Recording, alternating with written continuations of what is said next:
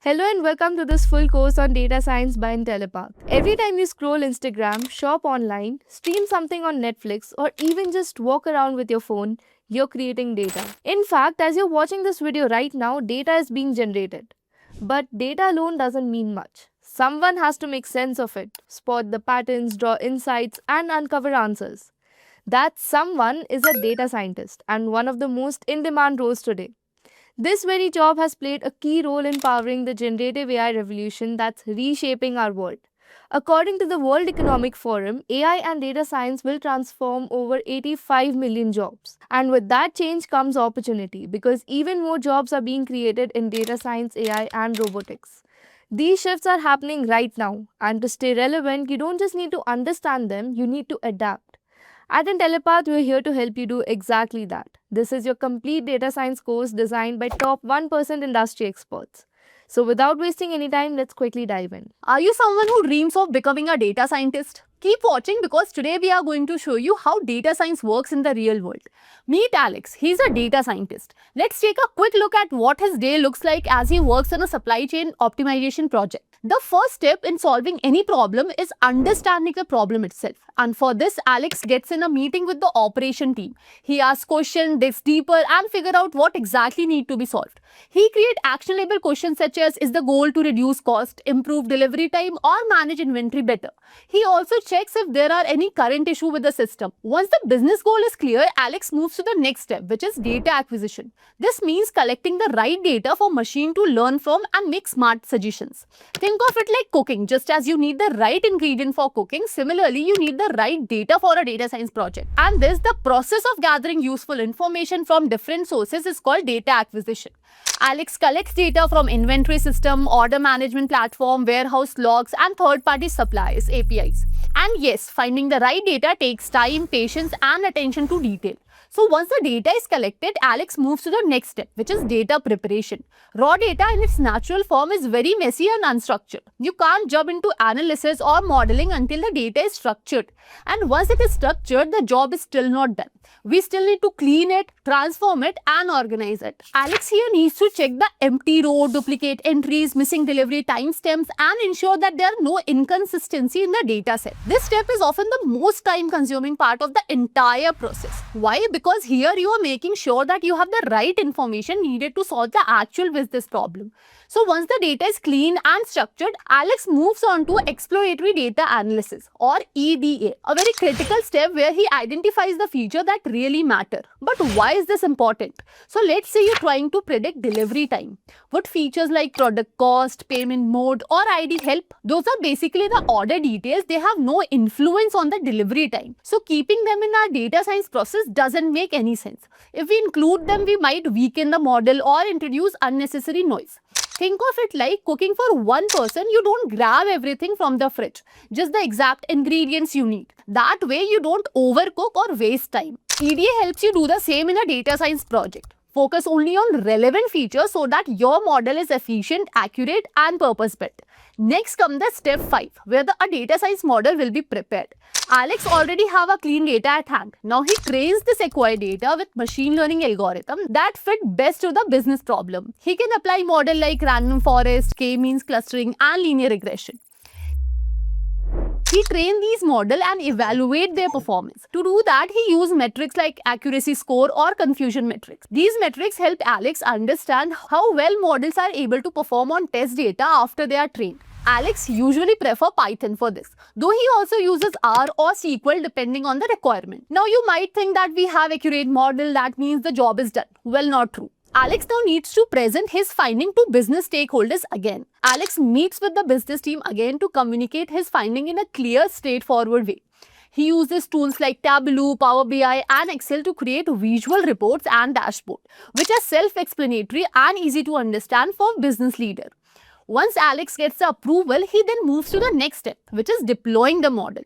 Once it is deployed, Alex monitors real-time metrics using dashboard and continues fine-tuning the model's performance. And this is how Alex completes a data science project. Every data science project generally starts from business problem, data acquisition, and then come stages such as data preparation, EDA, modeling, reporting, and end with deployment. With Alex's journey, now we have a clear picture of entire data science project life cycle. So let's move forward and look at how data science is transforming industry today.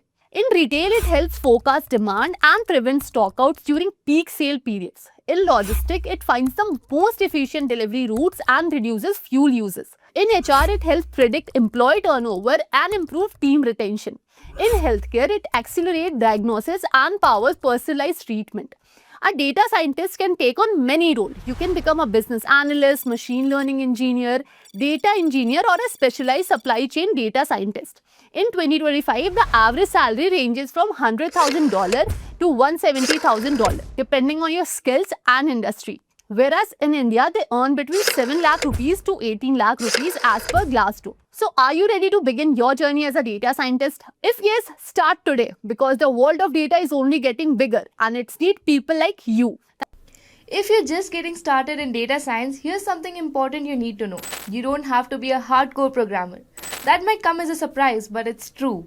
Data science is not about building complex apps or writing thousands of lines of code. It's about making sense of data, understanding patterns, finding insights, and solving real world problems using numbers. And to do all that, the tool you'll use the most is Python. When you first start learning Python, you might feel the urge to dive into data structures and algorithms. And while it's useful to know the basics, you don't have to spend months solving binary trees or linked lists. Yes, you do need some programming, just enough to be able to work with data, read it, clean it, transform it, and get results out of it. Before we dive into the main concepts, let me quickly give you an overview of some basic Python that you'll need along the way. Now, if you've worked with languages like C or Java before, you'll find Python a lot easier to pick up. Let's start with creating a variable. In Python, you don't need to mention whether a variable is an integer, a string, or a float. You just need to assign a value and Python figures it out for you. For example, writing height equal to 175 is enough. Python knows it's a number, and if you write name equal to John, it understands that it's a string. Now let's say you have two variables representing the heights of two people. You can use a simple if condition to check who is taller. After that, one of the most important things in programming language is functions. And in Python, creating a function is as simple as using def keyword, giving it a name, and writing the block of code you want it to run. Then there's something you'll use a lot in data science, that is lists and dictionaries. In Python, a list is just a collection of items. It can hold numbers, names, or even a mix of different data types. You can add, remove, or change items easily, and Python gives you a lot of built-in tools to work with them. Next is the dictionary, a set of key value pairs. A dictionary lets you look up a word, the key, and get its meaning, the value. So if you want to know the person's age, you just use person and in the bracket you use the age and it'll give you the value. Now let's talk about NumPy, which stands for numerical Python. You might be wondering why use NumPy when we already have lists. Well, NumPy arrays are faster, take up less memory, and come with tons of built-in mathematical functions. Most importantly, NumPy allows you to create multi-dimensional arrays like tables or matrices, which are extremely common in data science, especially in machine learning. So instead of just a one-dimensional list, you can create something like this. This represents 2 rows and 3 columns in a matrix. You can also perform operations on entire rows and columns at once without any loops. NumPy is built for high-performance computing, which makes it perfect for scientific computing. So before we move ahead with pandas, I want you guys to understand the basic difference or the basic requirement why we need pandas. Alright, so basically we saw in NumPy how we were able to perform various numerical as well as arithmetic operations on our arrays. That was basically a data given to us in the form of arrays, right? So why exactly do we need pandas, or what is pandas? Alright, so in order to understand that, I am going to go ahead and show you guys an Excel sheet. So as you can see over here, I have some data. So once you guys get familiar with data analysis, you guys will be able to tell me that this is something known as house price prediction data set. But we need not get into the details of that right now. So for now, all you have to understand is that there are different features or different columns representing the features of a house, right? So we have the square feet, that is the area of the house. We have the city, we have the state, we have the condition, we have the waterfront, which basically is telling us whether there is a waterfront. So basically 0 and 1 is how our data is being represented. Okay. So the number of floors, the price, all right. So we have all these features in our data, all right.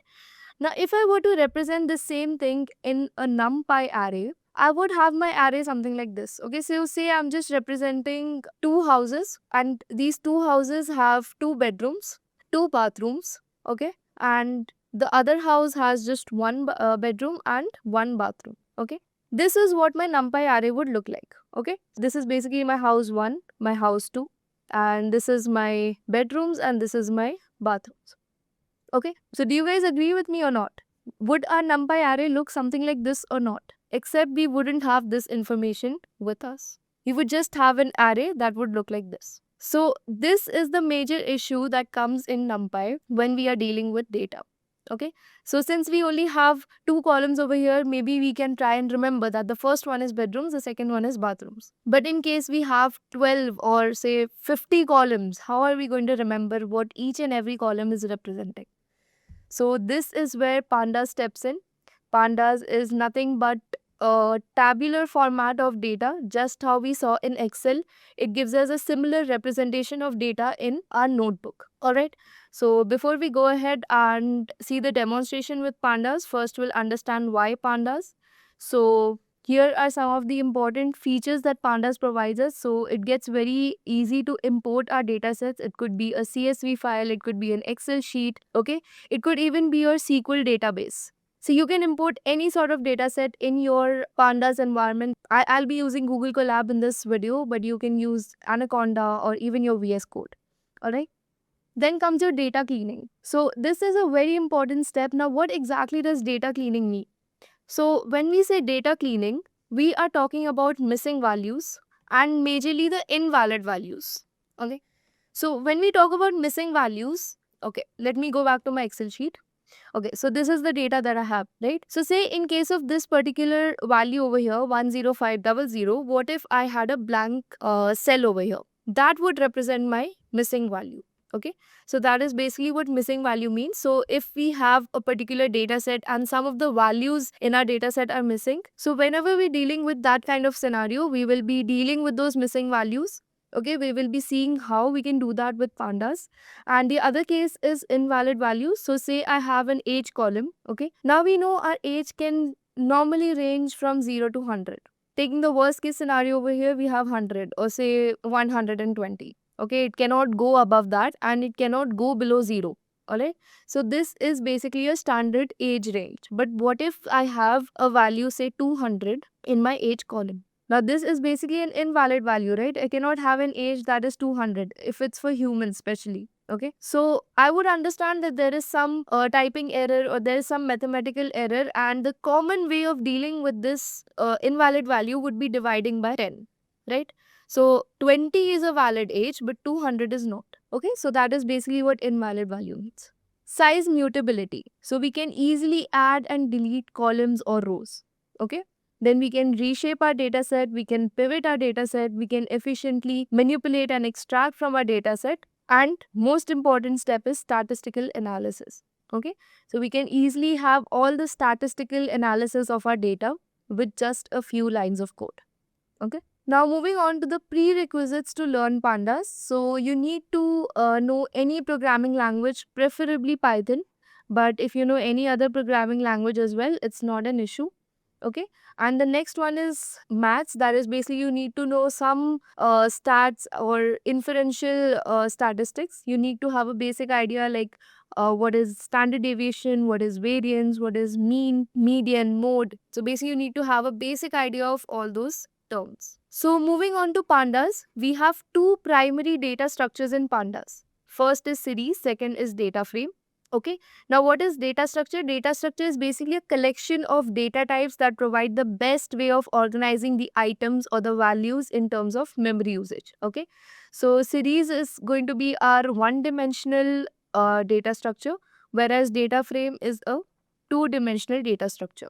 Okay, now series basically represents only a single column from the entire data set, whereas a data frame is able to represent the entire data set. Okay, that's the basic difference. So let's go ahead. Okay. So series we already discussed is one dimensional. Why it's one dimensional? Because a series would look something like this. So say I have a price column, and these values would be represented by an index value by default. Okay, and remember our index is always and always going to start from 0. So this is our series. Okay, so over here you cannot say this is a two dimensional or it has two columns. This is the index and this is our one and only column. Okay, so this is why series is a one dimensional data structure, because it can accommodate only one column and you can extend it to as many rows as you want. Okay, so it is a one dimensional labeled homogeneous array. Homogeneous array means it can accommodate only either integers or string values. Now, it's not that if I were to add, say, a string ABC, I would get an error.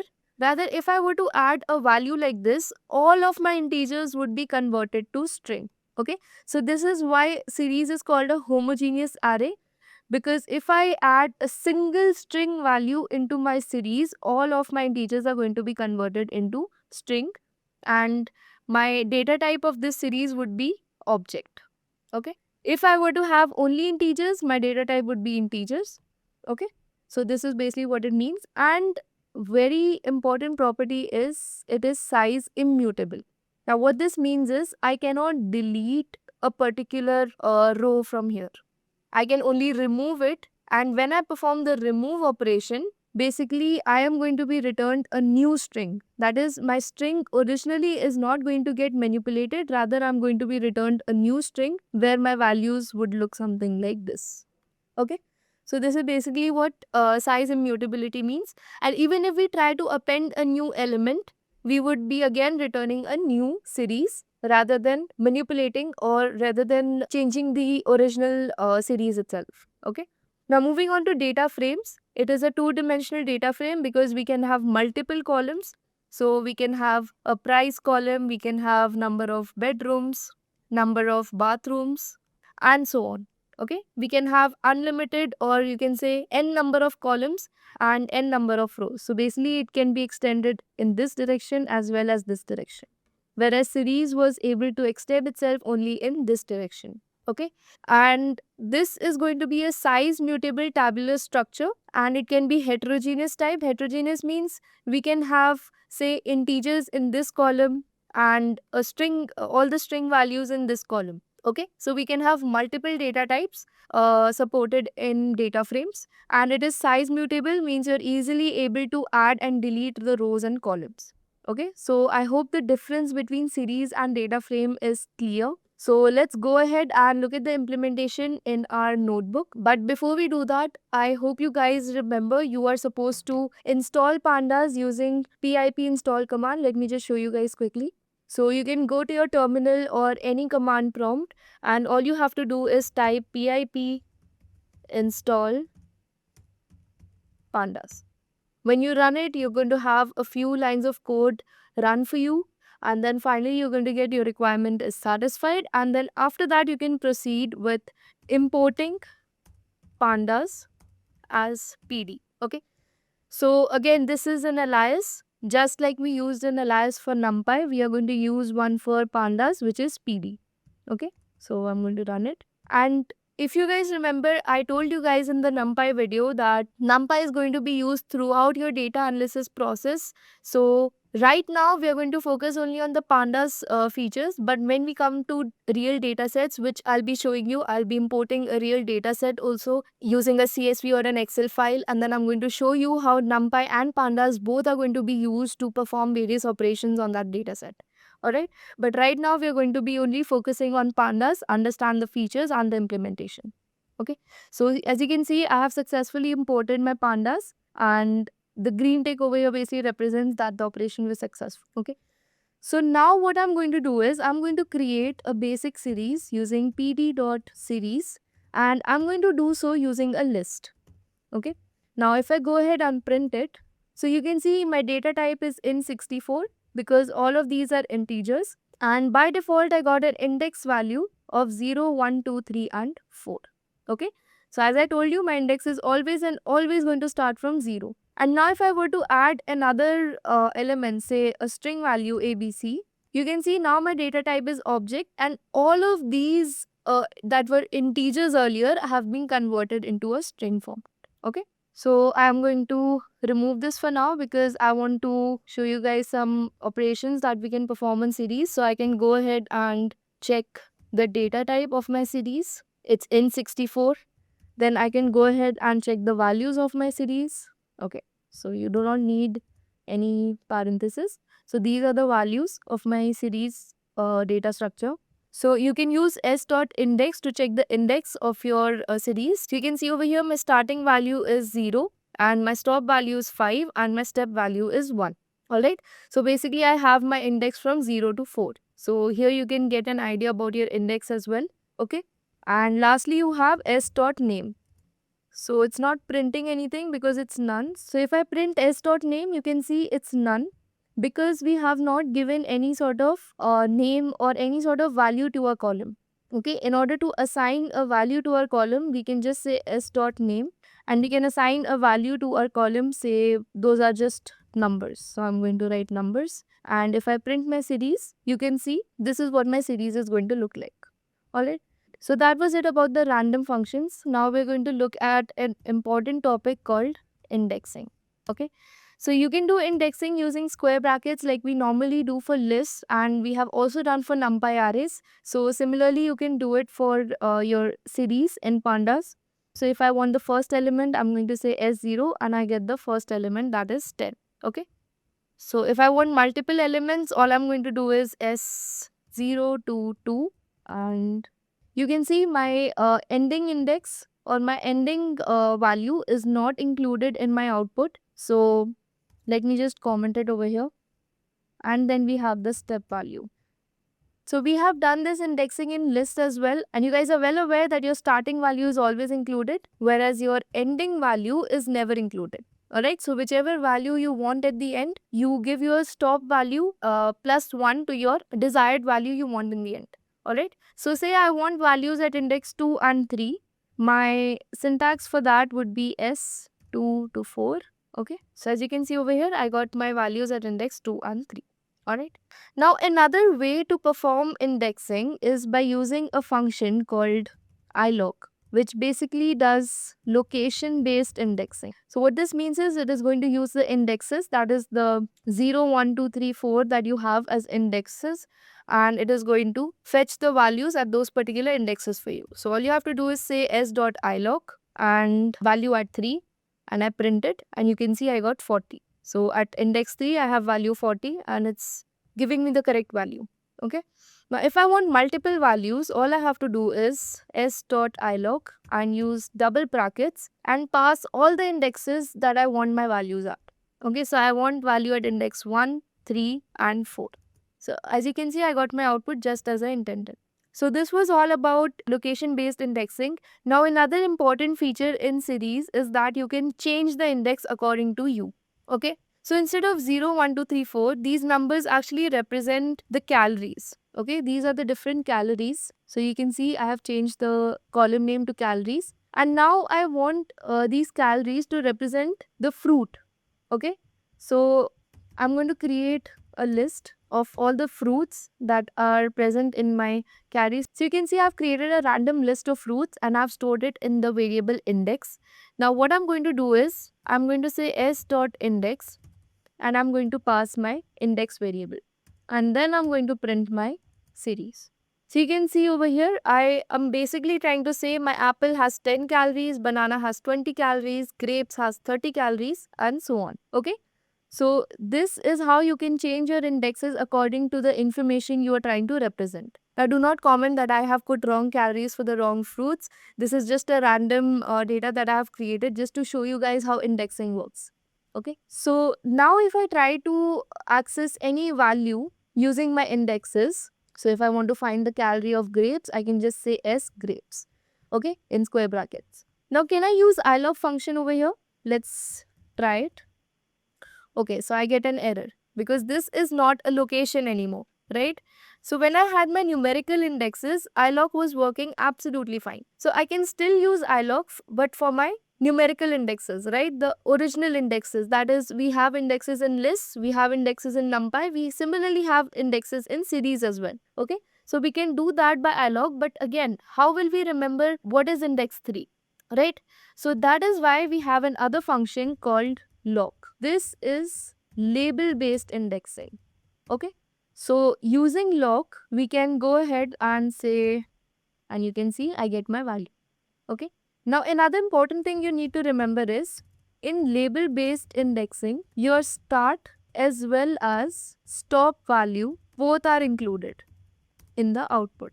Okay. Now, this is a very important thing that you need to remember, because unlike normal indexing or the indexing that we do in list, numpys and all, whenever we are using a normal list, our stop value is never included. Alright. Now say I want my calories of banana, grapes and orange. Okay. So what I'm going to do over here? So you can see my banana, grapes and orange. So all three of them, that is my starting value as well as my ending value, both have been included. I hope label based indexing and location based indexing, that is your normal indexing, the difference between both of them is clear. Difference between loc and iloc is clear. Okay. So let me give you guys a quick recap. We learned how to create a series using a list. Okay, we saw the default indexes, we saw the default name, which is none of the column. Then we saw how to check the data type of the series, we saw how to check the values and the indexes of the series. Then we saw how to rename our column or the series. Okay, and then we went ahead and looked at indexing. We saw normal indexing, we saw indexing using iloc. Okay, then we went ahead and changed the index of our series. We gave a different set of indexes to our series using s.index equal to the new index. And then we went ahead and performed indexing on our labels. That is, we used the new indexes to index the values. And then we also looked at the label based indexing, that is using loc. Okay. Now, if I want to access multiple elements over here, multiple values, again, I have to give double brackets and I can say grapes and then I want apple and I can print it. So you can see I got my desired output. Okay. So that is all about indexing. Now, let's also see how we can create a series using a dictionary. Okay. So I have already created a dictionary for you guys, which is basically fruit protein. So our keys are the fruits and our values are the proteins or the grams of protein stored in that particular fruit. Okay, so this is our dictionary. Now, if I want to create a series out of this dictionary, all I have to do is say, I'm going to name it S2 because this is my second series, and I'm going to say pd.series fruit protein and I'm going to print it. Okay, so you can see, and by default, the name of our column over here that is representing the protein is 0. So I can go ahead and say name equal to protein. Let's run it. Now my series is giving us a complete information of what our data is representing. Okay, and you can see the data type over here is float. Okay, again you can go ahead and perform the similar kind of operations on this particular series. I will be sharing this notebook with you guys in the description below, so you can download it and do the necessary operations that we saw in our earlier series, that is our series S. So all those operations can be performed on this particular series as well. So I want you guys to pause the video, download the notebook and perform these operations. And if you guys face any doubt, comment it in the chat box below. I will respond to you guys at the earliest possible. Okay. Alright, so I'm assuming now you guys are done with the earlier operations. Now we'll be looking at something important and something new, which is called conditional selection. Okay. Now what conditional selection basically means is, now I want to fetch all the fruits over here that have protein greater than 1. Okay. I want to find out all the proteins that are greater than 1. So what I'm going to do is, I'm going to say S2 greater than 1. Now you can see over here I've got boolean values that are representing true and false. So wherever I have protein greater than 1, I got a true. And wherever it is less than 1, I got a false. Okay. But what if I want only those rows in my output that have the value greater than 1? So what I'm going to do is I'm going to put this conditional selection statement inside my series. So I'm going to pass it inside my original series and you can see I got the result. Okay, so all these fruits have protein greater than 1. Okay, so this is basically how conditional selection works. It is first going to provide you with a mass series, which is basically a series of boolean values true and false. And if you pass that masked series into your original series using square brackets as we just did, you get your desired output. So our next topic is logical operators. Okay, logical operators, we have and, or, and not. So I hope you guys are clear with what is and or not. Okay, if you guys are not, let me just give you guys a quick example. Okay, so say I have two values, one is true, the other is also true. Now if I do a and between these, if I perform an and operator between these, my result is also going to be true. Okay, now if I have a true and a false and I perform an and operation between these two values, my result is going to be false. Okay, similarly, if I have a false first and a true later on and I do an AND operation, my result is going to be false. And if both my values are false, my result is again going to be false. Okay, so we need both our values to be true in order to have a result true. Okay, but in case of OR, any one of our value has to be true. This is going to be true. But if I have true or false, it is again going to be true. Okay, if I have false or false, then it is going to be false. Okay, so this is basically and or. Okay, now let's see how it is used in a series. So say I want to give a range. Okay, I want to have all my fruits, or I want to see all those fruits which are greater than 0.5 but less than 2. Okay, so all I'm going to do is s greater than 0.5 and s is less than 2.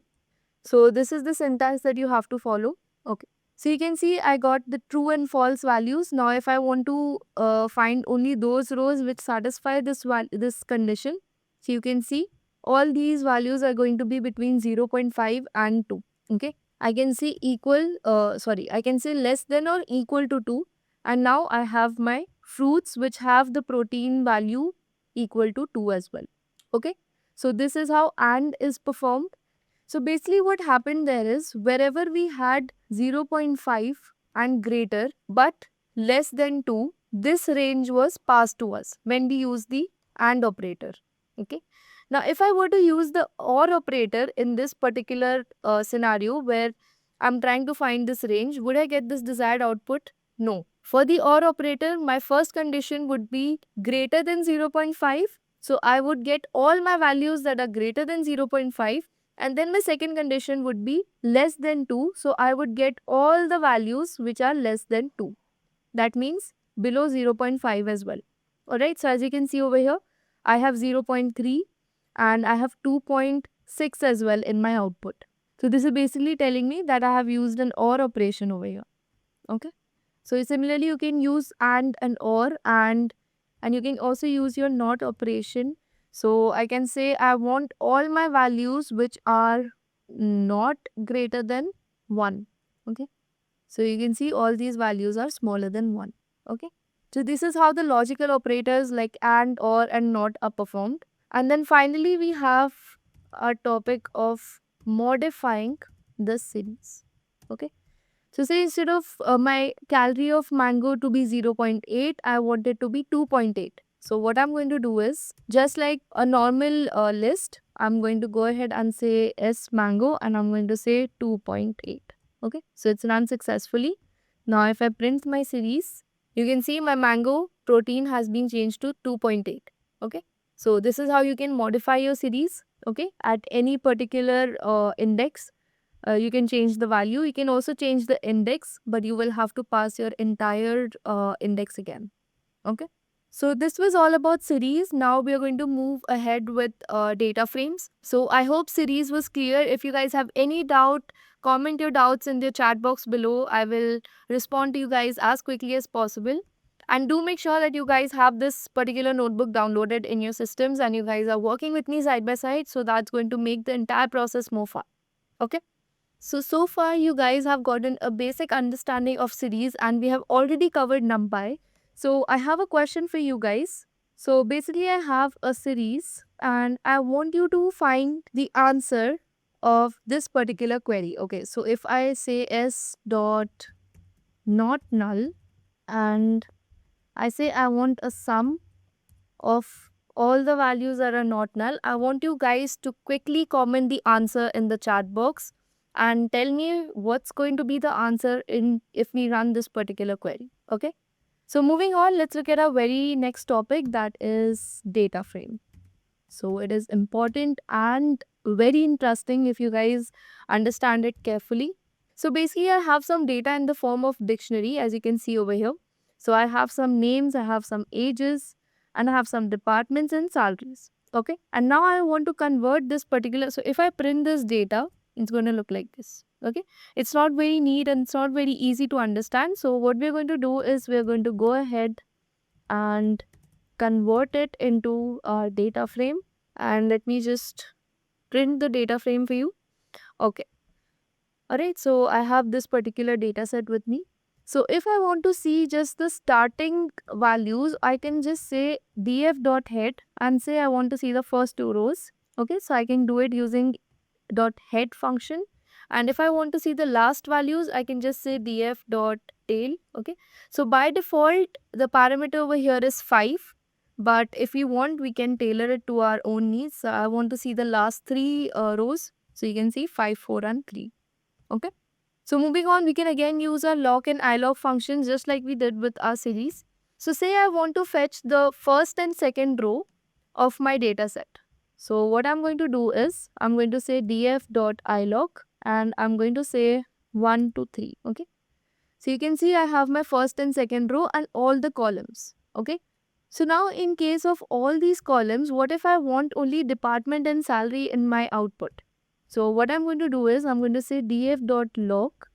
So instead of ilog, I'm going to use log and I'm going to say rows 1, 2, 3 and I'm going to say I want columns age and department.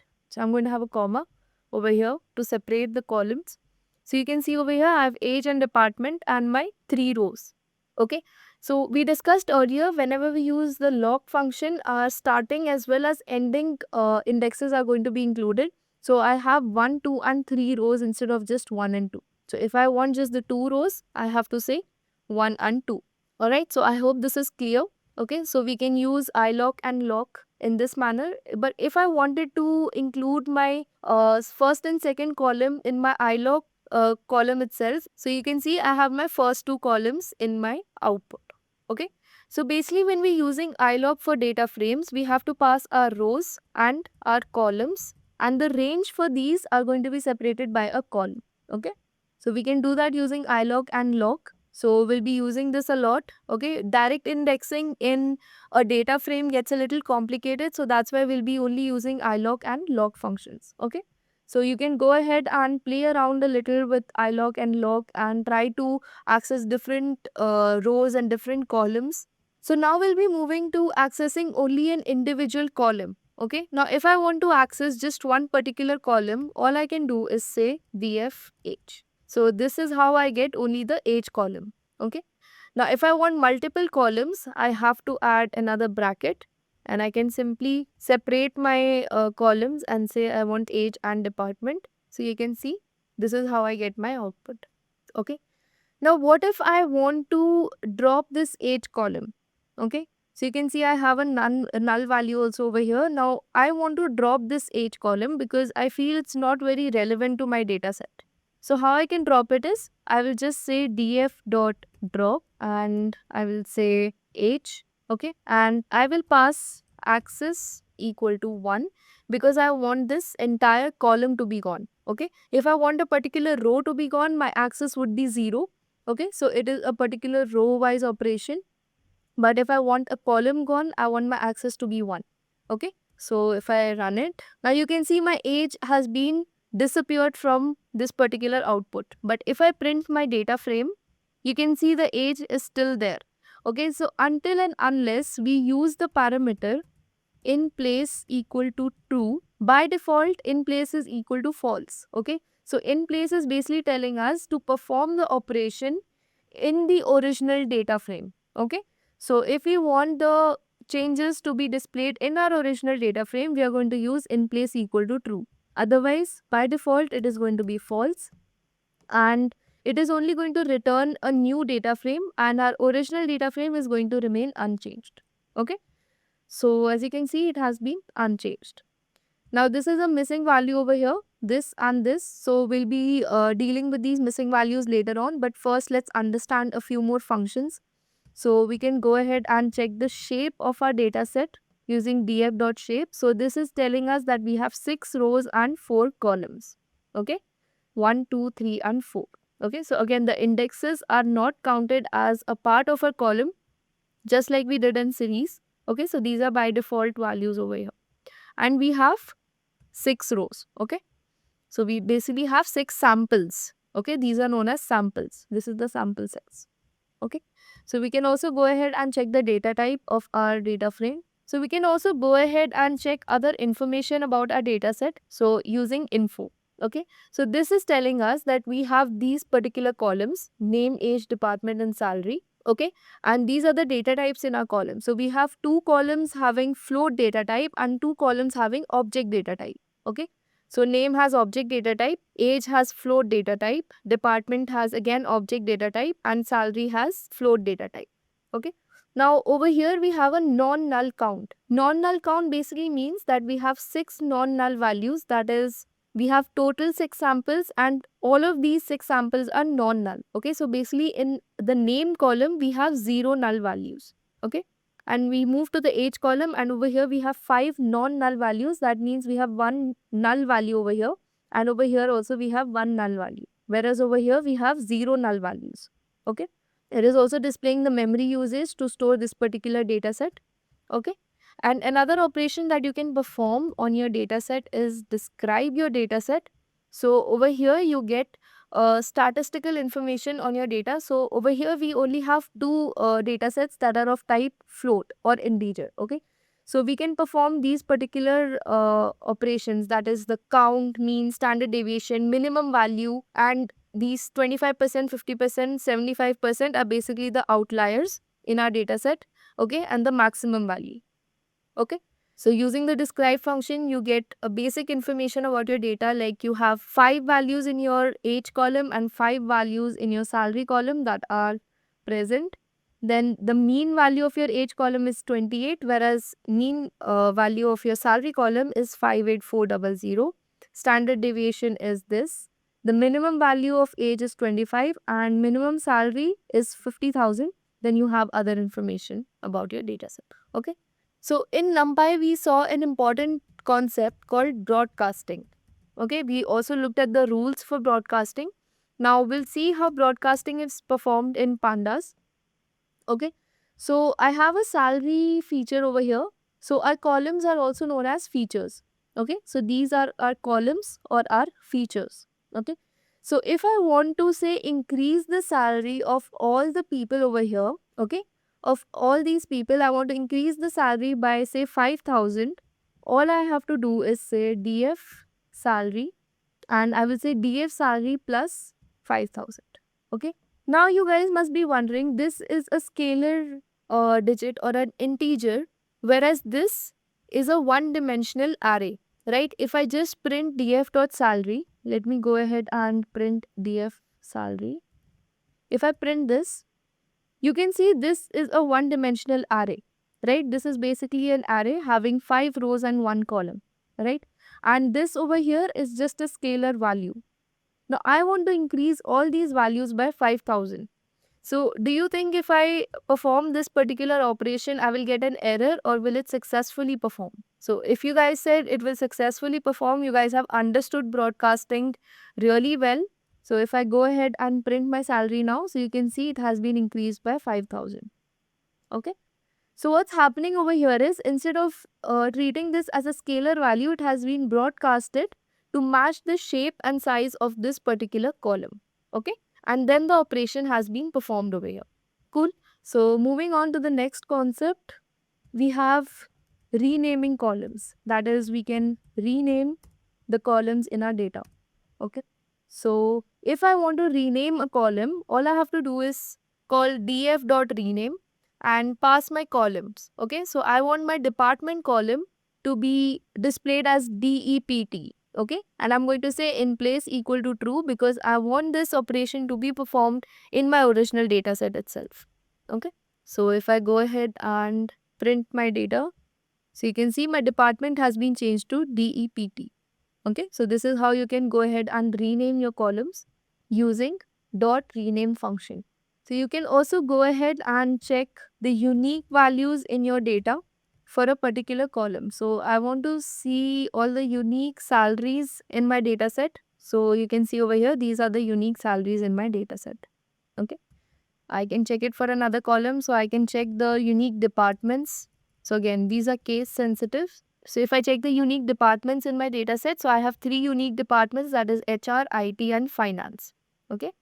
Now, if I want to see how many employees are in which department, I can go ahead and do the value count of these departments. So I will say DPT dot value counts. Now, as you can see over here, HR department has 3 counts, IT has 2 counts and finance has 1 count.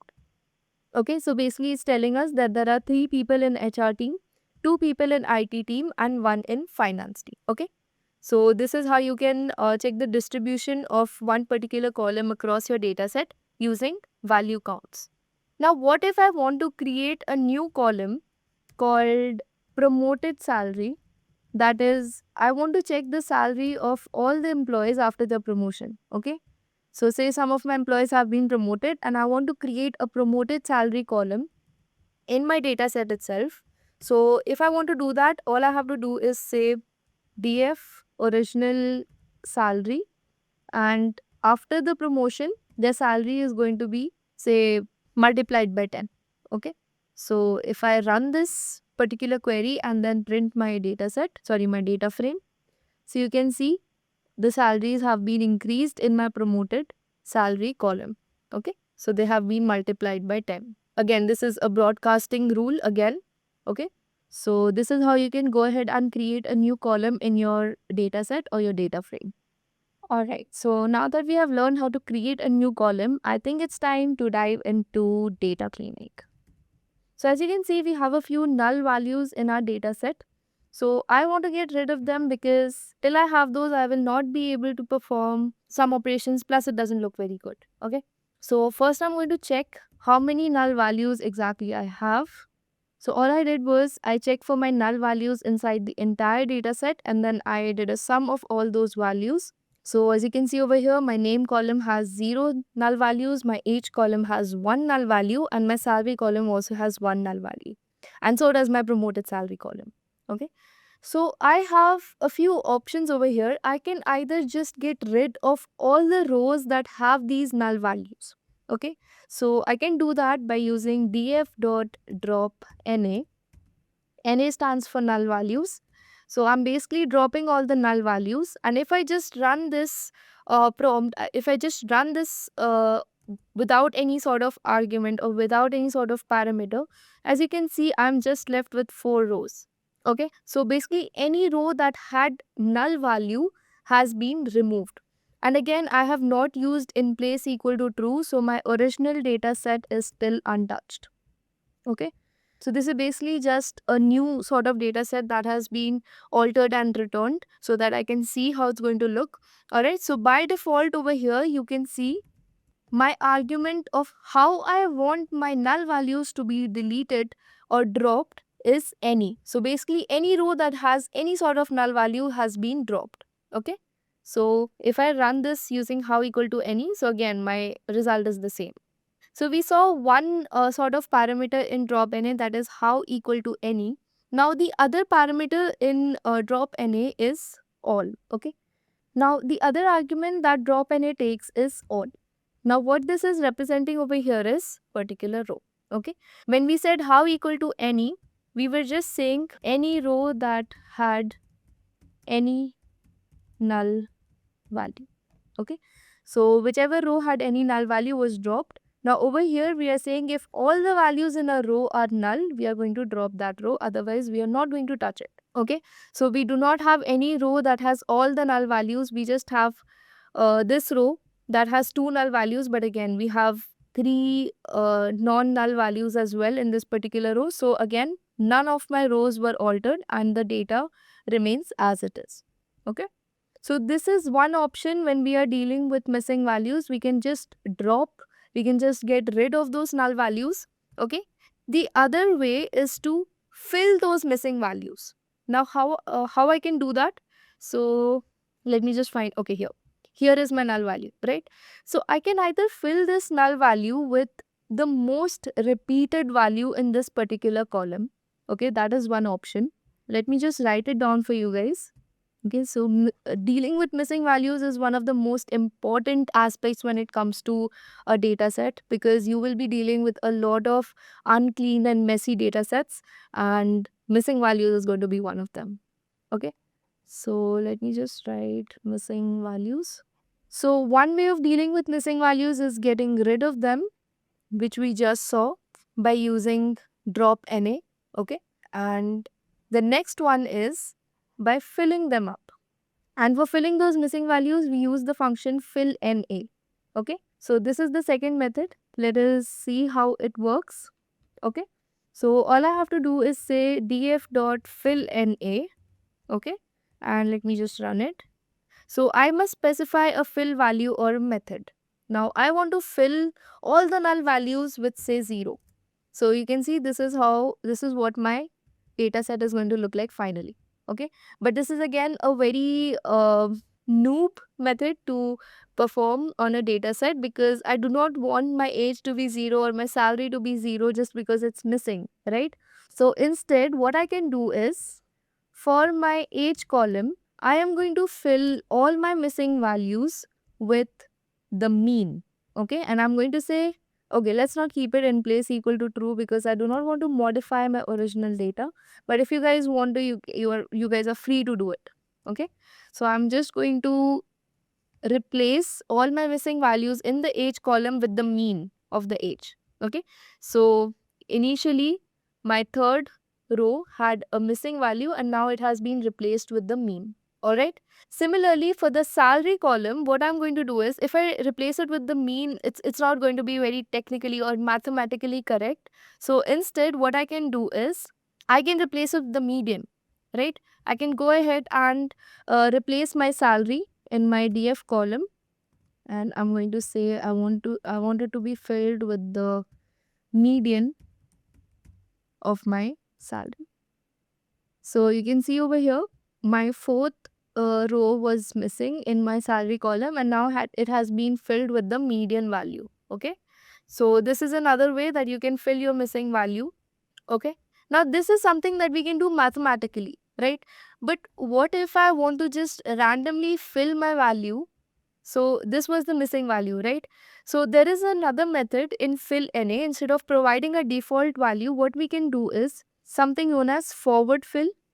So basically, when we use fill NA, we have two methods, forward fill and backward fill. So in forward fill, what happens is we move from top to bottom, okay, and say this was our missing value. So when we use forward fill, 35 is going to be replaced in our missing value. Okay, and similarly, when we do backward fill, 29 is going to be replaced for our missing value. Okay, so this is basically what forward fill and backward fill means. So let us quickly go and perform forward fill first. Dot fill NA, and in our method we're just going to pass forward fill. Let's run it. So you can see 35 has been replaced in our missing value column. Okay, so it has been done using forward fill. Similarly, I can perform a backward fill. So you can see 29 has been replaced in my missing column. Okay, now using these methods, backward fill and forward fill, can be a little tricky, and they can also give you errors in cases where your first or last value is null. Okay, so in case your first value is null and you try to do a forward fill, your first value will still remain null. Alright, and same goes for backward fill. If your last value is null and you do a backward fill, your last value will still remain null, because there won't be any value before that to replace it with. All right. So in cases like that, we go for statistical operations like mean, median, mode. All right. According to what's more technically sound. Okay. So these are some of the methods to uh, deal with your missing values. Okay. So now we saw how we can deal with missing values. Now we'll look at another operation where we can say replace a particular value randomly. Okay, so say instead of Charlie over here, I want to replace this name with another name. So now, just because we did not use in place equal to true throughout our queries when we were dealing with our missing data, does not mean we have not already dealt with them. We have already dealt with our missing data, and currently we shouldn't have any sort of missing values in our data set. Okay, so moving on, I want to just randomly replace this particular name, say with Rose. Okay, so I want instead of Charlie, I want Rose in my name column. I just have to say df dot replace. Okay, df in the name column. Okay, I have to specify the name. Sorry, I have to specify the column, and I have to say replace Charlie with Rose. Okay. So as you can see, my operation has been performed successfully. Okay. And again, if I wanted this change to be reflected in my original data set, I would have to say df name, and I would basically be storing the change in my original data set. And now I can go ahead and run it. So as you can see, I have changed the name from Charlie to Rose in my original data set as well. Okay. So this is how you can make your changes permanent. Okay. All right, so let's look at the next concept when we're cleaning our data, that is dealing with duplicate data. Okay, so we already saw how we deal with missing values. Now we will see how we deal with duplicate values.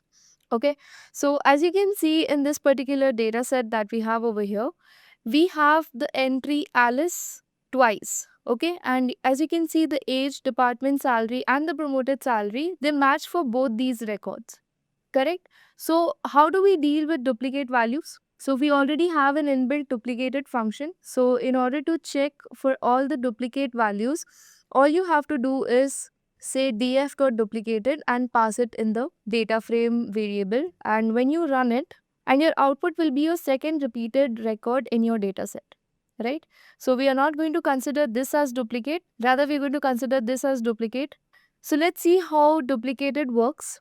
Okay, so say I have a record over here of different countries. Okay, so I have Italy, France, Greece, and then Italy again. Okay, so if I go for duplicated method, what happens is we work our way from the top itself to the bottom. Okay, so first I'm going to check for Italy. So Italy is not present. No problem. I'm going to simply add it to my list, or uh, a list where basically I'm keeping a track whether an element is duplicate or not. Right. Then comes France. So it's not there. No problem. I add it to my list. Then we come across Greece. No problem. I add it to my list. Then I come across Italy, which is already present in my list. So therefore, this element is going to be marked as duplicate. Alright. So this is basically how the duplicated method works by default. Alright. So basically we can pass a parameter called keep, and we are going to say keep first. Okay. So let's see what happens now. So you can see our first element is not going to be marked as duplicate. So this is basically by default the parameter that duplicated takes. Okay. If I say last instead of first, you can see my first element is marked as duplicate. Okay. So when we say keep last, basically we are going to work our way from bottom to up. Okay. So that's why this element is going to be marked as duplicate. Alright. So I hope this is clear. So if we want to drop this duplicate value, all I have to do is, okay, so I'm not going to pass anything because I would prefer my second record to be deleted. So I'm just going to run it.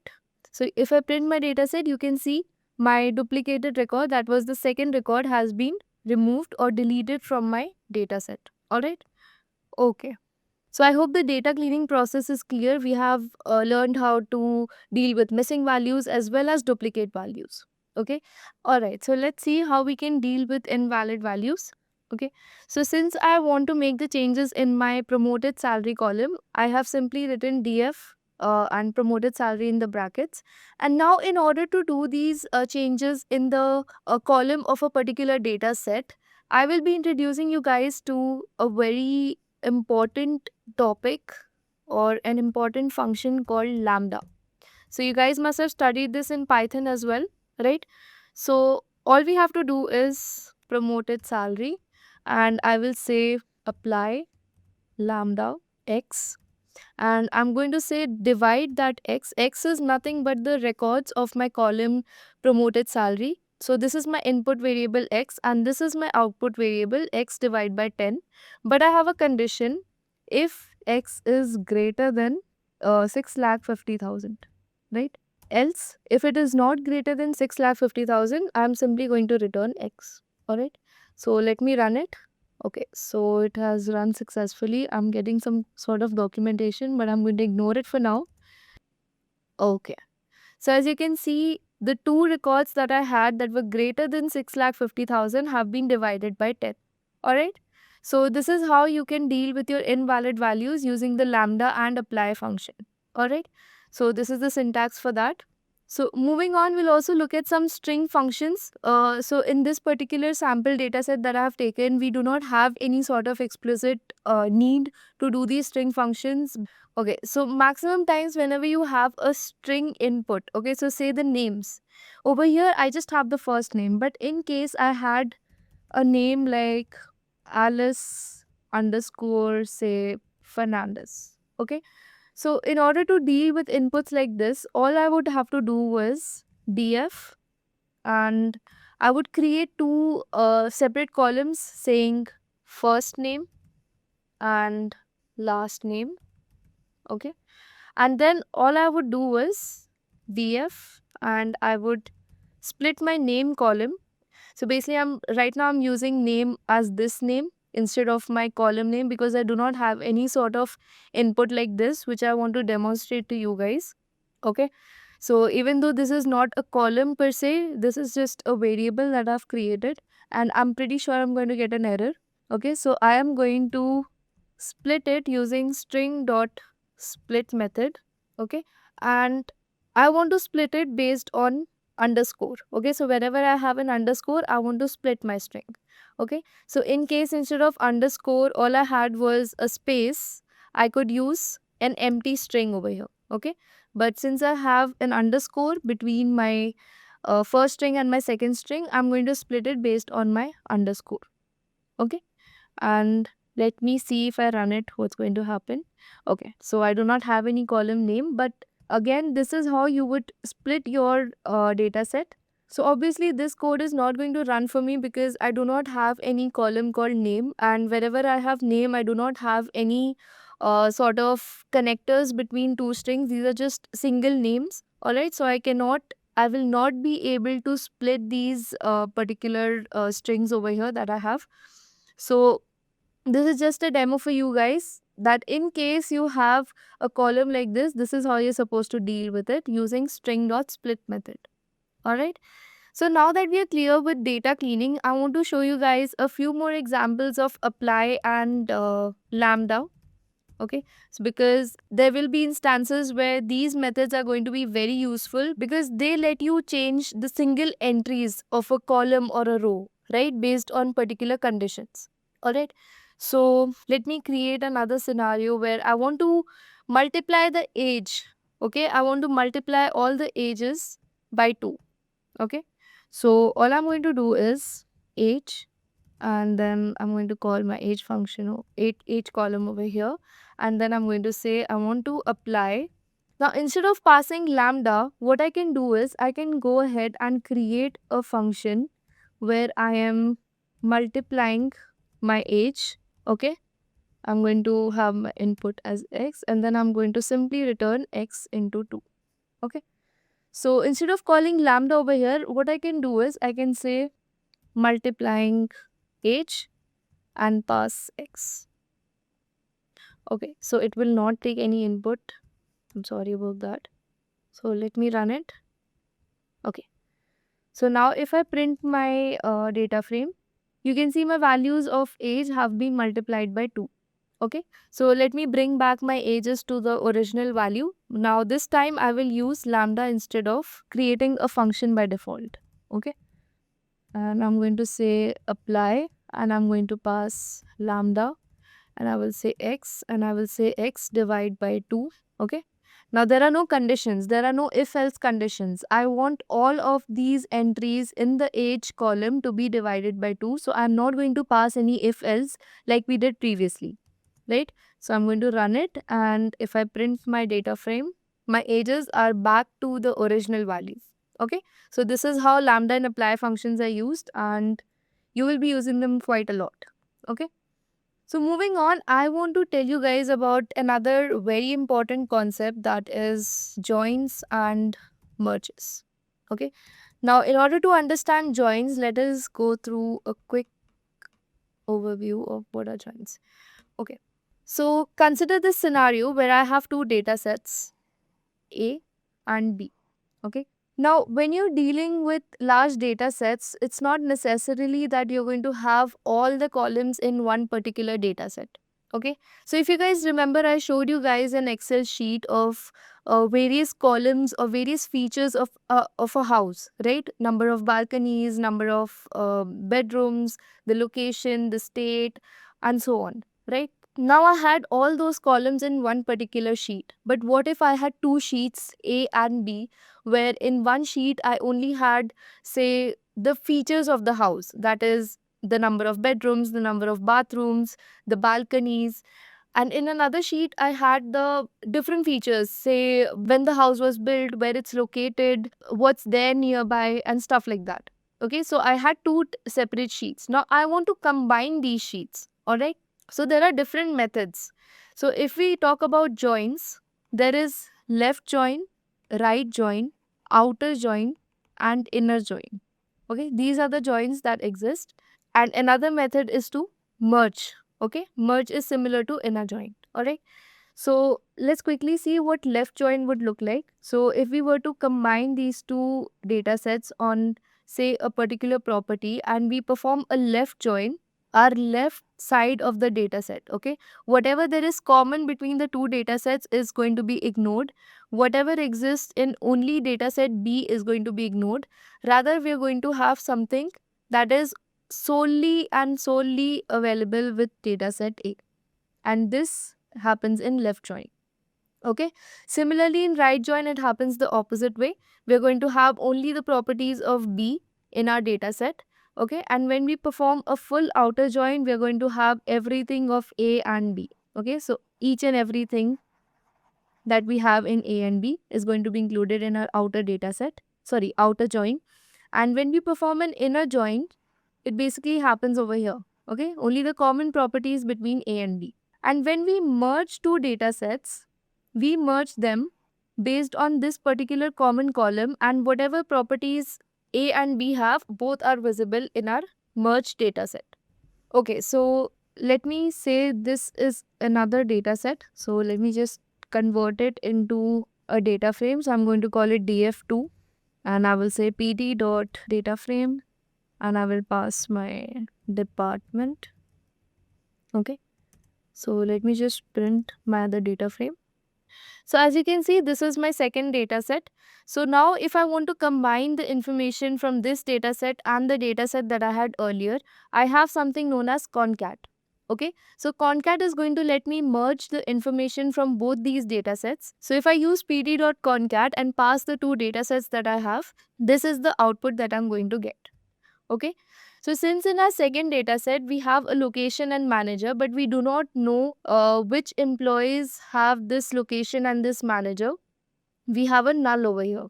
Okay, so by default both my data sets are being combined in a horizontal manner, that is, they are being stacked horizontally, right? So wherever I don't have the names, I am getting null, and wherever I don't have the location and manager information, I'm getting a null.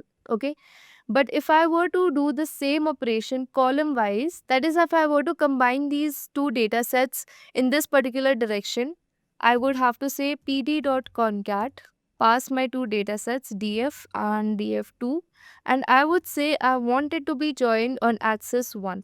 So as you can see over here, wherever I have department HR, my location and manager is for the department HR. right? So this is how you can combine or merge two data sets using pd.concat. Okay, there is another function called pd.merge. Okay, so you can pass your data sets df2, and I want it to be merged on my column department because that is the common column. So as you can see over here, my department is being repeated twice, but if I do not want that to happen, I can use merge, and as you can see over here, my department column appears only once and my data is managed accordingly. So wherever I have HR department, I'm going to have my location as New York and manager is going to be Laura. Okay, it is, you can see it over here as well, New York and Laura. All right, so this is also how you can merge or combine your two data sets into one. Okay, so these were basically all the operations that were there to know on data sets. The basic operations, obviously, as you go down the line, you deal with bigger data sets, your operations get more complex, but this is the standard basic base that you require to get started with Pandas. Alright, so now we're going to look at how we can import a complete data set file, that is an Excel or a CSV file, in our notebook. So since I'm using a Google Colab notebook, I cannot directly pass the entire path of my file or my CSV or Excel sheet.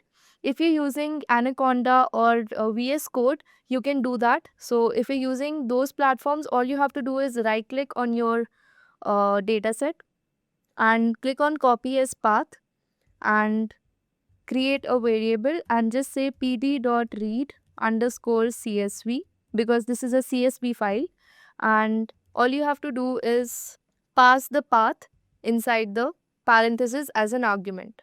Alright, but since this is a virtual environment and it is not going to be able to access my local environment, what I have to do is I have to upload my data on Google Colab. Okay, so I'm simply going to select it. So as you can see, it's uploaded over here. Okay, so now all I have to do is, in quotes, I have to say data.csv. So you can see it's run successfully, and now I can do data.head. That is, I'm trying to get the first 5 rows of my data set. So you can see this is the date, price, bedrooms, bathrooms. So I can easily access all the columns, and I can go ahead and perform the basic operations, like I can check the shape of my data set using data.shape. So I have 4,600 rows and 18 columns. All right. So accessing such information in an Excel sheet would have been a much more difficult task. So this is why we use Pandas, which helps us gather information like this in a much more efficient and easy manner. All right. So I can also go ahead and check the information of my data using data.info.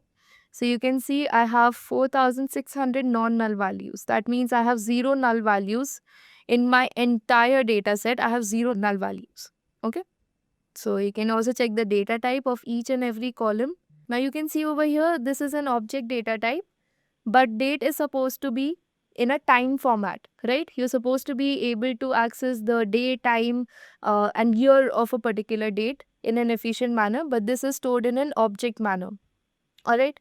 So I'm just going to quickly show you guys how you can convert this date time from an object to a time.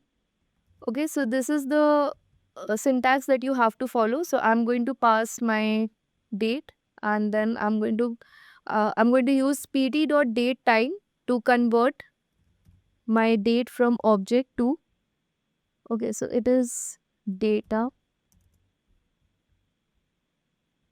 Okay, so as you can see, it has been executed successfully. Now if I go ahead and check my information of the data, you can see it is converted to date time format. All right, so this is how you can convert your date time features into the valid format using Pandas.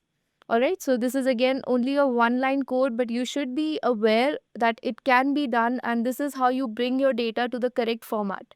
All right, so this was it for this video. I think we have covered almost everything there is to know about Pandas, and I'm sure you guys got a basic understanding of how you guys can implement Pandas on even a large data set. And I am going to give you guys this notebook link in the description, so you can go ahead and download it and practice on this dataset, or you can download datasets from Kaggle. Let me show you guys the website. So you can go ahead and type Kaggle and click on the first link that you get.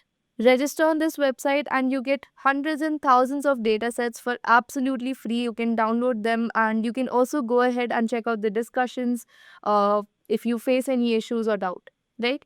In this video, I'm going to walk you through the basics of visualizing data using one of the most popular Python libraries out there, Matplotlib. And something important that I'll be discussing, which is often neglected while learning Matplotlib, is how to choose the right type of graph based on the kind of data you have. Not just that, we will also see how to read these plots and make sense out of them. But before we jump into it, let's take a moment to understand what data visualization actually means and why it matters. Data visualization is all about turning raw data into visuals using things like charts, graphs, or maps. These visuals help us quickly see patterns, spot anything unusual, and just get a better sense of what the data is telling us. Here's a quick example. Let's say you have a list of sales numbers for each month of the year. Sure, you could look at those numbers one by one, but if you plot them on a line chart, you'll instantly see how sales went up or down over time.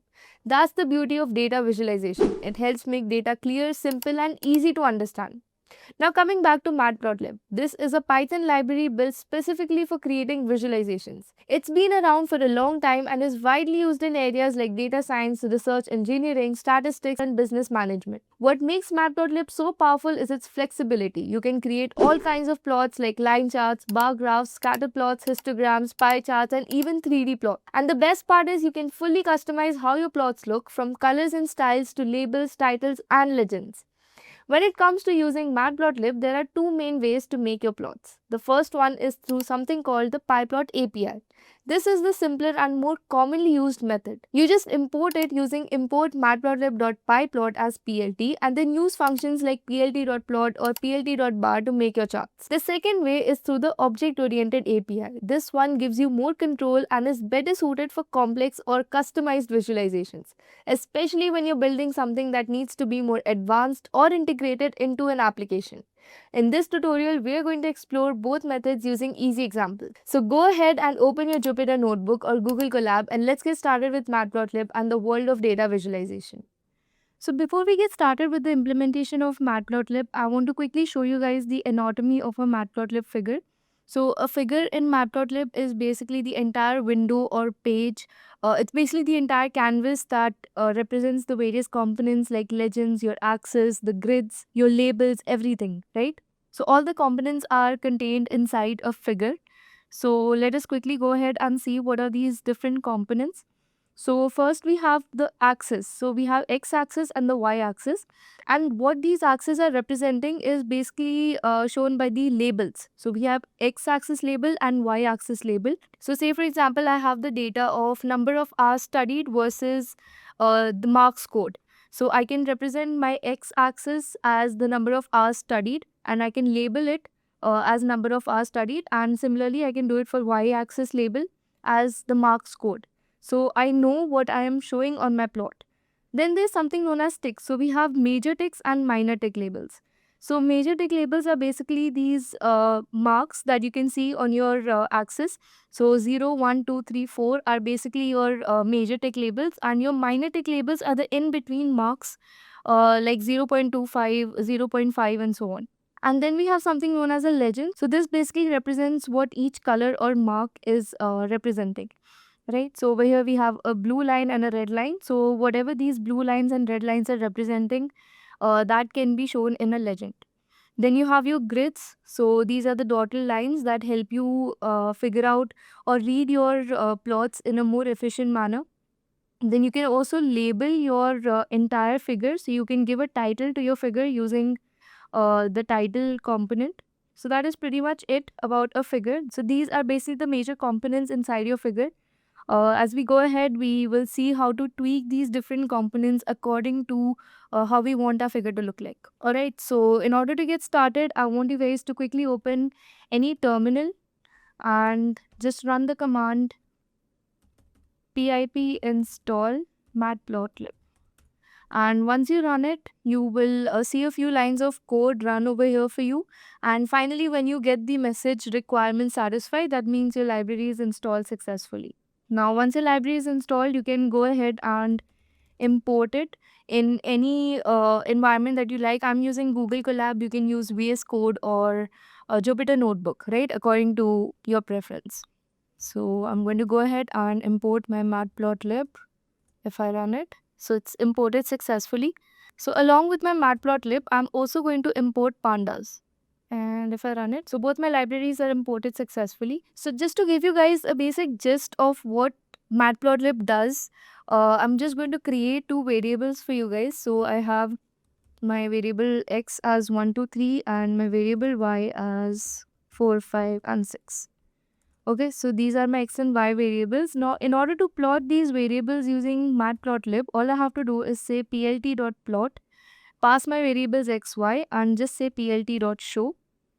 And as you can see over here, this is what Matplotlib gives me. So over here, what Matplotlib is trying to do is, it is trying to plot my data like this. So 1, 4, then I have 2, 5, and then I have 3, 6. Okay, so these are the variables that I passed, and this is the data that Matplotlib is trying to plot over here. Okay, so if you go ahead and see 1, 4, 2, 5, and 3, 6. So if I want those dotted grid lines that we initially discussed in our figure, all I have to do is say plt dot grid and run it. So now you can see I have my grid lines. Now it gets much easier to read my data in a more efficient manner. Now I can easily spot that this particular dot represents 2, 5 and this particular spot represents 1.75, 4.75. So now you're easily able to figure out what each of these points on this particular line represent. Right? So this is basically the major idea or the major implementation of Matplotlib. Now using this functionality of Matplotlib, we are going to try and plot different kind of plots for different data sets. So as we discussed earlier, Matplotlib has two types of plotting. So one is using the PyPlot API and one is using object-oriented API. So first we're going to cover the PyPlot API. So let me just write it down that we are only going to discuss PyPlot API right now. In the end of the video, I'm going to discuss how you can use object-oriented API as well. Okay. So in order to understand which particular plot is to be used for what kind of data, let me quickly introduce you guys to univariate analysis.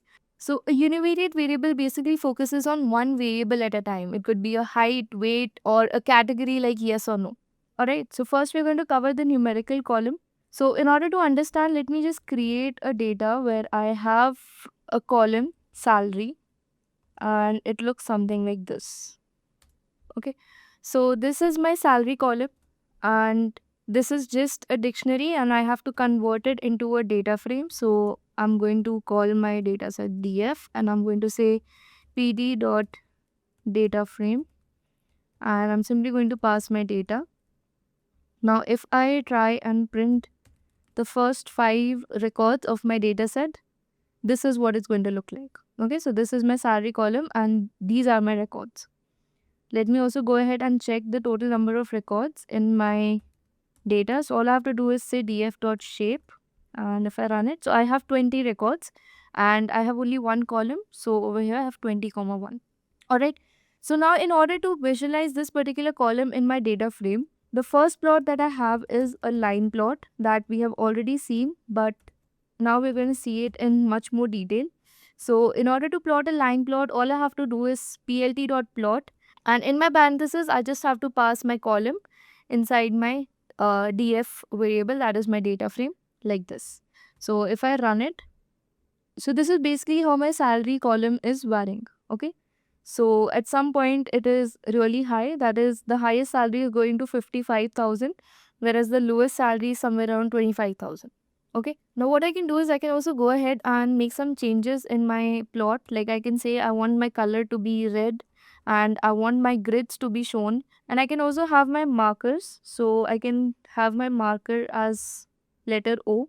Now what this marker is going to do is wherever I have a data point, it is going to be marked. So for example, over here, basically wherever I have a data point, it's going to be marked with the letter O.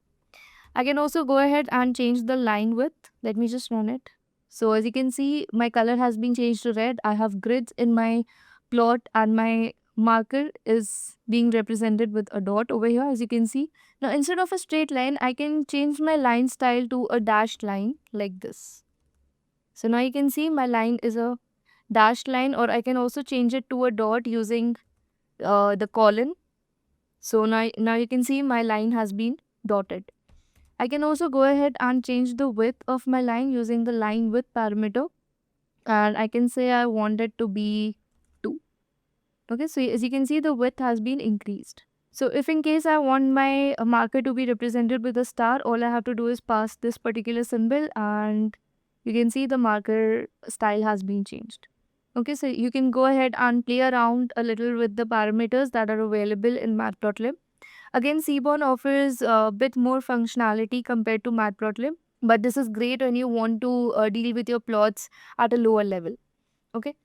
Then the next way we can visualize our column is through a histogram. So in order to plot your histogram, all you have to do is say plt.hist and pass your column in the parenthesis. And for now, I'm going to exclude the bins parameter and just show you guys how the salary column is going to look like in a histogram. Alright, so histogram basically tells us the frequency of our data distribution. So what this graph is basically telling us is that there are around 3 people that have the salary in the range 25,000 to 30,000. Then 2 people have the salary in the range 30,000 to 35,000. And there are 3 people again in 35 to 40 range. Okay, so this is basically how our data is being distributed. Now, in order to make it more clear, I can go ahead and pass bins, and I'm going to, no, I don't want grids for this particular graph, and I'm going to say my color is going to be green. So now I have divided my plot in 5 bins. So now it's more clear and more readable. Okay, so I have 6 people earning 25,000, then 5 people earning 30,000, then 3 people earning 35,000 and so on. Okay, so this is how you can read your data through a histogram. Then the next plot that we have is a box plot. So in order to plot a box plot, all you have to do is say plt.boxplot and pass your column over here and simply say plt.show, and this is what your box plot is going to look like. Okay, so whoever is not clear with what a box plot is exactly, let us quickly understand it with the help of this image. So a box plot has 2 endpoints. One represents the minimum value and one represents the maximum value. Then there's a line that is connecting the minimum value to the lower quartile, and it's called the whisker. Now your lower quartile is known as Q1, which basically represents 25 percentile. So basically 25% of the data is below this particular point. Okay, then you have your mean value and your median. Median is also known as Q2 and it's the 50th percentile.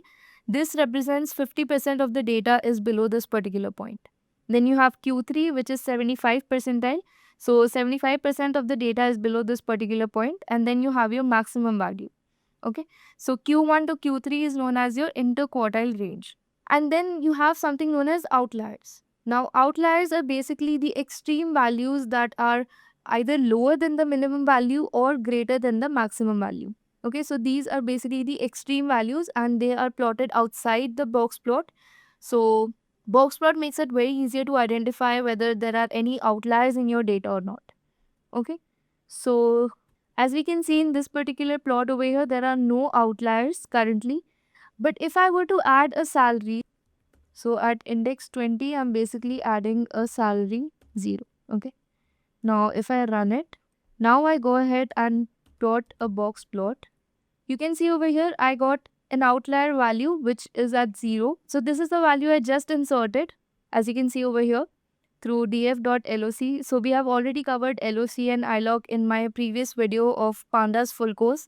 If you guys have not watched it or you guys do not understand how I have added a new record in my dataset, I suggest you guys to quickly go ahead and watch that video before you continue with this video, because we will be using Pandas somewhere or the other throughout this video. Alright. So as you can see, I've got my outlier value over here, which is really far away from my entire box plot. So it's suggesting that whatever range my other salaries are in, this particular salary does not match that range. Okay. So I can simply go ahead and remove this value from my dataset in order to avoid any bias in my entire calculation when I'm going ahead with prediction models and all. Okay. So I'm just going to go ahead and remove this value. Okay. So I'm back to my original dataset. Now, this was all about when you have a single numerical column. All right. So, salary was something that contained all numerical values. But what if I had a column that had all categorical values? So, now we're going to deal with a univariate categorical column. Okay. So, in order to deal with a categorical column, let me just quickly go ahead and add another column to my dataset called department. So now let me go ahead and check my data frame, what it looks like. So as you can see over here, I have a salary column and a department column. And my department column is a categorical column. I can also go ahead and check that using the info parameter. So you can see this is of type integer and this is of type object. So basically, all of the data that I have in my department column is of type string. Alright. Now if I want to visualize this particular column, I cannot use a line chart or a histogram or even a box plot because those are used for a numerical column. So in order to visualize this column, I'm going to use something known as a pie chart. Now, in order to plot a pie chart, what I have to do is I have to create a count variable where I am simply going to count the number of unique values in my department. So this is what it's going to look like. So I have 8 HR departments, 6 IT and 6 finance departments. Okay. Now I can go ahead and plot this data in my pie chart using plt.py. Simply pass my count variable, and if I print plt.show, this is what it looks like. Now over here, I do not know what these different colors are representing. So in order to have that on my pie chart, all I have to do is say labels equal to count dot index, and if I print it now, you can see the green color represents my finance, blue represents HR, and orange represents IT. But again, another issue is I do not know the values of these sectors. So in order to get my values printed in my pie chart, all I have to do is say auto PCT and pass 1.1%, 1.1 F. So you can see I have 40% HR, 30% IT and 30% finance. Okay. So the format I've given over here basically represents that I want one decimal. If I were to pass 1.0, I would get only my integer parts over here. If I were to say 1.2, you can see I got 2 decimal values in each of my sectors. Okay. And another important parameter in pie chart is explode. So the explode feature basically helps us decide if we want to separate any particular section in our pie chart. So let me just show you guys. So I can simply say 0, 0.1 and 0. If I do that, so you can see IT, which is my second sector over here, has been separated from my entire pie chart by 0.1 distance. Okay, I can do that for 2 sectors at a time also. I can say I want this to be separated by 0.2, the last sector finance. So this is what my pie chart looks like now. Okay, now if you feel that your pie chart is not a complete circle, it's not a proper circle, you can quickly go ahead and say axis and pass equal in the parenthesis, and that will make your pie chart in a complete circle. Okay, so this was one way of visualizing a categorical column. The other one is known as count plot. So in order to do a count plot, all you have to do is say plt.bar and pass your count.index and count variable and simply say plt.show, and now you can see your different sectors represented as a bar chart. Okay, you can easily understand that HR has 8 values, basically 8 people working in HR, 6 people working in IT, and again 6 people working in finance. You can also go ahead and change the color of your bars. You can make it, so if I want different colors for different bars, so I can go ahead and say green, black, red. So you can see I have different colors for my different bars.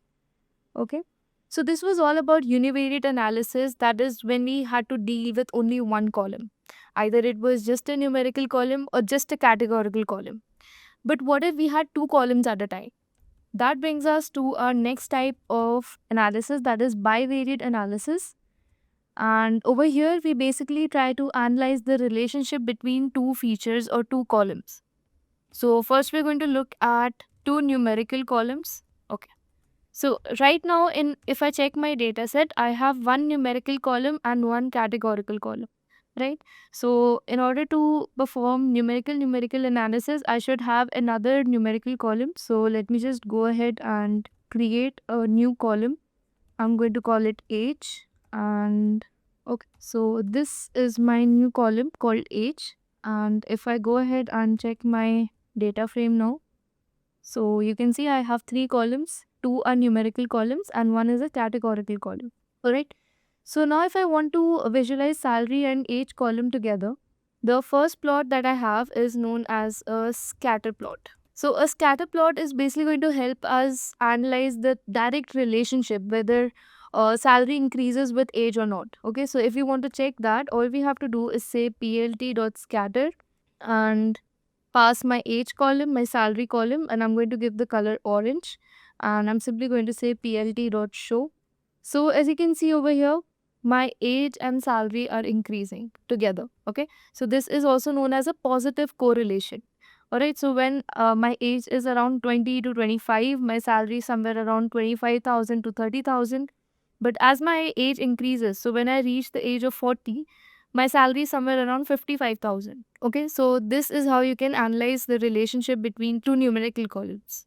And the next way of visualizing two columns is again by using a line plot. So as we saw in our initial example, we had two features X and Y.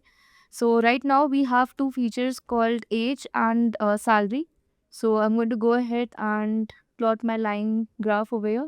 So as you can see, my line graph is not very easy to visualize over here. You can see the lines are very random. So instead of line style as dotted, I'm going to have my simple and plain line style. So as you can see, it's going back and forth a lot. So why is this happening? Because my age column is not sorted over here. So I have random age values and random salary values. So in order to have a better visualization, what I'm going to do is I'm going to sort my age feature. I'm going to create a variable called sort age, and I'm going to simply sort my values of age. Okay, and over here, instead of passing my age directly, I'm going to pass my sorted age. So as you can see over here, now my line chart is giving me a better visualization of the relationship between the age column and the salary column. Okay, so this is how you can plot a line chart between two numerical columns. Then the next visualization graph that we have is a bar chart. So in order to plot a bar chart, all you have to do is say plt.bar, pass your age. I'm going to pass my sorted age features and my salary column, and I'm going to say I want my color to be green for all the bars. And as you can see over here, it is giving you the visual representation in forms of bars. Okay, so at the age of 22, I have my salary in this range. At the age of 25, I have the salary at this range. So I can also go ahead and create bins. So I want only 10 bars to classify my age.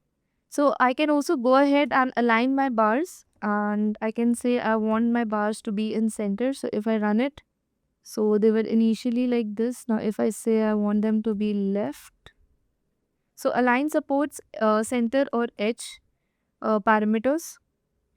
Okay, so this is how you visualize two numerical columns, but what if you had a numerical and a categorical column to visualize? So let me go ahead and show you guys. Bivariate analysis, but with a numerical and a categorical. So I'm going to consider my salary feature and my department feature, and now I want to see the visualization of how my salary is distributed according to my department. Okay, so what I'm going to do is I'm going to create my feature called HR salaries, and here I'm going to fetch all my salaries that have the department of HR. So basically my HR salary variable is going to contain the salaries of only the HR department. So basically these are the people working in the HR department and these are their salaries. Okay. Similarly, I'm going to do that for the other two departments as well. So I'm going to create IT salary, and similarly I'm going to create finance salary. Okay. So once I have my salaries for all the three departments separately, I can go ahead and plot them in a box plot. So I'm going to go ahead and create a box plot. So in order to do that, all I have to do is say plt.boxplot and pass all the three salaries that I have together. And you can see the distribution like this. Okay, so I have one salary that is an outlier, that is 55,000, which is okay. So I need to also go ahead and label them. So I'm going to say label, and I'm also going to show the legend for my plots. So if I plot this, you can see I have three box plots, and over here you can see I have an outlier value for my first box plot, but in this particular figure, I'm unable to understand which box plot is referring to which department. So in order to clarify that, I can go ahead and say I want my labels to be HR, IT, and finance. So if I run it now, you can see my first box plot represents the HR department, and I have an outlier value in the HR department. Okay, so this is how you can analyze a numerical column with a categorical column using box plots.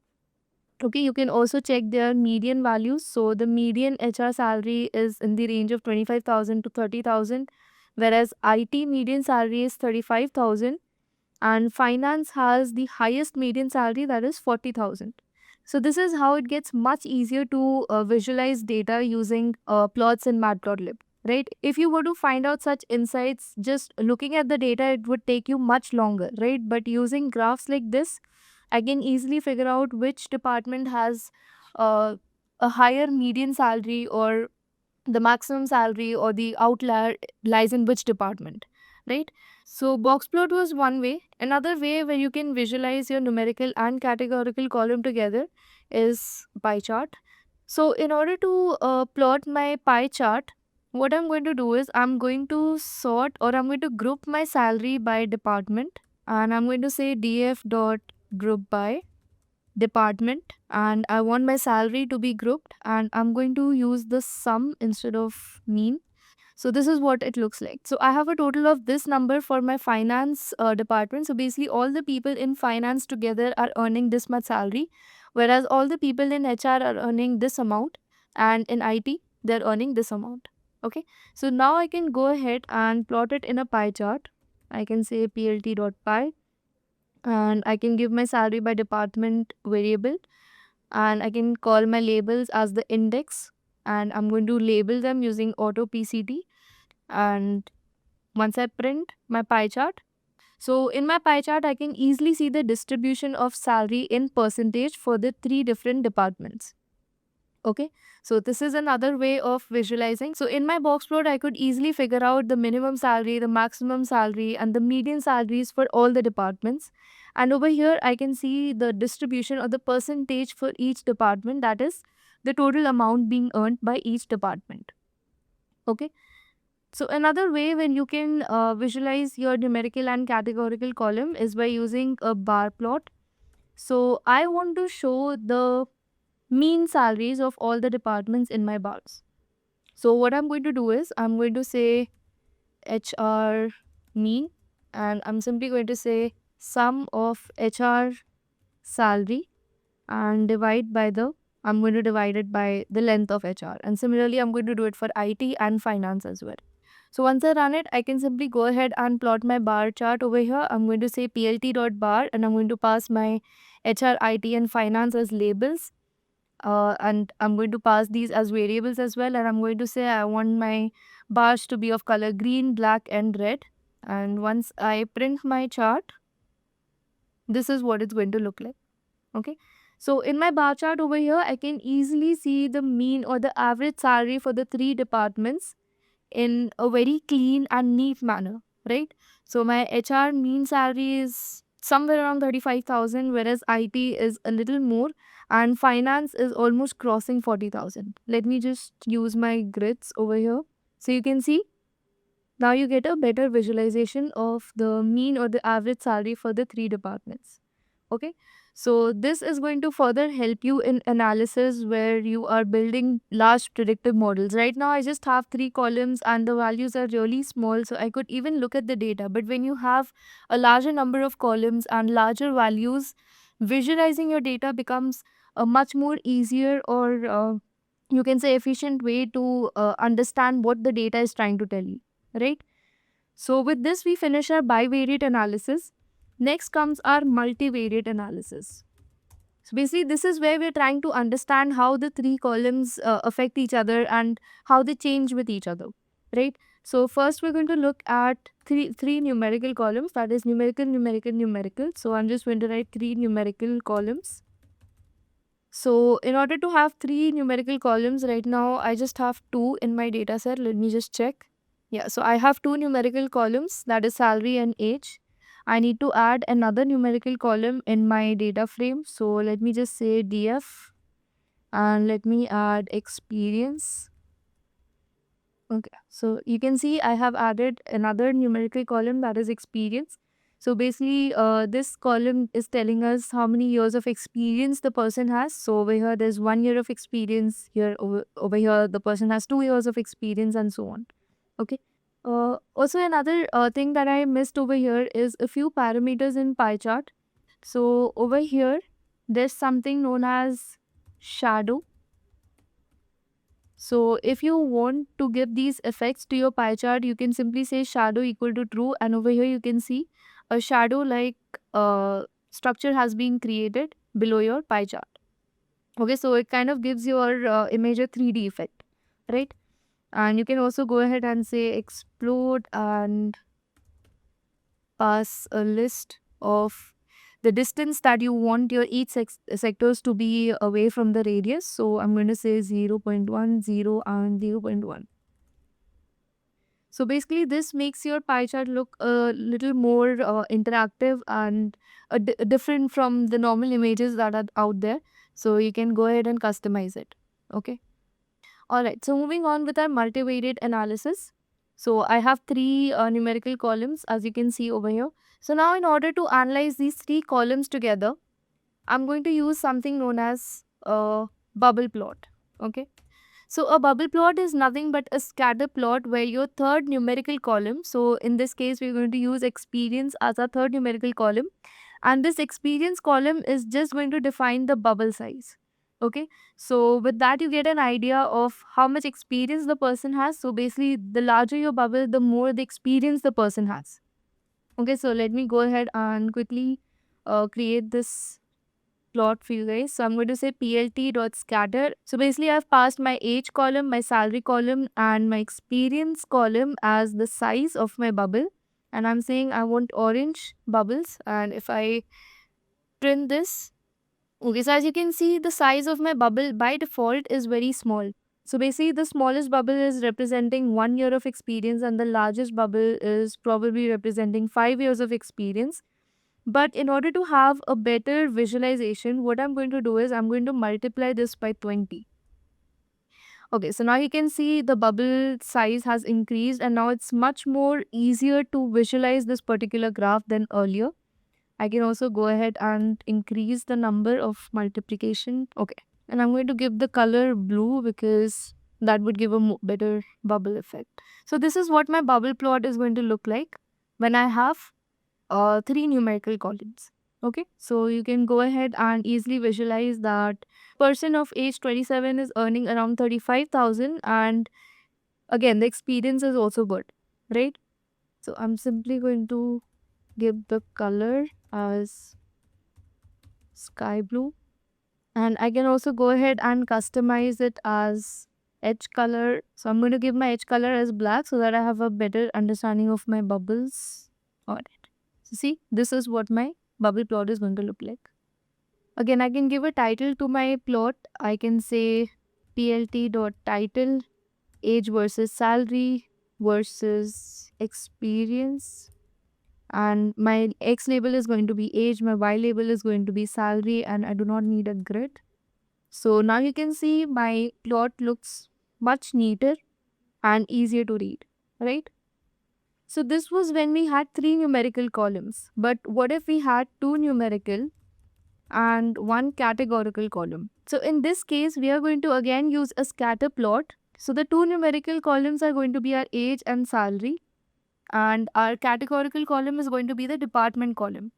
Now, in order to plot this on a scatter plot, instead of using a bubble plot, we're going to use a scatter plot again. But for the different departments in our department column, we are going to use different colors. Okay, so what I'm going to do is I'm going to say plt dot scatter, and I'm going to pass my age column, my salary column, and I'm going to say I want my colors to be of the different departments, that is DF department, and I'm going to say I want the colors of a rainbow. So I want different colors in a rainbow, okay? Or if I didn't want rainbow, I'm going to show you guys how I can customize the colors in my own way. So I'm going to say X label, and my X is going to be age, then Y label, plt dot X label, and plt dot Y label. My Y label is going to be salary, and I'm going to give a title to my plot, and I'm also going to print my legend.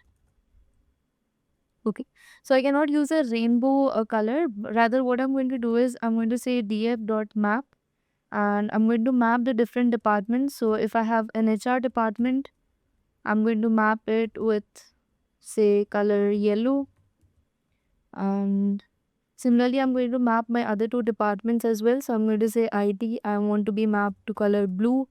And finally, I have finance, say orange.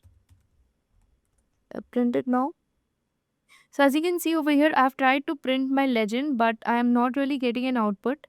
So I can resolve this by simply saying labels equal to df department.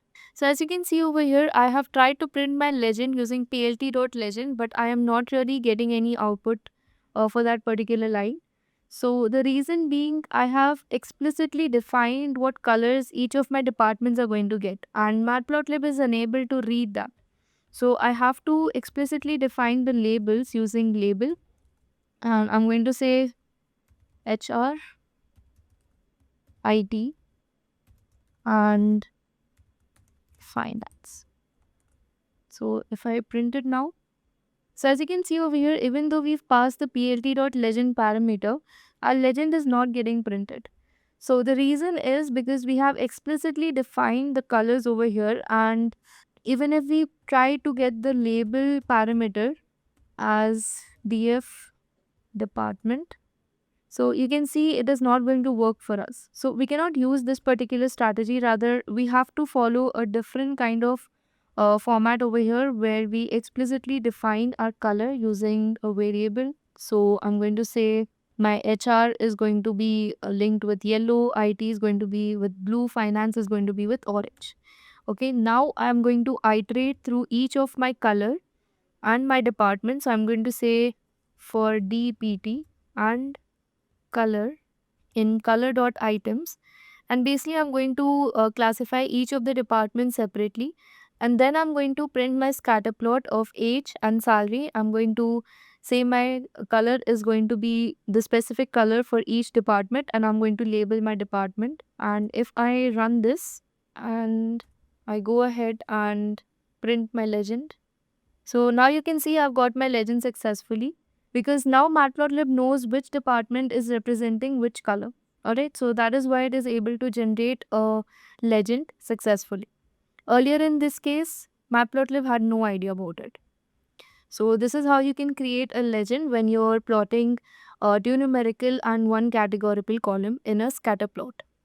Alright, so that was all about our PyPlot API plotting for a single numerical column, a single categorical column, then two numerical columns versus a numerical and a categorical column. Then we went ahead and saw multivariate plotting, and we did all that using the PyPlot API. That is, we directly went ahead and used terms like plt.bar, plt.boxplot, and so on.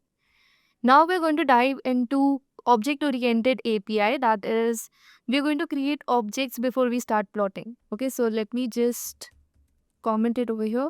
So object-oriented API basically allows subplots or multiple axes or multiple plots in a particular figure. Okay, so till now we saw one particular plot in one figure, but now what we can do is we can have multiple plots and subplots in a single figure. Okay, so let's quickly see how. So first I'm going to create two objects called figure and axis, and I'm going to say plt.subplots, and I'm going to pass 1 comma 3, and I'm going to say my figure size is going to be 10 comma 5. Okay, so this is basically the x and y ratio. So in terms of x, I'm going to have the figure horizontally expanded and vertically just 5. Okay, so basically what I'm telling my subplot parameter is that I want one figure, and in that one figure I want three subplots. Okay, so now let's go ahead and create our first plot. So I want my first plot to be a line plot. Okay, so as you can see over here, this is one complete figure and I have three subplots. Right now all these three plots are empty. Okay, so I'm going to go ahead and create my line plot first. So in order to do that, I'm going to use my sort age variable. Let me see if I still have it. Yes. Okay, so I'm going to use my sort age variable. So I'm going to say at my axis 0, that is my 0th x axis, I want to plot a line plot, and it is going to be sort age, pass my age and salary, and I want my color to be red, my marker to be a star, and my line width to be 2. Okay, I can also go ahead and define my marker size. So I'm going to say marker size equal to 2. So I can go ahead and set the grid. I can also set my title for this particular plot. I'm going to say it's a line plot, and I can also go ahead and set my x label and my y label for this. So I'm going to say dot set x label, and I'm going to call it age, and y label is going to be my salary, and then I'm just going to run it. Okay, so since I've not called my plot till now, it's not being generated. Now I'm going to go ahead and plot my histogram. Ideally, all this should be run in a single cell. So I'm just going to paste it in my cell over here. And then I'm going to plot my histogram. And over here, my axis is going to be 1, so that Matplotlib understands that this was my first plot. And I'm going to use axis 1 over here throughout histogram, so that Matplotlib understands that this is the second figure, while the earlier where I use 0 for axis is going to be my first figure. Alright, so basically I'm referencing to my first figure and my second figure over here. So I've created a histogram for my salary, and I'm going to give the color sky blue. And I'm going to set my title for histogram, and I'm going to set my label salary, and y label is going to be frequency. Then my third plot is going to be a box plot, where I'm going to say axis 2, that means my third figure, and I'm going to plot my salary over here. I'm going to set my title as box plot, and I'm setting my x label as salary again. And if I run plt.show, that is I print all my plots, this is what it's going to look like. So as you can see over here, my plot is sort of coinciding with my second plot. So I can go ahead and increase my x-axis direction. So I can say 15 comma 5. Now you can see it's fitting perfectly. Okay, so you can go ahead and adjust the dimensions for your plots, that is your figure size. Okay, so this is how you plot multiple plots together, okay, in using object-oriented API. Cool. Now, if I want to save this particular figure in my local environment, maybe I want to use it for some sort of presentation or any sort of document that I'm preparing, and I want to use this figure in that, how do I do that? Okay, so you can either just right click and go to copy image, but that's not the right way. So Matplotlib offers an inbuilt feature where you can save your image. So all you have to do is say plt.savefig and give a name to your image. So I'm just going to say multiple plots.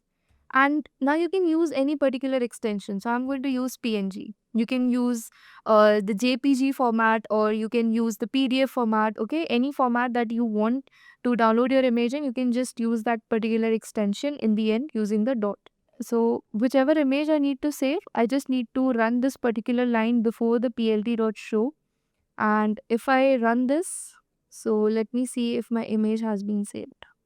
So as you can see over here, multiple plots.png has been saved in my drives. So since I'm using Google Colab, it is unable to access my local environment, and hence my image is saved only in my drive, that is my disk space over here.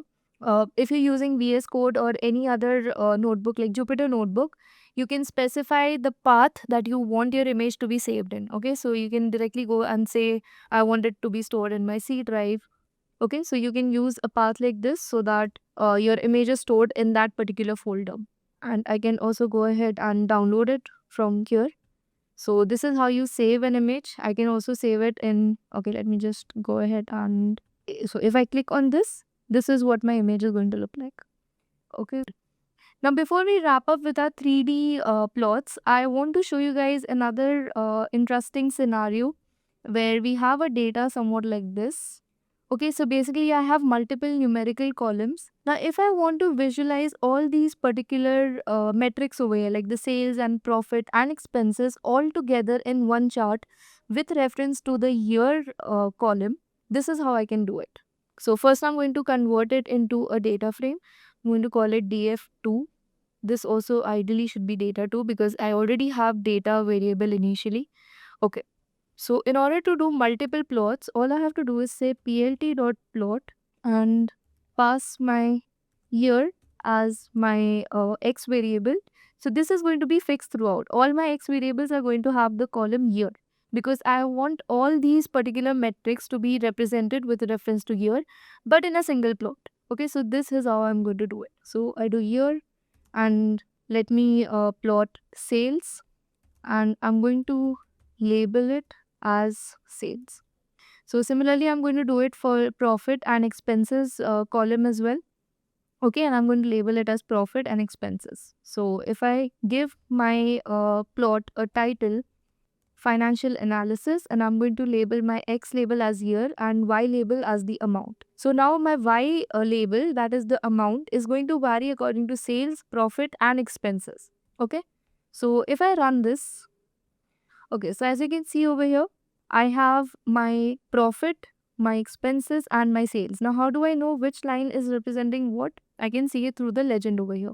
And my x-axis is representing the year and my y-axis is representing the amount. Okay, so basically we had lesser profit and our expenses were greater than our profit throughout the years. So basically the company is in financial loss. So that is something that we can easily predict through this particular graph. Although our sales were pretty high, we are not generating the required profit, right?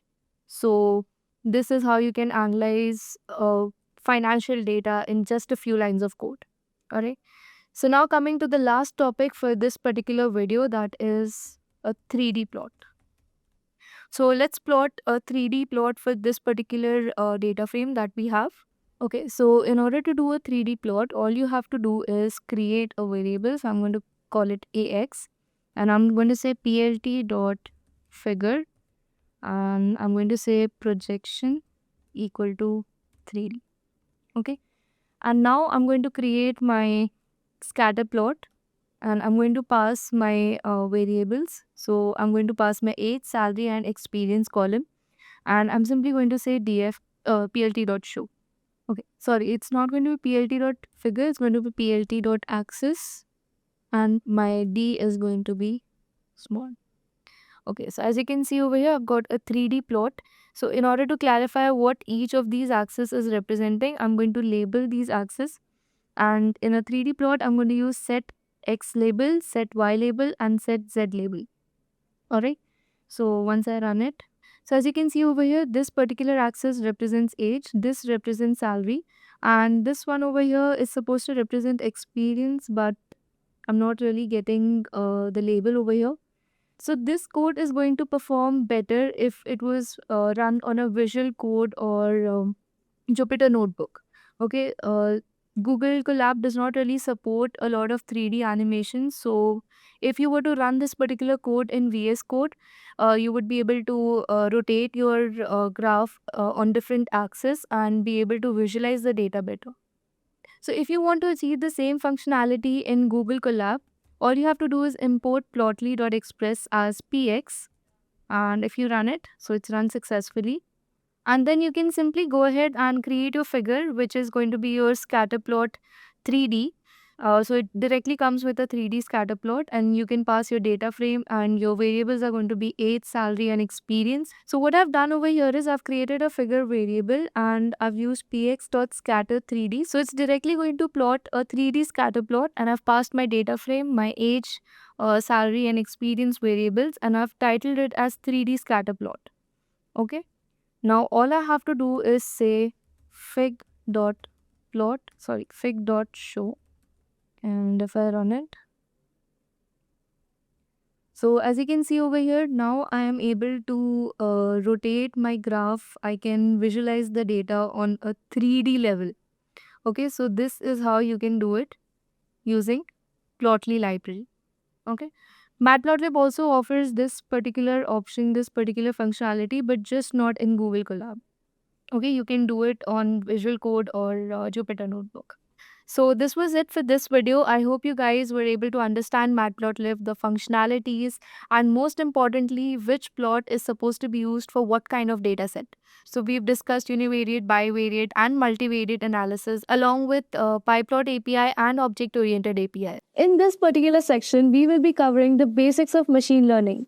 But first, what is machine learning? Well, to put it in very simple terms, it is nothing but training the computer based on data. Now consider this example where you show a child different images of, say, cats and dogs. Over time, the child will start to recognize and differentiate between the two. Just like that, in our case, the child is a machine and the images are in the form of data. This very logic is used in things we see daily, like recommendations on Netflix or your personal voice assistant Alexa. Understanding the basics can open doors to amazing innovations, and it's simpler than you might think. So let's get started with our basics of machine learning, and our first topic is bias. So bias is a constant error added to all the predictions or estimates, which causes a systematic deviation from the actual values, right? So the impact on data is basically the data or the predictions are shifted away from the true values, and it directly affects the accuracy. So as you can see in this diagram over here, we have the actual values over here, and due to the bias, this is our calculate, or this is the result that we get. So the bias basically shifts the results a little away from the actual values. So this is the basic meaning of bias over here. Now let's see the role of bias in machine learning. So in machine learning, bias is again the error due to overly simplistic models that don't capture the data complexity. Now, overly simplistic models over here are called underfitted models, as you can see, right? So let's understand underfitting with an example. So let's say you're trying a new recipe, and instead of following each step in the recipe or each instruction, you just use the basic ingredients and assume that your almost inedible dish is exactly the same as the recipe, right? You have oversimplified the instructions. You have not followed each instruction step by step. Rather, you have just assumed that these are the instructions that are going to be followed, right? So in machine learning, bias almost has a similar effect. That is, if your model has high bias, it is going to have an underfitting state, or it is going to tend to underfit. That is, they ignore the important patterns and oversimplify data. Just like we saw the example of following a new recipe, right? So an example would be a linear model for complex data. Now what this means is whenever you have complex data, you are supposed to use more complex algorithms, like it could be random forest or any other model. But if you use a linear model for a very complex data, your model is going to have a very high bias, that it is going to oversimplify the data, and there's a huge possibility that it ignores the important details, right? Another example of underfitting or underfitted model is a weather model that is too basic to forecast different climates accurately. Now, what this means is your model probably assumes the average of every day's temperature, right? Now, this is an oversimplification of data. So there is a huge possibility again that it would ignore the important weather patterns. So in order to have more accurate predictions and understand more from the patterns, you need to reduce, or your model needs to have a very low bias, right? So this is basically how bias affects in machine learning. I hope this was clear and you guys got a basic understanding of it. Then we have our next topic, variance. So you can see two images over here. The first one is having a very wide range of heights over here. As you can see, we have a person, or you can say a child with a really small height, and then we have an adult with a really good height over here.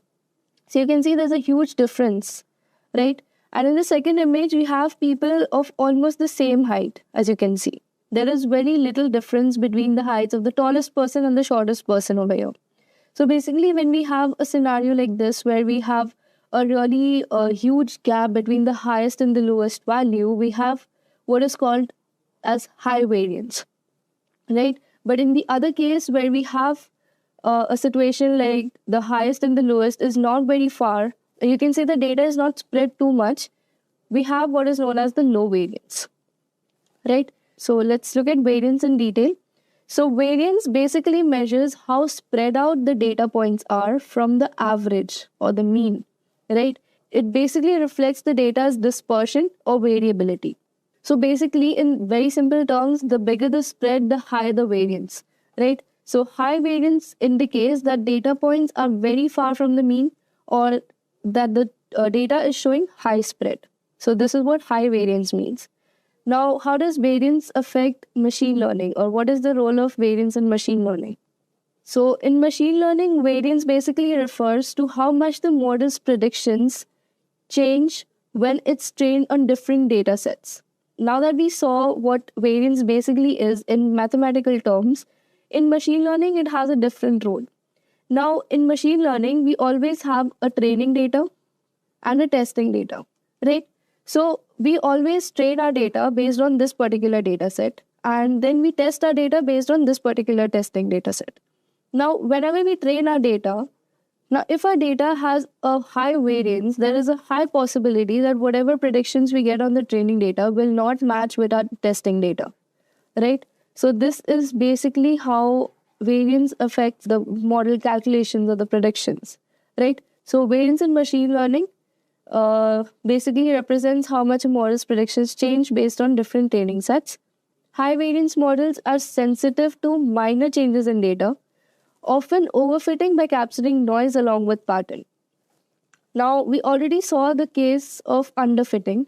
Now, let's understand overfitting, right? So, overfitting is basically when your model is too specific, or it learns too much from the patterns. Now, this might sound good, right? Like your model is basically considering every aspect, or every little, or every minute detail.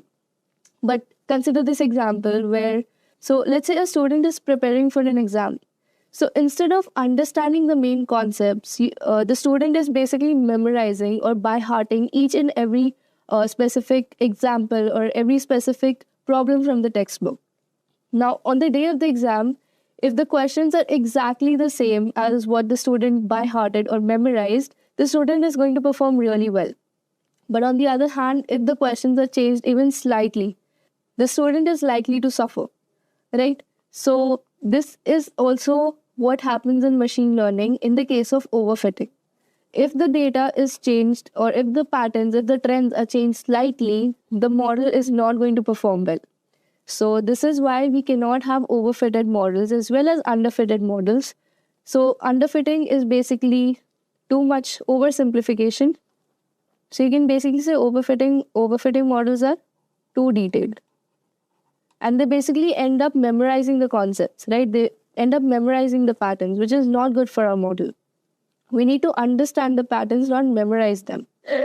So a good compromise is a good balance between the two, which brings us to our next topic, which is bias variance trade-off, right? So as we saw, a high bias is basically an oversimplified model, or which is also known as underfitting. A low bias model would be something more complex. Variance, well, high variance models overreact to small changes, which is known as overfitting. Low variance models are comparatively more stable. So this is a basic understanding we have developed so far. Now let's understand bias variance trade-off in detail. So the bias variance trade-off is all about finding a balance between your bias and your variance, right? If your model has too much bias, it won't capture important details like we discussed, and it will underperform. So it is too simple, and we say it is underfitting the data.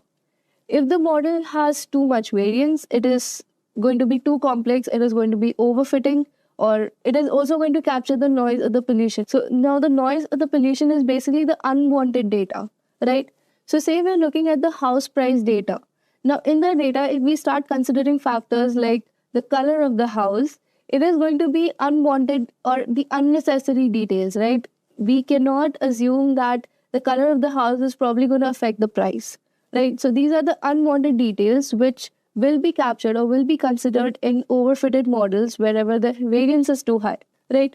So the goal is basically to find a balance where the model is neither too simple nor too complex. That is, it is not underfitting, neither it is overfitting, right? So how do we do that? Well, let's look at this diagram over here. So whenever we have low variance and low bias, as you can see. So as you can see in this diagram, whenever we have a high bias and a high variance, we're going to end up with something like this. And this does not look good, right? A high bias and a high variance is not an ideal model that we come up with. If we look at high bias and low variance, so basically whenever we try to fit a straight line to the data that actually follows a curve, the line will not capture the complexity of the data, right? Your predictions will be off again. So this is also an example of underfitting, right? So this is basically trying to tell us that there's too much bias and there's not enough variance, right? Then we have our next scenario where a bias is too low and a variance is too high. So basically when we're trying to fit a very now high variance and a low bias is basically what is known as overfitting again.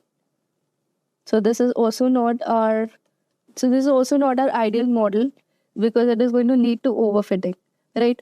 Whenever there's a high variance and we try to fit a curve, first of all, it is going to be too wiggly, right? With every small change in the data, it will lead to very drastic changes in the model, right? It will look great on the training set, but again, whenever there is any new data, whenever a new data is encountered, it will perform very poorly. So this is again an overfitting model, whereas a low bias and a low variance is something that we would ideally want. So in a situation where our bias is low and our variance is also low, we would be easily be able to fit a straight line or follow a curve, and the line will also be able to capture the complexity of the data, right? So this is something we would ideally want to achieve. So basically in machine learning, whenever we train a model, we do not want it to just memorize the data, the patterns that it sees in the training data. Neither do we want it to be too simple that it misses the important patterns, right? So this is where the bias variance trade-off comes in the picture, and it is all about finding the right balance between the variance and the trade-off so that our model is neither too simple, neither too complicated, right? So this is all about bias variance trade-off. Moving on to our next topic, which is covariance. So covariance basically measures how two variables or two features change together. So it basically tells if two things are related in some way or not, right? You can think of a situation where you're looking at two things. You can say the amount of time someone spends studying and the result of their exam score, right? So think of a situation or think of a data where you're given the amount of time spent studying and the result of the scores or the exam scores, right? If both increase together, that is more the study time, higher the exam score, that means there's a positive covariance. So that basically means that one feature increases with the other, right? But on the other hand, if more study time leads to stress, which basically means lesser exam scores, this would mean that the features have a negative covariance, or basically one feature decreases with the other, right? Or there could be a third scenario where you do not really see a clear pattern between the two variables. Now, this basically means that there's no strong relationship between the two variables, right? So we've already covered positive covariance, negative covariance. You can see this is what they look like. So whenever there's a positive covariance, one variable or one feature increases with the other, right? But where there's a negative covariance, one feature decreases with the other, right? If one feature is increasing, the other one's decreasing. So this is basically what it means.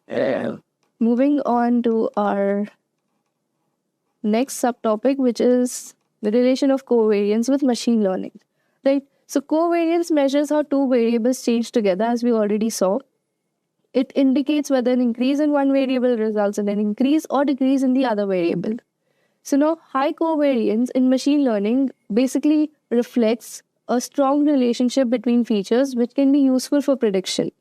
But wherever there's a low covariance, it suggests that there's a weak relationship between the features and they're potentially irrelevant for the model, right? So let's look at the formula for covariance. So it might look a little complicated, but it's simple once you understand it. So it basically compares each data point's deviation from the mean or the average for both the variables and then multiplies these deviations. So let's see.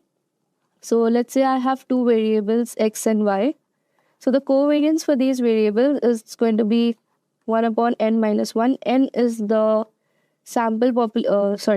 So n is the population, that is the total data size, you can say, right? So we're going to subtract 1 from the total data size, and then we're going to find the difference between the average of each point, for both the features, right? So over here, xi and yi are basically the individual data points of the features x and y, and x bar over here is the mean and y bar is also the mean of both the features x and y, right? So this is all about covariance in machine learning. But before we go ahead and move to the next topic, let me quickly tell you about a technique in machine learning called PCA, or Principal Component Analysis. So the logic behind principal component analysis is basically if there are two features with high covariance, they are likely to contain important information, and PCA is likely to combine these two features into a single feature, right? So this is the basic logic that is implemented in PCA. We are not going to go into detail right now. We'll be covering these topics in detail through the course later on. So right now it is just important to have a basic understanding or a basic insight. So you know that PCA is something known as a feature reducing technique, and it basically works on the principle of covariance, right? Moving on to our next topic, which is inferential statistics. So these are the four main topics that we'll be covering, which is population versus sample, point estimation, confidence intervals, and hypothesis testing, right? So over here, as you can see in this diagram, is what we have: a population, right? A complete data set. So a population is basically the entire group of interest. You can say, for example, all the students in a school, right? Whereas we have a sample over here, which is basically a subset of this particular population. And in a majority of cases, this is what is used in analysis, right? So say, for example, say the top 100 students from the school, right? So this is basically a subset of the population.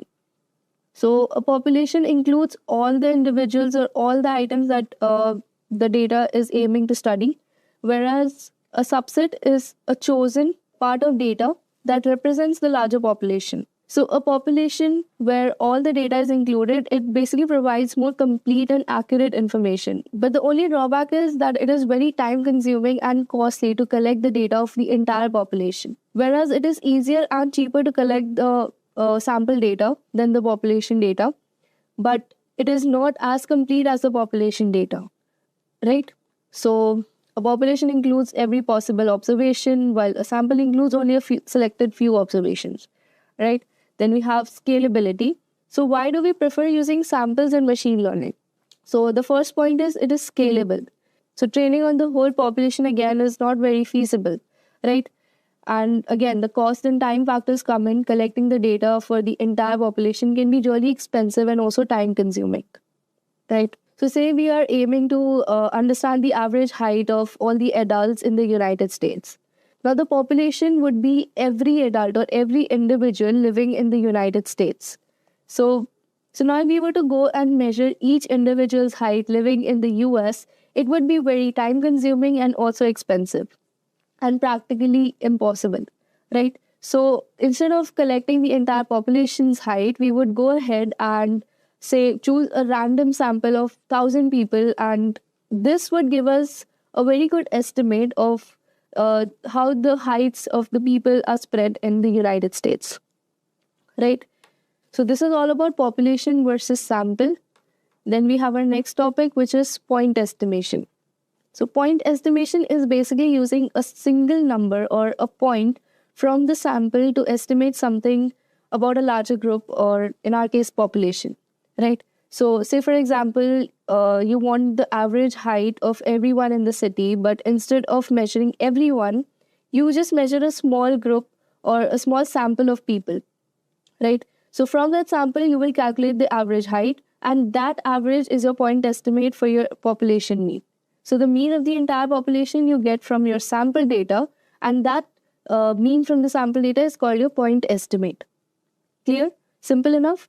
So it is basically the process of estimating a population parameter using a single value from the sample. Now these parameters could be the mean. Now these parameters could be any numerical characteristic. It could be the mean, it could be the variance, right? There are n number of parameters that you can calculate. Then we have our estimator. Now this is a statistic used to estimate a parameter. So estimator is nothing but our sample mean, right? Then we have our sample mean. So it is the point estimate of the population mean. Finally, our point estimate is again the value derived from the sample data to estimate an unknown population parameter, right? So over here, as you can see in this diagram, we have our sample over here, and then we have our population over here. Now from the sample, we calculate our mean, which is over here. Let's call it X bar. And then this X bar becomes a point estimator for our population, right? So whatever value the X bar gives, that becomes the population mean. So now this point estimate becomes a parameter for our population, which is telling us more about the population characteristic, right? So now we have something known as good estimators. So basically the quality of our point estimation depends on, so our estimators are nothing but that what we discussed over here, the statistic used to estimate a parameter. Now say for example, our sample mean is exactly equal to our population mean. Our estimator is said to be unbiased, and so this is again a property of good estimators. The next one is consistency. Now, if an estimator is consistent is basically if it gets closer to the true population parameter as the sample size increases, right? So it basically means that as we keep increasing the sample size, we're going to have our estimators more consistent, or you can say more closer to the value of our population parameters. Then the last one is efficiency. So an estimator is efficient if it has the smallest variance among all the unbiased estimators, right? Now efficiency basically refers to how much variation there is in the estimator. A more efficient estimator is basically going to have less variability or less variance, meaning that if you repeatedly use it to estimate the parameter, the values will be close to each other and the true parameter as well. Then we have our applications in machine learning. So basically, point estimates are used to predict the outcomes based on data. So in machine learning, point estimates are basically used to predict the outcomes based on the data, such as predicting house prices based on a sample of data. So now in a linear regression model, so whenever we're predicting a model, the main goal is to find the best fit line, right? That estimates a really good relationship between, say, the input features. Now, in case of our house price model, it would be, say, the area, the number of bedrooms, number of bathrooms, balcony, parking, and so on. And our output variable would be the house price. Now, the output prediction is a point estimate of what the house price might be for a given set of input features, right? So that is basically the main application of point estimate in machine learning. So moving on to our next topic, which is confidence interval. Now, confidence interval or CI is basically a range of values that is used to estimate an unknown population parameter. Like, say, for example, the average, mean, or the variance, right? So, what confidence interval does is instead of providing a single value, a confidence interval will give you a range within which you believe the true value lies. Now, you take a sample of 100 people and you calculate the average height of that sample, but you know that sample might not perfectly reflect the entire population, right? So, instead of giving back a single value, the sample mean in our case, we will calculate a confidence interval, say a 95% confidence interval for the true population mean. Now, what this 95% confidence interval means? It basically means that if you were to repeat the sampling process many times, say 1,000 times, about 95% of those times, the confidence intervals would contain the true average height of all adults in the city. So basically, this interval provides a range of values that are possible for the population parameter, right? So now we'll see why confidence intervals matter in machine learning. So confidence intervals basically help us to understand the uncertainty of our estimates, right? So basically, the wider the confidence intervals are, that is basically the larger the confidence intervals are, the more uncertainty our model contains. Now, conversely, narrow confidence intervals suggest that we have more confidence in the estimates. That is, they are more accurate, right? So now confidence intervals are not just limited to estimating the model parameters. Their use can also be extended to make predictions. Now, say for example, you want to predict the test score of a student who studied for 5 hours. You can calculate a confidence interval around that predicted score. So the interval will give you a range of possible values for the student score, considering the uncertainty in your model's predictions. So say your model predicts that a student who studied for 5 hours will score 80 on a test with a 95% confidence interval. So now say your model predicts that a student who studied for 5 hours will score 80 on a test. Now this is based on a 95% confidence interval of 78 to 82, right? That is the range that was given, and based on that, you assume that 80 will be the score. Now this means that you are 95% confident that the student's actual score will fall between 78 and 82, right? So again, 80 is a pretty good number based on this particular confidence interval. So moving on to our last topic, which is hypothesis testing. Hypothesis testing in a nutshell is basically something that helps you make decisions based on data rather than a gut feeling or a random guess, right? So say for example, you're a teacher and you want to know if a new teaching method will somehow improve the students' test scores compared to the traditional teaching methods. Now, this is where you can use hypothesis testing and make an informed decision, right? So there are basically two hypotheses. One is the null hypothesis and the second one is the alternate hypothesis. So this is basically a baseline assumption. Now, null hypothesis always makes assumptions containing a no difference statement, right? It always prefers to use an equal to sign. So basically, if we were to consider our example we just talked about, our null hypothesis would be that there is no significant difference between the new teaching method and the traditional one. Then we have our alternative hypothesis, which is denoted by H1. So this is the opposite claim. Now, whatever our null hypothesis is claiming, our alternate hypothesis is going to claim the opposite of that. So considering an example, it would mean that there is a significant improvement between the old teaching method and the new one, right? So it is always going to use a greater than or a smaller than or a not equal to sign, right? So once we have established the two hypotheses, we will then collect the test score data from the students who tried the new method and students who used the old one. So after analyzing this data, we will calculate something known as the p-value, right? So now this p-value is going to tell you how likely you are to have found a particular set of observations if the null hypothesis were true. So in simpler terms, it basically means that the chance that your results happened by random luck. So if the p-value is very small, which is less than 0.05, we will reject the null hypothesis, concluding that the new method is significantly better than the traditional one. But if the p-value is higher, than 0.05, we will fail to reject the null hypothesis. That is, there won't be any significant difference between new teaching method and the old teaching method. So this is basically how the hypothesis testing works in basic mathematics. Now let's see how it relates in machine learning. So hypothesis testing is very often used to check if changes to a model or a new feature really make a difference, right? Whenever we make a new change or we introduce a new feature in the model, we need to know whether it is making a significant difference or not, right? So say, for example, you're building a model to predict the customer satisfaction, right? And you decide to add a new feature, which is time spent on the website.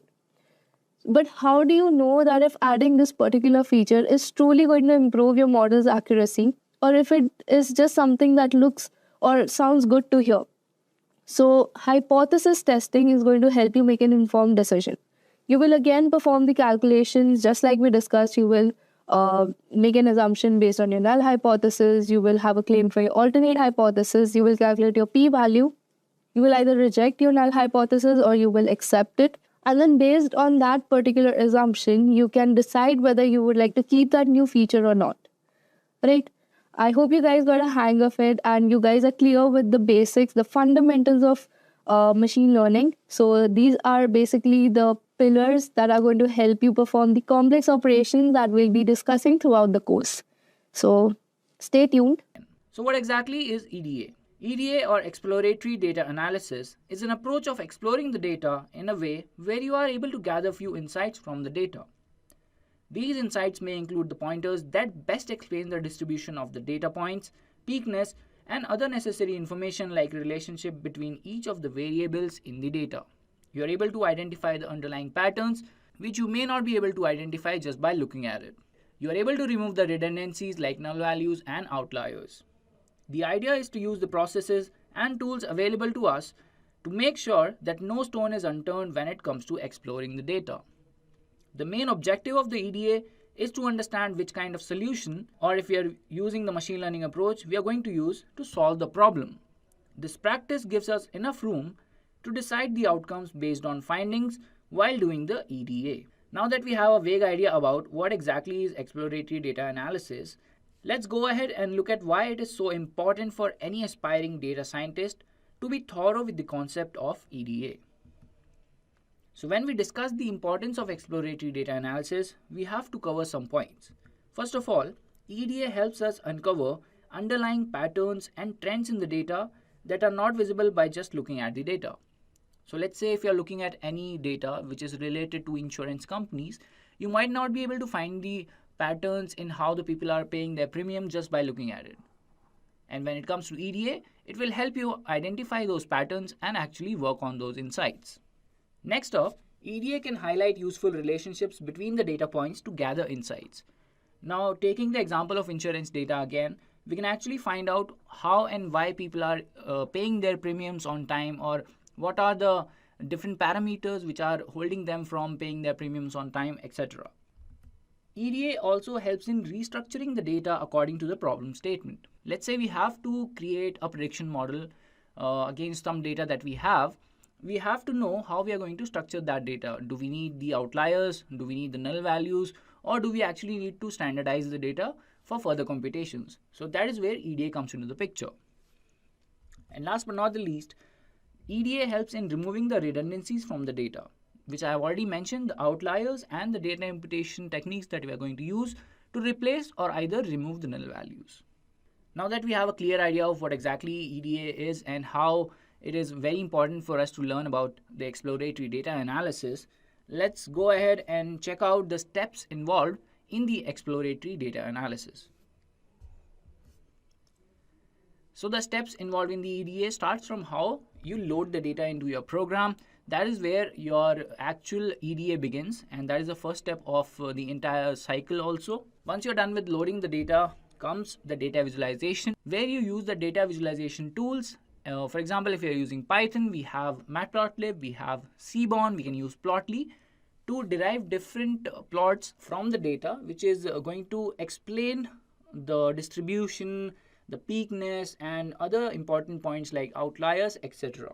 Then we can also find out the relationship between different variables using data visualization. Next up, the third step is data imputation, where we are going to figure out how we are going to replace the null values or how we are going to deal with them basically. So let's say if we have a distribution which is a normal distribution, we can just simply replace the values with mean. If we don't have a normal distribution, let's say if it is positively skewed, the distribution, then we can replace the values with the median, or otherwise if the presence of null values is a very minimum, or let's say less than 5% of the entire data, we can just remove those values or drop those columns. Now moving on to the next step, that is the outlier analysis. With EDA, we are able to do the outlier analysis also. We can identify which features has the outliers, and we can also analyze and basically remove those outliers. And if we want to keep them, we can take a decision on that as well. So that is also covered in the EDA on repeat. So that is also covered in the EDA. And last but not least, the fifth step is gathering the insights.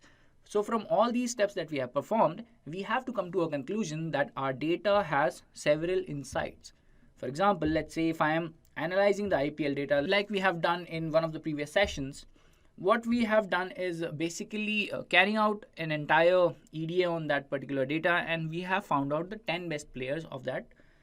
Repeat. We have found out the 10 best players from that entire data. So similarly, we have to gather insights from the data, and now that we have actually understood the steps involved, we have understood the importance and the basic definition of EDA. Let's move on to the hands-on part where we are going to perform the EDA on metro data using Python. Before that, let's just quickly take a look at the problem statement. So we have the metro cities data, and we already know that subway system or the metro trains that we have in the various countries has been there for civilizations and has been helping the modern civilization to commute in everyday life. And it is a very big network all around the world. So we have gathered that data, and our job is to identify the underlying patterns by performing EDA, where we are going to use Python on the metro data. And in the end, we are going to gather a few insights from the data. So let's also take a look at the data set, how we have all these features: city, country, name, year last expansion, stations, length, kilometer, annual ridership, mil, and region. So we have also described the columns here. So city is basically the name of the city, then we have the name of the country, the name of the metro, the year it was built, and the year when the last expansion happened for that particular metro, and then we have the number of stations, the length of the entire network in kilometers, and then we have the annual riders, which is in millions, and last but not least, we have the column with region, which is basically nothing but the region where it is located in. It could be North America, it can be Europe, it can be Asia, or it could be Australia, and then we have Latin America as well. So we'll quickly go to the notebook and perform EDA. So let's get started, guys. Alright, so this is our notebook that we have created. Increase the visibility here. So as you can see, we have already imported the dataset and we are using the Google Colab for this. You can perform the same on Jupyter Notebook if you like. It's up to you guys, whatever suits you better. So we are going to be performing EDA using Google Colab. So first of all, we have to load the dataset, and we have imported all these libraries. Pandas, because we are going to be using data frames here. NumPy for basic few computations. Matplotlib and Seaborn for visualization. So loading the data is very simple, guys. We can use the read CSV function over here from Pandas module and with the file name. If you're using Jupyter Notebook, you might have to give the directory over here, and you may find out that you're facing a few errors importing the data. But don't worry, guys, you can reach out to Intellipaat and we'll be happy to help you with this problem. And then with this, we are basically done loading the data. So the very first step that I'm doing over here is getting the name of the columns. So data.columns give me the column names. So we have city, country, name, year last expansion that we have discussed while discussing the description of all these columns in our data. Next up, we have data.info. So info is going to give me the information about, as you can see, we have 3 columns here. One is having the column name, basically all these names. Then we have the number of values and how many of them are non-null. So as you can see, we have 188, repeat, as you can see, we have 198 values over here, which are all non-null. The data type here is object for 3 columns. Then we have integer, The annual ridership is in float, and then we have object again. So we might have to change these data types if we are going to perform some linear regression, let's say. So that comes after we have gathered the insight, or before we are preparing our data for the modeling. So that is also one of the things that we can cover in the EDA, where we look at all these data types and figure out which one needs to be converted to, let's say, integer. Now let's go ahead and check the shape of the data with data.shape. So we can see we have 198 by 9 is the shape of our data over here. We can check the dimensions also. So checking the dimensions helps you when you are performing, let's say you have a data which has 64 dimensions, then you may have to perform dimensionality reduction over there, which will help you in preparing your data for the modeling. And that is why checking the dimensions is also one of the good practices when you are doing EDA. Alright, so this is the part where we describe our data. So first of all, what we are doing is we are getting the first 5 rows in our data set using the data.head method over here. As you can see, the first 5 rows in our data, we have the cities, we have the country, the name of the metro, the year it was built, the last time it was expanded, and then we have the stations, the length in kilometers, annual ridership in million, and then Africa. So we have a lot of variables here which are not integer or float type. So what we are doing is we'll describe the data, but we are not going to get the values for those particular columns. Like if you can see over here, the describe method does not fetch us the count, mean, standard, minimum, 25 percentile, 50 percentile, 75 percentile, and maximum. For the columns, city, country, we don't have name over there. We won't be having region as well. So we have only got the year last expansion, the stations, length kilometer, and annual ridership. So this is one pointer that you can make a note of. Whenever you're using the describe method, it is not going to get you the values which is not in the type numbers, basically, which is integer, float, it could be a complex also. But if it is a object or a string data type, it is not going to get you these values. So describe is actually one of the methods which is quite useful while doing the EDA. So I can, for example, let's take this column, stations. So we can know what the count is, we know what the mean is, we know the standard deviation, we know the minimum, and there's a 25th percentile, that is a 50th percentile, then we get the 75th percentile as well, and the maximum also. So we know for sure the highest number of stations in the entire data is 424, the lowest is 6, and the mean value for all these metro stations is 68. Similarly, we can have the numbers on length kilometer. So the highest is 49,039 kilometers, and the lowest is basically 12 kilometers. So the metro station with the lowest network, or the lowest range of network, is 12 kilometers only. And then again, we have the minimum of annual ridership. So there is a station which does not even cross 1 million commuters every year, and the highest is 2834 million. So that is quite a number. So this simple 5-point summary you can get from describe method. So this is very crucial when you are doing the EDA for any data. You get the basic idea of how your data is. And then again, what we are doing is getting the unique values for region. So let's say we have this column region over here. So we can get all the unique values using the unique function over here, and we are printing those. So the number of unique values is 6, and the values are Africa, Latin America, Asia, Australia, Europe, and North America. Let's say if we wanted to narrow down our analysis only to one region, we can segregate the data based on this value and then perform our EDA on that particular set of data. So that is why we have done that, and we have done that same thing for countries. So we have 59 countries that has the metro network in our data, and these are the country names. And then again, if we do that for the cities, so 187 countries from the world in our data has the metro networks or metro trains. So this is a very simple finding from our data, which you can say in these 6 regions, 59 countries have metro stations, and out of these 59 countries, 187 cities are there. So that is our initial finding from the data. Now when we move on, let's check the distribution plots for each parameters. Now we are using seaborn over here to create a distribution plot. Now distribution plot will tell you a lot about your data. Basically it will give you if it's a normal distribution or if it is positively skewed or negatively skewed. So if you take a look at this data, this is negatively skewed because we have a lot of values towards the end of the distribution, and that is how we can estimate or basically interpret this data.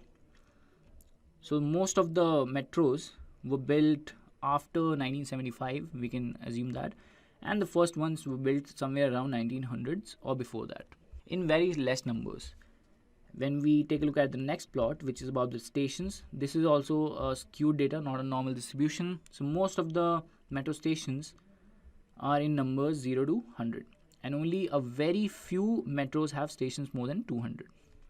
So these are the findings we get from visualization. That is why data visualization is a very important aspect of performing EDA on any data. Now visualization can be it can be of any sort. You can find out the distribution, you can find out the relationship between the variables, you can find the outliers. So these are three basic things that we'll be covering in this session. But visualization is not just limited to finding out the distribution or the relationship. You can actually get beautiful insights or create dashboards using Plotly, or you can create a beautiful dashboards using Power BI and other tools available to you in the market.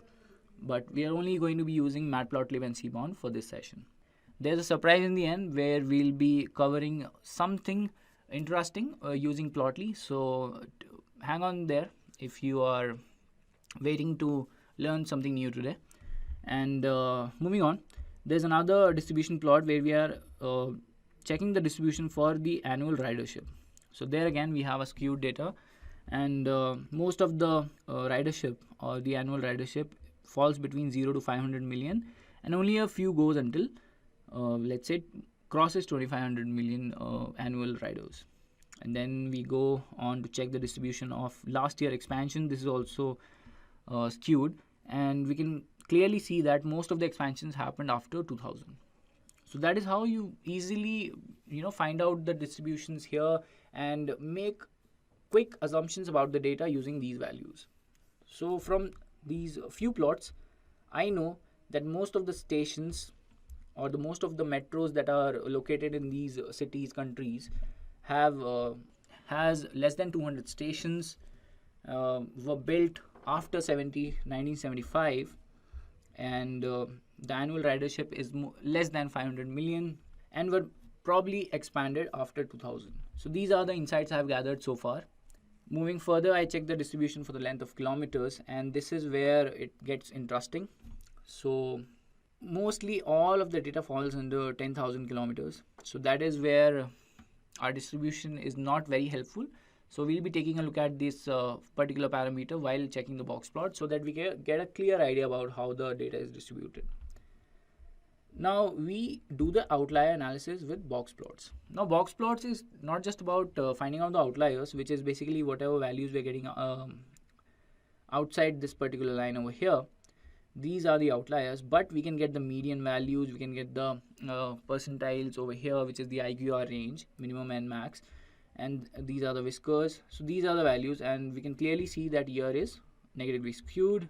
So we hardly get any, what do you call it? So we can hardly get any normal distributions in this particular data that we are handling right now. So there's no normal distribution. So let's say if we are going to use this for linear regression, we might have to scale the data so that the standard deviation and mean is actually normalized, and that you can check out in other sessions where we have covered linear regression, guys. Now coming back to our session, we have gathered some insight on the outliers for the year column. Now what we'll do is we are basically going to get all the values before 1925, because that's where our outliers lie, before 1925. So we are taking a rough number here, and then this is the data for all those metro stations which falls under this range, the outliers basically. And we have created a few plots over here, the visualization plots, to understand this data, the outliers. So we have a bar plot over here where X is the number of stations and Y is the city. The hue we have taken as region. So if you take a look at this, blue is represented by Latin America, orange is in Europe, and North America is denoted by green. So by looking at this plot, I can clearly say that most of the metro stations that were built before 1925 were built in Europe. So that is how I can make an assumption or an interpretation from this plot. And only a few were built in Latin America, and the other ones, the other majority falls into North America. And this also shows that New York has, let's say, New York has been mentioned twice over here. So that is why we get the line over here in this bar plot, multiple values. Now let's move on to the next one. Next bar plot is the length of kilometer and the city. Now I can make assumption about these because most of the metros that were built in Europe has a length of kilometer which is higher than everybody else, which falls under London.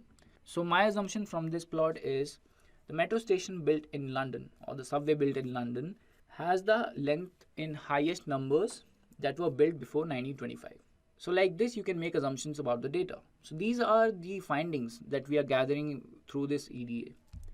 Similarly, we have another plot where we are checking the annual ridership. Then again, I can make an assumption over here that Paris or the subway or metro station that was built in Paris has the annual ridership in millions in highest numbers, which was built before 1925.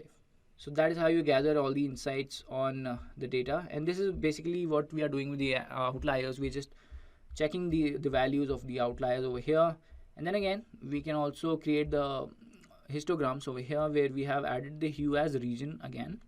And there we have done the same thing. You can figure out the number of stations fall under the Europe region that are in the highest numbers.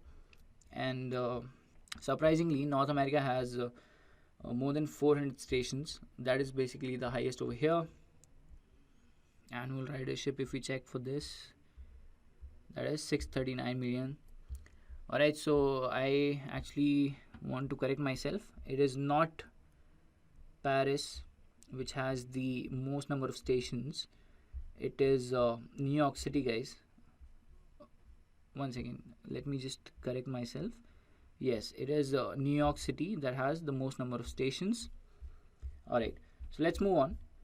And similarly, we have done that for length of kilometers and annual ridership again. And same thing we have done for every column. We have checked the outliers for year last expansion, and most of them fall before 2005. So we have taken the number as 2000 over here.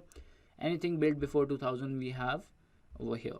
And we do the same thing. We check the annual ridership. We check the number of stations. We check the length of kilometer. And then we provide some histograms to get the better idea of how the number of stations looks like. There we have Asia again in this. And so we can also make a conclusion that most of the metro stations that were built in Asia started after 1925. So that is one assumption. We can get a clear number on that when we check the very first metro that was built in Asia. And this is how we can gather a few insights on the outliers. Now moving on, we have done the same for length in kilometers also. So anything after 2000, let's say, or 2300 we have taken over here, is falling outside the range, which is the outliers. And we have all these metro stations. Most of these falls under China, guys. If you want to make a career in data science, then Intellipaat has IIT Madras Advanced Data Science and AI Certification Program. This course is of very high quality and cost effective, as it is taught by IIT professors and industry experts. And we have done the same thing. We have created the histograms for annual ridership. So annual ridership falls majorly in 0 to 500 million. And then we have the number of stations, which also falls majorly in 0 to 50, let's say 0 to 70 stations. And the histogram shows for length in kilometers according to region. So we have most for Asia because most of the stations are in China. That is why it all looks blue, guys. And if you take a look at Europe over here, we only have two cities, Madrid and London, which shows the length in kilometer. And this basically is where we can conclude that so the largest network of trains exist in Asia. So this is the conclusion from our analysis over here.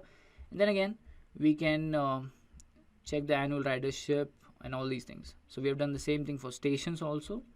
We have taken all the stations more than 200 are going to be in the outlier section. So we have all these cities over here.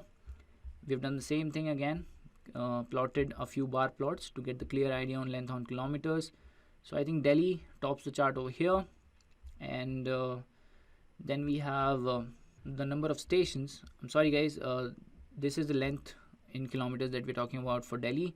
So that is the highest for any city that has more than 200 stations. And if we check that for number of stations, the most comes with Beijing and Shanghai. There is Paris from Europe, Madrid, London, and New York City. So I think New York City is the highest. Then on the second place we might be having Shanghai, and then we have Beijing also. Then we check for annual ridership. The hue is region over here again. So we have Asia, Europe, and North America. Surprisingly, we do not have Latin America in this. So probably Latin America does not have the metro network which has more than 200 stations. So that we can conclude. And similarly, we have created a few histograms over here, and it is dominated by the Asian region for annual ridership, for stations, for length in kilometers. Number of stations actually is shared by North America, where New York City tops the chart. And then again, we have a box plot for annual ridership, where everything after 500 million is an outlier. So we have segregated the data based on this, which is greater than 600 million. That's going to be in our outliers list. So that is how we can analyze this data, check the annual ridership, which is highest in Shanghai. Similarly, Tokyo also has a few concerns over here. And then we have Beijing. Then we have Delhi also, Moscow. Mexico City from Latin America is also there, and then North America we have New York City. So majorly all the regions are here. Only the Australian region is not present over here, but let's carry on. And then when we check for stations, then again Beijing, Shanghai, Seoul, and then we have Mexico City from the Latin American region, and New York City, of course, it's topping the chart again here, which we already have concluded. When we check for length in kilometers, first of all we have Delhi, then there is Xi'an, Moscow, Mexico City again, and Sao Paulo is also there from Brazil.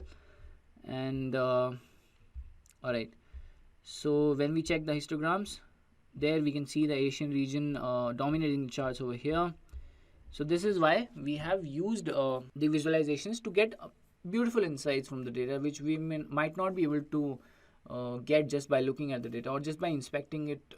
Like if I just take a look at the 5 rows or the entire rows of the data over here, I might not be able to fix or gather a few insights related to this data, but through visualization I was able to do that. Now moving further, let's talk about how we fix the outliers. So I'll quickly give you a preview of what we have to do for that. So handling outliers is not a very big task. Like most of the times we can leave the outliers in the data because they might help in reaching a conclusion, because they are very useful information, the outliers also. Like for our metro data again, we might not want to do this because the information that we get from outliers is extreme but is important because those are facts. So this is just an example of how you can get your data fixed or remove the outliers. You get the IQR range, which is the 75th percentile minus the 25th percentile, and these are all the IQR range for every column. For year it is 36.75, for year last expansion is 7, stations is 69.75, length kilometers, and annual ridership. So what you can do is basically replace the values with this particular thing where anything above or beyond the range, the IQR range, we are going to replace it with that. So we are going to skip this part because we want to keep the outliers so that we understand the data better. And let's also check the number of null values. Since we do not have any null values in this particular data, what I'm going to tell you is how you can replace them. The first option is always to drop the null values. Then again, you can fill the null values with 0 or with mean or with median if you don't want bias in your columns, because if the distribution is not because if the distribution is not normal, you can replace the column values or the null values with the median.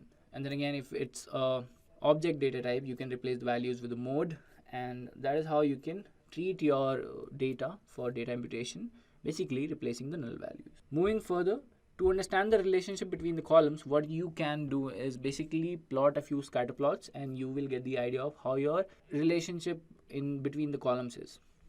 So let's say if I wanted to quickly summarize or use this entire data to decide the annual ridership, what I'll do is check the relationship with all these values or all these columns with annual ridership, so that I get a clear idea if length in kilometer is going to affect the annual ridership, if stations, number of stations is going to affect this, if the region is affecting this particular value, or if the last expansion that happened has affected the annual ridership. That I can find out by using the scatter plots. So scatter plot between the stations and length kilometers is showing a considerable amount of increase, but not that great. So we can't really say it has a linear relationship. But for stations and annual ridership, it clearly shows a linear relationship, not exactly that strong, but it just shows that there is a relationship between these two variables. Then again, if we check for length in kilometers and annual ridership, it's not exactly that strong, but we can say it's gradually increasing. So there is a clear sign of increase, but not that strong. When we check for year and year last expansion, it's not really great. We have taken the limit from 2000 to 2022 because most of the expansions happened in that time. Similarly, for X limit also we have taken that for length in kilometers. And when we check for year and stations, this also does not show a considerable amount of relationship. So this does not actually show a very good relationship between the two. For year and length kilometers also, there we can't find any considerable amount of relationship. And then again, if we plot all these subplots, these are the subplots that you can get: annual ridership with respect to built year, annual ridership with respect to stations, annual ridership with respect to expansion, and length. So length shows somewhat linear relationship, and the number of stations also show. So these two variables or these two features in the data are going to be very useful for us if we go for a linear regression model, let's say. So these two will be able to decide how our data looks like and how we can actually predict some of these values. Since we have not used any of the object columns, if we do a little bit of hot encoding or label encoding on that, we might be able to find out relationship over there as well. So you can take that up as an exercise. So I'll tell you two questions you can solve. Convert the object data type in this particular data into an integer data type, or perform label encoding in that, and find out the relationship between those variables and the annual ridership column. So that is one exercise you can take from this session. And then again, if you just want to get the relationship easily, you can just use the pair plot, which gives you all these plots with respect to each of the columns. And with the annual ridership in millions, we can see two columns that are showing considerable amount of linear relationship. And we are going to conclude with that. We can add the hue as a region also, where blue is Africa, then we have orange, which is Australia, Europe is in green, Latin America in red, North America and Asia. So if we check over there, the extremes are on the Europe over here, number of stations, and length in kilometer is in North America, the extreme. That is how we can visualize the data, guys, to gather insights. We can also create a regression plot. So annual ridership and the two columns that we have gathered, which is station. So the best fit line is over there, and here the error we can reduce. And same again, if we plot this for annual ridership in million with length in kilometers. So that is how we plot the regression line also. Now to sum up this session, let's also do a little bit of region wise analysis, and also a little surprise for you where we have used a few pie plots using Plotly. So that is something that looks interesting and gives you a better picture of the entire data. Alright, so we get the unique values, which is all these 6 regions. We segregate the data based on all these regions. We're using the data.loc or loc, where the region is equal to Africa, Latin America, Asia, Australia, Europe and North America. Now what we are doing is we are using Plotly for sunburst, which looks like a pie plot, but it actually opens up when you click on these. Alright, so just to quickly give you a review on this, we'll go to the Asian and let's check for Latin America first. So this is sunburst, which is going to give us the clear picture of the entire data or the entire metro network in the Latin America. What we have is all these countries. So these are countries. Let's say, alright, I'm sorry guys, these are not the countries. So we have only used the region, the city name and stations. We have not used the countries. I'm sorry guys, these are not the countries. So if I click on Caracas, we have the Caracas Metro, and which has 52 stations and and the annual ridership in million is 358. Let's go back. Let's check for Medellin, and we have the Medellin Metro, which has 27 stations, and the ridership in million is 115. So I can check that for every city that we have in Latin America or in Africa. For in Africa, we have only one city, which is Algiers Metro, which has 19 stations and 45.3 million annual ridership. So this quickly summarized all the data based on regions. So that is how I have segregated the data. If we take a look at Rio de Janeiro, we have the Rio de Janeiro Metro, which has 41 stations, and the annual ridership is 118.7. Now when we have a lot of cities, we have a lot of these columns. So what we can do is we just check for the number of stations over here. Let's say we go to Seoul. Seoul has 2 metros. We have the Korail metro lines, which has 86 stations and 426.4 ridership in millions. And then we have the Shimbodang line New Trans, which has 12 stations and 122.5 ridership in millions. Then in Asia, we can check for other cities. Okay, let's go to Istanbul. So we have the Istanbul Metro, 107 stations. There might be there's Manila over there, which has the Manila Light Train System. The Manila Light Rail Transit System, and number of stations is 33 and 218.2 million ridership. Alright guys, so that is all about how we can create a sunburst. So in Bangkok, we have BTS SkyTrain, the Metropolitan Rapid Transit, 53 and 60 stations, annual ridership 236.9 and 95.3. So we have Bengaluru also, which is Nama Metro with 51 stations and 174.22 million riders or commuters every year.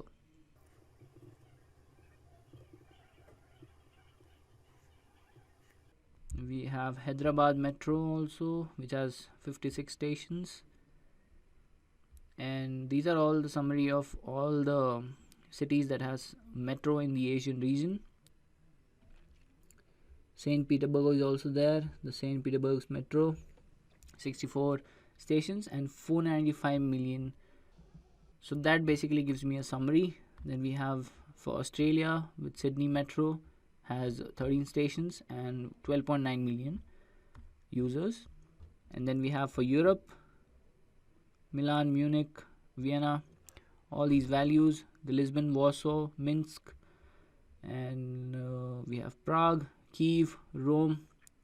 So for Kiev, we have the Kiev Metro, which has 52 stations and 279.5 million riders every year. We have for Lisbon, the Lisbon Metro, 56 stations and 184.6 million riders every year. And Barcelona, we have for Vienna actually has Vienna U-Bahn, 98 stations with 459.8 million annual ridership. So if we take a look at this Warsaw Metro we have, and similarly we've done that for the North America also. So we have Montreal, Toronto, Vancouver, Washington DC, and there's Miami also. So a sunburst is something that you can use to get a clear picture of all the data points in your data set. Now last but not the least, I want to talk about the data correlation, which gives you a better picture of all the variables that are going to be correlated to each other. And if we check for annual ridership in million, we can see stations and length in kilometers is showing a positive correlation, where stations is actually showing a strong positive correlation, whereas length in kilometers is not that strong but is considerably showing somewhat correlated values over here for annual ridership. So this is where we are going to sum up our session, guys. If you have any questions, you can mention them in the comment section below. And now that we have come to the end of the session, don't forget to subscribe to Intellipaat for more exciting videos, and press the bell icon to get the latest updates from Intellipaat. Also, tell us in the comments about your journey as an aspiring data scientist, which areas excite you the most, and where we can help you master data science concepts in the best possible ways. Thank you. Machine learning is subcategorized into supervised learning, unsupervised learning, and reinforcement learning. So let's start off with supervised learning. In supervised learning, we teach the machine using data which is labeled. Let's say we have a bunch of fruits and each fruit is tagged with a label. So here the machine learns that an apple looks like this, a mango looks like this, a banana looks like this, and an orange looks like this. So once the training is done, the machine is fed with new data or test data. So here the machine is fed with a new image of apple, and the machine predicts that there is a 97% probability that this is an apple. Now, supervised learning can again be divided into classification and regression. So classifying the input data is a very important task in machine learning. For example, whether the mail is genuine or spam, whether the transaction is fraudulent or not. And there are multiple other examples. So let's say you live in a gated housing society, and your society has separate dustbins for different types of waste. So one dustbin for paper waste, one for metal waste, one for plastic waste, and so on. So now what you are basically doing over here is classifying the waste into different categories. So the classification is the process of assigning a class label to a particular item. And in this example, we are assigning the labels paper, metal, plastic, and so on to different types of waste. And one thing to note in classification algorithms is that the output variable is categorical in nature. Let's take this example to understand it better. So over here we have gender of the student and result of the student. Here, gender is the input variable or the independent variable, and result is the output variable or the dependent variable. So we see that our output variable is categorical in nature. That is, it has two categories, either pass or fail. And here we are trying to determine whether the student will pass the exam or not on the basis of the gender of the student. So there are different classification algorithms such as decision tree, random forest, naive Bayes, and support vector machine, to name a few. So let's go through the concept of decision tree briefly. Decision tree, as the name states, is a tree-based classifier in machine learning. You can consider it to be an upside down tree where each node splits into its children based on a condition. So let's take this example to understand decision tree better. Here we are building a decision tree to find out if the person is fit or not. And based on a series of test conditions, we finally arrive at the leaf nodes and classify the person to be fit or not. So the next type of supervised learning algorithm is regression. So when it comes to regression, the output variable or the dependent variable is a continuous numerical. So let's take this graph over here. Here we have horsepower on the y-axis and miles per gallon on the x-axis. Or in other words, horsepower is the dependent variable and miles per gallon is the independent variable. So we see that our output variable is a continuous numerical. And here we are trying to determine how does the horsepower of the car vary with its MPG. So this is the concept of regression. Now let's see some of the use cases of supervised learning. So first we have spam classifier. So how do you think your mail is being classified as whether it is spam or not? So this spam detection basically works on the concept of filters. So mainly there are two types of filters, text filter and client filter. The text filter works by using algorithm that detects which words and phrases are often used in the spam email. So phrases like lottery or you won or free Bitcoin are often an immediate flag for removal by filters. So next is the client filter. As the name states, client filter understands the client identity and history to block malicious and annoying spam email. So how does this client filter work? Well, this is done by looking at all the messages of a certain user which he has sent out. So if a user has sent out huge amount of emails constantly, or several of the user's messages have already been marked as spam, then in that case their email will be blocked entirely. So this brings us the use of blacklist. So spam filters also include something known as blacklist. So blacklisting is the process of adding known email addresses of a spammer to a list. And this list prevents the user's messages to be forwarded to someone else.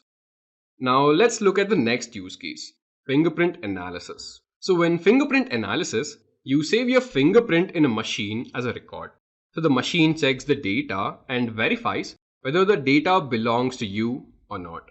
So once the data is saved into the machine, from next time whenever you put your fingerprint on the machine will scan through all of its user data.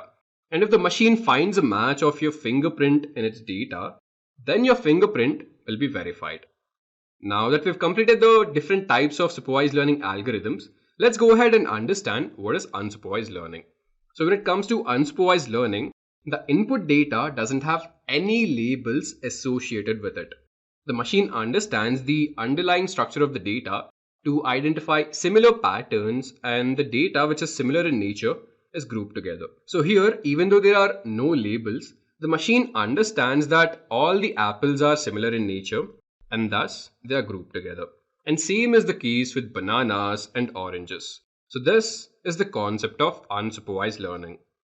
Now let's go through an unsupervised machine learning algorithm called as k-means. So the aim of k-means is to group similar data points into a single cluster.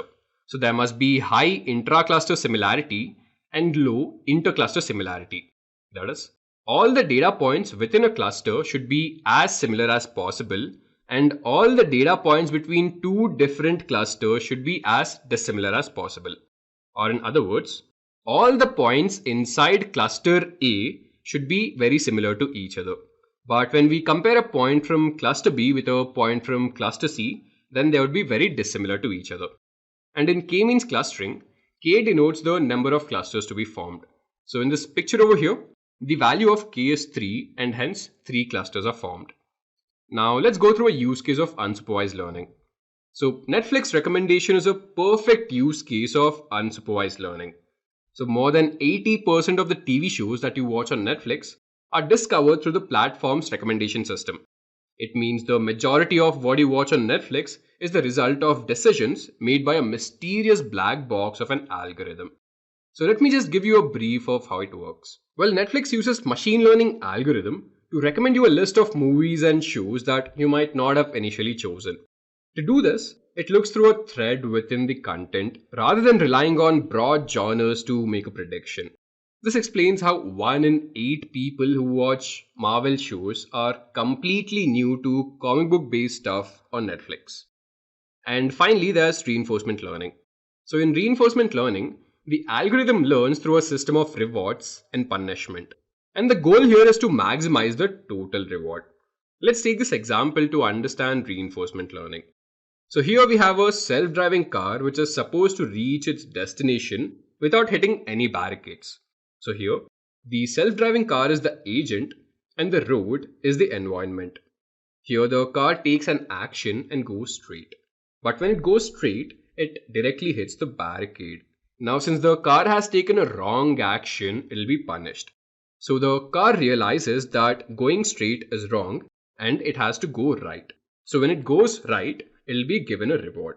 So this process continues and the car learns how to drive by itself without hitting any barricades. So the obvious application of reinforcement learning is a self-driving car. A recent study has shown that over 90% of road accidents are caused by human error. So to err is human, but behind the wheel, mistakes are often more catastrophic. Accidents have led to a massive amount of unnecessary deaths. So this is where self-driving cars come into the picture. So trust me, the autonomous car or the self-driving car is much safer than a human-driven car. They are unaffected by factors like human fatigue or illness, and this makes them very safe. And self-driving cars are always attentive, observing their environment and scanning multiple directions. It would be difficult to make a move that the car is not anticipating. So how does a self-driving car work? Well, self-driving cars mainly rely on three technologies: IoT sensors, IoT connectivity, and software algorithm. There are many types of sensors available for a self-driving car. For example, sensors for blind spot monitoring, forward collision warning, radar, and so on. So all of these IoT sensors work together to help in navigation of the self-driving car. Next is the IoT connectivity. Self-driving cars use cloud computing to act upon traffic data, weather, maps, adjacent cars, and so on. This helps the car to monitor its surroundings better and make informed decisions. And next is the software algorithm. All the data which the car collects needs to be analyzed to determine the best course of action. And this is the main function or the control algorithm. And this is where reinforcement learning comes into the picture. This is the most complex part of the self-driving cars since it has to make decisions flawlessly. So in today's world, the most famous self-driving cars are those from Tesla and Google. So Tesla cars work by analyzing their environment by using a software system known as autopilot. So autopilot uses high-tech cameras to view and collect data from their environment. So it's the same as what we do with our eyes. And autopilot uses this data to make decisions during navigation. Now let's quickly head on to the quiz. So this is our first question over here. Amazon product recommendation uses which of the following machine learning techniques? Supervised learning, unsupervised learning, or reinforcement learning? So guys, what do you think is the answer?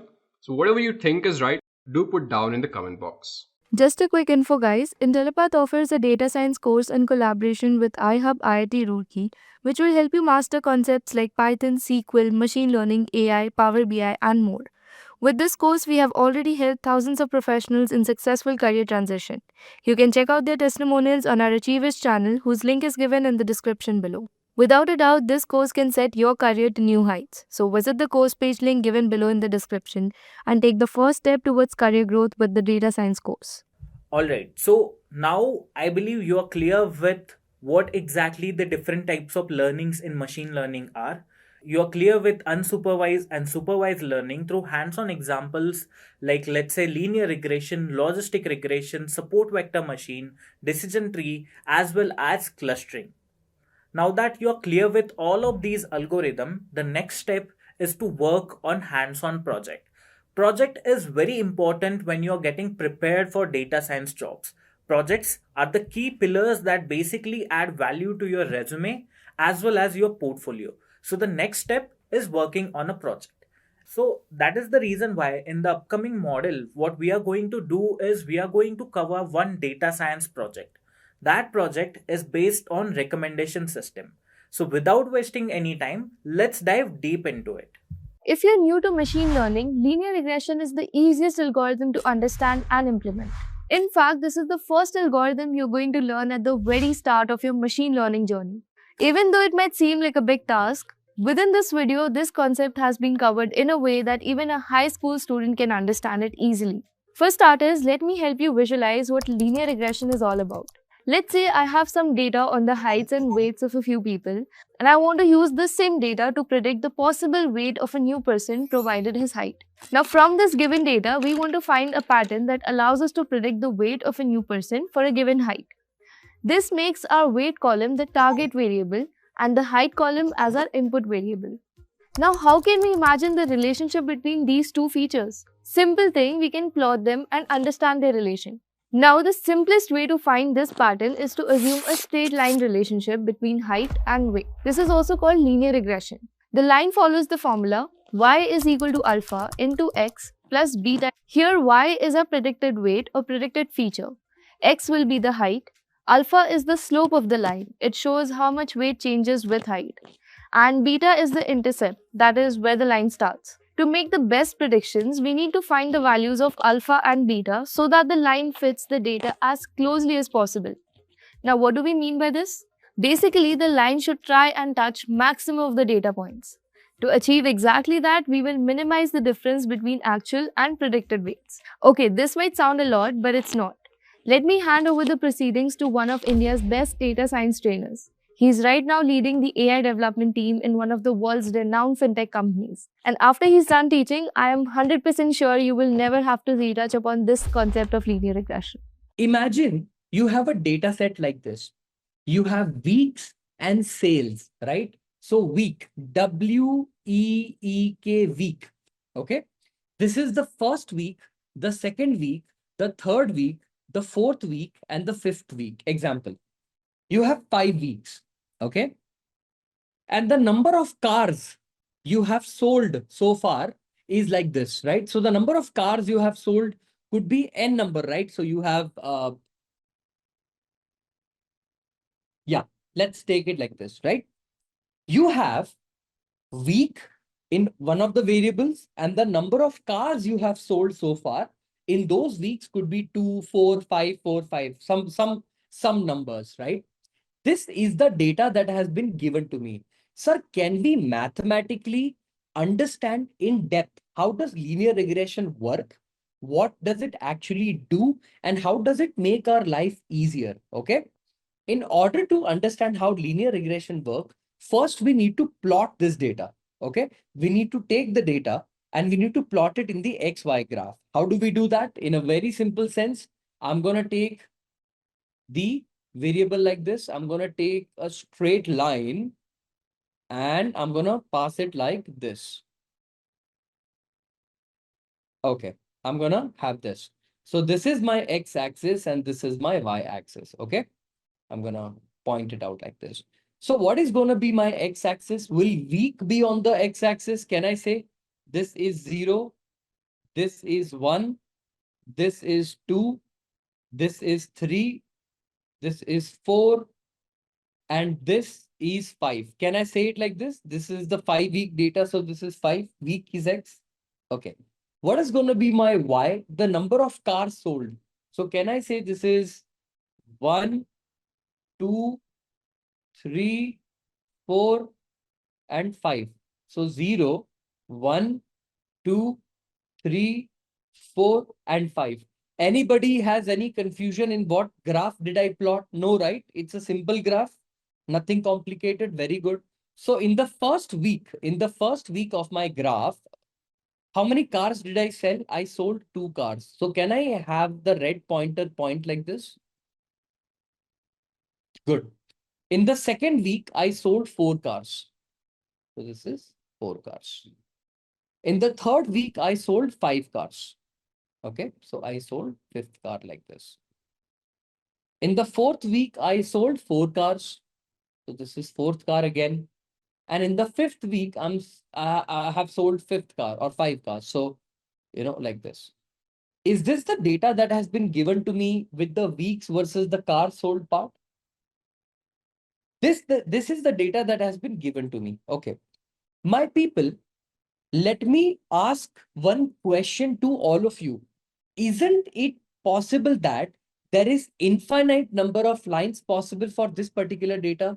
Meaning a line like this is also possible, this is also possible, this is also possible, this is also possible, this is also possible, meaning to solve this problem, infinite number of lines are possible that will pass through the data point. Agree or disagree? I want to identify which line is the best line. Which line represents the best line for this particular data. In the previous example, I said line will pass, but what line? Which line? How do we identify that? We don't know anything. So in order to solve this problem logically, isn't it best to first understand where the line would pass from? Meaning, I'll give you guys an example. Listen to me. Suppose I have a point like this, a single point in a 3-dimensional space. Is this line possible in a 3D space? Is this line possible? Is this line possible? Is this line possible? Is this? Basically, infinite number of lines are possible through one single point. Yes or no? Okay. But will the point move if I fix the point? Meaning, if I tell you this is the fixed point, the point won't move, correct? Only the lines are possible through that point. Agree? Yes or no? Okay. So listen to me. Can I not do one thing that is a guaranteed good point. I mean, the point that I'm recommending right now is a good point. What do you mean? In your x-axis, what is the mean of your x-axis? Can somebody tell me what is the mean of x-axis? Basically, the mean x bar of mean and x bar or y bar of this. What is the mean of x-axis? Is it going to be 3, the number 3? And what is y bar? What is the mean of y bar? 4. Agree, disagree? The minute you plot the data, the first thing you should do is take the mean and take the mean of x and take the mean of y. So can I say that the mean of x is 3? So it is going to pass here. I'm going to take a different color. Give me 1 second. I'll choose purple. I'll choose peach. Yeah, peach is good. Okay. So control. Give me 1 second. Is this the mean of x-axis? This peachy line that you see? Very good. What is the mean of y? Is this the mean of y? The minute you took the mean of x and mean of y, did you get a point for reference where the line should pass from? The minute you took the mean of x and the mean of y, you kind of got a reference via which a line could pass. Agree, disagree? But in this scenario also, listen to me. In this scenario also, isn't this line possible? Isn't this line possible? Isn't this line possible? Oh, it's complicated. So many lines are possible, but it's okay. We'll solve the problem one step at a time. Is this step clear to everybody? Take the mean of x and the mean of y.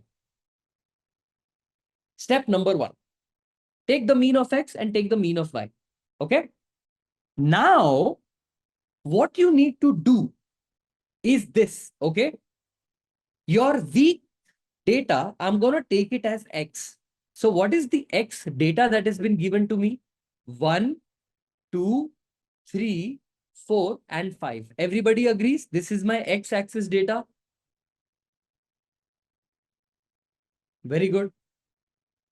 What is the y data? It is 2, 4, 5, 4, and 5.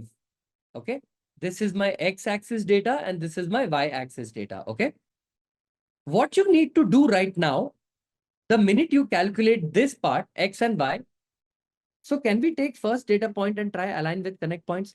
You will calculate something called x minus x bar. Hey, what is x minus x bar? Is this data point called x? This particular data point called 1 minus 3. From the perspective of 3, I want you to understand from the perspective of the number 3. Is this number 1 called x value and this is the x bar? This point is called x bar and this point is called y bar, yes or no? So basically, aren't you calculating that 1 is deviating from 3 by how much?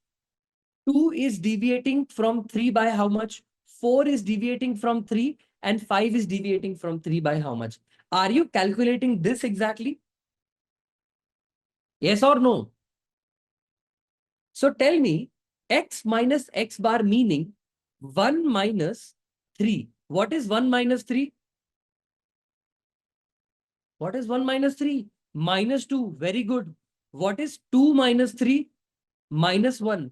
What is 3 minus 3? 0. What is 4 minus 3? 1. What is 5 minus 3? 2. So tell me, from the mean value, is this 1 point not in the negative 2 direction? Isn't from the mean this point 2 in the negative 1 direction? From mean, the mean itself is at 0 distance, meaning it is within calculation of itself. Then this number at 4 is 1 positive distance and this number to 5 is a 2 positive distance. Did it not give me the spread? The information, not exactly spread, but did it not give me the information of the deviation I have in the data?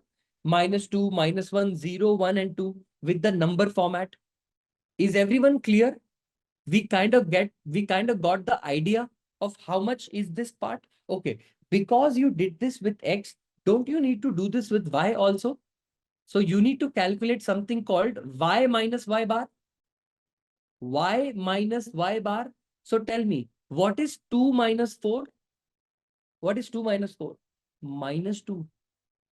What is 4 minus 4? Is it 0? What is 5 minus 4? Is it 1? What is 4 minus 4? Is it 0? And what is 5 minus 4? It is 1. Is everybody clear what we did here with the calculation of X minus X bar and Y minus Y bar? What did we do with this? Why did we do it? To understand how far off my data lies from the actual mean value. Are we clear? Are we clear until here? Okay, good. The next thing that we do, okay, is there any reason to take X equals to 3? What you have to do next is X minus X bar, the whole square.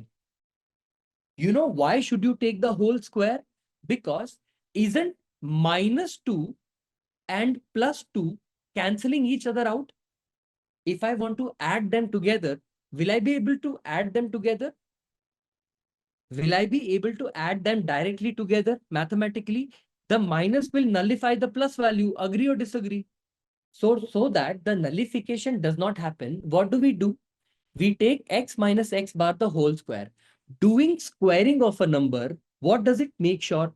That the number is always positive. Agree, disagree? If you take minus 3 and if you square it, won't the answer will be 9? And if you take 4 square, the answer is 16. So squaring will make sure that the number is never negative. So nobody will get cancel each other out, right? So what is X minus X bar the whole square? Minus 2 square. Can I say that is 4? Minus 1 square. Can I say it is 1? 0 square. Can I say it is 0? 1 square. Can I say it is 1?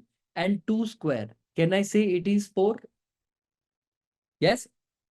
Now, if you take the summation of all the values, what do you mean by summation? Addition of all the number. So tell me, what is 4 plus 1 plus 0 plus 1 plus 4? 8, 9, 10. Can I say it is 10?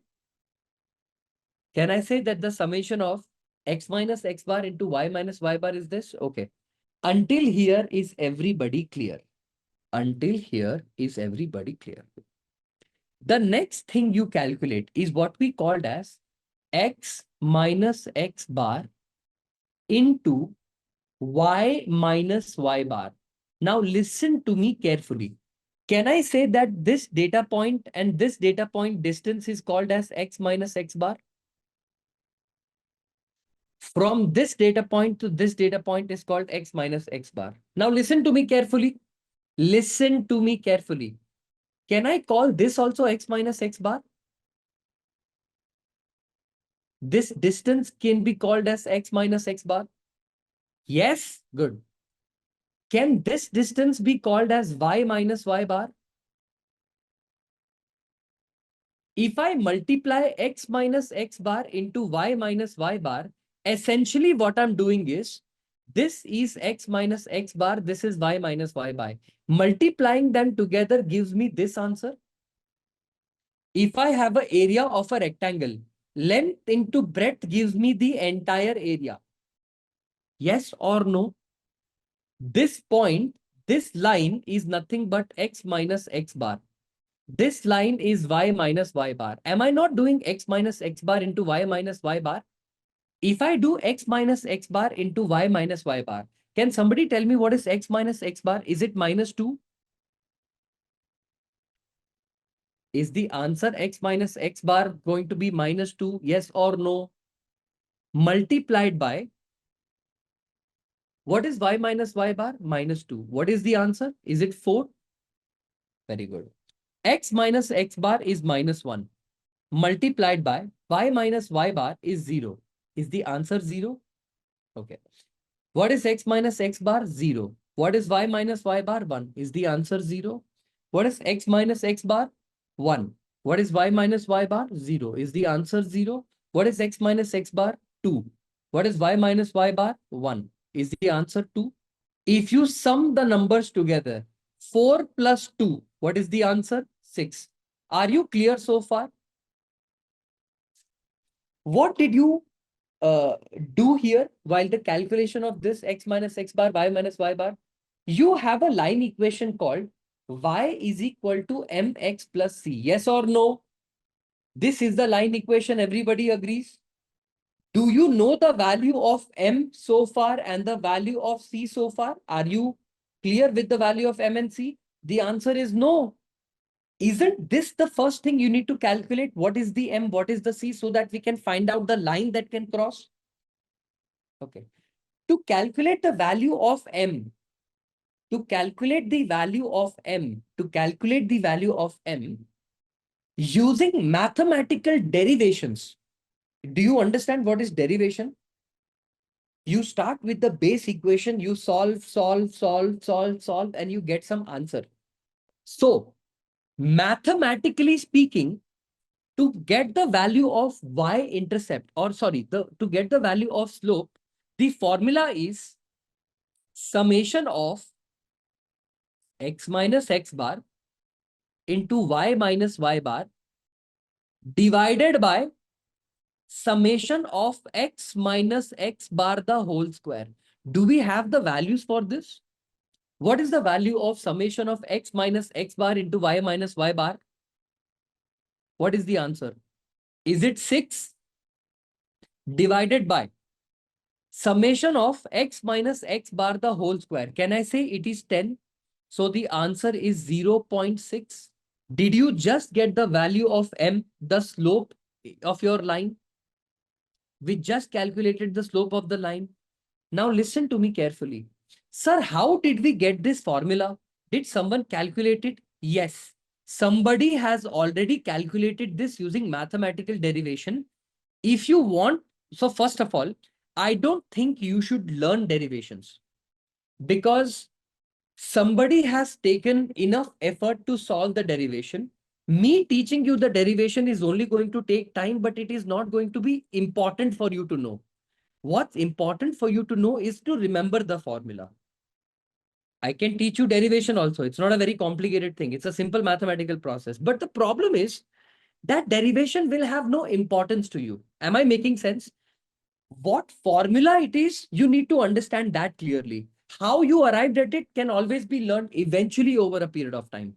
But first, you need to understand what is linear regression, how it is applied, how can I practically implement it, then giving your energy to how did the derivation occur, who wrote it for the very first time, what is the history. I think you should focus on your priorities slightly differently. So did you understand why I wrote down the formula straight up for you so that you don't get confused? It is arrived using a derivation. This mathematical derivation is slightly complicated, slightly simple, but we have the formula. Okay. Here we are squaring the number and denominator. Yeah, I mean, this is the summation value. We are not squaring anything. It's summation of x minus x bar into y minus y bar by the summation of x minus x bar, the whole square. This will give you the y-intercept. The logic is pretty simple, but in the derivation, you will see why we do the division, because this goes on the left side of the equation. So we put it in the bottom. Okay. Anyways, this is the value of y. Now, between y is equal to mx plus c, what did we calculate? Did we calculate the value of y? It is now calculated. But do we have the value of c? No. We don't have the value of c. So to calculate the value of c, how do we calculate it? The formula to calculate the value for c, you have to use this equation. Y bar is equal to mx bar plus c. Now tell me, in this formula or in this equation, do we have the value of x bar and y bar already given to us? What is the value of x bar? X bar is equal to 3 and y bar is equal to 4. Yes or no? So you have this equation called y bar is equal to mx bar plus c. Okay. To calculate slope of any line, mathematically, you have to calculate the delta, the difference. Meaning, if you have a line here, if you have a line here, right? This difference in y and this difference in x will help you calculate this. And while the derivation of linear regression was done, right? So, पहली चीज क्या है ना? हर formula mathematically sensible हो ये जरूरी नहीं है. Let me also tell you why. आप पहले सुनिएगा ध्यान से और समझने की कोशिश कीजिएगा और फिर मेरा तर्क समझिएगा कि मैं क्यों ऐसा कह रहा हूं. एक मैथमेटिकल डेरिवेशंस में क्या होता है, जो डेटा होता है, जो नंबर होता है, वो किसी फॉर्मेट में होता है. जैसे एक आपको एक एग्जांपल देता हूं मैं. हमने इनिशियल एग्जांपल जब किसी डेरिवेशन का लिया तो वो डेरिवेशन में हमको बहुत सारे अजम्पशंस लेने पड़ते हैं. Left hand side right hand side को 10 से डिवाइड कर दिया, लेफ्ट हैंड साइड को लॉगरिदम नेचुरल लॉगरिदम से डिफरेंट बेस लॉगरिदम में कन्वर्ट कर दिया क्योंकि वो नंबर्स मैच नहीं हो रहे हैं. तो क्या होता है, इवेंचुअली हम किसी डेरिवेशन को जब स्टार्ट करते हैं, स्पेसिफिकली ये लीनियर रिग्रेशन की जो डेरिवेशन है ना, आपको अगर मैं पूरा डेरिवेशन सिखाऊंगा तो आपको समझ में आएगा कि क्या हो रहा है. कि इनिशियली जब हमने स्लोप को लिया था, जो स्लोप का एक्चुअल फॉर्मूला है हम उसी को कंसिडर करते हैं. बट इवेंचुअली जब हम इसको ना सॉल्व करते हैं, मतलब solving for the left hand side and right hand side, जब हम सॉल्व करना स्टार्ट करते हैं ना, तो हमको रियलाइजेशन होता है कि may be left and right में ना कुछ और ऐड करना पड़ेगा ताकि वो बैलेंस आउट हो जाए.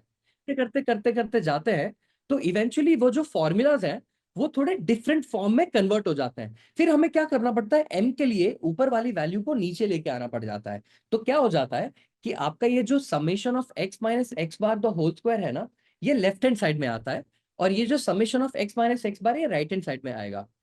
तब क्या होगा, ओवरऑल जब हम सॉल्व करना स्टार्ट करते हैं ना, तो ये समेशन वैल्यूज जो है, जो ये आपको ये फॉर्मूला दिख रहा है, it starts sort of forming into this particular formula. जो आपको ये दिख रहा है ना, ये इस फॉर्म होना स्टार्ट होता है.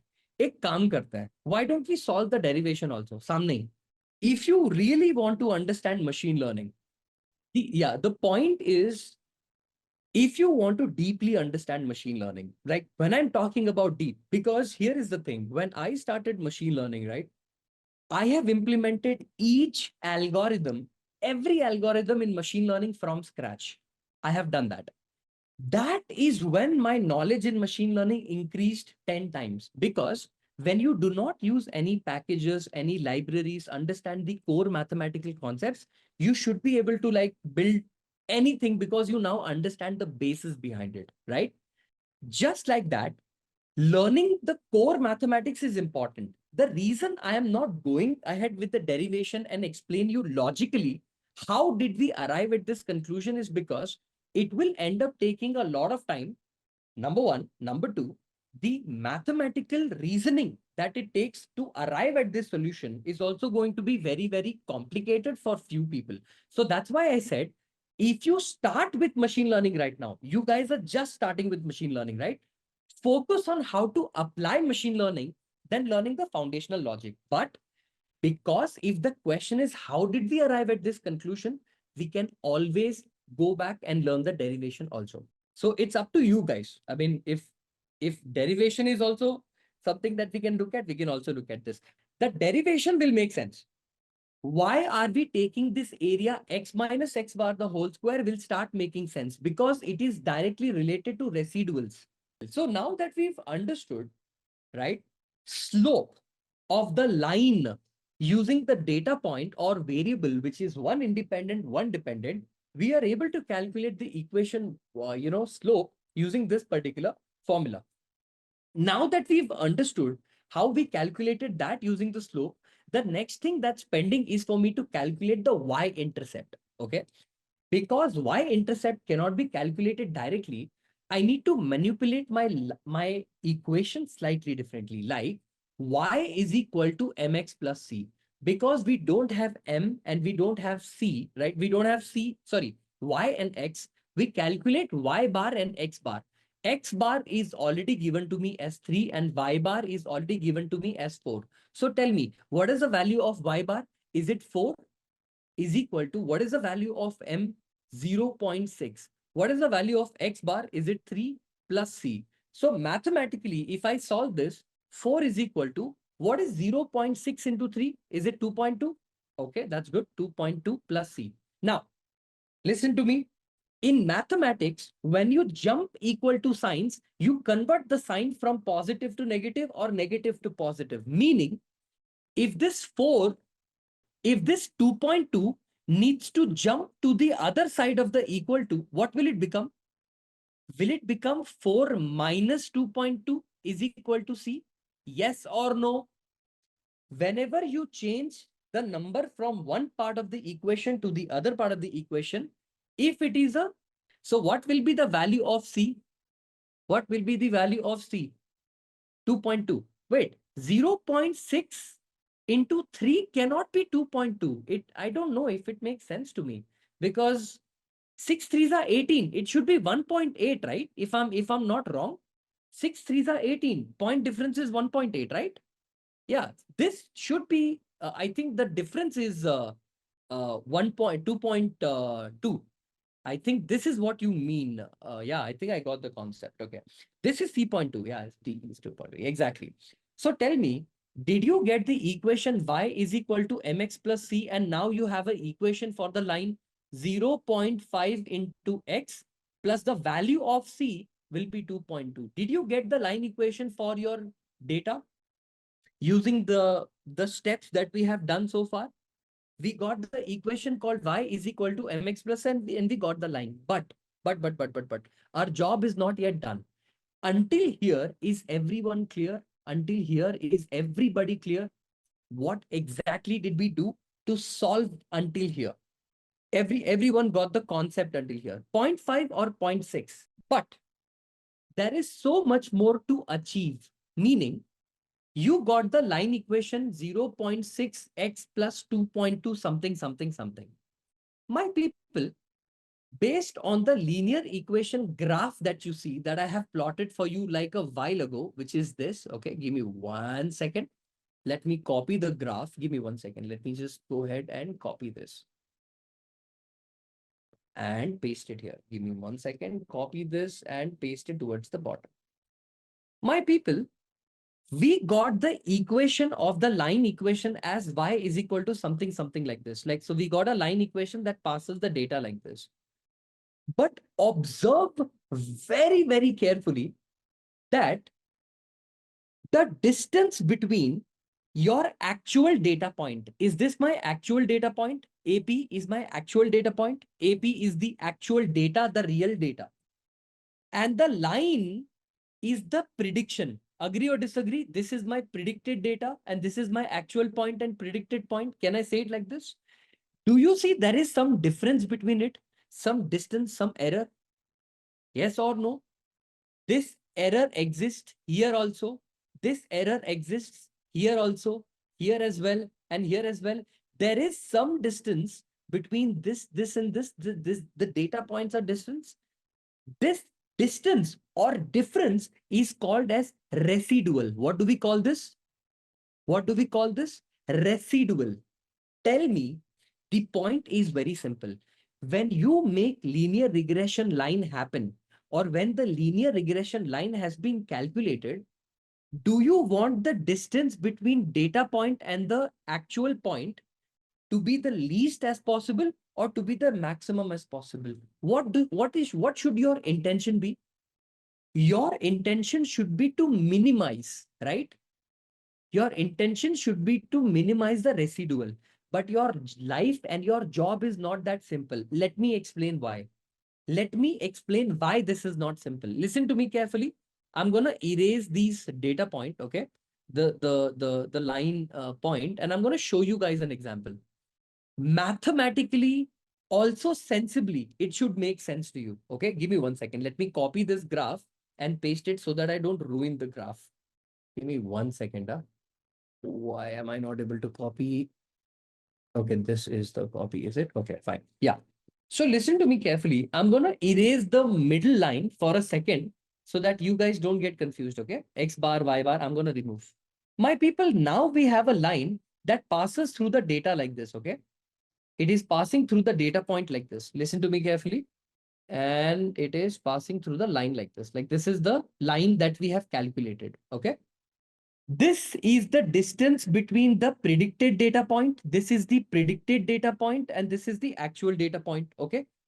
So tell me, isn't this data point the data point which is predicted versus this is the actual data point?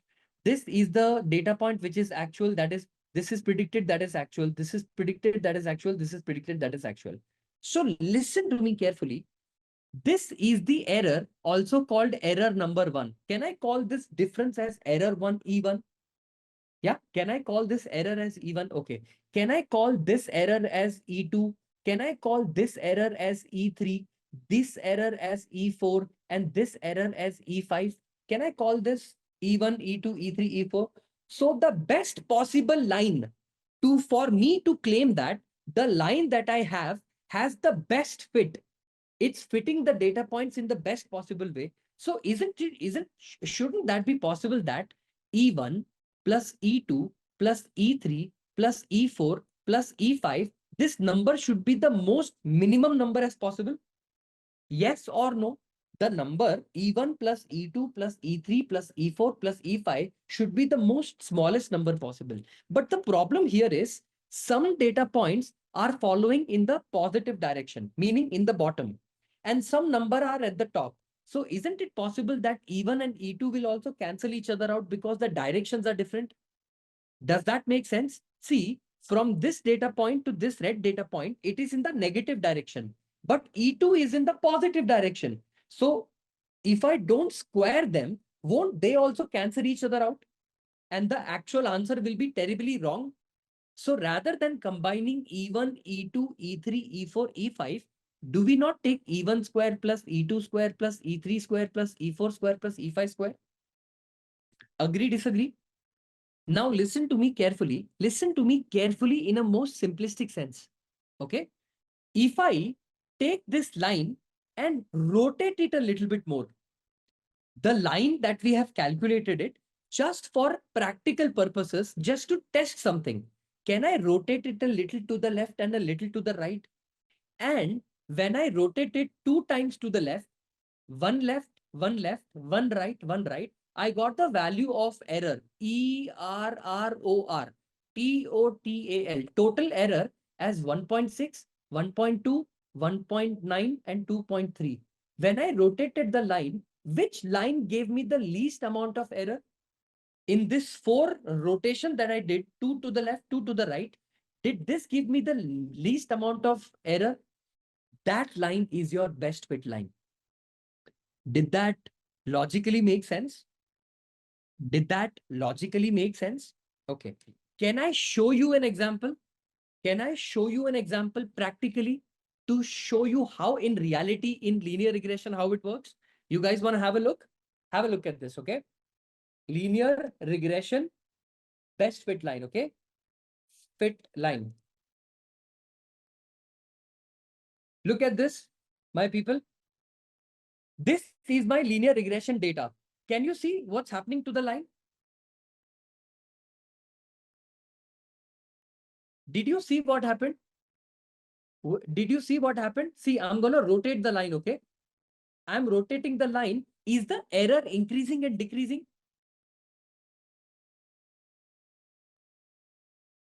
Are the errors increasing and decreasing because of the rotation? Have a look at this also. See, this is the best fit line. Do you see the mean of X and mean of Y? Do you see the mean of X and mean of Y? We took the red color line. On that point, are we rotating the line that we just calculated Y is equal to mx plus c? When the rotation when we do that rotation, isn't it possible that we can get the value of multiple different error types? And whichever error has the least possible error, that line is the best fit line. Did you understand the logic behind how linear regression is able to calculate the least amount of error? And that line is going to be the best fit line for your example. Is everyone clear what we did in linear regression? First, we plotted the data. Then we took the X bar and we took the Y bar. Sir, we have to code for this. It's too long. The entire linear regression code is 15 lines of code. 15 lines. Without any library.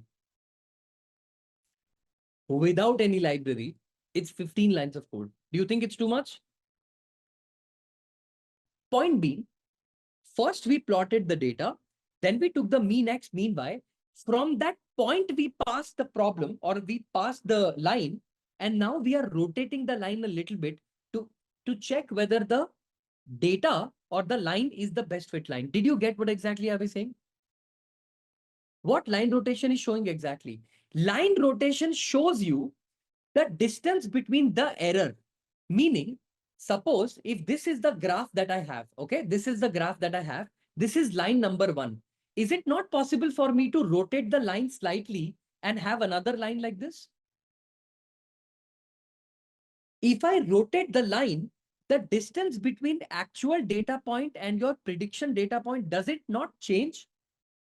And your job is making all the errors together, E1 plus E2 plus E3 plus E4 plus E5, all the errors together. Don't we want a number, a value of the line where all the errors together is the least number possible? That is why you rotate the line. Rotate the line. The only thing you need to change in your equation is M, right? Because Y will remain the same. Or no? To rotate the line, what do you need to change? Both M and C, right? You need to change both M and C together for the line to rotate, right? So multiple values of M and multiple values of C will give you the answer. Isn't this like the initial guess of the line? The initial guess of the line, is it the best fit line? The first product you buy, is it the best product? No. We just made a guess on the Y, axis equation. We did that. But is that line the best fit line? Are you sure that is the best fit line? Can you be sure? No, right? In order for us to understand which is the best fit line, we take the line that we just calculated and we rotate it a little bit. Based on the rotation, whichever error value has the least error, that is the best fit line. Now, my question is, how many of you got this and how many of you did not get it? Let me take up a quick poll. How many of you got it? Yes, yes, yes. How do we calculate it? How do we do it? I'm going to teach you all of that. How many times to rotate? The higher you rotate, the better chances of best fit line it is. The higher you rotate or the longer you rotate, the better the chances you will find a best fit line. If we rotate, are we not changing the C 2.2 which we calculated? Yes, we calculate both the L, M and C, we change and we check for multiple C and M. Okay, let me explain. How do we rotate? How do we rotate? Let's understand. Let's understand the rotation. Is this my line with some value of M and C? Yes or no? You first please tell me that. Is M is equal to, is the value of M 0.6 and the value of C 2.2? Yes or no? If I want to rotate, this is the line, okay? This is the line which will give me this y M is equal to 6.6. If I want to rotate it by one degree, 1 point, increase M and decrease Y, can I do this? Or decrease M, increase Y, can I do this? Are you getting what I'm trying to say? This is my XY graph. This is my Y point on which the line is plotted. And this slope of the point is 0.6. Make it 0.5 and make the intercept here. Will the line now rotate by some point here? Increase point number 1 by one more point, decrease the slope by 1. Will the line rotate now? Same thing, keep doing. Increase the point by 1 and decrease the point. Did you now rotate the point slowly, slowly, slowly by changing this decrement by 1, increment by 1? And now if you do the reverse operation, it will go in the opposite direction. Agree, disagree? Am I making sense? In this part, at least in this part, 1.1 increase. Won't you be able to calculate for multiple values of y, like the line will rotate? This is the line equation that we calculated. Listen to me carefully. Based on the data, what did we do? Based on the data, what did we do? Did we calculate the y is equal to mx plus c equation? That was the first thing that we did. Yes or no? Y is equal to mx plus c was the first thing that we calculated. The line equation that you calculated, y is equal to mx plus c. How sure are you that that line is the best fit line? Can we be sure that the line equation that I calculated, y is equal to 0.6 into x plus 2.2, this is the line which is the best fit line? What do you mean by best fit? The line passes through all the data point in the most perfect way. Are you sure that this is true? Should you not validate that? We are not sure. Should we validate? The answer is yes. You need to validate. In order to validate, how do we validate if something is good or not? Mathematically, we need to have some foundation for it, right? How do we identify somebody is a good ranker, somebody is a bad ranker? Shiv Kumar, who spoke to me a while ago, is a Bihar topper. How do we know he's a Bihar topper? He must have gotten good score. His percentage would have been higher. The number would have been bigger. If the number is smaller, does it equally mean that the person did not score well? Yes or no? This is called mathematical quantification, meaning some number is trying to give us the idea. So tell me, suppose I have a line called line number 1. This is my line. This is the line. My people, this red color point, is it my actual data point? Is this the actual data point that was available in the data? Good.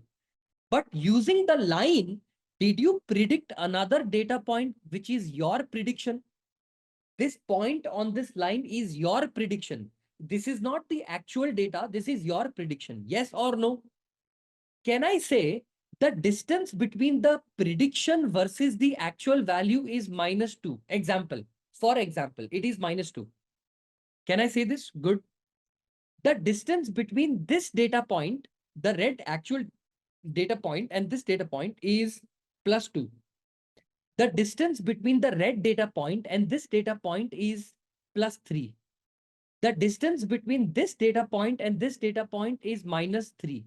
And the distance between actual data point versus this predicted data points is -2. Example. So far, the total error in the program is nothing but the difference, right? Difference between the actual and the predicted is what the error will be, right? So -2 plus 2 plus 3. Okay, so -2 plus 2. Let me expand it and write this, okay? So let me say -2 plus 2 plus 3 plus -3 plus -2. If I add them together, will this not be the actual difference, the error in my program? Isn't this going to be my error? But -2 will cancel 2, plus 3 will cancel 3, and the answer is -2. Is the answer actually -2? No. Even if they are not equal, even if the numbers are not equal, okay? The problem here is mathematically, if this number was -2 and this was -2.1, won't the answer be 0.1, which is also not correct? The numbers don't need to be equal, but they cancel each other. They take a portion of each other. We don't want that to happen. So rather than taking errors like that, don't we square them, the errors? Yes or no? So rather than taking the answer like this, if I want to quantify the number, can I not take -2 square plus 2 square plus 3 square plus -3 square plus -2 square? The answer will be 4 plus 4 plus 9 plus 9 plus 4. Can I say now this will be some number that represents the error? Are we clear until here? Dipankar, even if it's not equal, it does not matter, my dear, mathematically. It won't make difference also. If one direction it's -2, other direction it is unequal number, errors will still get added together, right? At the end of the day, you're adding the errors together. It does not matter if you have 10 rupees, 15 rupees, 19 rupees. It does not matter what number you have. The errors at the end of the day are getting added together, but you're trying to nullify them. I am not nullifying them. I am taking the difference between the actual data point and the predicted data point and square them. I am saying that you should square it. I am not saying nullifying it. I am saying square it so that nullification does not happen. I know positive and negative predictions. That's why I'm saying squaring them will convert it into a positive number, and all the positive numbers you can add together. You got, this is a very simple thing, my dear, not a very complicated thing. -2 and +2, if you square, -2 square is 4, +2 square is 4. If you add them together, did you get the value 8? 8? Agree, disagree? Yeah, okay. Even if you have 15 points, 1500 points, whatever points you have, the distance between the actual versus predicted data point, you need to square them in order to get the error. So tell me, what is 18 plus 12? What is 18 and 12? So 8, 9, 10. This is going to be 30. So did we get the error? The total error using the line is 30. Yes or no? We are not nullifying anything. We are trying to get some number. Okay. Now tell me, I'm asking a very simple question. Very simple question. Are you sure this is the best possible line in the entire data that you have? No.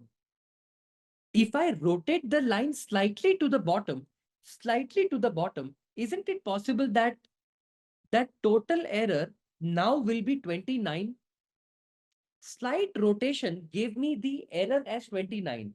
And we want the error to be as minimum as possible. So will you choose line number 1 or will you choose line number 2 as the best fit line? If this is my line, okay. Do you guys know that in mathematics, you can take a range between 0 to 10? I can take 0, 1, 2, 3, 4, 5, 6, 1 point at a time. This also is possible between to reach 0 to 10. Okay. 0 to 10 can be reached by 1 unit distance, meaning between 0 to 10, I can reach 10 by exactly how many steps? 10 steps, correct? Taking 1 at a time. Agree? Yes or no? If I want to count from 0 to 10, but I want to take 1 step at a time, so can I take from 0 to 10, making only 1 step at a time? I'll be able to reach 10 times. But same 0 to 10, you can reach in 20 steps by taking 0 0.5, 0, 0 0.5, 1, 1.5, 2, 2.5, 3. Can I say you can reach from 0 to 10 using also 40 steps by taking 0. I don't know, 25? How much to rotate? Should it not depend on how much you want to increment your MNC? Am I making sense? Your y is equal to mx plus c. Your value of m was 0.6 and your value of c point 2 was 2.2. Your m can be 0.65, meaning 0.05 times your increment one step, one step, one step, one step, one step. Or you can also do 0.1. So 1, 1, 1, 1, 1. Does it not depend on the user how much you want to rotate? Does that make sense? And because it is a computer program, we can make it do millions of rotations. That line could be rotated in the positive direction and in the negative direction. And let me ask you a question. Let me ask you a simple question. Did we not calculate the mean of x and the mean of y like this? Did we not calculate the mean of x and mean of y? Should you even rotate it beyond this and beyond this? Meaning, should the line go beyond this point and beyond this point? It should be between the points, right? If it goes beyond, are you even calculating anything? I hope you got the concept. Did you get the concept of rotation? How exactly linear regression is able to do that? How are we able to find the best fit line? Exactly. Exactly. Thank you. Are we clear with what exactly is the definition of linear regression? How it is able to do it? It is a very simple machine learning algorithm that's able to do it. And based on that, and based on the best fit line, we will be able to make a prediction in the future because that line has the least amount of error. So if the prediction in the future is that for 4,000 square feet house, it is 2 crore, meaning it actually in reality is 2.2, but R isn't 2 crore nearer to 2.2, meaning with some error, we were able to very closely identify the answer. That is why linear regression is used. Concept of what is R square. Okay, my people, in linear regression, R square represents a very simple information, and that information is R square tells us how well the line predicts or fits the actual point, or how well the line predicts the actual point. This is technically more correct. So R square tells us, okay, R square tells us how well, how WELL, the line predicts, okay, predicts the actual points, POINTS, okay. R square is a way to tell yourself that your model is doing a good job, or your model is doing a bad job, or your model could do better. Okay. This is a way to quantify it to yourself. Now you can ask me one thing, sir, why don't we have a quantification already with something called residual error? We do. The problem is linear regression has a very big problem, and that problem is outlier. If you have a line of a linear regression where you have one data point here, one data point here, one data point here, one data point here, and one data point here, this is known as the best fit line. Okay, the red color thing is gonna be my best fit line. But by mistake, if your point is somewhere here, right, then your best fit line would go somewhere like this. So tell me, does outliers affect the output of your linear regression model? Does having an outlier create problems? Sir, 100% it will create problems. If you don't know, I'm telling you this right now. So removing outliers from your data should be an essential part of your EDA. Have you all heard of something called EDA? Has anybody heard of the concept called EDA? The full form is called Exploratory Data Analysis. It's called Exploratory, okay, Data Analysis. Are we clear? So now that we have spoken or learned about R square, what exactly is R square? Take a line. Listen to me carefully. Take a linear regression line. Okay. So for example, if this is like the y-axis and this is like the x-axis. Okay. If this is my x-axis and this is my y-axis. And suppose you have data points like 1, 2, 1, 2, 3, 4, 5, right? Like this. One. Suppose if you have a data point like that. R square, most simplest form I'll explain. Okay. It is nothing but the distance between and the distance between. Okay. There are two distances we will calculate. The actual value minus mean value, the estimated value minus mean value. When we did linear regression code, okay, when we wrote this graph in front of you, right? I'm not sure if I can copy this, but I'm gonna try my best. Give me 1 second. Oh yeah, I can. Control X. Yeah. Okay. You see this graph? We did this graph. Whoever does machine learning well, their level will be the best, is what I meant. You know what I think? Listen to me. Listen to me. Okay, listen, because this is a very important concept. Here's what I think. I think all of you need to make a Google sheet. A Google sheet. In that Google sheet, just write down your name and your address. Your name and your address. And what I'm going to do is I'm going to have a deal with Swiggy. And I'm going to be like, look, 7 o'clock I start my class. 6:45 I want you to send tea or coffee based on whatever preference you have to all my students so that they wake up. But before delivering the copy, take a hot water and just like on their faces so that they are up. Yeah. We'll speak about that. I think this is a good startup idea as well. It's a very simple idea. I am teaching you the concept of R square. R square tells you how good your model is or how good the estimation. What do you mean by estimation? Prediction only, right? Estimation is prediction only, right? You have some actual data point. You having actual data point is called ground truth. Remember, in machine learning, this is a very important term. Ground truth. GROUND. TRUTH. Ground truth means your actual data. It is a very important technical term. Just like how in marriage, I am sorry works every time. It's an important keyword. Ground truth is an important keyword. It represents all your actual data point. Okay. So now your ground truths are your actual data points, and your line is the estimated data points, basically the one that you have estimated, right?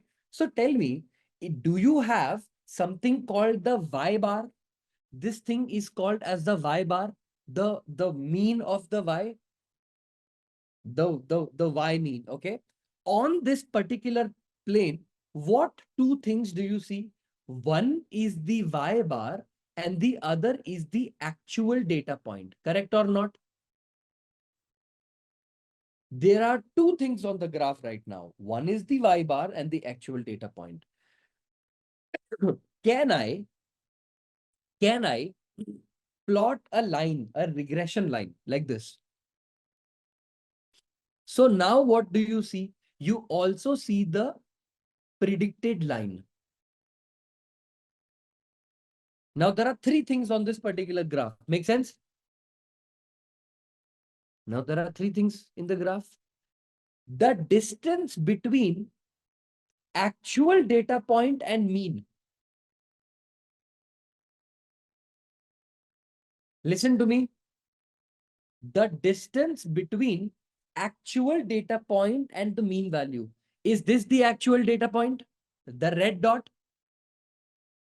The distance between actual data point and mean. So can I say this is the distance between actual data point and mean? This is the actual distance between data point and mean, and rest is on the same tribe. So this distance is what we are calculating first, the actual distance between data point and mean. Yes or no? Good. Then the next difference we calculate is estimated minus mean. Meaning, can I say these is the actual data point, the red one, and the yellow one is the estimated data point. This is the estimated data point. This is the estimated data point. And this is the estimated data point. The next thing you do is you calculate the distance between estimated minus mean, estimated minus mean, estimated minus mean, which is this much. Okay. Estimated minus mean and estimated minus mean. Did you get what I'm trying to say? The distance between actual data point minus mean data point and estimated minus mean. And when you want to do their comparison, this comparison is what we call as R square. Are we clear? It's not a very complicated topic. Everyone got the concept, right? You got the concept very, very well. So tell me, can I expand your knowledge now on how to do this mathematically? Again, I am not showing you how the formula has come up into picture, but like we have to take y-axis mean only, because y is enough base for comparison. You got what I'm trying to say? Y is also an axis, which is a mean value. X is also a mean value. Taking from y makes more sense because you are doing y prediction. I hope you got what I'm trying to say. Your equation is y is equal to mx plus c, right? So y becomes a solid base. Okay. R square is the distance between the actual data point minus the mean data point. You compare against the estimated data point minus the mean data point. No confusion here, right? It's a comparison, simple comparison. It does nothing else.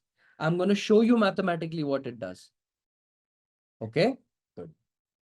I am going to take the X and the Y from the code. Give me 1 second. The X and the Y. Copy. Is this the value of X and Y that we have? Tell me, what will it mean if I do this? Y minus Y bar. What do you mean if I do Y minus Y bar? Is this line actual minus mean? The actual data point minus the mean is going to be called as Y minus Y bar, yes or no? This is simple logic. You guys must have learned that by now.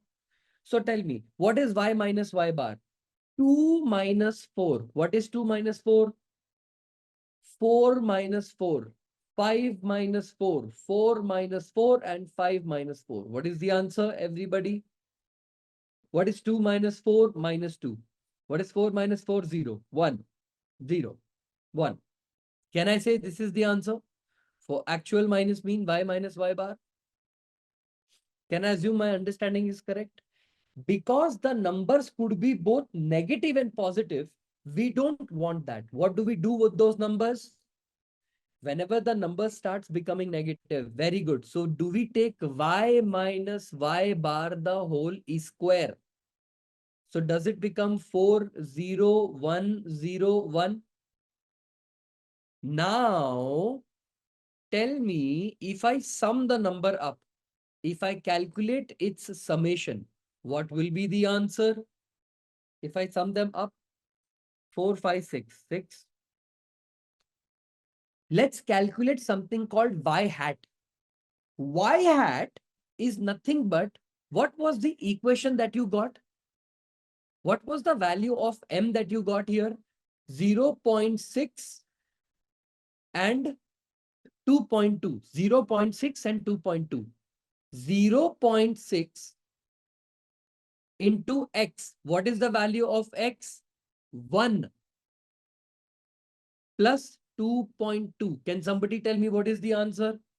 0.6 into x is 2 plus 2.2. 0.63 plus 2.2. 0.6 into 4 plus 2.2. 0.6 into 5 plus 2.2. Am I predicting the estimated data point here using the y hat? Yes or no? This would be 2.8. 1.2, 2.2. What? This should be 3.4, right? If I'm not wrong. Right? 4. 4.6. Yeah, that's true. And that would be 5.2, right? 4.6 and 5.2. I'm assuming this is correct because it is at a very standard difference. Is it correct? Is my y hat prediction correct? 2.8, 3.4, 4, 4.6 and 12, 5.2. Correct? Okay, good. Did you all understand what is y hat? Y hat is the estimated data point. Using the equation only we calculated the estimated, right? Using the equation only we will calculate estimated, correct? So tell me, my people, I have actually taken something called actual data point, actual point minus mean I have taken. What am I remaining with? What is remaining? What is missing here? Which point is remaining? Estimated minus mean, correct? See, actual data point minus mean is taken. Estimated minus mean is not taken. What is your estimated value? Y hat. What is the mean value? Y bar. So what is the estimated value, my people? 2.8 minus what is the y bar? Is it 4? What is y bar answer? Negative 1.2. 2.8 minus 4 will be negative 1.2, correct? You know what? You do the hard work. 3.4 minus 4. 4 minus 4. I will write the answer. It is easy. Minus 4 and 5.2 minus 4. Come on, give me the answer for all of these. What should be the answer? Negative 1.2, negative 0.6, 0.6, and 5.2 minus 4 is going to be 1.2 because similar answers. Aren't these answers in plus and minus? Do we like answers in plus and minus? Do we like the answers in plus and minus? No. So what do we do? Y hat minus y bar the whole e square. What is whole e square? Everybody, what is 1.2 the whole square? It becomes 1.44. What is 0.6? 6 twos are. Nah, it's not done like that. It's going to be 0.36. Yes or no? 0. 0.36 and 1.44. Now what do we do? If I sum the number, what answer do I get? What is the answer? If you sum them together, 3 point. Is it correct? Is the summation going to be 3.6, everybody? That's good. That's good. Once you have calculated this, your R square formula is very, very simple.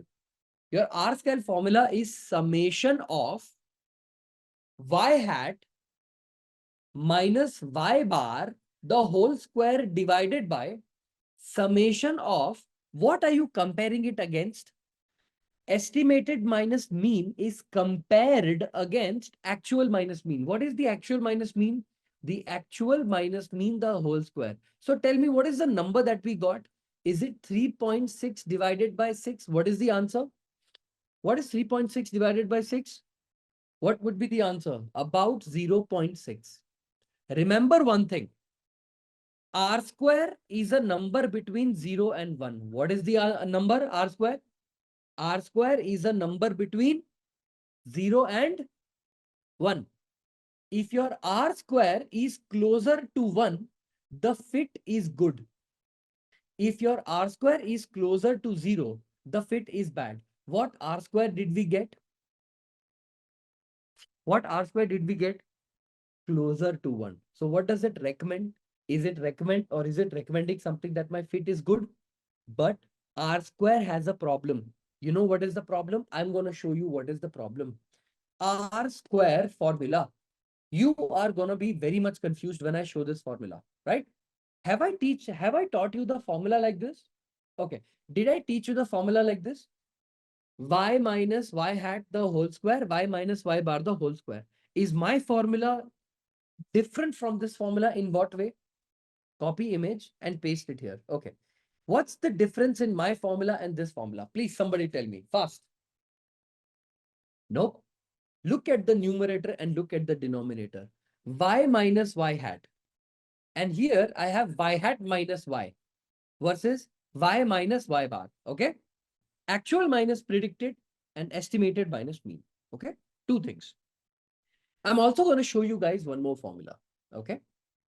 I'm going to show you guys it like this. Okay. Give me 1 second. Copy image and paste it here. Is this visible to all of you? Is this image right there visible in front of you? Listen to me carefully. Do you see this thing called SSRES? SSRES.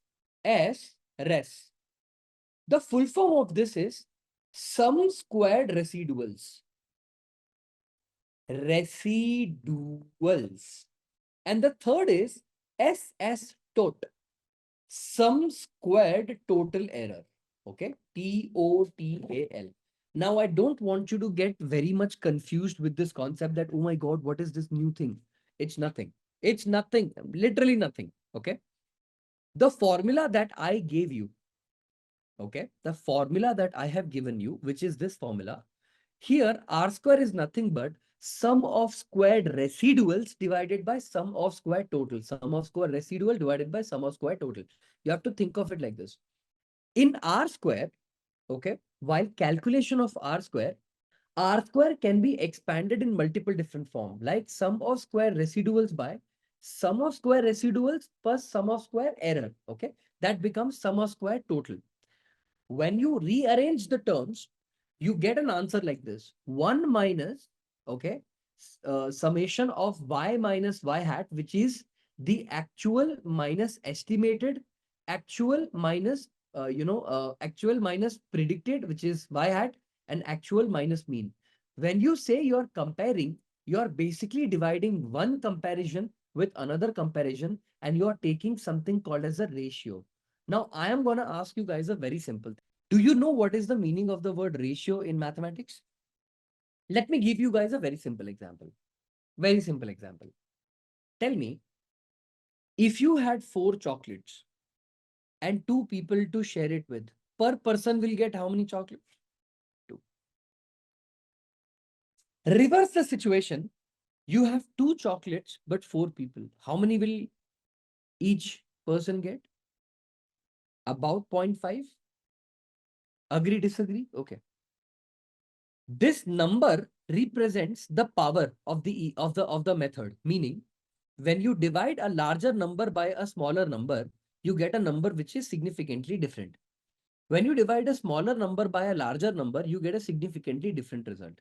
What do I mean by that is, does the answer of the division represents the equal parts for that particular division?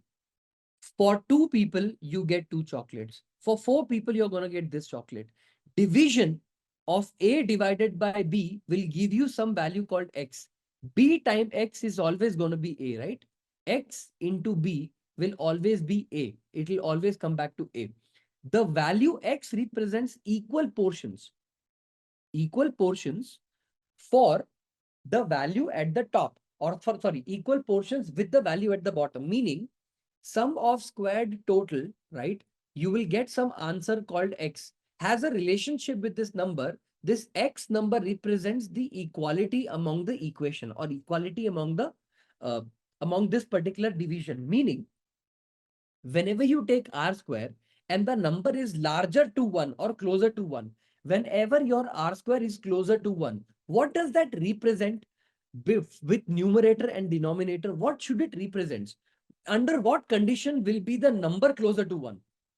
If the numbers are closer to each other, or if the numbers are far away from each other, meaning you have a value called A, you have a value called B. Between A and B, if the number of A and B, if they are closer to each other, will that become 1? Or if they are far away from each other, will that number be 1? Please think and answer, okay? Please think and answer. If the numbers are closer to each other, meaning, let's take the example 3.6 divided by 6. 3.6 divided by 6. What is 4 divided by 6? Very much tell me, what is the answer? What is 4 divided by 6? This is not a very hard calculation. What is 4 divided by 6? 2 2s are 4, 2 3s are 6. What is 2 divided by 3? 0.67 approximately. What is 5 divided by 6? What is 5 divided by 6? 0.83. What is 5.5 divided by 6? 0.92. Let me ask you guys a simple question. When your sum of squared residual error, which is sum of square residuals divided by sum of square total, when both the errors are very close to each other, is your R square saying that the model is a good fit? Listen to me. But what does that mean in the graphical format? The closer the lines of estimated and minus mean or actual minus mean are, the better the R square. Meaning, when all the distance between the actual minus mean and estimated mean is as less as possible, the numbers will be more, will be closer to each other, and hence the R square will be bigger. You got the concept? If the distance between the actual minus mean and the estimated minus mean is as closer to each other, the numbers will be as closer to each other, and the R square will be equal to or closer to 1. And that will represent a good fit in the model. Did you guys get the logic behind it? You got the concept behind it, right? Why R square is preferred for the choosing or for the recommendation that my model is good or not. Are we clear? Is everyone clear until here? You guys got the concept? Okay. Now listen to me. Do you see this formula? Do you see this formula right in front of you called adjusted R square is equal to 1 minus R square into N minus 1 by N minus P minus 1? You see this formula a lot? Okay. So just listen to me, okay? Just listen to me. If you do anything wrong in your house, do we get punished? I'm not sure if the kids nowadays or the parents nowadays even hit their kids, but yeah, I mean, I was the champion at my time, right? Like anybody used to just, but you do anything wrong, you get punished, right? In machine learning, this technique is called penalization. What do we call this? What do we call this technique as? Penalization. I have a very simple question I want to ask you. This question is going to come in your interview. It's going to be asked in your interview. This is not a 5-star. This is a 100-star question. My people, what is the difference between a machine learning model where you have A, B, C, and D and a target column? How many independent columns exist here? In technical term, they are called as features. Features. So from now on, do not call it independent column, call it feature. How many feature columns are there? 4. How many target column are there? 1. Correct or not? If I want to run machine learning on a model or on a data where the number of features, features, is 100 columns and the target is 1. Do you think that machine learning should have no problem in running 4 feature, 1 target, 100 feature, 1 target? Or do you think the machine learning model will get a problem? My question is, if the number of features increase, listen, this is a very important question I'm asking you. Trust me, this is very important. If the number of features increase in linear regression or any machine learning model, okay, not just linear regression, if the number of features increase, does that cause problem in the machine learning modeling? The answer is yes. The answer is 100% yes. I'll tell you why. Listen to me why. For the prediction of some answer, for the prediction of some target variable, I'll tell you why this is a problem. Listen to me. Listen to me. I'll tell you why this is a problem. Suppose you have a column called age. You have a column called salary. You have a column called blood group. You have a column called CIBIL score. You have a column called DPDs, days past dues. Oh, XYZ, XYZ. And the target column is whether this person should be given loan 0 or should be given loan yes or no. Tell me, for the prediction of the loan, will the age column also will be like a person? Hey, you should consider me also for your prediction. Then there will be one more person called salary. Hey, you have to also consider me for the prediction. Then the background will be like, hey, I am also existent. CIBIL say I am also here. DPD say I am also here. More the column, won't there be more chaos because so many people are saying prediction should be 0, prediction should be 1, and the machine learning model will be confused. More the columns, more the people are talking. All the columns are saying you have to listen to me, you have to listen to me, you have to listen to me. Won't the model be confused? Who do I listen to get my prediction? Right? And it is good to be wrong. My people, when I started machine learning, okay, and when I learned machine learning from my instructor used to also ask me questions the way I'm asking you. And I used to also say no, and then I used to say yes. It's okay. It's a fun part of the game. That's the beauty of learning together, right? The point is, the more the columns you have, the higher the chances of something called overfitting. Okay, I have not taught you what is overfitting, underfitting, but more the chances, more the overfitting. So tell me, does it not mean that by default, if a model, a machine learning model with 4 columns exists and a machine learning model of 100 columns exists, because the numbers of columns are higher, R square will always be closer to 1 because the number of columns are so many. So don't we want a true measure of R square? Even if the columns are 2000 tomorrow or 100 or 4, you give me the proper value of R square. Yes or no? You got what I'm trying to say? If the numbers of column increase for a linear regression model, higher the columns, R square will always be pointing to 1. But is the real value of R square 1? No, sir. It's because more the columns, more the representation. So don't we need to adjust our formula in such a way that even if the number of columns are higher, it will give us the right value of R square. That formula is called adjusted R square because the R square formula that I taught you, is it adjusted? No, it is not adjusted. It is not fixed. This is the formula that is fixed. So what is the formula of adjusted R square? Is R square nothing but your sample R square that you normally calculate the way I calculated? Yes, absolutely correct. But you divide the equation by total sample size. Can you see I'm dividing this by total sample size n? The sample that I have taken for the consideration of R square, that sample. At the same time, can you see number of independent variable here? This is nothing but the number of features. If your data is working with 100 features, am I not dividing and subtracting it with n? So I am penalizing the model, saying that if you take more number of features, your division also will be larger. You got what I'm trying to say?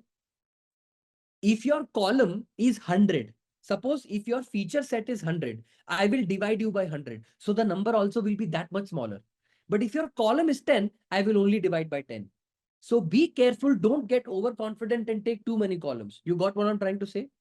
That's the logic behind the R square formula. If the number of features are higher, R square is likely to be near 1. Of course, 100%. If the number of features that you have taken are very, very large, what happens in your R square? Because each individual column will start saying that you have to listen to me, you have to listen to me, you have to listen to me. What happens in that situation? What will happen in that situation? I mean, think about it.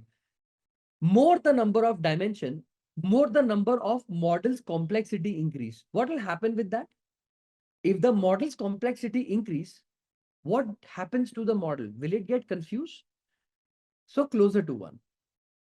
That is your answer. It will basically overfit itself. It gets so overconfident on the training data. On test, it basically performs nothing. Is everyone clear until here? This is the formula for adjusted R square, meaning you penalize it more. If you want to take more columns or features, I will divide you by that number of size, and you will be equally reduced in your R square. For more number of data or less number of probability of getting a good fit is high. See, let me answer this in this way. Sometimes when you do machine learning, listen to me, I'm asking you a simple question. Sometimes when you do machine learning, do you want more and more columns, more and more features? That is the requirement of my machine learning modeling, but are anyway trying to get R square closer to higher. How is it a problem? We never try to get the R square closer. And just focus on this part of the piece of code. Just be here, okay? I want to ask you guys a very simple question, okay? What data did we take for our prediction? What answer did we take for our prediction? Or what answers have we taken? What data did we take week versus something, right? So what I'm going to do is import pandas as PD. Can I do this? Import numpy as NP. Can I do this?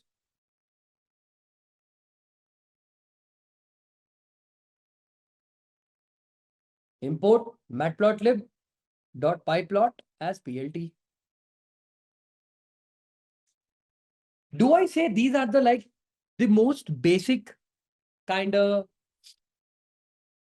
I don't know, the most basic kind of approaches whenever we are writing any code? Okay. Exactly. That representation of R square is not good because anyways, more the columns are adding and making the R square closer to 1. That is not a true reading. I'll give you guys a knowledge. Okay. Give me 1 second. So tell me, when you cook tea or when you make tea, you don't cook tea, you make tea.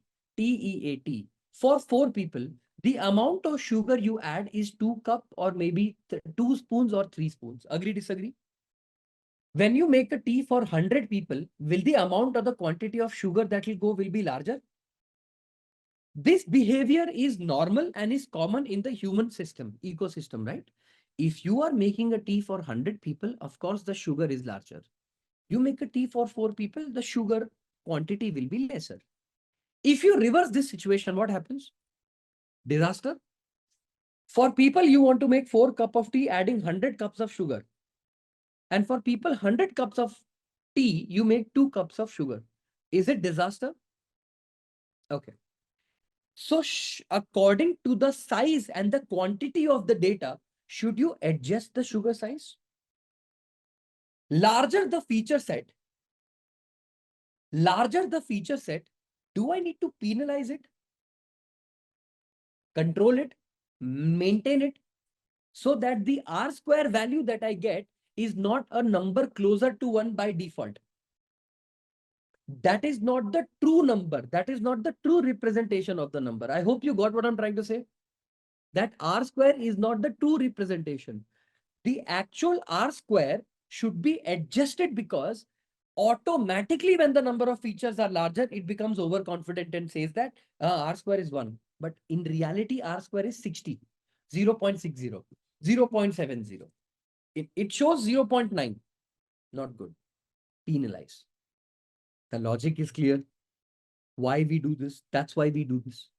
Have I taken all the packages? Matplotlib, NumPy, Pandas, and all of that. Weeks underscore data. Tell me, how many cars do I get to sell in a week? 1 week, second week, third week, fourth week, and fifth week. I only took till fifth, right? If I'm not wrong, I only took till fifth week, correct? Right? Okay. Then the sales underscore data. Sales data is, what did we take? I don't even remember the code.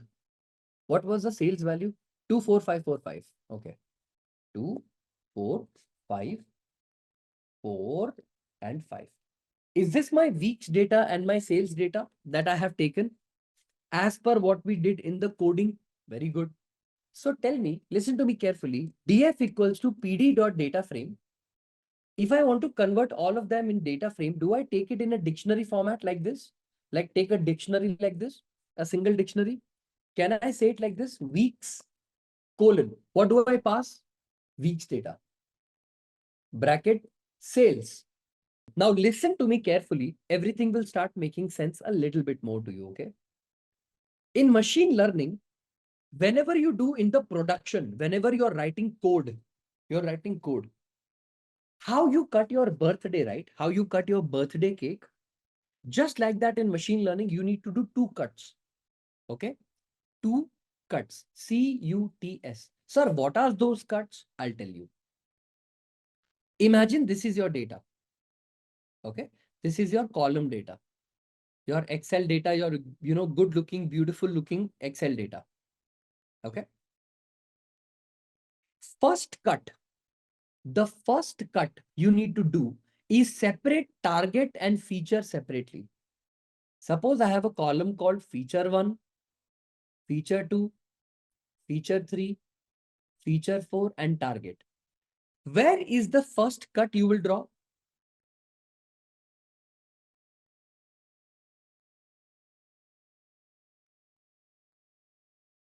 Okay. Where is the first cut you're going to do? You are going to separate your target and your feature separately. Am I making sense? Your first cut should be to separate your target and your feature separately. Usually in machine learning, target is taken as X and the feature or your actual feature, your feature is taken as X. Okay. Your feature is taken as a variable called X and your target is taken as Y. Did it become clear?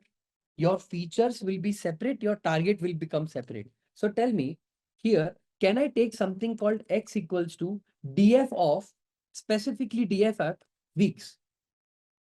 Can I say all the values of the weeks will be converted to X? So if I print X, all the 1, 2, 3, 4, 5 value of the weeks are separated in X.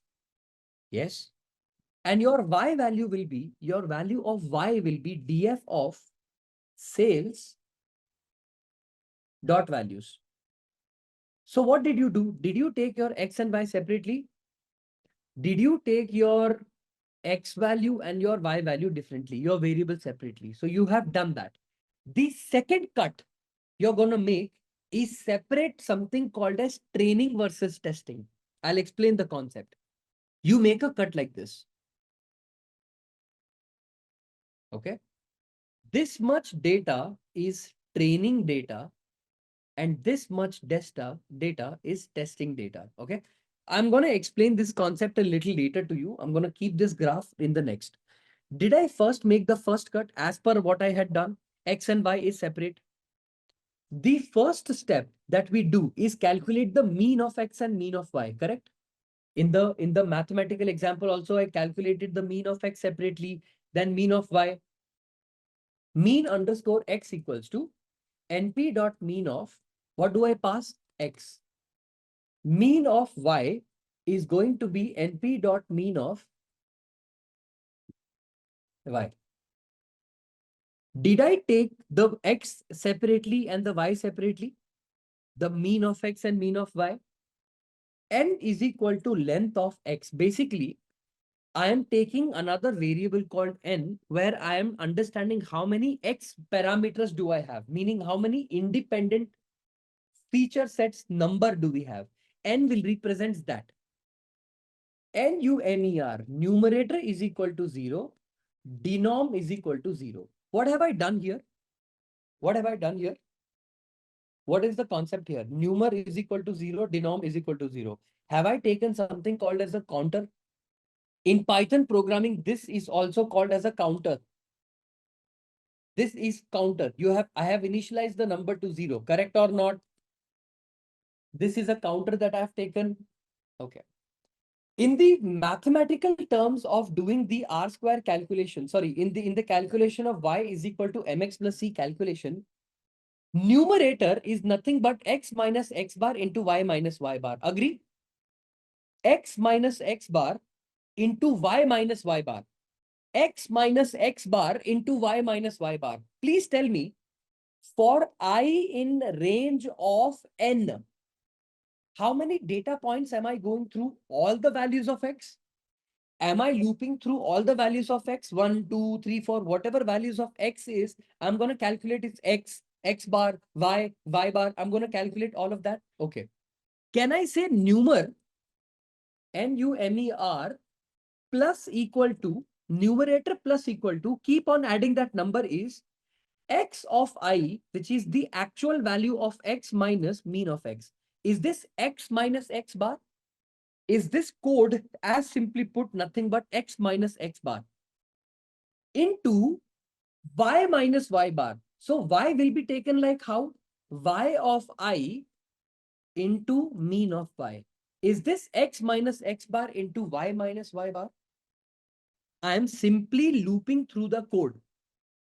I am simply looping through the code. How many? First, I will take row number 1, then row number 2, then row number 3, then row number 4, then row number 5, then row number 6, then row number 7, and it goes on and on and on. I'm sorry. What? Isn't it minus? What is minus? What did I do? Where did I make mistake? X minus x bar into, oh, sorry, y minus y bar. Yes, sorry. X minus x bar into y minus y bar. Correct. Okay. So x minus x bar, y minus y bar. Numerator is done. What do we need to solve for next? What do we need to solve for next? X minus x bar is done. Denom. Denominator plus equal to, what is going to be denominator? Look at the formula. Denominator was x minus x bar the whole square. X minus x bar the whole square. So how do you write x minus x bar? X minus x bar the whole square. Can I say this? This is x minus x bar the whole square. Okay. If I come outside the loop to calculate the value of m, do I need to divide numerator by denominator? Numerator divided by denominator should give me the value of m, correct? M should be equal to numerator divided by denominator. Agree or disagree? Okay, that's good. And what will be the value of C, my people? What will be the value of C? I have written the formula right here. Can you see? Y bar is equal to mx bar plus C. Y bar, sorry, give me 1 second. Y bar is equal to mx bar plus C. So can I say C is nothing but mx bar, sorry, mx bar plus C. So if I move y bar minus mx bar, can I say it like this? Can I say this is going to be y minus mx bar? So if I write it like this, mean of y minus m, whatever value of m I have calculated from top into mean of x. Can I say it like this? If I print f double quotes of m is this.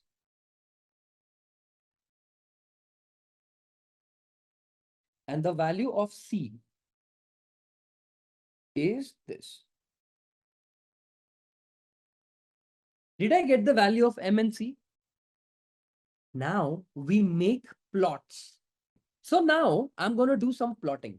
Why plotting? Because We just calculated y is equal to mx plus c. Yes or no? We have the value of m and c.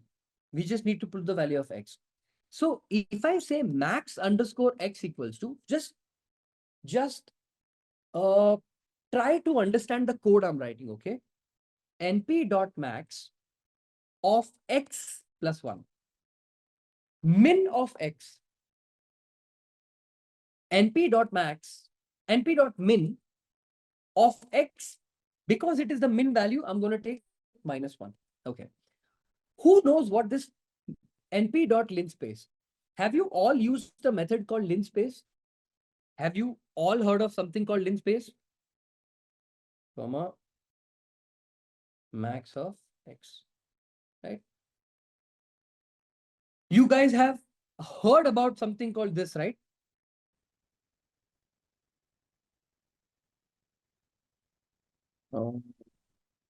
Mx plus c, correct. That would be 1, 2, 3, 4, 5, 6, 4 and 4, and then mx plus c, right? That should be fine. That's my equation, correct? From min to max, which is correct. Okay, fine. See, I'm very sure you must have studied something called linspace you guys did do something called NumPy, right? You guys have studied something called NumPy, correct? I'm assuming that NumPy is done. Okay. Or maybe, I don't know. Let's take a little maroonish color like this. Yeah. Let's come to this part of the code and change this to hashtag this. Color is done. I can change the label also. X and Y in color. Okay. And you guys have studied Matplotlib, correct? So what I'm doing here is I'm writing a label because this is going to be sort of like my regression line. Okay. Regression line that we have just calculated from that particular thing. Okay. Line style will be, I'm going to keep it actually dashed so that you guys understand dash. That's more than enough. I will take no alpha if you guys don't want it. Plot dot scatter. Okay.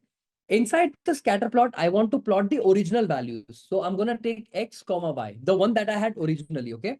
So the color is equal to, let's take sky blue. And the label I want to add, because I want to add a legend, legend later on. Label is equal to the actual scatter point or the actual data point. You can call whatever you want. POINT, right? Actual data point.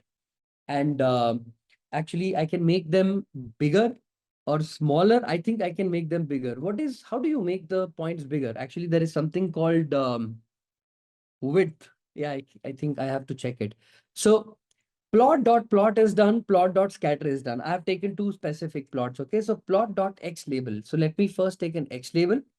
On the x label, I will say the number of weeks that have elapsed. Okay, weeks. And plot dot y label will be, the actual sales of the cars that have been done. So I will say sales. And plot dot title. I'm going to take the title of the plot to be, demo of linear regression or whatever it is. Linear regression demo. Okay, demo. And then we are going to do plot dot grid. Let's make it true because we want it to look good. And we will say plot dot legend, and the location will be equal to best, right? So the lock will be equal to best. Upper left, upper right, depends on how you do it, right? Okay. Let's not make it sky blue. Let's make it black. Yeah. Okay. Not even black. It's not looking good. How do I make it lighter yet darker? Oh, I think this is darker color. This is like a good looking dark color. So I'm going to take this copy. I'm going to come to this code. We've got to go to hash and paste. Let's make the grid a little less lighter. Alpha, ALPHA, alpha equals to, let's make it 0.5. Now let's make it little 0.3. Let's also make it line style is equal to, let's make it dashed, right? Let's make it like this. Please tell me if you're better. Looks good. Now let's make the alpha better. 0.4. Good. Okay. Do you see what has happened here? We have 4 data points. 1, 2, 3, 4, 5. 5 data points. The red color line is what is actually called as the fit line that we have observed. Yes or no? The red color line is the actual y is equal to mx plus c line, and the blue dots are the actual data points. You got what I'm trying to say? Let's make it a little bigger if you want. Please tell me if the code is correct. No. Is it capital S? I'm not sure. S is equal to 40. Oh, I think I'll get an error. Or small s equals to, let's make it 70. Yeah, okay. Now listen to me carefully, okay? What have I done here and how am I basically printing these values, okay? See, predominantly, I want you to understand just one thing, okay? I have taken something called max of x is equal to np dot max plus 1 and minimum of x is np dot min minus 1, okay? The largest number of the value of x, is it 5? Plus 1 will be how much? And the most minimum number in x is what? 1. Minus 1 is 0. I want to make a plot. Where the x-axis will start at 0 and end at 6. Did you get it? Limitation on the x, the direction of x. Okay. Now what did we do? X equals to np dot linspace min x and max x. Do you know what does linspace method do in NumPy? Everybody? Do you know what linspace does? Everybody?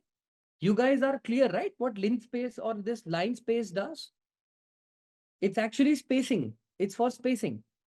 You guys are aware. So I don't need to teach you this, correct? I don't need to teach this x equals to this, create equal spacing. Very good. I have taken something called y is equal to mx plus c. I plotted x comma y with a different color with a label and a line style. I plotted the scatter plot x and y, the actual data point, color, label. I did the x label, y label, title. I've put the grid in the background. Alpha is the intensity. How do you want the intensity to be darker or lighter? Line style is the style of the line. And then legend is basically regression line and data point. And I plotted this data. Yes or no? Are we visually clear on how this particular thing works? Are we visually clear with the concept of something called how does the whole thing work? It's good. Very, very good. You got what I'm trying to say? You don't know what is grid and legend. Okay, so you don't know what is grid and legend. Do you see the background grid? Okay, let me make it alpha 1. Alpha 1. Alpha equals to 1. Okay. Do you see the grid in the background image? Let me show it to you like this. How about now? Is there any grid in the background? No. Correct. But the minute you say plot.grid and pass inside the parameter called true, it will make the grid for you.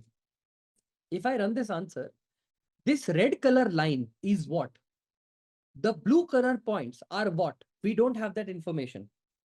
If I don't have that information, then the plot looks incomplete, right? I want to label it in the plot.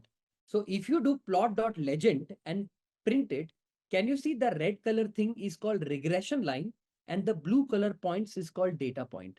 This difference is what we call as legend. How it figured out without giving figure size. Matplotlib has everything by default.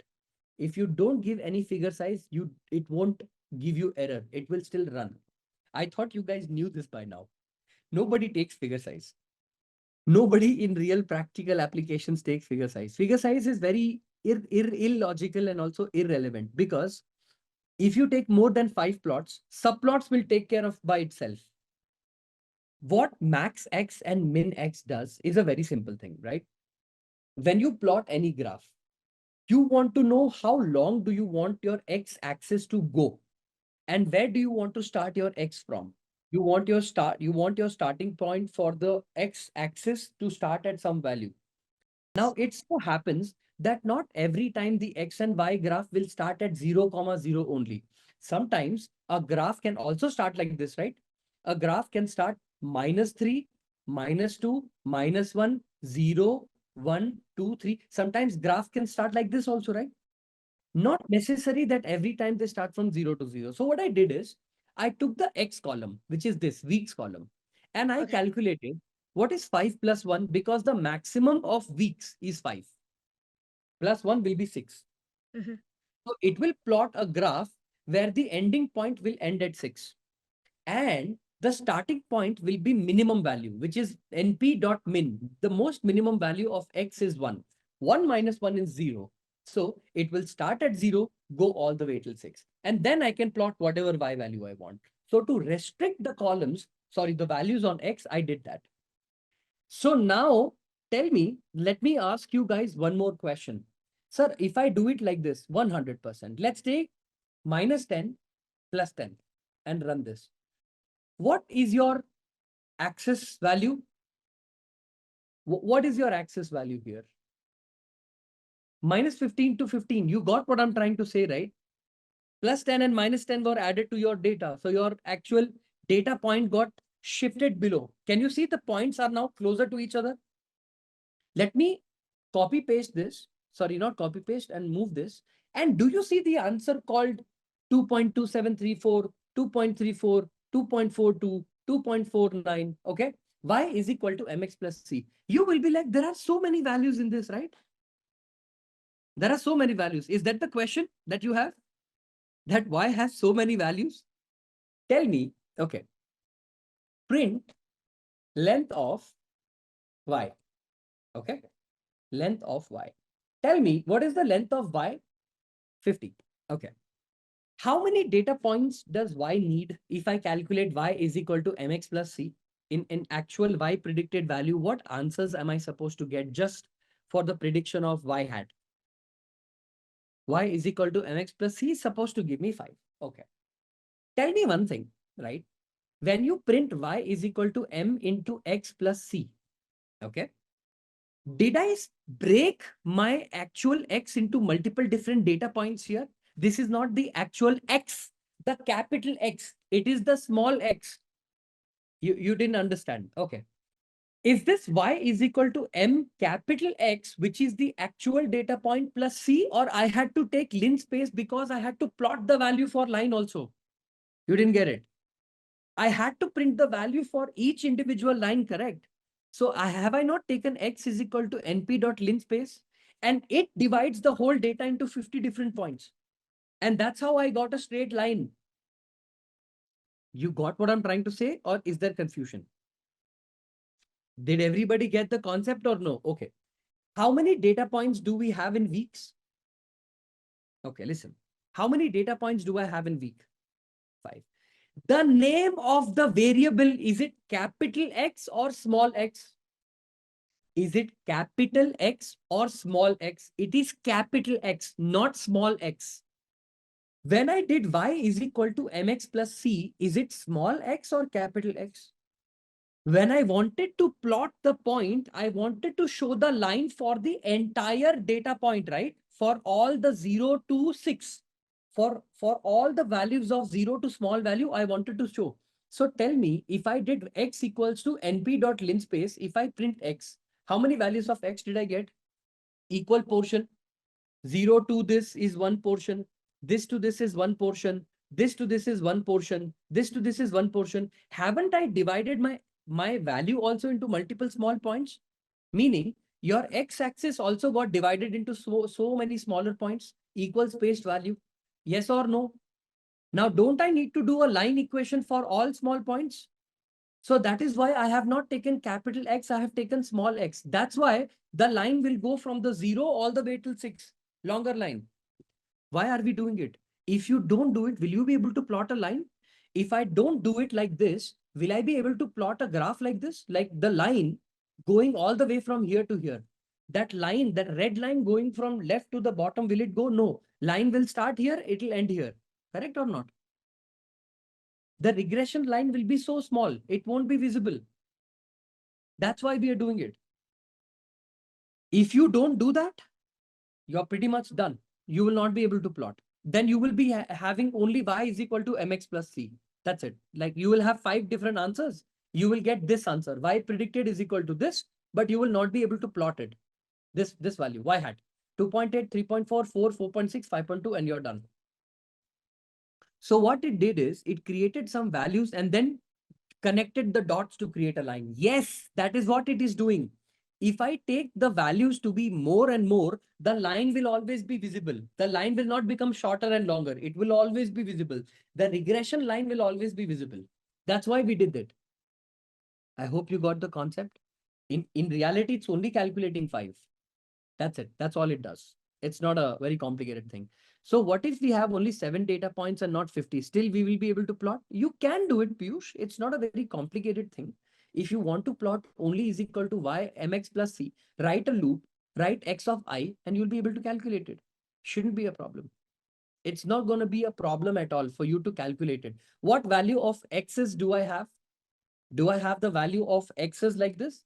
X is equal to, let me show you. What is the value of x do we have? Is it an array? So if I do x of 0, will it give me the value 1? So tell me, for I in range of, listen to me, for I in range of length of x, will this run the loop 5 times? If I print x of I, will this give me the value of each number 1, 2, 3, 4, 5? Now that you have 1, 2, 3, 4, 5, can I do this? Y is equal to m into x of I plus c. Can I do it like this? And close it and close it. And if I go ahead and print y, each time that the y happens, I print it. So 2.8, 3.4, 4, 4.6, and 5.2. Can you not take this in an array and plot it?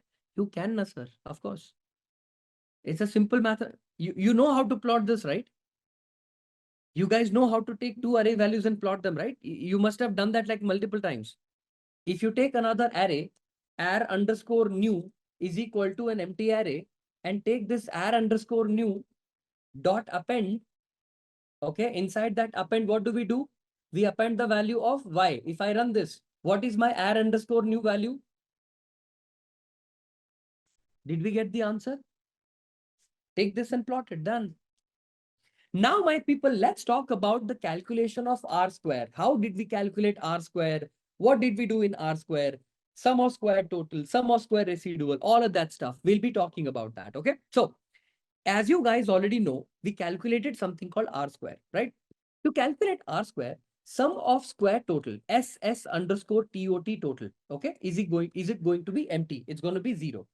Sum of square residual is going to be 0, okay? I have taken 2 separate counters, sum of square total, sum of square residual. Listen to me. For I in a range of, how much do I need to run the model? How many times do I need to iterate? N times, because I've already taken the value of n on the top. Y underscore pred. For calculation of R square, I want the value of Y predicted values, yes or no? For the Y predicted values, I want the values of Y pred. So can I say Y pred is mx? X is nothing but x of I and plus c. Can I say it like this? So sum of square total plus equal to, based on the formula that we wrote, y minus y bar the whole square. Listen to this. Y minus y bar the whole square. The whole equation is reversed. That's why we do 1 minus. I'll show you. Y minus y bar the whole square. So can I say the equation will be written like this? Y of I minus mean y the whole square. Y minus y bar the whole square. This is my sum of square total. My sum of square residuals value plus equal to y minus y pred the whole square. Opposite. Y minus y pred the whole square. So y of each individual point, actually this is capital Y, okay, because we are taking from the actual value. Y minus y of I minus y pred the whole square. I have taken the value of sum of square totals and sum of square residuals. Based on this, my R square answer that I got is 1 minus sum of squared residuals, right? So sum of squared residuals divided by sum of squared total. If I run this and print, go ahead and print, F double quotes, R square is going to be R square. If I run the answer, what answer did we get? What answer did we get? 0.6. What answer did we get here? The only difference in this formula and that formula is sum of squared, total and residuals are opposite. Agree? They are numerator is denominator, denominator is numerator. So if you do 1 minus the reverse case, is it the same thing? In mathematics, when you want to reverse A by B with B by A, you just take 1 minus of sum of square total by sum of square residual, and your answer is pretty much the same. I hope you got what I'm trying to say, everybody. So tell me, did we use any library in this? But we got the value of R square and Y is equal to MX plus C. Can we validate? Do you understand what is validate? If I would have used a machine learning library like sklearn, scipy, what answers are they saying and what answers do we get? Can we validate it? From sklearn dot linear model, I'm importing something from sklearn dot linear model. I will import something called linear regression. Can you see I'm importing something called linear regression? I'm importing a model called linear regression. I've imported x equals to, now remember, the problem is when you use a library like linear regression, sklearn, stuff like that, it needs the data to be in two-dimensional format. So your x value should be reshaped. I'm going to reshape the value to -1 or n,1. So if can I take it like this, n,1? What does this do? Do you guys know what reshape does? N,1. The value that we had, was it not a single array like this? The x value was a single array. If I print x here, is it not a single array, one-dimensional array, one bracket open, one bracket close? But in sklearn, you cannot run like that. You need to have the data, even if it's 1D array, it should be in what format? It should always be in what format? 2D format. So this reshaping, I converted the entire form into a 2D array. Are we clear?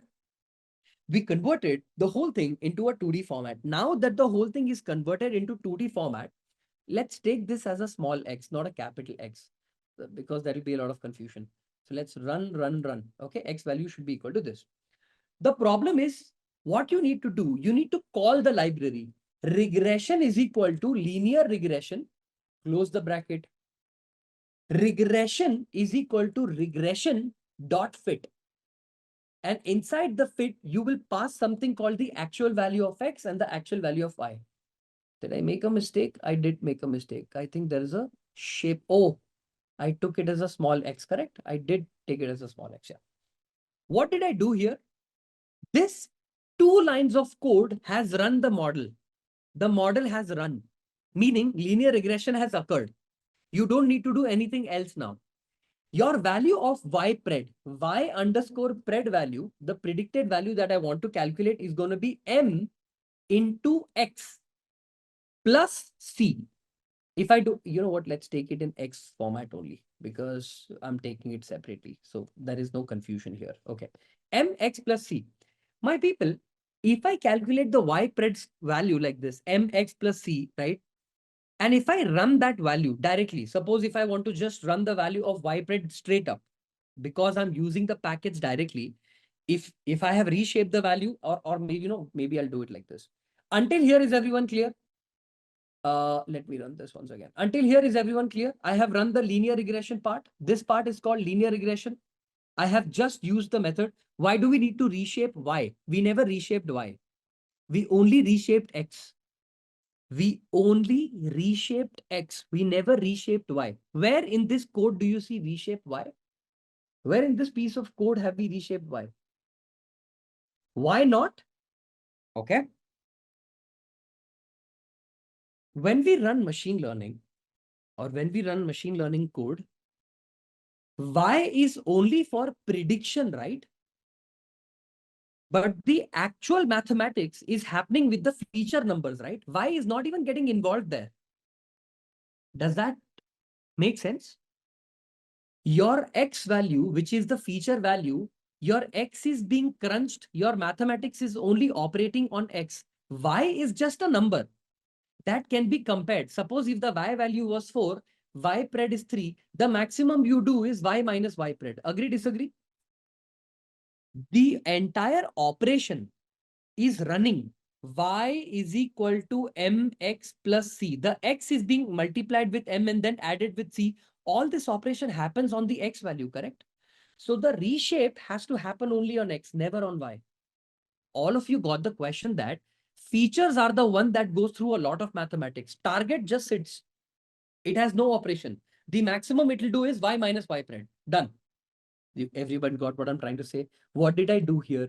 I took a value, I reshaped x, and I'm running linear regression. Basically, this value here is running linear regression. Agree, disagree? This particular value is running your linear regression. That's it. You've run. Now, if I say y pred value, whatever is your y pred value that you want to score or you want to calculate. So if I want to calculate the value of, say, r square, you want to calculate the value of r square. If I say r square is equal to, just r square is equal to reg, because I have taken everything in the small reg dot score, score, pass x comma y directly. And if I print r square like this, what answer did we get? What answer did we get? 0.59999. Is it 0.6? What answer did we get for r square? We got an error of 0 point or 10 to the power of minus 12 with least significant digit of 10 to the power of minus 12. Did you understand? I ran a model, a linear regression model. By the way, this is not modeling. Modeling, I will teach you how to do that. But when I ran the algorithm, the actual library versus our code, we got the same exact answer. You got the concept, my people, on how we wrote linear regression from scratch, how we implemented it from library, the numbers match. If r square is matching, m and c also is the same answer. The point and the plot is also the same answer. Everything that we've done is calculated. Did we get the concept clear? Now, in the formula of r square, did I not take the value here, the formula? Y hat minus y pred the whole square. This formula, I have taught you this formula. This formula is already given. All I did, sum of squared total was y minus y bar, the whole square, and y minus y pred the whole square. We had taken opposite, but in actual r square formula, we take 1 minus of this value. When we take it like this, whatever formula we get on, whatever answer we got then, we got the same answer here. Validate part is confusing. It will be confusing. Have you ever used a method called linear regression or linear model ever? No. This is not for your understanding. This is only to show you that the answers are same. Even if you don't understand the code, it's okay. This is to show you the difference. Linear regression formula, library, and our way of written, we got the same answer. Is going to be a very simple thing, right? I'm going to be importing something called import pandas as PD. Now, I'm going to ask you all a very simple question. This is not the first or a very new library for you, right? I'm very sure you must have implemented this library and you have learned this library, so I don't have to teach you. Okay.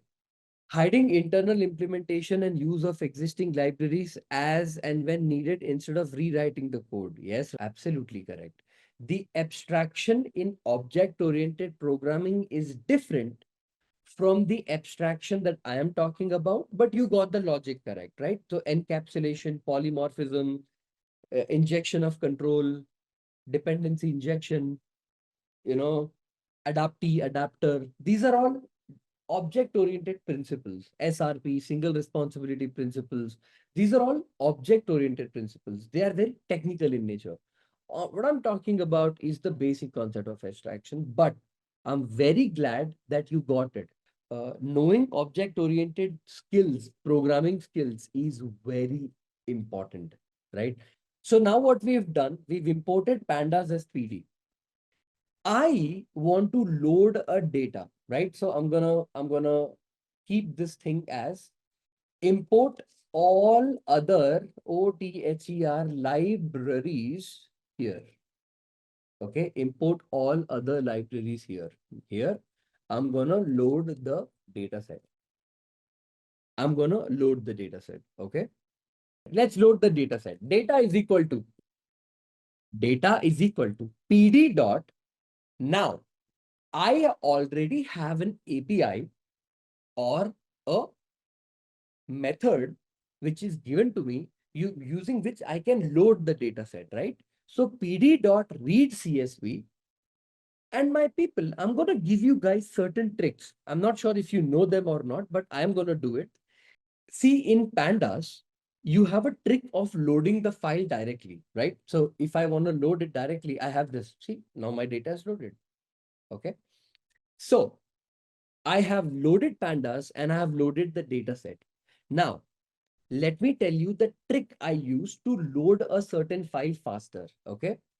Every computer has a structure called folder. Yes or no? You create your own folder. You can create your own folder. Inside that folder, listen to me carefully. Inside that folder, how many files are there? To find that out, you can use a trick called dot and forward slash. A dot and a forward slash.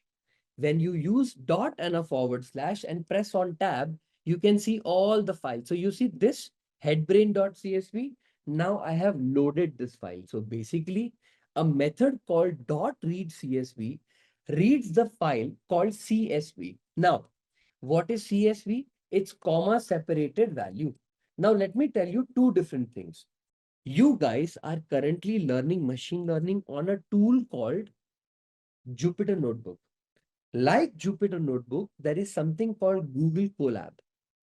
Like Google Colab, there is another tool called Visual Studio Code. These are platforms on which you can write the program. This CSV is the format of the file on which you work. Sometimes you work with Excel format. So the extension will be .xlxs. If you work on something called Apache Parquet, so you will have Apache Parquet, Apache Parquet, right? If you work on Hadoop distributed file systems, then you will have a different kind of data set that's given to you. If you work on Carrot file, it'll be different for you. Remember, in machine learning, you can use as many different kind of structures as you want. Depends on what is the file structure that you have, okay? It is so if the same folder available to, no. Dot slash only gets you the file from the same folder on which your file ml_ff is written. Your folder needs to be same. If the folder is not same, it's not going to go beyond that to get it for you. Okay. What is the difference between Jupyter Colab and Visual Studio? See, Visual Studio is something that you will appreciate a lot. Like if I show you a Visual Studio code, I'm not sure if I have it with me. I mean, not here, Visual Studio code. Okay, I'm going to show you the difference between Colab and Visual Studio Code. Actually, you should really know the difference between Visual Studio Code and this. So you see, right now, this is inferential stats that I was teaching a while ago. This is extension. Give me 1 second. Let me go ahead, and I think I had a folder somewhere. I'm going to open it up for you guys. Give me 1 second. Desktop. And I have A to Z. I think I was teaching. Yeah. Let me see if this is the, yeah. So this is like a small data structures code that I was teaching to a recent batch right now. So see, this is written in an IPYNB file. This is how Visual Studio is going to look like for you. So you see, it has a certain theme. So I'm just going to expand it a little bit, right? So I'm going to, show it to you. So what happens is basically, if you run a portion of this, so for example, how do you find the second largest and the second smallest thing from an array? So you have a certain way of doing this. So what happens in Visual Studio Code is, Visual Studio Code can help you write any kind of program with a proper and a beautiful file structure. So you can maintain and work on the database together, files together, multiple different stuff like Docker, Kubernetes. If you want to build a Docker container for your, code, if you want to do a blue-green deployment. So you can do all of that in one place. Jupyter Notebook is more like for beginners. If you're a beginner, you're just starting with your machine learning journey or starting with your programming journey, people usually prefer Jupyter Notebook. But Jupyter Notebooks are not predominantly used for deployment, meaning You don't take a Jupyter Notebook file and you're going to be use it for deployment. Some people do that using Amazon Web Services and Kubernetes services, but usually it's not preferred because you have to do load testing, stress testing, pen testing. It's like regression testing. That's like crazy amount of stuff you have to do. Okay. For VS Code, we need to create environment for Jupyter, or do we? You can use it directly. It's directly. All you need to do is just download Darwin. So VS Code Darwin, if you just just download Darwin, you should be able to work on it. Or just write Visual Studio Code, right? Like VS Code, depending on your computer, MacBook, or whatever it is, download. That's it. Just download, install the kernel, you're done. Okay. Colab is just like that. Colab is exactly like Jupyter Notebook, but it works on cloud. So uh, if I go to Colab for you guys and show you just one example, I have a pro version. So I'm going to show it to you differently. So see, this is the code of large language model like GPT. If you want to make your own GPT, this is a code for that. I'm using something called Microsoft 5 3.5. So see, for example, if I want to chat with my model, so if I ask a question like, like, hey, can I extract some image information from the from a given image or something like that? So see, I use something called as Google Colab Pro. The difference in Pro is I get an opportunity of connecting with something called A100. A100 is a very expensive GPU. So you will not have this option. I have this option. You will only have CPU or GPU or TPU. In Google Colab, what happens? You are able to load your data in a separate file called file structure to the left. So you have files here, so you can load your data there. That's the only difference. It's just like Jupyter Notebook, but the way it is done is slightly different. Okay. So Jupyter Notebook is same, Google Colab is same, and all of that is same. It's just that you can use a lot of, you can do a lot of fancy stuff with Google Colab. GPU for image processing.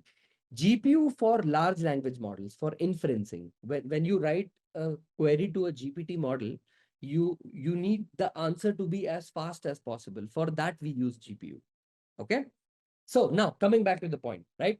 I have loaded the data set. I want to test my data set. How do I do that? Data.head of 5. And if I run this, what data do I have right in front of you, my people? Let's look at it. I have 4 columns. Those 4 columns are, I have gender, I have age, I have head size, and the size of the brain in weight. Okay. So this data set that is available right in front of you, you guys are able to see the, okay, how about now? Is this more clear? Much better? I've zoomed in for a better clarity. Okay, good. So the data set that I have right in front of you is a very simple data set. It has 4 different columns: gender, age, head size, and brain weight. Basically, I want to predict using linear regression that does increase in the size of the head increase the weight of the brain? Basically, if the size of the head is larger, does it mean that there exists a relationship between the weight of the brain? Meaning, larger the head, larger the brain, smaller the head, smaller the brain.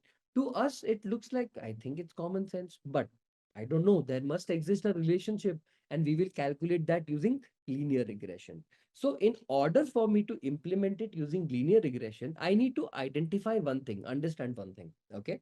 And I want to teach you this very, very clearly. Okay. So see, I have taken this example right in front of you: gender, age, rank, whatever, XYZ, right? I'm going to come over here and I'm going to paste it in front of you. Okay. So give me 1 second. Cut. And I think, why don't I paste it in the view sheet? Okay. Are you guys able to see this original data set right in front of you? Okay. This data set is what I would like to call the OG, the original data set. Okay. Now I will tell you how important is data scientist's job. My people, look at the data and observe carefully. How many variables or columns are categorical variables and how many variables are continuous variables? How many variables are continuous variables and how many are categorical? First of all, let me ask you all one question. See, my people, in statistics, you guys must have learned something called continuous variable, categorical variable, ordinal variable, nominal variable. I'm going to revise that concept to you. Okay. See, whenever a number is continuous in nature, for example, temperature, can temperature be 47 degree, 37.19 degree, 97.26 degree, meaning it can belong to any range of negative infinity to positive infinity. A number that exists continuously and can be any number between negative infinity to positive infinity. This kind of variable is called continuous variable. What do we call this? What kind of variable do we call this? This variable is called continuous variable. Let me show you an example. Between age, gender, head size, and brain weight, which number is any number that is continuously going on? Isn't head size and brain weight continuous? I'm asking everybody, whoever I taught you, both head size and brain weight are numbers between 4512, 3738, 4261, 3777, 4177, 1530, and all of that, and all of that, and all of that. Listen to me carefully. Data of just gender. If I just take gender, dot value counts. Okay. Dot value counts and run this. The gender column has only two kind of people. If you are one, it means you are a male. If you are two, means you are a female. So tell me, in the column of gender and age, let me also take age very, very quickly. Paste, remove gender and say age. And this. Do I also have the same category like 2 and 1? It's like category. Either this or that. Is it continuous by any chance? Everybody, whoever did not know the difference between categorical variables and continuous variables. So, head size and brain weight are continuous variables. You will find numbers which can belong from negative infinity to positive infinity. But when you go to columns like gender and age, do we have infinite amount of genders available in this planet? No. So this value becomes categorical variable. What variable will it become? Categorical variable. So now that you have the clarity, this variable and this variable, gender and age, is it categorical? And head size and brain weight, is it continuous variable? And the answer and the distinction is clear. Am I making sense to everybody? What is the difference between a continuous variable and a categorical variable? Did you guys get the clear your differences clear, everybody? In the most simplistic sense, I hope everyone is clear. Is there yet anybody again who has confusion? I don't believe there should be, but I am asking. No. Okay. The answer is clear. Okay. For implementation of linear regression, we have no use of gender and we have no use of age rank or range. We don't need them. It's not needed for my analysis. They are not helpful in any perspective. So I need to remove them from my original data. Now, here is what I want you to know and listen to me carefully. Sir, does that mean whenever I implement linear regression, I should never take categorical variables? I should only take continuous variable? The answer is no.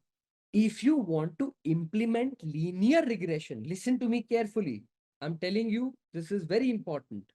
If you want to implement linear regression, your target variable should be continuous in nature. What variable it should be?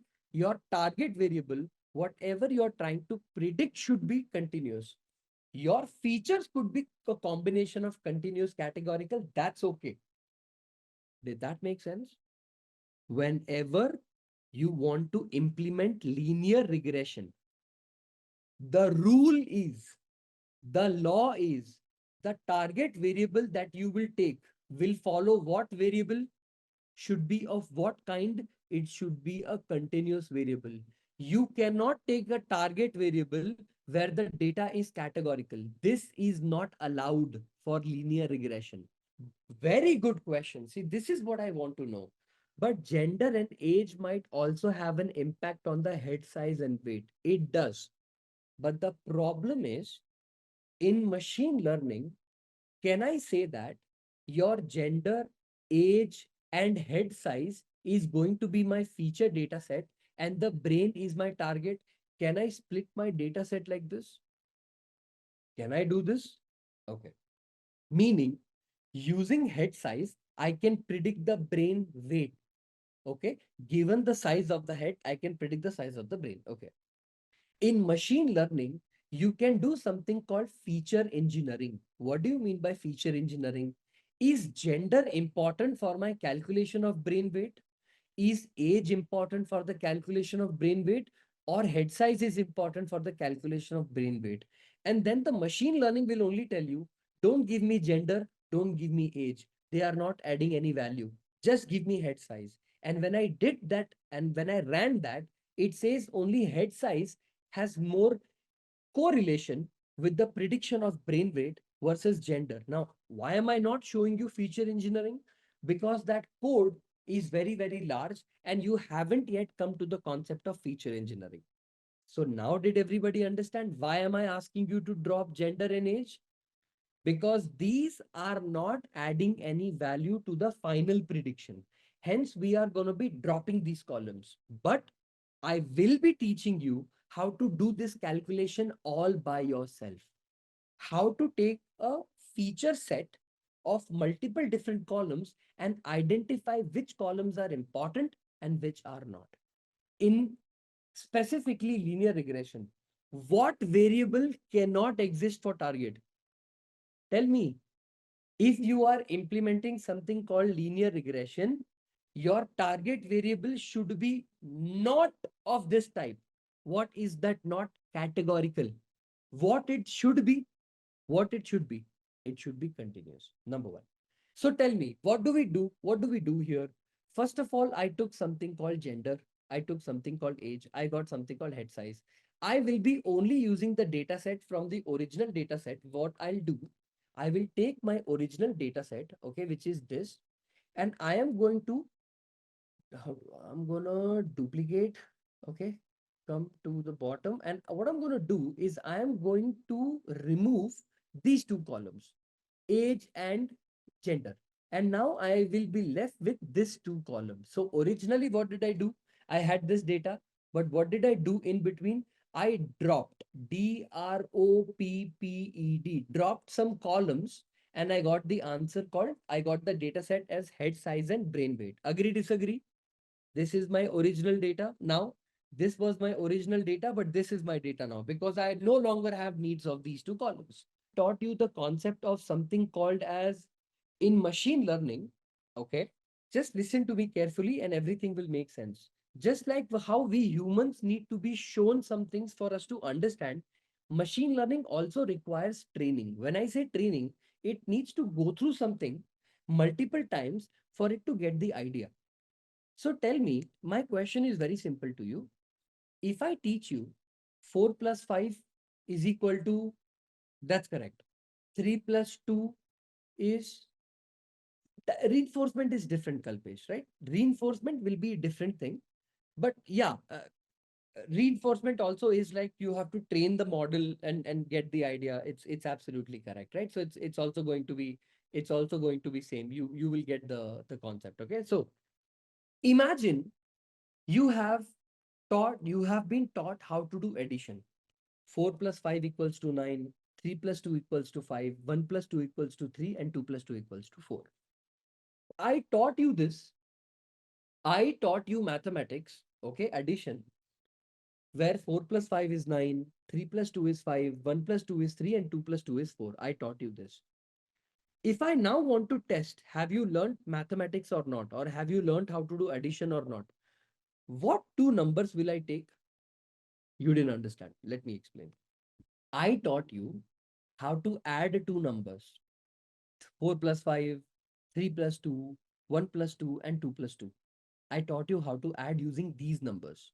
Okay, good. If I want to test your mathematics skills, should the numbers be different from what I taught you?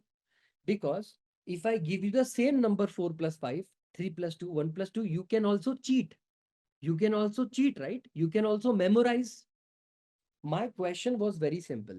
I said that when I taught you mathematics, I taught you using 4 numbers: 4 plus 5, 3 plus 2, 1 plus 2, and 2 plus 2. If I give you a number called 2 plus 2, wouldn't that be cheating? Because you can always memorize what was 2 plus 2, 4, and write it down here, but you did not really understood math, correct? You can cheat like this. So what if I, for testing, give a number like this: 3 plus 6 equals to whatever this answer is, right? I think it'll be 9. Yeah. You understood what I'm trying to say? And then if you're able to answer 9, then I know you have learned math, correct or not? Agree or disagree? Machine learning works exactly like this. I'll tell you why. Imagine you have an entire data set of all these numbers. 4 plus 5 equals to 9, right? 3 plus 2 is 5. 1 plus 2 equals to 3. 2 plus 2 equals to 4. And 3 plus 6 equal to 9. This is my entire data set. Okay? This is my entire data set. To train my machine learning how to do addition, what will I do? I will divide my data set like this. All this from the top will be used for training my machine learning model, but I will keep this number separate. Why will I keep this number separate? Because I want to test my model also. Hey, model, did you learn mathematics? The model will say, yes, sir, I learned mathematics. Okay, let me give you a question. But the question I'm going to give you, you have never seen it in the training. This question is unique, one of a kind. You have not seen it. But because you say you have learned everything from the training, you should be able to solve the problem. Is this logical? Is this a logical approach to test whether something who says that I have learned, to test whether this person has already learned or not, actually learned or not? If I want to test your mathematics skills, if I want to test your mathematics skills, should the numbers be different from what I taught you? Because if I give you the same number 4 plus 5, 3 plus 2, 1 plus 2, you can also cheat. You can also cheat, right? You can also memorize. My question was very simple. I said that when I taught you mathematics, I taught you using 4 numbers: 4 plus 5, 3 plus 2, 1 plus 2, and 2 plus 2. If I give you a number called 2 plus 2, wouldn't that be cheating? Because you can always memorize what was 2 plus 2, 4, and write it down here, but you did not really understood math, correct? You can cheat like this. So what if I, for testing, give a number like this: 3 plus 6 equals to whatever this answer is, right? I think it'll be 9. Yeah. You understood what I'm trying to say? And then if you're able to answer 9, then I know you have learned math, correct or not? Agree or disagree? Machine learning works exactly like this. I'll tell you why. Imagine you have an entire data set of all these numbers. 4 plus 5 equals to 9, right? 3 plus 2 is 5. 1 plus 2 equals to 3. 2 plus 2 equals to 4. And 3 plus 6 equal to 9. This is my entire data set. Okay? This is my entire data set. To train my machine learning how to do addition, what will I do? I will divide my data set like this. All this from the top will be used for training my machine learning model, but I will keep this number separate. Why will I keep this number separate? Because I want to test my model also. Hey, model, did you learn mathematics? The model will say, yes, sir, I learned mathematics. Okay, let me give you a question. But the question I'm going to give you, you have never seen it in the training. This question is unique, one of a kind. You have not seen it. But because you say you have learned everything from the training, you should be able to solve the problem. Is this logical? Is this a logical approach to test whether something who says that I have learned, to test whether this person has already learned or not, actually learned or not? Okay. Do we need to clean data by removing any duplicates? We don't want to do that yet. The point I'm saying is, You will take your entire data set and divide the data set into two different portions. One data set is going to be called as training data set, and the other data set is called as the testing data set. Is this concept clear to everybody? Now listen to me. From the original data set of 100% data set, can you control how much percentage I want to use for training and how many percentage I want to use for testing? I can control that ratio also, meaning from 100% of the data set, can I use 80% of the data for training and 20% for testing? Should you have this control? Yes or no? Very good. Very good. Now listen to me carefully. Everything will make sense. This is my original data set, correct? Head size, brain weight, and all of that stuff. Yes or no? You should always do how many cuts in a data set? How many cuts will you do in the data set? Two cuts. The first cut will separate the feature from the target. So can I say that head size is the feature X and brain weights is the feature or target Y? Sorry, feature X and target Y. Can I say this? So the first cut I'm going to do is where the first cut I'm going to do is on my original data set, which is this data set. So how do we cut it? Duplicate it.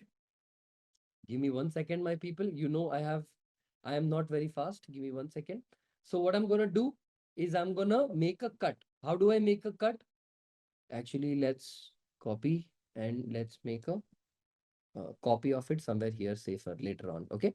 So what will I do here? I will make a cut here. Basically, this is going to be my feature. I'm going to say, okay, my feature set is separate. And now I am taking another cut, which is going to be called as crop, which is going to be my target variable separately. So what did I do? I separated my feature and I separated my target. I did this. I separated them together. The entire feature set has the name of the variable as x equal to. So this is x equal to this, and this is y equal to this. Agree, disagree? This is called as the first cut, separating the feature from target. The second cut you need to do is in the X and in the Y. You know why? Because between this data, you need to decide how much percent you want to take for training and how many percentage you want to take for testing. So can I do this? Listen to me. Okay, so let me explain.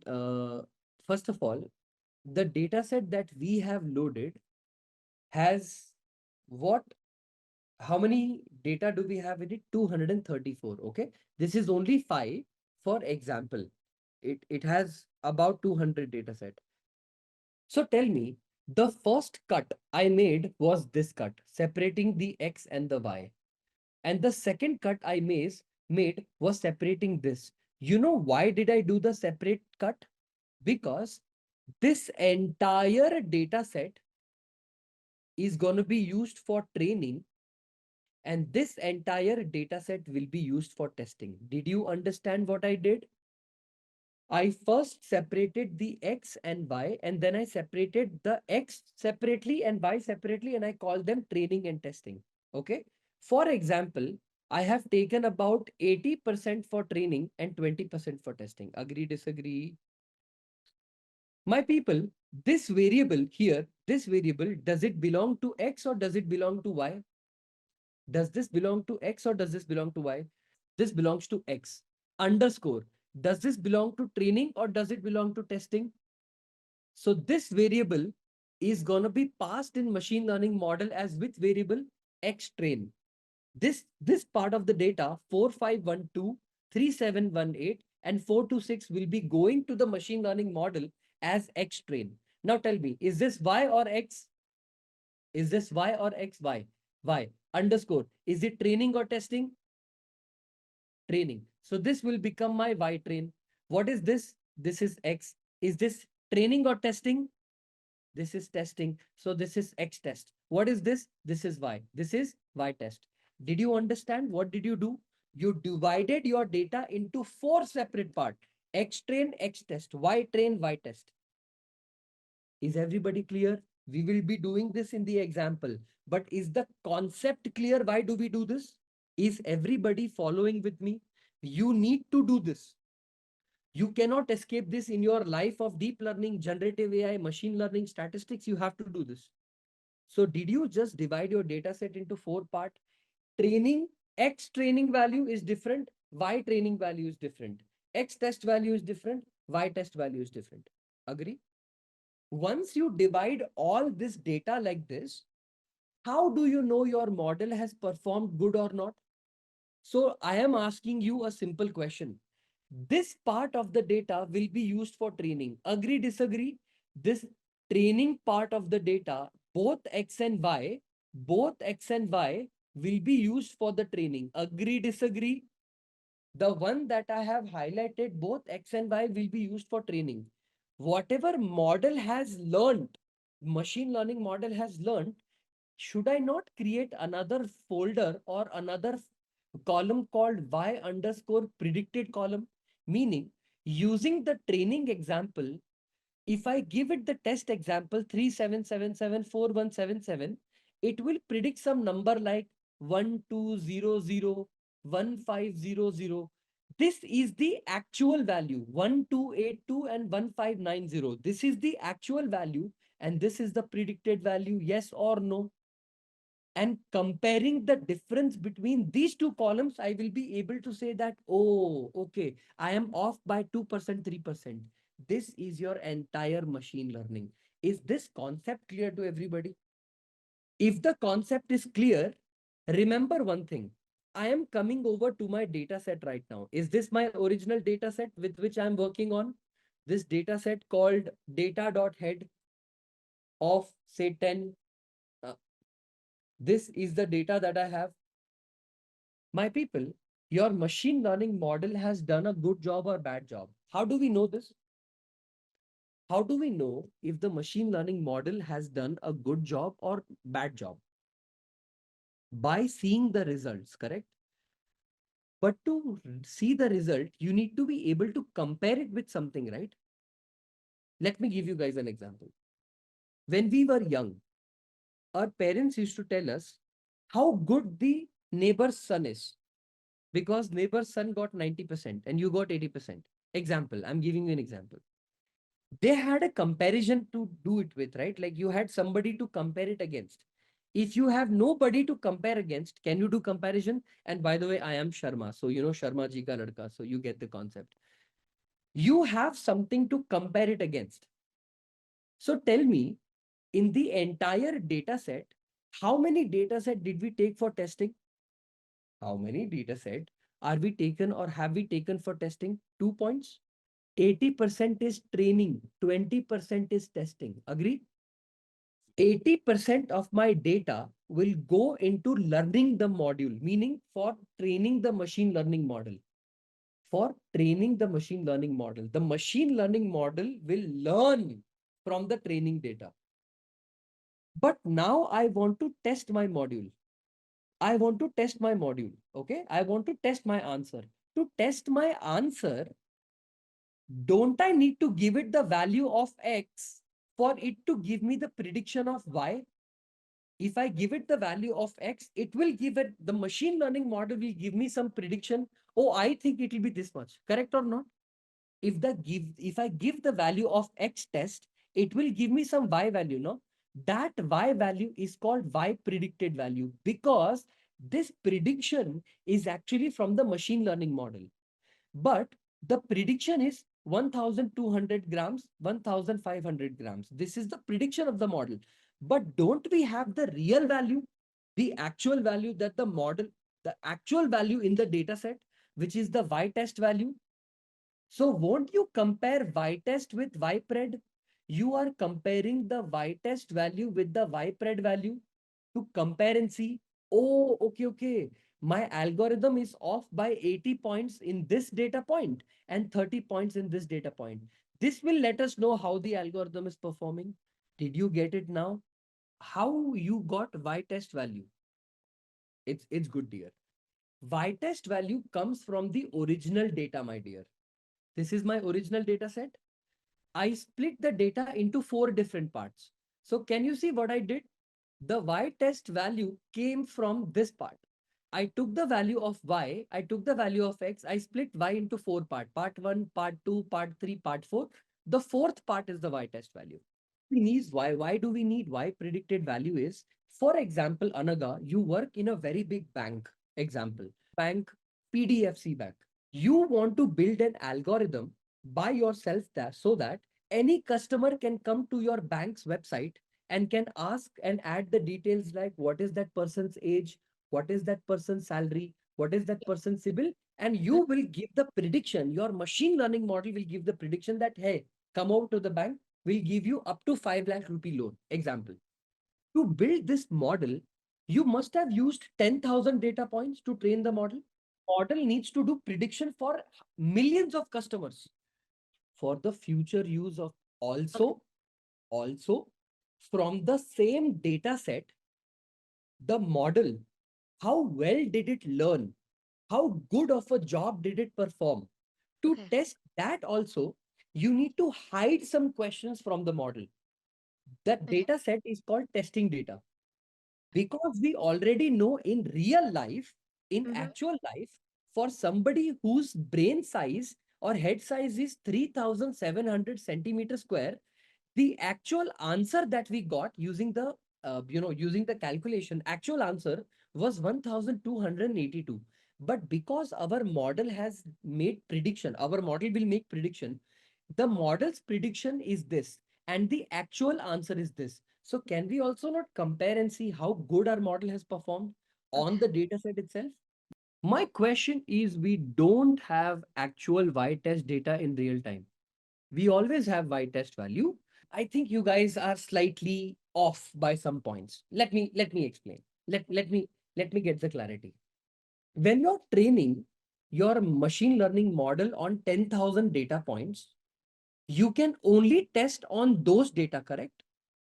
Okay, let me explain. Suppose you have 10,000 data set. Your data size is 10,000. How much is it? Ignore everything. I want you to answer my question. I have 10,000 data points, Baba.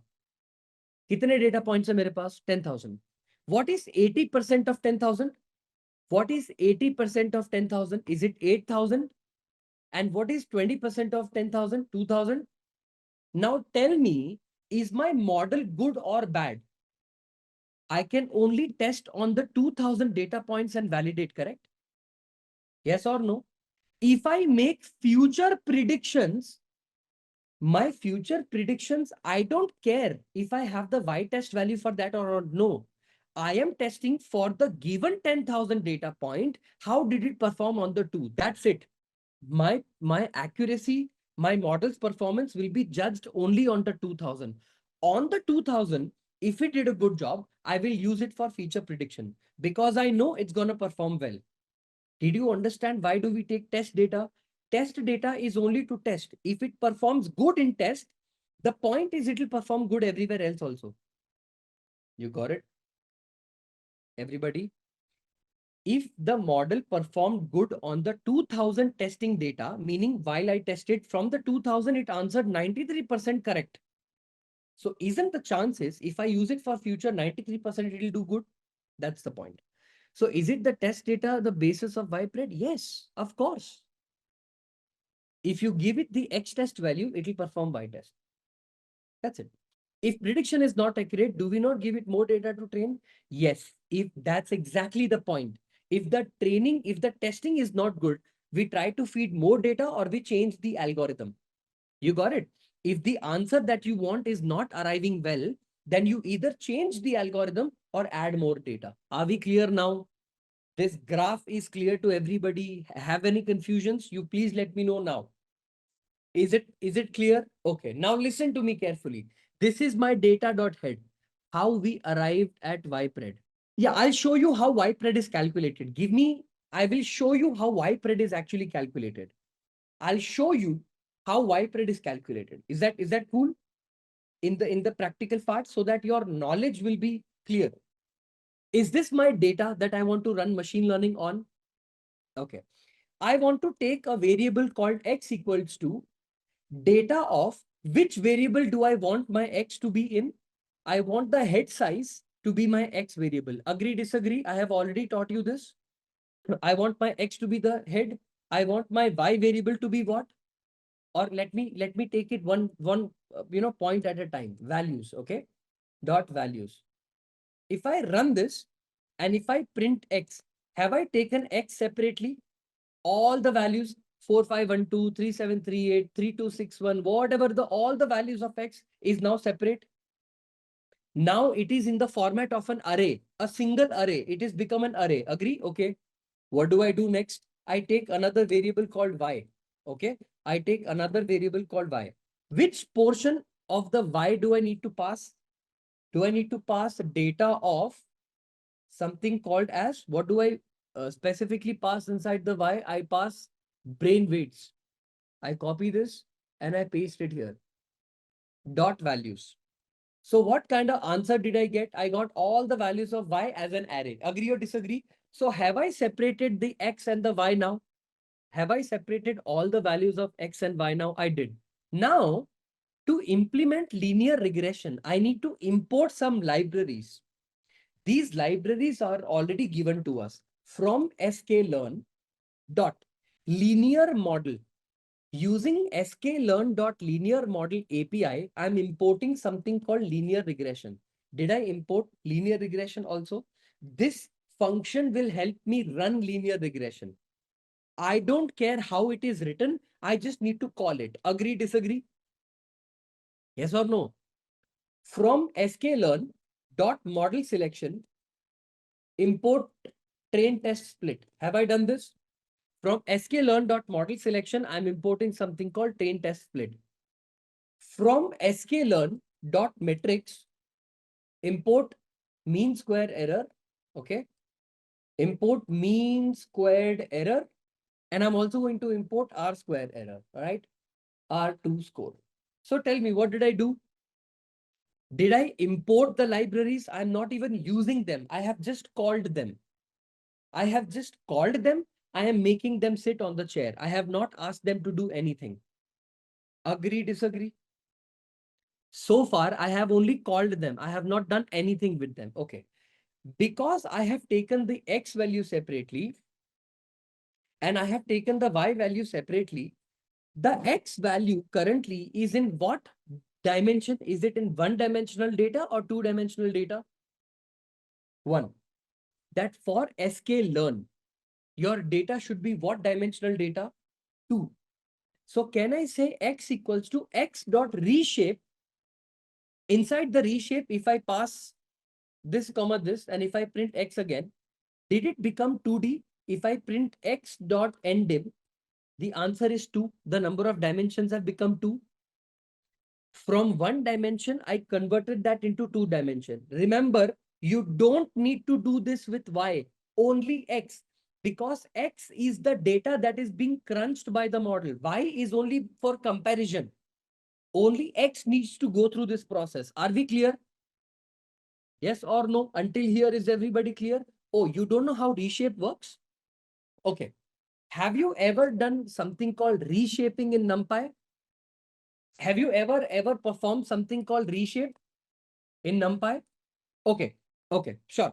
Okay. Listen. Array is equal to, listen to me carefully. Array is equal to np.array and pass any number inside it. 1, 2, 3, 4, 5, 6, 7, 8, 9, whatever it is. 1, 2, 3, 4, 5, 6. There is a name of a method called array.reshape. So if you change that like okay. Did you understand this is how you declare an array in NumPy? This is how a NumPy is declared. Array is equal to np.array 1, 2, 3, 4, 5. This is an array. Okay. What is the dimension of the array? Is it a 1D array or a 2D array? Is it a 1D array or a 2D array? Okay. The shape of the array is 1D. Agree? If I want to reshape this, reshape bit array is equal to reshape RESHAPED underscore array is equal to arr dot reshape. Whatever you want to reshape it on, if I pass like this 2, 3, and if I just print reshaped array, okay, and run this, did I just convert my original array into a different array format? Did I do this? Did I just reshape the array into a different format? Okay, let me show you one more example. Array.reshape of, if you add the number -1, 2, what happened in the original shape of the array to this? What does -1 do? What does -1 do? Let me explain that clearly for you. What is the concept of -1? Why do you use -1? No, no. Listen, in NumPy, if you are not sure about the shape of the array, meaning if you don't know whether the conversion of the shape will happen properly, meaning you don't know if the conversion of the columns or the rows will happen properly. So first of all, when you say 2, 2 is what? 2 is the row order. Agree? 2 is the row order and 3 is the column order. Is this clear to everybody? 2 is the row order, 3 is the column order. If you're not sure about the row order or the column order, you don't know. You just want to make sure that the row should be 3. Because tell me one thing, depending on 1, 2, 3, 4, 5, 6, if I take one more number called 7, can this happen? Will the answer pop up 7? No. But because you don't know how many numbers exist, even number or odd number, I don't know. But if I do it like this, what happened? Array.reshape cannot reshape array of size 7 into shape 2 because you have given the column order 2. Yes or no? Agree? If I cross and put -1 and -1 here, it will still not be able to do. But what if I do 7, 8, right? And if I come over and do it like this, okay, let's change this to maybe 3. Right? Give me 1 second. 1, 2, and 3. What happened here? -1, 3 cannot reshape an array in the size of 8. 8 values, can it have some number of row which we don't know, but 3 columns? If I change this to maybe 2, 1, 2, 3, 4, 1, 2, 3, 4. But automatically, did I tell it how many rows it wants or how many rows it should have? But did it do it automatically? At the same time, did it convert the dimension from 1D to 2D? Just like that, how many number of data point does X have? Do we always know? Will we always know the size of the X? No, because we don't know. And also we want no errors and we want to convert it in 2D, always put -1, 1. So have I put only one column and one row, which automatically it gives, but in 2D format. So this is reshaping the whole array. So what did we do now, right now? Did we reshape the array? What if we have more than one feature? So do we have to make all the feature into 2 dimension? Always. Does not matter you have 100, 200, 300, 800 features. It will always be 2D. It should be nested array. It will be nested array. Does not matter. It has to be 2D. Otherwise, sklearn does not consume this. Are we clear until here?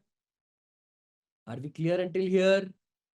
Now that we have reshaped the array, if I take it like this, x underscore train, comma, x underscore test, comma, y underscore train, comma, y underscore test. Call this method called train test split. And inside this, pass the value of x and y. Okay, so the values of x and y, you can pass inside it directly. At the same time, I can set test size is equal to 0.20. What happened here is, did I import a method, a function called train test split here using the library called sklearn.model_selection? Am I using the library's method called train test split? I am. I have just called that particular function here called train test split, and I'm passing the original value called x and y. And I'm taking the 100% of the data, but for testing, how many percentage will I use? 20%. If I make this 0.30, how much percent will this be? So training will be how much percent? Training will be how much percent? 70%. Testing will be 30%. Tell me, how much will be the training percent now? Did you get it? What happened? it automatically, this function called train test split automatically calculated the value of x train, x test, y train, y test in the data and gave the test data set to be 25%. Are we clear? I'm going to keep it only 20% and split the data. Also split the data. So did we get the value of x train, x test, y train and y test? Just what I taught you a while ago. Run this code. Your answer is done. That's it. That's all you had to do. The concept I had to take was so long, but it happened in one single line. Done. Now you want to implement logistic regression. Okay, some random and nums. Okay. Return nums. Okay. Okay. Some random of 1, 2, 1 minute रुक जा हाँ just give me 1 second 1, 2, 3, 4, 5, 6. Okay. Or I can do this. Okay, I can do this. Some random function of a comma b. Okay. Return a plus b and return a minus b, return a into b and return a divided by b. Okay. मैंने एक function लिखा है. I wrote a function called some random function. ठीक है? In front of you. If I call this function called some random function and if I pass in the number 4, 5, is it giving me 4 different answers? Can I say that addition is this, subtraction is this, addition is this, subtraction is this, multiplication is this, and division is this is equal to some random functions, and I will pass the value of 4, 5. If I write the addition, 4 plus 5 is how much? 9. Subtraction kitna hua? -1. Multiplication 20 and division in Python. Yeah, good. No, you got what I'm trying to say. And write functions that can return 4, 5, 6, whatever values. This function called train test split is returning x train value separately, x test value separately, y separately, y test. So when I wrote all the variables, each variable got its own answer. So did we take the x train value, x test value and all of that stuff? Okay. So I'm going to take linear regression is equal to linear regression. Did you all implement something called classes and functions in Python? I am using something called object. A variable LR is equal to linear regression and I'm calling a class called linear regression. I will use or I will tell the Python program that, hey, I'm using a variable called LR. It is nothing but my model. Your model, your machine learning model is called what? What is the name of the model? LR. But what have I called the variable name? What have I called the variable name? LR. So I will tell the model that take the model, dot fit it. What do you mean by dot fit? Run the model. But will it run now? No. Because did I pass the train data?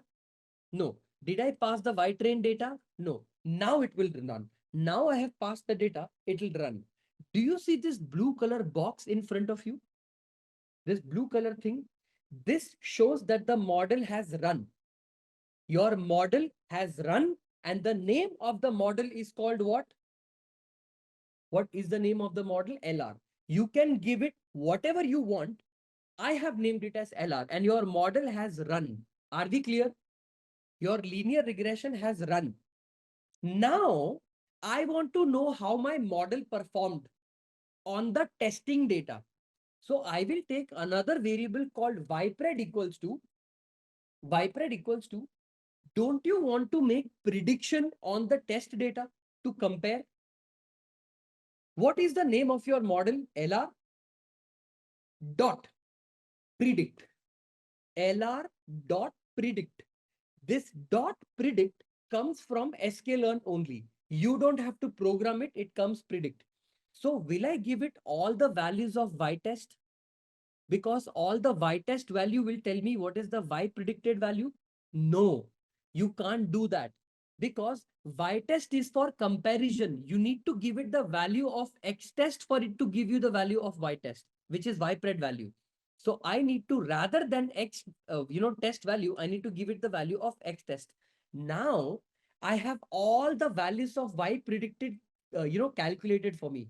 See, the values of Y predicted values that the model has calculated for the test data is now created. So basically I have created one more column called YPred in front of you. It's right there. Agree, disagree? Now I want to know whether my model did a good job or a bad job. So can I say R2, R square is equal to R2 score, R2 score of what do you pass inside it to compare whether your model did good or not?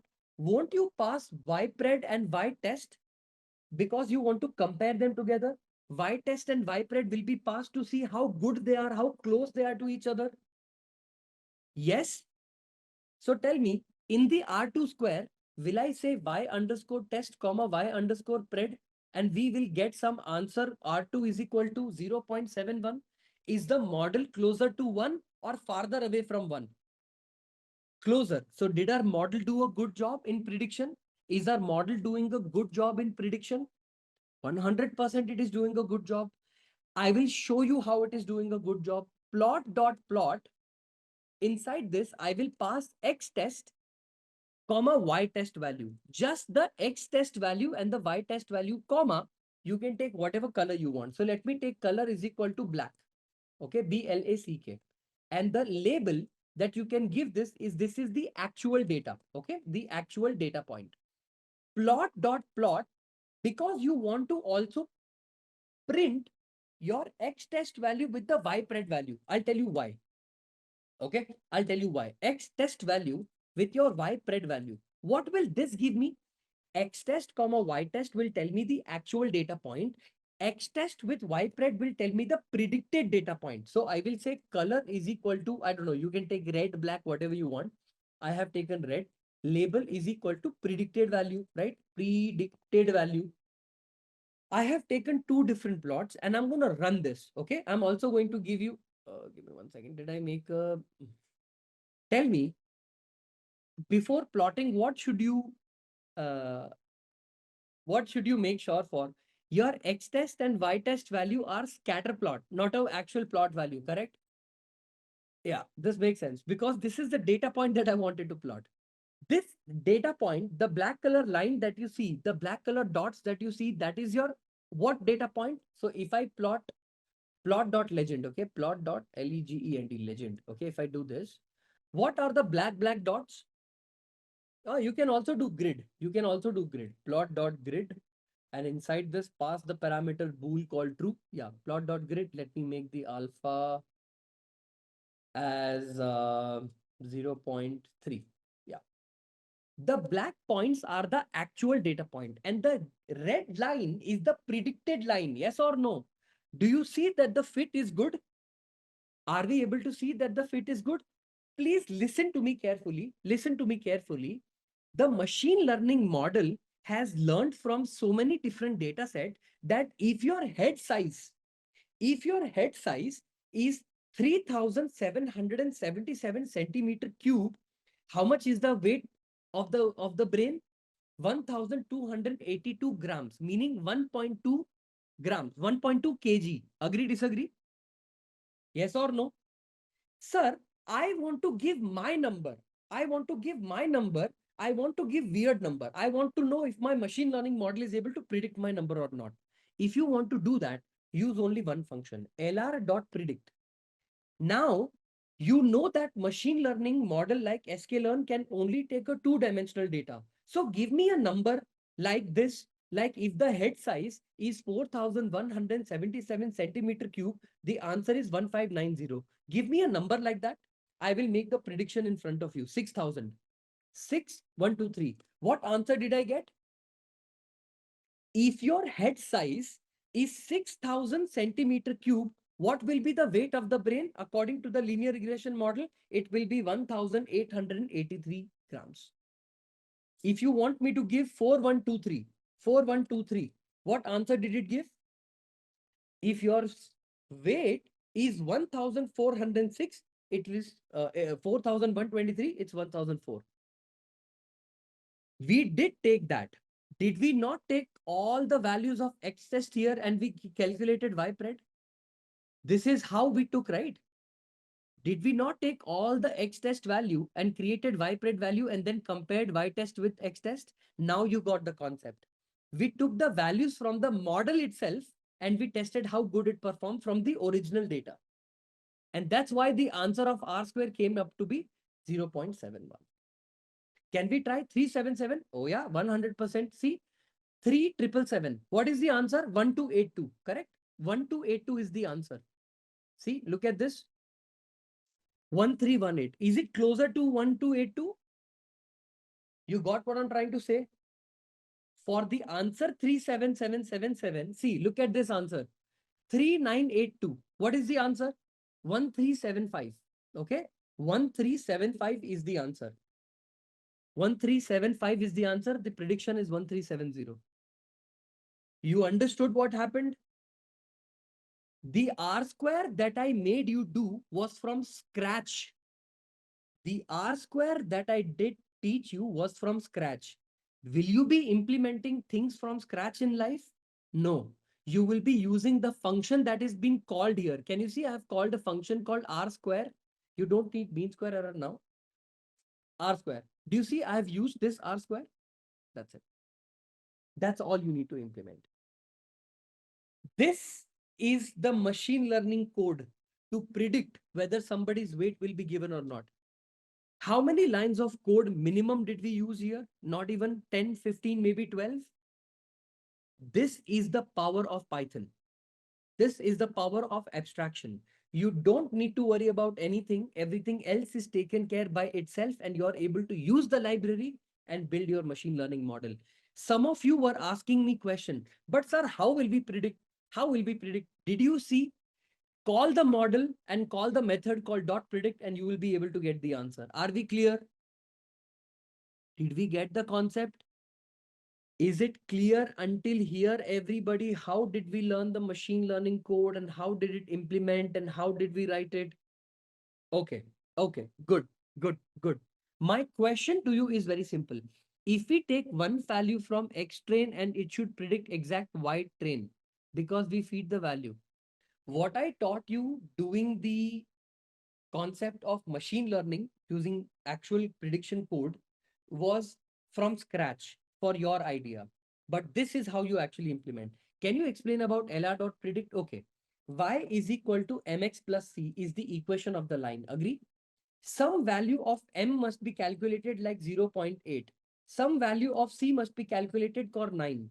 So won't the lr.predict do nothing but the actual value of y will be 0.8 into what is the size of the head did we take? 3982. So it will take 3982 plus some value of C, 9 will be taken. That's why the answer came up to be 1370. Did you understand? lr.predict is doing nothing complicated. What it is doing, it has created some equation called y is equal to mx plus c. It knows the value of m, it knows the value of c. The minute you take 3982, it is able to calculate the answer 1370. This is what this function is doing. This is what that prediction is doing. Same code can be used for Swiggy. This code is reusable wherever you want to use it. Is it also fitting best possible line? Yes, Ravish. The model fits the line to the best of its abilities and then it gives the answer. Are we clear? It will automatically do all of that for you. Linear regression code runs that and gives you the most optimal answer. Don't you see the line passing through exactly in the middle, meaning the most optimal way fits? It's not even off by certain points. So it does.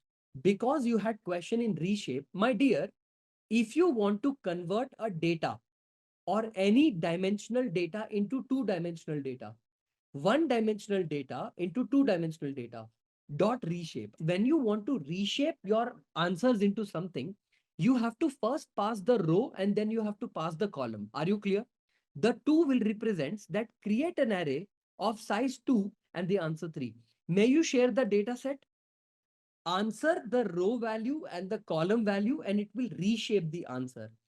The concept of -1 is you don't care about how many rows it will form, but you for sure want only 2 columns.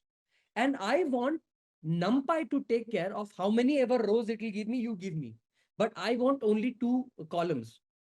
If that happens and you don't care about how many rows will form, just put -1 there. Can you guys do some research and on the same data set print the value for adjusted R square? The answer will be same, by the way, because one feature, one target. But still, will you give it a shot? Will you guys give some try? Okay, let me tell you something. Do you think 2 hours of machine learning with me is more than enough for you to learn machine learning? I don't think so. This is possible forever. Don't you think you want to do your own research sometimes? Maybe validate whatever I teach. Hey, is Rudra teaching correctly or not? I want to check. He taught me linear regression. Let me learn linear regression from somewhere else also. Oh, no, no, no. Rudra is correct. Should you not do this? Should you not validate? You should not have faith in me. Make sense? You should always get it validated. So don't you think whatever code I taught you, you will implement it on your own? Also print extra value like R square, adjusted R square, and see if you're getting the answer. Do your research. If you guys are incapable, I'm not going to say incapable, but if you have a problem, let me know. Can we look into examples where multiple features are invoked? Sure, Reena, if you want to do that, I can also do this. Since it's almost 9, I will take care of that example also. But it's not going to be very challenging, Reena. You will understand once. I mean, not multiple, like I can take hundreds of columns. It's not going to be a very complicated thing. Why don't you give it a shot, Reena? And let me know if you face any trouble. If you want to implement machine learning algorithms, right? I have a folder created for guys like you. If you go to my GitHub page, right, you will find a repository called ML codes, right? In this ML codes, you will, under the ML folder, you will find something called linear regression. See here, how do I teach you? Yeah. Can you see multivariate linear regression? Can you see? I'll show you the example. See, do you have area of the house, bedroom of the house, age of the house, and price of the house? Is it multivariate, meaning multiple features? If you go to my code, look at what I did. Listen to me. Just have a look at this data. Is this the bedroom? Yeah. Do we have this equation? Listen to me carefully. Do I load the data? df is equal to df.read CSV? Yes or no? df.read CSV. I'm going to zoom it. Yes. Okay. Do I have something called linear regression is equal to regression.fit? Can you see? Regression model dot fit, but I am dropping price as the part, meaning I am taking area, bedroom, and age in my regression model, but my y variable will be what? What will be my y variable? My target y. That's it. You just have to do regression is equal to linear model. X will be equal to area, bedroom, and age, and price will be separate. Now, what did I do? I run the coefficient. See, I'm doing regression.predict. If my house is 3000 square feet, what is the next thing? 3 bedrooms and 40 is my age. What will be the price? 49 lakh, sorry, 4,98,408 rupees or dollars. Did you get the idea? See, I'm able to predict also now. Did you get what I'm trying to say? Here, what I did is I have just dropped y variable because I don't need y variable. In X, I have taken both area, bedroom, and age. Doesn't need to be in caps. It just, you can do it in small also. Can I confirm my understanding? There are R2 here, test train, and they indicate the line is best fit or not. But none of them tell us that we have selected all the right features or not. No, that isn't feature selection. Kishle Sinha, that's different. That is using chi-square and different techniques to validate that. That is not dot by R square.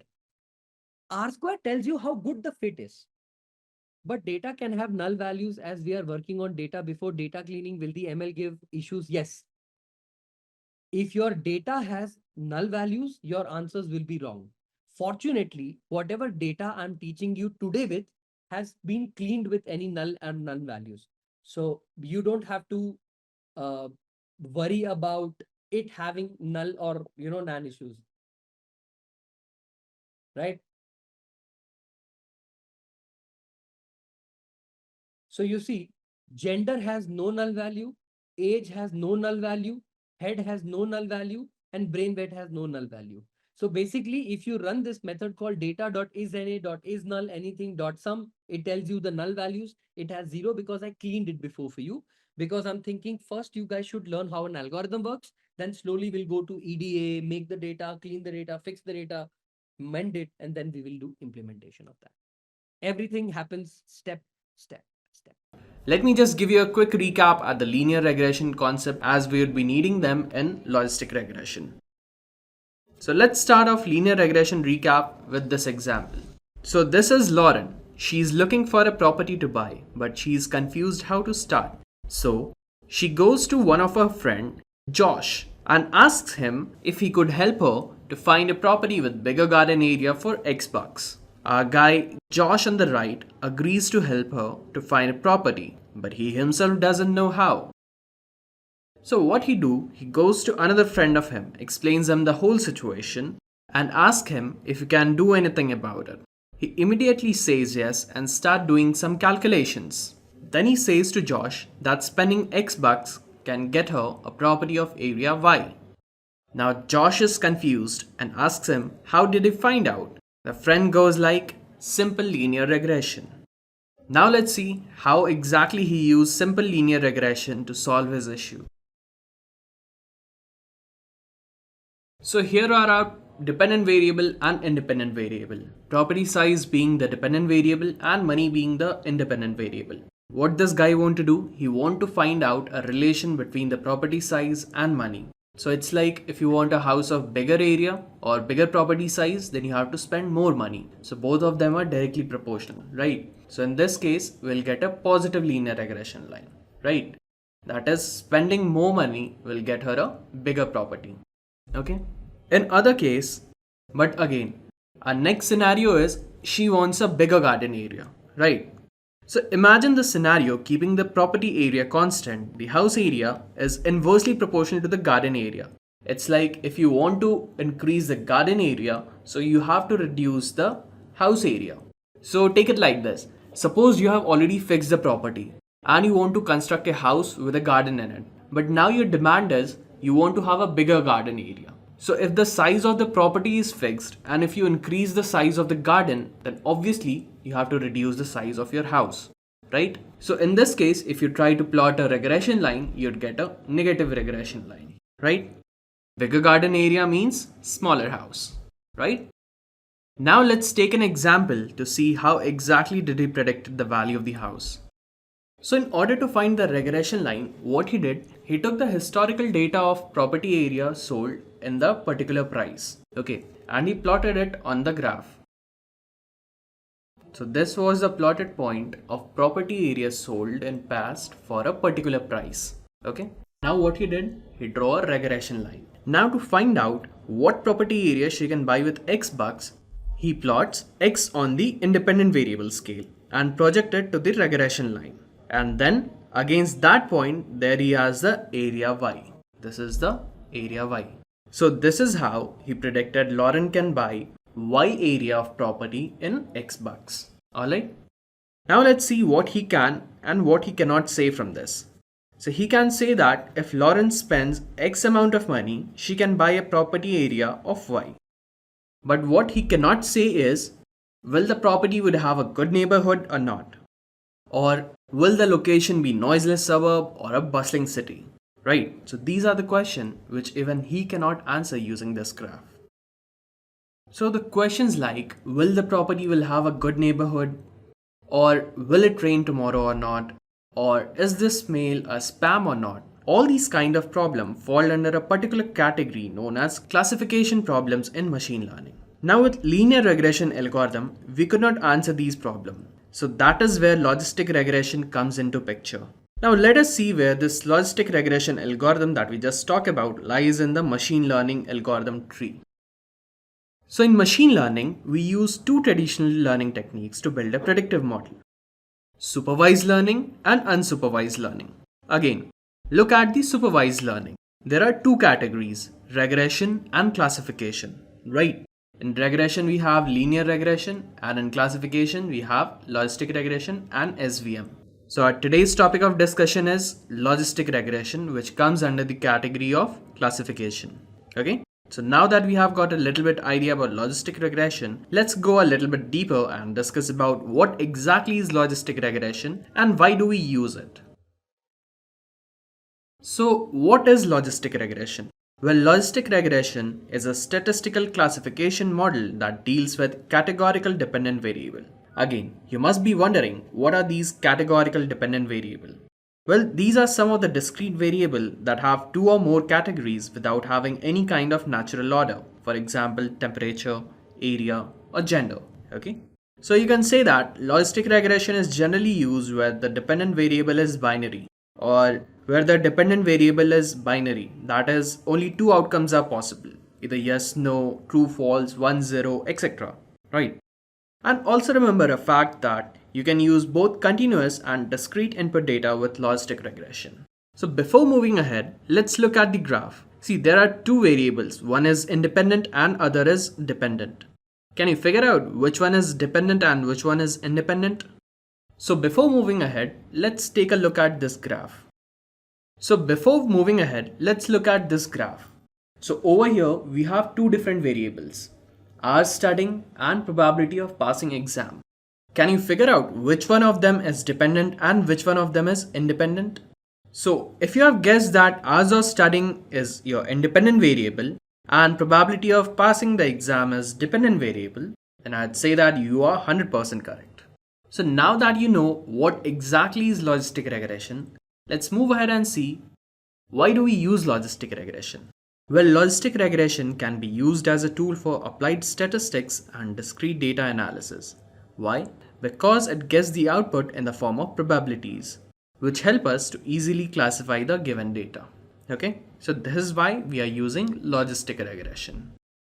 So now that we have successfully established the basic of logistic regression by understanding what and why of it, let's go ahead and see how logistic regression can be applied for classifying data with the help of an example. So here we are using an example of spam email classifier. We need to build a predictive model that would classify whether a mail is spam or not. So let's look at the approach that we are going to take while building this model. First, we'll try to understand the variable that on the basis of which we are classifying the mail. Next, we'll plot the label data. Once we are done with plotting the label data, we'll draw the regression curve. And finally, we'll try to find out the best fitted curve using maximum likelihood estimator. Alright? So let's get started. So step 1 is defining the variable. So let's start off by understanding what is independent variable in our case. So in our case, the independent variable is count of spam words. Well, here are some example of commonly used spam words. Word like buy, get paid, guarantee, winner, unlimited, etc. Okay, so these are the kind of words which when found in the mail is treated as spam. If the number of these kinds of words are more in a mail, then that mail would definitely be a spam mail. Okay, just for a better representation, let me put them in a bag of spam words. Let's put the bag. So there's a bag of spam words. Let's put all the words in them one by one. Buy, get paid, guarantee, winner, and unlimited. Okay. Now, what about our dependent variable? Well, our dependent variable is going to be the probability of mail being a spam. If the probability is 1, that means the mail is spam. If it's 0, it means it's not a spam mail. Well, in general, the mail with less number of words from the list of spam words will be treated as a spam mail. With 5 or more spam words in a mail would be treated as a spam mail. But there can be cases where you might find mails with less spam words being spam. Also, you might find cases where mails with more number of spam words is not a spam mail. So here our aim is to build a predictive model to classify the mail with minimum error. Okay, let's see what is our next step. So our next step is plotting the label data. Let's say this is a set of data that we'll be using to build the model. This is a very small data set, but just remember that whenever you are using logistic regression, make sure that you are using a large amount of data. Logistic regression works pretty well with large amount of data. It doesn't work that good with small amount of data. Okay, here just for the purpose of understanding, we are using small data set. Alright, so we have two variables, number of spam words and the probability of mail being spam against each mail. Okay. Next, as a step 3, we'll draw the regression line. So next what we'll do, we'll plot our data set on x-axis and y-axis with independent variable on the x-axis and dependent variable on the y-axis. So number of spam words in a mail is an independent variable, right? And the probability of that particular mail being a spam or not a spam is a dependent variable. It depends on the number of spam words in a mail, right? So let's plot these words one by one. So first we have is one word and the probability of this mail being a spam is 0. So it will be plotted up here. So next we have is 5 spam words in a mail and the probability of that mail being a spam is 1. So it will be plotted somewhere here. Next is 3 spam word is a spam mail. So it will be plotted again here. 2 words, it's not a spam mail. So I'll be plotting up here. 7 words, again a spam mail up here. 4 words, not a spam mail here. 9 words, it's a spam. 8 spam words, again, it's not a spam. So once we are done with the plotting, this is how our plotted data would look like. Now let's say that we have a new mail and now we want to figure out whether it's a spam or not. So before moving ahead, let me just tell you, in real world scenario to perform logistic regression, you need a large amount of data set. And also you might find many cases where a spam mail might contain only 2 words, where a spam mail might contain only 2 spam words. Or also it might be possible that you get a mail where you are having more than 5 spam words, and even in that case your mail is not a spam. Okay, so here we are building a predictive model with primary aim to reduce the error. Okay, now let's say we have a new mail up here. Now we need to figure out whether this mail is spam or not. But how do we do that? Well, first of all, we need to plot a regression curve which would fit the best. And that curve would be our logistic regression curve. But now the question comes, how to find out which is the best regression curve? Okay, well, this will contain 3 steps.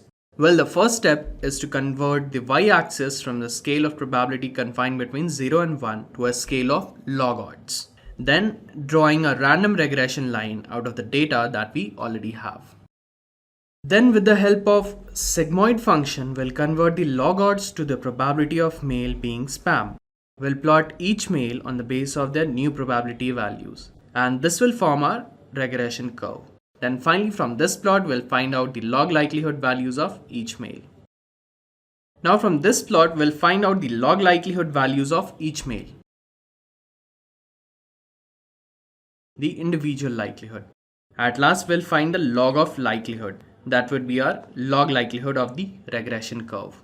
Now the question comes, what are these terms such as log odds or log likelihood means? So before moving ahead, let's discuss that. So what does log of odds mean? Let us explore this with the help of an example. So before we proceed any further, let me just clarify you one thing. This probability and odd, these are not the same thing. Let me explain you this with an example. Suppose this guy, he goes to fishing 5 times a week. So out of 5 times, he catches a fish 2 times and he failed to catch 3 times. Okay. So now in this case, what is the probability and odd for getting a fish for dinner? So let's first calculate probability. So probability is chances for divided by total chances. So chances for catching a fish. So what is the probability of catching a fish? That is how many times he caught a fish. That is 2 divided by total chance he had to catch the fish. So that was 5, right? So here probability of getting a fish for the dinner is 2 by 5. Okay. Next comes the odd. Chances for divided by chances against.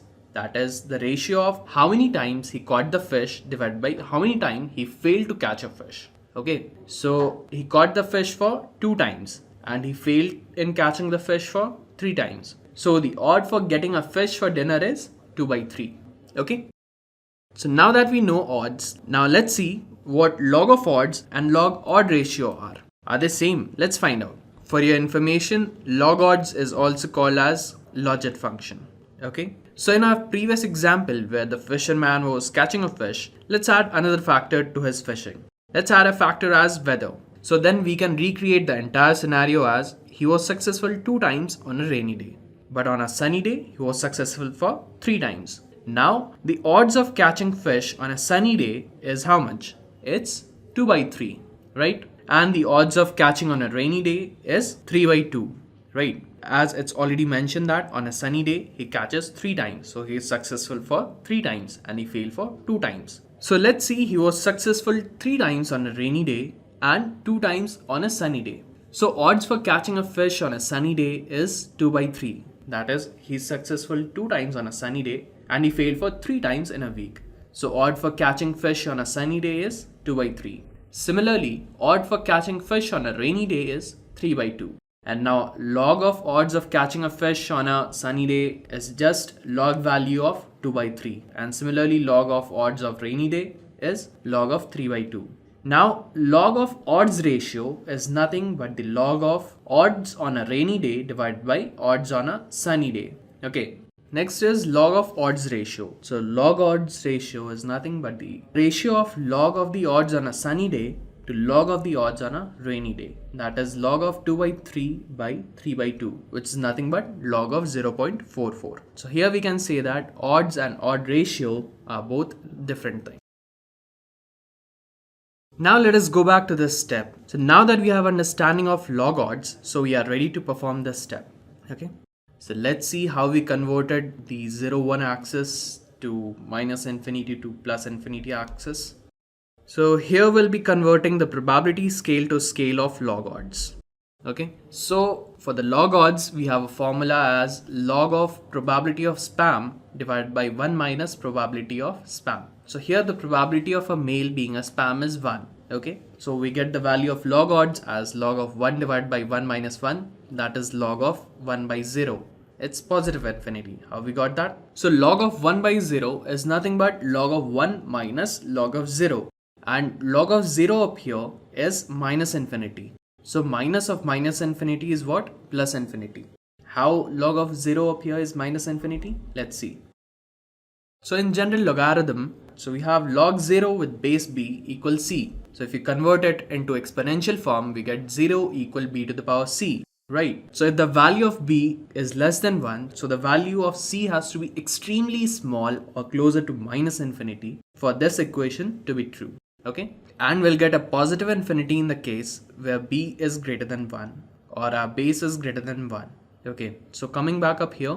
So here log of 1 by 0 is nothing but log of 1 minus log of 0. And we got the result as positive infinity. As log of 0 up here is minus of infinity. And minus of minus infinity is what? Plus infinity. How we got the value of plus infinity? Let's see. So log 0 with base b equals c. If we convert this into exponential form, we get something like this. 0 equal b to the power c. Right. So for the equation 1 to be true, if the value of b or the base is less than 1, then in that case the value of c will be positive infinity. Okay. For example, 0.1 to the power 1000 would be smaller than 0.1 to the power 100, right? So more the value of c up here, more closer will the number get to 0, right? And in next case, if the value of b is greater than 1, so for this we have to make the value of c closest to minus infinity. Why? For example, we have 10 to the power minus 1, okay? Or 10 to the power minus 10, which is more smaller. 10 to the power minus 10, right? So which is much smaller or closer to 0? 10 to the power minus 10, right? So that's why we have to keep the value of c as less as we can. So here, if the value of b is greater than 1, the value of c would have to be close to minus infinity in order to make the equation true. So in this case, log of 1 by 0, by default we have base as 10. Okay, so that's why we took the value of c as minus infinity. So minus and minus of infinity is plus of infinity. So that's why we got the plus infinity up here. I hope this thing is clear to you. How we got the value of log odds as plus infinity. So we'll plot this up as plus infinity log odds. Now next, let's find the log odds of non-spam mail. So here we have the formula as log of probability of a mail not being a spam divided by 1 minus probability of mail not being a spam. So log of 0 divided by 1 minus 0. So we have log of 0 by 1, which is log 0 minus log 1, which tends to minus infinity. Okay, similar concept. Now we have our data up here. So first we'll assume one regression line. So now we have our data up here. So first we'll assume one regression line. Then we'll project our data onto the regression line. Okay. Now let's just go back to the step where with the help of sigmoid function, we'll convert the log odds to the probability of mail being spam. Okay. But what does this sigmoid function mean? So sigmoid function is the standard logistic function. The logistic function is defined as L multiplied by e to the power k times of k minus k dot upon 1 plus e to the power k times of x minus x naught. So here L is the curve's maximum value, k is the steepness of the curve, x naught minus x is the value of sigmoid point. Okay. So here the sigmoid function e to the power x divided by 1 plus e to the power x, here k equal 1 and x naught equals 0 and L equal 1. So this mathematical sigmoid function form S-shaped curve which is confined between 0 and 1. Let's try to understand how logistic function works with the help of an example. So let's say we have a set of unspecified data and on these data we need to apply a sigmoid function. So let's see what a sigmoid function can do by visualizing this graph. So let's say we have a unspecified data and on these data we need to apply a sigmoid function. So plot this data and find out the respective y for these points. Okay, so what a sigmoid function is doing, it can be visualized from this graph, right? So you are giving some values on your x-axis and using sigmoid function you can predict its probability on the y-axis, right? So this is the reason why sigmoid function is very useful while solving the classification problem. It takes any real valued number and maps onto a value between 0 and 1. Okay. Well, now that we have an idea of how sigmoid function works, let us move ahead with our spam email classifier. So we are ready to perform this step.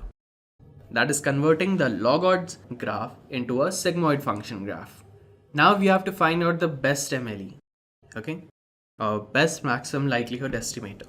So we are going to replace the log odd value of each mail to get the probability of each mail being a spam.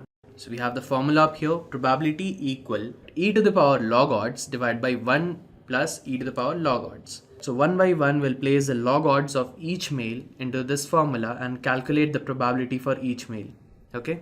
For example, I have this mail which after projecting into the regression line gives us log odd value of minus of 3.2. Okay. So what we'll do up here, we'll calculate the probability using the value of minus 3.2. We'll place the value minus 3.2 in our formula, e to the power log of minus of 3.2 divided by 1 plus e to the power log of minus of 3.2. So from here, we'll get the probability as 0.03. So plot it accordingly onto the new graph between probability of mail being spam versus spam word count. So on the basis of probability, our mail would lie somewhere near to 0. So according to the prediction, this mail is not a spam mail. Again, for another mail which is projecting on a regression line, this gives us a log odd value of 5.6. So when we put the value of 5.6 in the formula, we get the probability as 0.99. So the probability of this mail being a spam is 0.99. So again, we put this into this graph. Similarly, one by one, we'll calculate for each one of them. For this mail, after projecting onto the regression line, we get the log odds value as minus of 4.5. So minus of 4.5 and put into the formula, we get the probability as 0.01. So the prediction of this mail is not a spam mail, which is same as actual, right? So again, we plot this mail onto a graph, alright? So similarly, you can repeat this step for the rest of the email as well. And finally, we got the S curve up here. So this is our regression curve. But you must be wondering, is this the best fitted curve? Or how do we find out whether it's best or not? Well, this is when the concept of maximum likelihood comes into picture. So now that we have regression curve, let's find out the likelihood of this curve. So first find out the individual likelihood of each mail. Again, you must be thinking, how do we get the likelihood value? Well, likelihood of each mail is nothing but the probability value of each mail being spam. So likelihood of first mail being spam is 0.01. Likelihood of second mail being spam, again 0.01. Similarly, third 0.03, fourth 0.05, and so on till 8th mail being 0.99. Okay. So once you get the individual likelihood of each mail, multiply them to find out the likelihood of the entire curve. Okay. Then calculate the log of likelihood for calculating the log of likelihood, you can just take the log of the previous result. Okay, you can just take the log of previous multiplied result. Here we are adding all the logs because log of A multiplied by B equal log of A plus log of B. Okay, so we got the value of log likelihood of this curve as minus of 0.084. Now let us rotate this line to find out the best fitted regression line. So we got the log likelihood of this curve as minus of 0.084. Now let us rotate this line to find out the best fitted regression line. Again we calculate the individual log likelihood of each male. For this one, let's say we got log likelihood which is shown on your screen. So final value we got up as minus of 0.207. So we got the value as minus of 0.207. So now if we compare the log likelihood values for these two regression lines, we'll see that line A has bigger value of log likelihood than line B, right? As line A has log likelihood value of minus of 0.084. So the log likelihood value for line A is minus of 0.084, whereas for line B is minus of 0.207. So minus of 0.084 is bigger than 0.207, right? So therefore we can say that line A has better likelihood value than line B. Now again we'll rotate the line. We'll keep on rotating the line until we get the maximum value of log likelihood. And then finally we'll choose a line which is having the maximum log likelihood, and that line would be the best fitted regression line. So I hope the concept of logistic regression is clear to you guys. So for now, this was all about the theoretical and mathematical concept of logistic regression. So the confusion matrix shows the ways in which your classification model is confused when it makes predictions. It is basically a summary of prediction result on a classification problem. The main key to a confusion matrix is summarize the count value of correct and incorrect prediction. So the image shown on your screen represents a confusion matrix. Let's see what exactly does it mean. But before that, let me just tell you how to create a confusion matrix. This would make things more clear for you. So let's see how. So for creating a confusion matrix, you would be needing a test dataset or a validation dataset with expected outcome values. Then make a prediction for each row in your test dataset. Then from the expected outcome and prediction, count the number of correct prediction for each class and the number of incorrect prediction for each class, organized by that class that was predicted. Okay, let's see what exactly does it mean. So here's an example. We have some expected output and a predicted output for that. So from here you can see that all the red color results are the incorrect predicted values and the green ones are the correct ones. So in total we have 7 correct prediction out of 10. Okay, so from here you can say that the accuracy of your model is 70%. Now here men classified as men are 3, 1, 2 and 3, and women classified as women are 4, 1, 2, 3 and 4. And now men classified as women, men as women 1 and men as women 2. Okay, so 2, and women classified as men 1. Now if you create a confusion matrix out of it, you will get something like this. Men classified as men 3, men classified as women 1, women classified as men 2 and women classified as women is 4. So from here you can say that total actual men 3 plus 2 is 5. Total actual women 1 plus 4, again 5. And total correct values, men classified as men and women classified as women, that is 3 plus 4, it's 7. So from here you can say that there are more errors while predicting men as women rather than predicting women as men. Okay, so this was about how you can calculate a confusion matrix. Now let's come back and see how to interpret a given confusion matrix. This is the sample of a confusion matrix. So here we have created a confusion matrix for a fire alarm. So this represents an actual alarm, this represents no actual alarm. Here predicted fire positive and here predicted fire as negative. So if the alarm goes on in case of fire, so it's a true positive event. The alarm goes on and there is no fire, so it's a false negative event.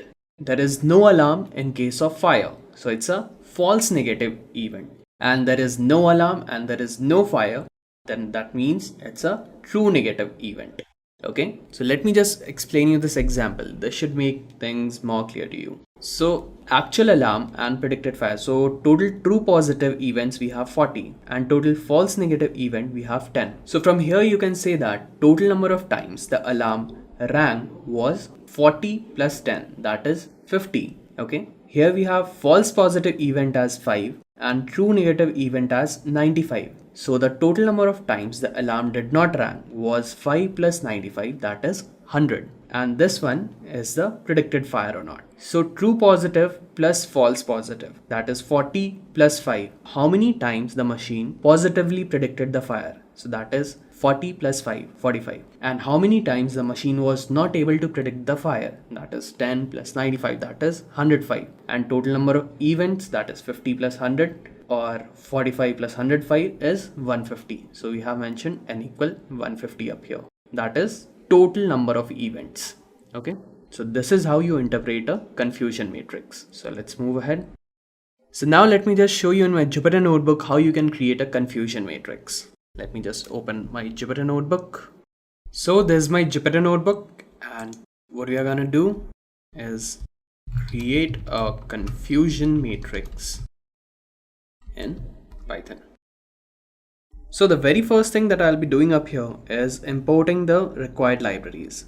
So from sklearn.metrics, so I'll be importing confusion matrix. Next, let's create some expected value. Let's say expected equal. So let's add some values in it like 1, 1, 0, 1, 0, 0, 1, 0, 0 and 0. Now this is my expected value. Now let's create some predicted values for that. So predicted equals, first it's predicting correct. Next let's say 0, 0, 1, 0, 0, 1, 0, 1. So this is a predicted value. Now let's calculate the confusion matrix. So let's say results equal confusion underscore matrix. Inside this we'll pass our expected and predicted value. Expected comma predicted and print the result. That's it. Let's execute it. So here you got the result as 42 and 13. So what does it mean? So first we have is 4. So 0 predicted as 0 is 4 times. 1, 2, 3 and 4. So 0 predicted as 1 is 2 times. 0 predicted as 1, 1. 0 predicted as 1, 2. Okay. Next is 1 predicted as 0. So 1 predicted as 0 is just once here.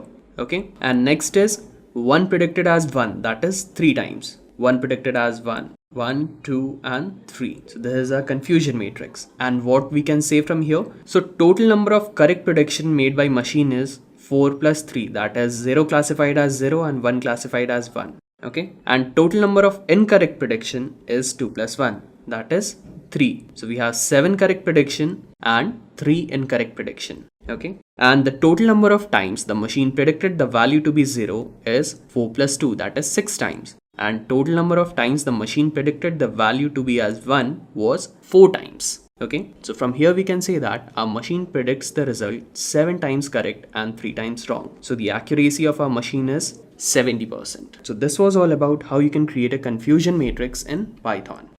A demo with logistic regression with the help of scikit-learn package. And we're going to build this logistic regression algorithm on top of the heart disease dataset. So let's quickly go to Jupyter Notebook and start with a demo, right? So this is Jupyter Notebook, guys. And our first task would be to load up the heart disease dataset. And for that purpose, we would have to import the Pandas package. So I'll just type in import Pandas as PD, and I'll use this read_CSV method from the Pandas package. So I'll type in pd.readCSV and I'll pass in the name of the dataset, which is basically heart.csv. And I'll store this in this dataset object. Now let me have a glance at the first few records of this dataset. So this is our dataset which comprises of all of these columns. And we're going to build the logistic regression algorithm on top of this column over here, which is basically target. So target would be our dependent variable and the rest of the columns would be the independent variables.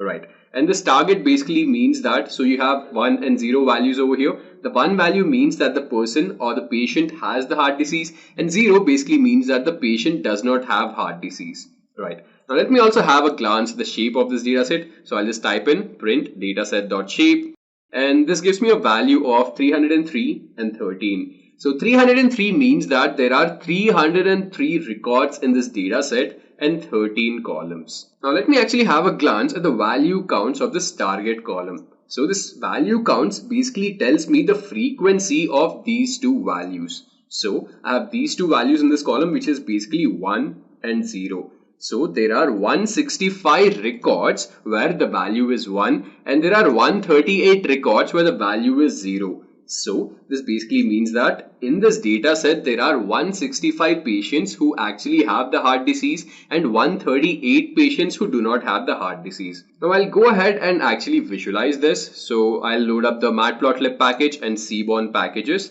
and I will pass in this target column onto the x-axis, and the data is our dataset, which is basically this heart disease dataset. And what I'm doing is basically building a histogram, and I'll plot this up over here. Right. So this is the bar plot for the value of 0, and this is the bar plot for the value of 1. And this basically tells us the same thing. So 165 is the value of the number of patients who actually have the heart disease. So this basically is for all of those patients who do not have the heart disease.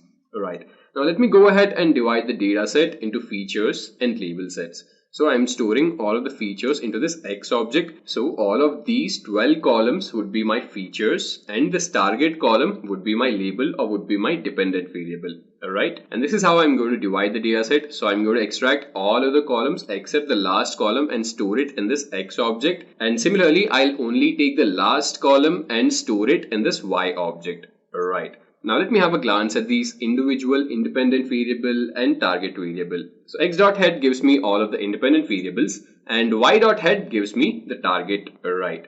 So now that we have our independent variables and the dependent variable, let me go ahead and divide this dataset into training and testing set. And for that purpose, I'd have to load up the train test split method from sklearn.model selection, and over here I'm setting the test size to be equal to 0.2. So this means that 20% of the records are in the test set and the rest 80% records are in the training set. Alright, I'll click on run again. Now we have divided the data set into training and testing sets. Now finally it's time to build the model, and for that purpose I'll be importing Logistic Regression from sklearn.linear model. And I'm going to create an instance of this. So I'll just use this method Logistic Regression, and I'll name that instance to be log model. And I'm going to fit this model on top of the train set. So I'm basically passing x train and y train as the parameters. Right, I'll click on run. Right, so we have successfully built the model on top of the train set. Now we're going to go ahead and predict the values on top of the test set. So I'll type in log model.predict and I'll pass in x_test as the parameter, and I'll store the result in y_pred. So we have also predicted the values. Now it's time to calculate the accuracy. So I will type log model.score and I'll pass in x_test and y_test. So I want to calculate the accuracy for the prediction on top of the test set. Right. So the accuracy comes out to be 73%, which is actually not that bad. And let me actually also build the confusion matrix. So confusion matrix would give me a table of values which actually comprises of the correctly predicted values and misclassified values. So I'd have to import confusion matrix from sklearn.metrics, and again I'll just pass in y_test and y_pred as the parameters inside this function, and I'll print this out. Right.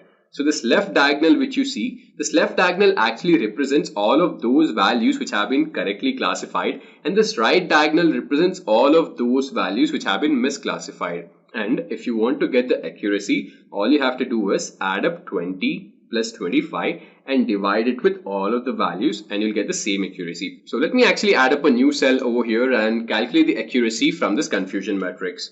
So I have to divide this left diagonal with all of the values. So that would be 20 plus 25 divided by 20 plus 25 plus 10 plus 6. And this gives me a value of 73.77, which is the same as I got over here. So the accuracy is 73%, right? So we have built the confusion matrix. Now I'll also go ahead and build the ROC curve. So the ROC curve, it sort of gives me the right trade-off between the true positive rate and the false positive rate. So let me go ahead and plot this, and this is what we get over here. So on the y-axis we have the true positive rate, and on the x-axis we have the false positive rate. And basically you can understand this plot this way. So the closer this curve is to this top right corner over here, the better the model. That is, this curve needs to cover greater area. And this, what you see, red line, so this basically represents a classifier which would give you around 50% accuracy, and your model would be as better as it is far away from this red line. That is, this blue line has to be towards the top left corner, right? And this is how we can implement logistic regression model with the help of sklearn. Just a quick info, guys. Intellipaat offers a data science course in collaboration with iHub IIT Roorkee, which will help you master concepts like Python, SQL, machine learning, AI, Power BI, and more.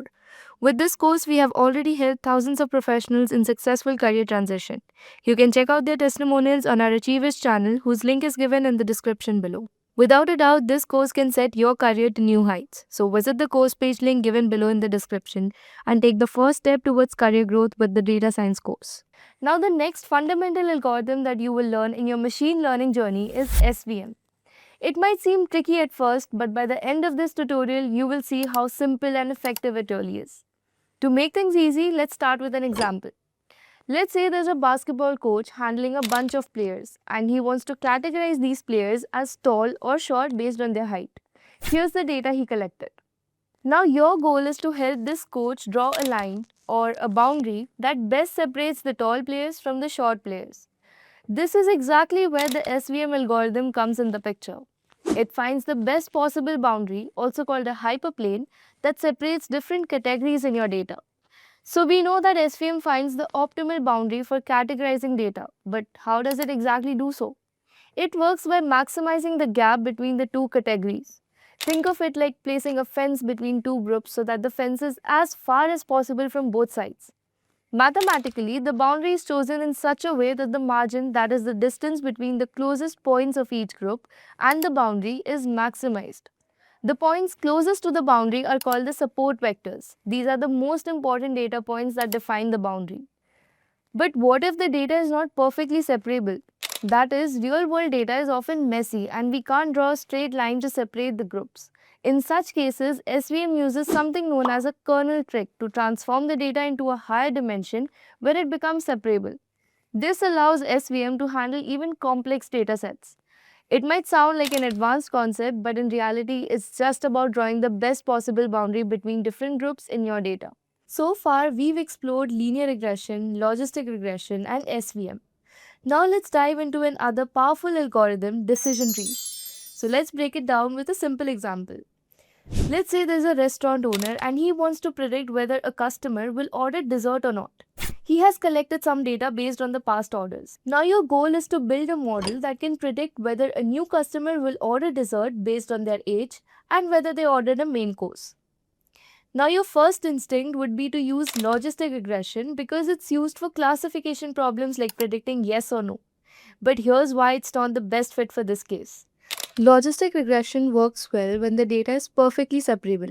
That is, logistic regression relies on a linear decision boundary and feature space. But in our case, the data is not perfectly separable. Look at customer B and D. They both ordered a main course, but one had dessert and the other did not.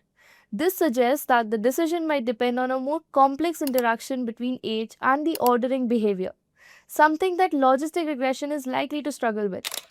A decision tree, on the other hand, works by splitting the data into smaller and smaller groups based on certain conditions, just like how we make decisions in real life. For example, let's say we first check whether the customer ordered a main course.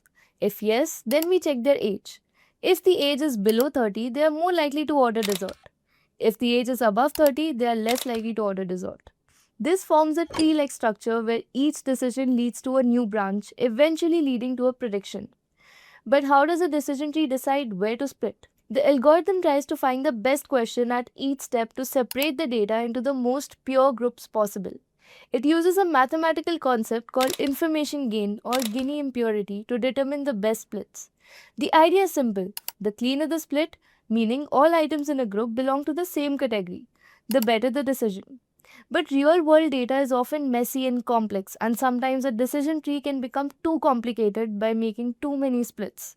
This is called overfitting, meaning the tree learns the training data too well but struggles with new data. To avoid this, we prune or cut down unnecessary branches, keeping the tree simple and effective. I hope this explanation made things clear. Since these topics are also important parts of machine learning, we've covered all of them in separate detailed videos. You can find the links to those in the description below as well as in the eye icon on the top right corner of your screen. Alright, now let's dive in clustering algorithms and see how it helps us group and understand data in a whole new way. Going to start the unsupervised learning, which is known as k-means clustering.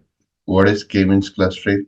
Before I get into k-means, I hope you recall what is unsupervised. So far we were doing only supervised learning, but if I may ask, what is unsupervised? Use of unlabeled data, right? That's correct. So see, remember when we were looking at supervised learning, we had a data structure like this. Just hold on. So let's say you used to see a table and used to have different variables, right? Right? X1, X2, X3, X4 up to Xn, n variables. And then you used to have a Y. This Y we call the labels, right? That actually helps you. So this is how we say label data, right? Y stands for your target or response. So in supervised learning, used to have this, but in unsupervised learning, this guy will not be present, right? This will not be there. Okay, so only the X values. So this is what you see in supervised learning. So let me write here. This is supervised learning. And if I just make a copy of it and I say this guy will not be there. So let's say this is X5 dot dot dot Xn. You got it, guys? This is X5. Just trying to, improvise that. Yeah. Then this becomes your unsupervised learning. So there are no targets, no labels. Okay. Means no labels. Implies unlabeled data. Cool. So you guys have an idea. So when you are in such situation, right, under unsupervised learning, right, you try to group data into clusters. So it's more like you're trying to find patterns. Since data has no levels, so you find patterns on the basis of similarity and then try to group them into cluster. So maybe I can also write it down. So in unsupervised learning, there is no output variable to guide the learning process.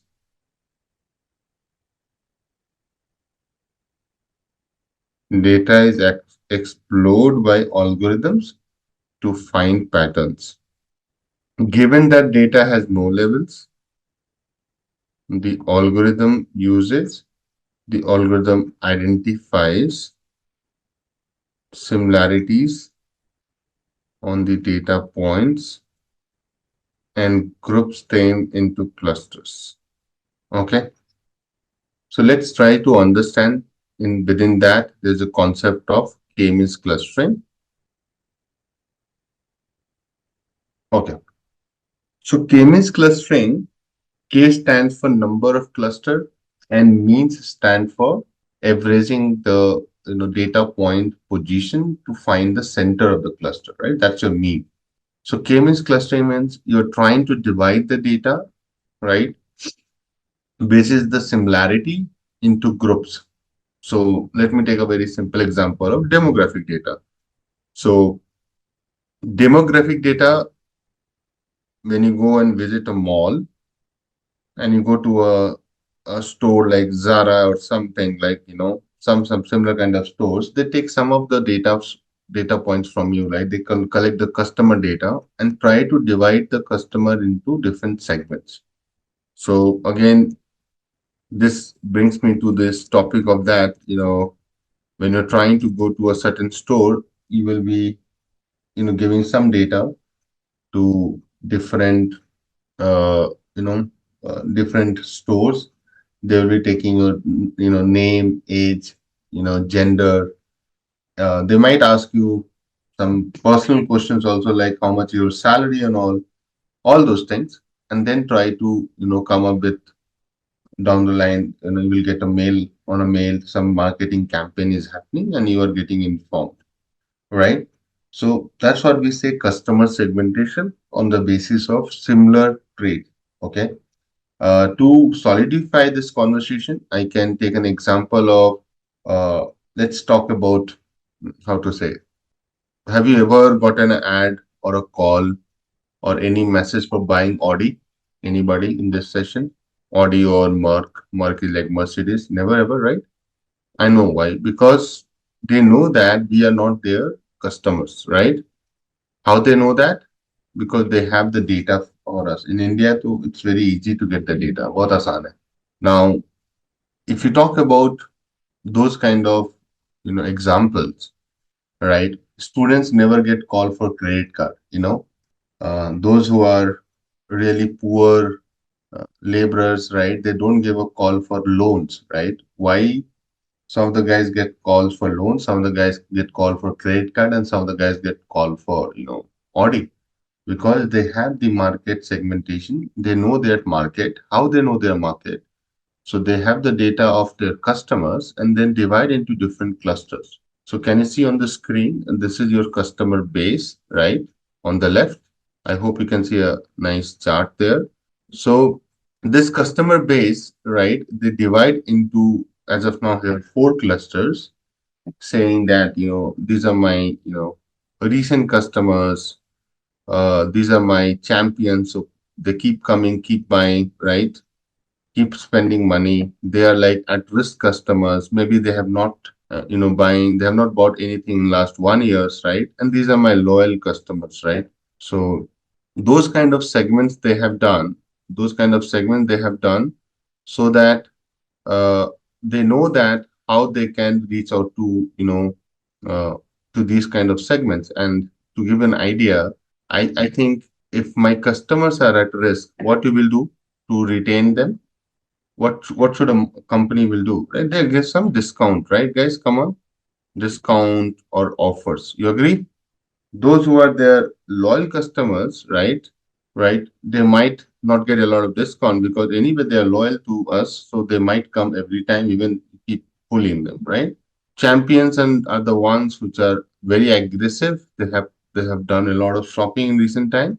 You might not also give any discount to them. But if a new customer has come, you might give some more offer so that they keep coming back to us, right? So those kind of strategies can be used or leveraged if you have proper segmentation. Now you understand the application of K-means clustering. Can be one simple application can be like this. Okay, so as I go more into details, I'll tell you more about, but this is a very simple example, and this algorithm is also very easy to understand. Okay, so how does K-means clustering, work and all, I'll talk about in some time. Okay, let's move on. So let's try to answer what is K-means clustering, right? Means how do we define it? In K-means clustering technique, each cluster is represented by its center called a centroid, which corresponds to the assigned to the cluster. So if you see, we are saying each cluster is represented by its centroid, right? So center is called centroid, which is the arithmetic mean of all the data point assigned to that cluster, right? So when I'll take an example, you understand, okay? Now the question comes, what is a centroid? So a centroid is a single data point within that cluster, which represents the center of the cluster, and that means the mean, And that's where this mean is related to your k-means. Okay, that's where you got the name. So a centroid is a single data point within the cluster, within each cluster, which represents the center of the cluster called the mean, and it might not be necessarily be a member of the data set. So it can be a calculated value also, right? It's not necessary it's coming from one of the data set, is assigned like the mean. Okay. So that is a very important point to keep in your head. That is not necessary that one of the data point will be given the role of the centroid. It may be possible that you might have calculated the centroid, although that value lies within that cluster, that group, but it's not necessary it's coming from one of the data points. Clear? Now, see here. I'm showing an image just for your reference. Can you see? So there are two groups of the data it has formed. One group is this one. Okay. Other group is this one, and it looks very logical because all these blue data points are more closer to this centroid, which is your red color, right, guys? Come on.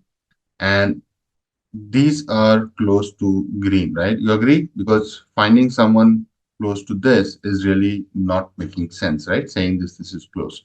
So here you have two clusters. This is cluster 1 and this is cluster 2.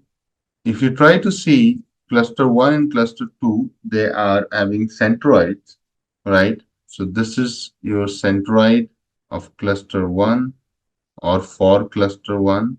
This is your centroid for cluster 2. Clear? So that's how you get to the centroid. So k-means clustering is all about finding that centroid, calculate. It's a calculated value. So calculate that centroid, and it's an iterative process.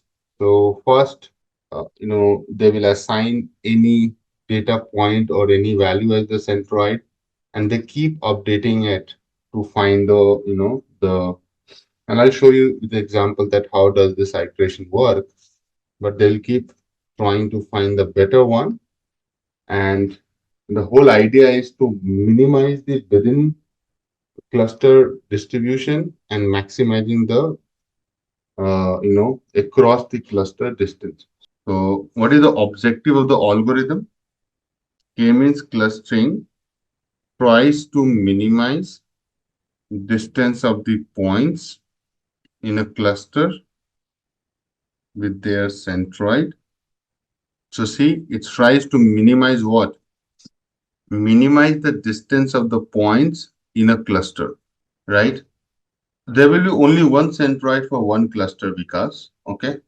For now, you should also understand what is my message here. My message is that you are trying to minimize the distance of the point within each cluster so that you find only one centroid, the better one. Okay. So you might start here. This is my centroid. Then you realize, okay, no, I'm not in the center of the position. So tell me one thing. If I draw a circle, you will try to find the balance where till the time you reach the center.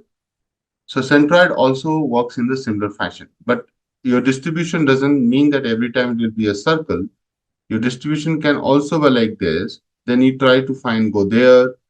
Our distribution can also be like this. You can go there because here you have more data points, right? So it can be, keep shifting to find the balance. Okay. So that's the point I'm trying to make. Okay. Now, number of groups you can decide. That is also another discussion I will do.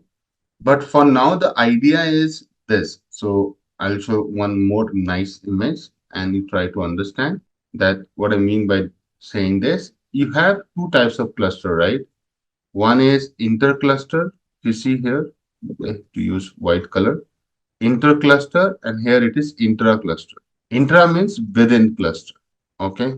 You know, right? Intra, very famous. Intra-LAN, interland, intercity, intracity. And this is across clusters. So if you see here, within cluster means within a cluster, you want to minimize this distance between each data point. You try to find a cluster in such a way that within that cluster, data points are distance are minimized. That's the objective. And you want to maximize this across cluster distance. Why? So that the separability is highest. So you want to maximize this. I'm writing again, and you want to minimize this within cluster. Here also we'll say within these guys, I'll minimize. So that's the, I would say in a layman term, the beauty of this algorithm. But how will you do it? Okay. So to do that, you have a step-by-step algorithm in place. Okay. Now steps to do. So let me talk in steps. Steps for finding, or maybe I can say k-means algorithm steps. Okay. So there are few steps, guys. Number one, specify number of clusters you want. Specify number of clusters. Okay. So for now, I think starting this is an user input, means you will tell in the model how many clusters you need. Okay. Generally, people say 3, 4, right? K equal to 3 or k equal to 4. So this is more like, the modeler will give, right? Who's building the k-means clustering model. Then second step says initialize centroids by first shuffling the data set and then randomly selecting k data points for the centroids without replacement. Okay, so that can be any weird k centroids, means that's the first one. So you are selecting k data points for centroid without replacement, means you are shuffling the data set, and you're trying to find any random k centroids. Okay. Now in this diagram, if you see, there are 8 data points, 9 data points, sorry, 8 data points, right? The model has randomly selected this as the centroid for cluster 1. Can you see that? And this data point as centroid for cluster 2. I have only taken, two groups, two cluster here. Clear? That's what I mean. So here, this red and green represents the cluster of within the data points. Okay, clear? Now, point number third, what you will do? Now you will assign all the points to the closest centroid. So as of now, all the data points are like, okay, so you will tell me here that, okay, you tell me who is my boss. So how will you find the boss? You will assign all the points to the closest cluster centroids, right? Someone has to go to some boss. Okay. So here idea is that you will find the Euclidean distance, right? And try to assign. Now you tell me this is closer to this one or this one. You tell me. You find the Euclidean distance, the C1, right? So definitely this is not closer. This one is closer, right? So that's why you assign the centroid to the closest point, assign all the points to the closest cluster centroid, and then you realize that you have another image coming as, right? Can you see that? Now I think everybody will be okay with this coming to this guy, right? Except one, I know you might be thinking what's going on there. So this is closer to this. You also know that these guys are closer to this. But we have a doubt that whether this is closer to this or this, right? You can clearly see that it looks closer to this. Okay. But obviously you will not be doing like looking at like, who is closer by doing eyeballing. You do a maths, and the maths is that you find Euclidean distance. Okay. So it's not like you are doing just looking at it.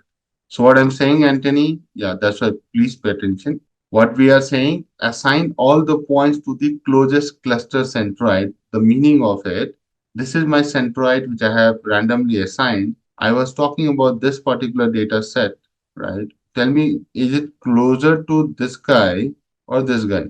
There are two centroid, right, for this point. Which one it is closest to? So C1, that's why you have assigned C1. So all these guys have been assigned to C1. All these guys have assigned to C2. Now this guy is a little controversial guy. As of now, it is also assigned to C1, but right, are we going to do something about it? Clear? So now you can clearly see that now the centroid itself doesn't make sense, right? Now this is we have calling centroid, right? But it might be possible that centroid might shift somewhere here. Okay. So once we have formed the clusters, right, you have to, you know, you might have to recompute, and that's where I'm telling it's an iterative process. Recompute the centroids of newly formed clusters. Recompute the centroids of newly formed clusters, and again finding the mean. So this is like using the mean. You have to recalculate this centroid again. So earlier you were just assigning one data point as the centroid. Now you are going to calculate the centroid again. If you look intuitively, guys, if you look intuitively, now you might feel that for the green, I think centroid should come here, somewhere here, right? That's where more balance you will find with this. So this is your cluster one, guys. Can you see that? So centroid might look little bit here and here, right? Depends on how we are getting, and I'll show the image. And for the green one, please pay attention. Green one definitely centroid C2 doesn't make sense. It should come somewhere in the middle, guys. You agree? Everyone here? So if you try looking at, and the algorithm gives you a new centroid, and I was trying to do a more like a by gut feeling, but see, more or less, I was right? So this is the recomputed centroids. It will never come like this when you recomputed centroids. Initial centroids were selected randomly by the algorithm itself. So you read this point. Initialize centroid by first shuffling the data set and then randomly. So it's been random. We are not selecting it. Randomly algorithm picks something. It's written in the first second point. Okay. Then what will happen, guys? Once you have recalculated the centroid, okay, then again, right, then again they are going to repeat it. Means they'll keep moving it around. So they'll keep connecting, again calculating the distance, where it should be, right? If every data point within the cluster is same or not. So that's the exercise it does, okay? That's the exercise it does. It doesn't stop here. It will repeat its step to fine tune the cluster till the time it doesn't find a better cluster. So that's where it will stop doing. Okay. So let me show you one more nice diagram and you will love it, I guess. Now this is how the step looks like, right? So if you don't look at the final one, if you just look at the first one step, right, you will realize that they are first trying to find the clusters. Like this is my, one group. Can you see the blue dots? Hello? So first they thought they will divide like using this plane, right? So two clusters. Everybody please pay attention. Then what if I try dividing like this? So then they divided the data on the basis of similarity again, saying, okay, maybe this can be my two clusters, right? Look at that, how it is changing every time, right? And then it fine tunes, see? So earlier, if you see the cluster points were like this, then the cluster has moved. If you are paying attention, don't look at every steps. Please follow me here. The cluster has moved somewhere here, see? And the blue has moved here. So I think earlier it was here and then it has come here. Guys, can you see that? Somewhere here. Then they realize that what if I move this guy to this completely, right? All these guys are more closer to this. Listen to me. All these guys are more closer to red. So that's why it becomes all red. So the cluster definition has changed. Now what they're doing, they're fine tuning a bit. Can you see that? So now this cluster has to go somewhere center. So that happens in the next. See? So cluster is coming in more center. Then again, this has also come little more in the center. Then they are, trying to do more fine tuning little bit. And then finally becomes your cluster. So one becomes this, right? See, there are only two clusters, but look at the beauty.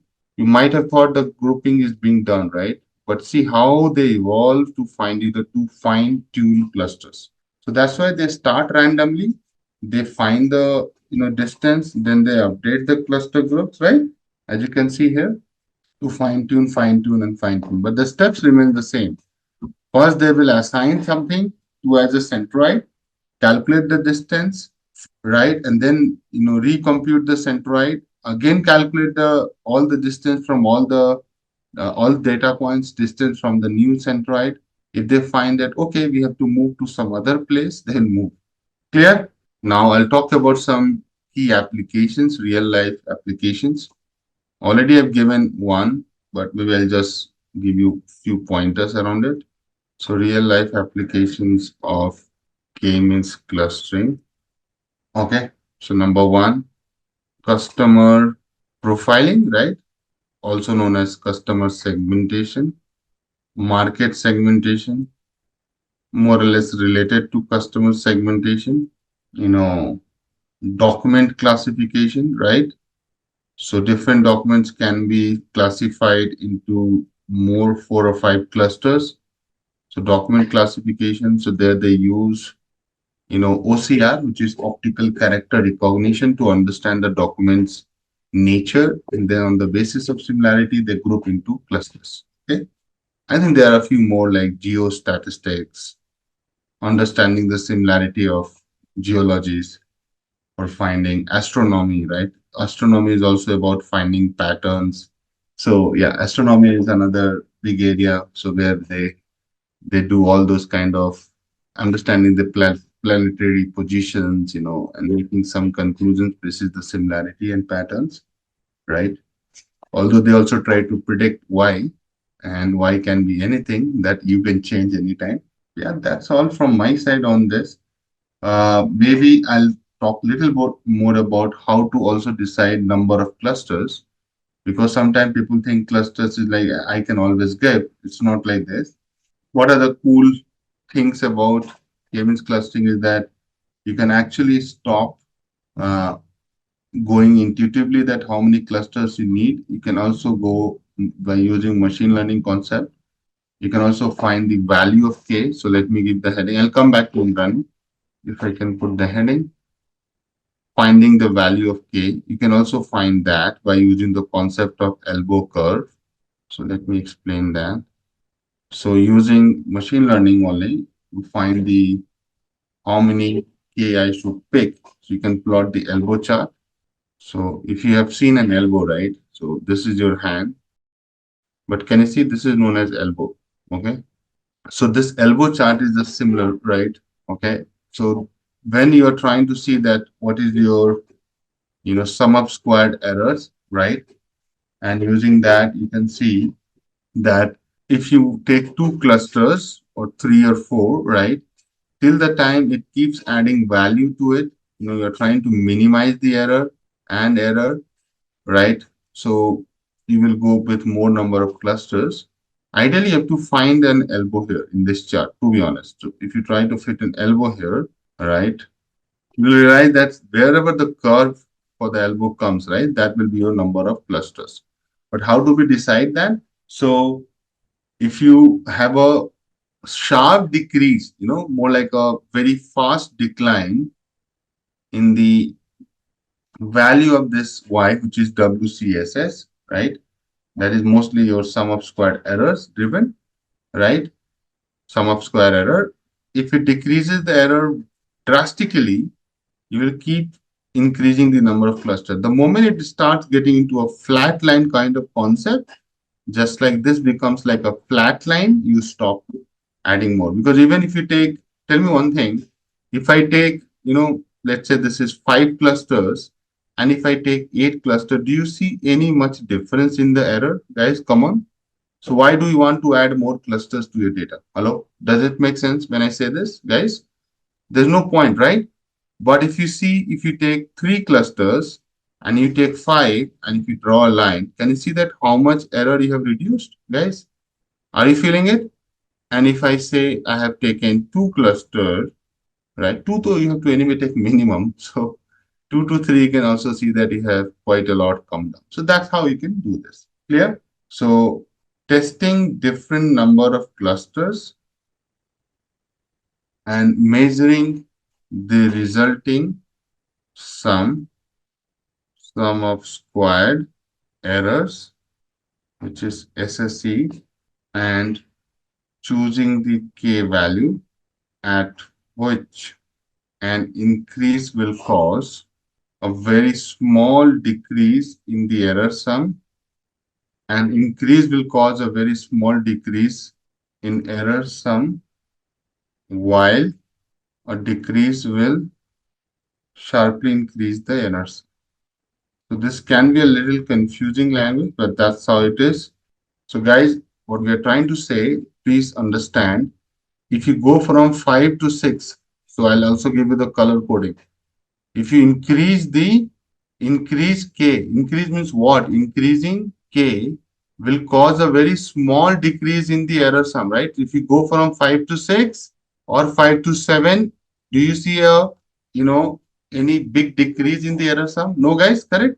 While a decrease in the K, while a decrease K in K will sharply increase the error sum. So if you go backward from 5 to 4 or 5 to 3, can you see that? Your error sum sharply increase from here to here, guys. Can you see that? Look at this green line. That is the second part of the statement. So in the middle of that, can you see that? In the middle of that, in the middle of this, you find your optimal cluster. Are you feeling this? That's where the language is. That's where you find your optimal number of clusters. So far with me, guys? Clear? This is your optimal number. What is this in this case? 5 is the answer.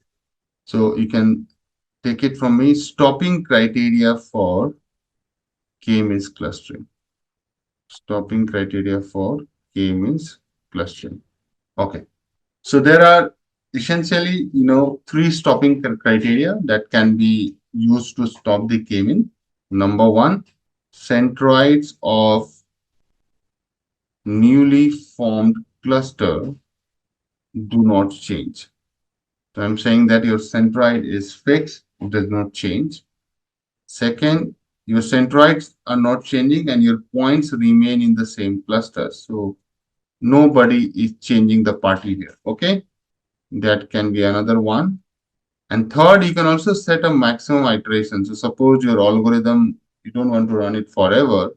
Just like in decision tree, you set, right? How many leaves you want to stop at or how many decision tree you want to stop at in random forest. Likewise, you can do maximum number of iterations and then you want to say, boss, stop it. I don't care. So in 3 ways, you can stop the K-means clustering. Make sense? Clear? So these are your stopping criteria for K-means clustering. Okay. I'll be going up and do the hands-on and let me know once you have the data, guys. Okay, you try loading that data. In the meantime, I'll also get back to you. So I'm also loading the data. So we have those typical import. Let's do it. Import numpy as np, right? Import pandas as pd. Import os. Import matplotlib dot pyplot as plt. Import seaborn as sns, right?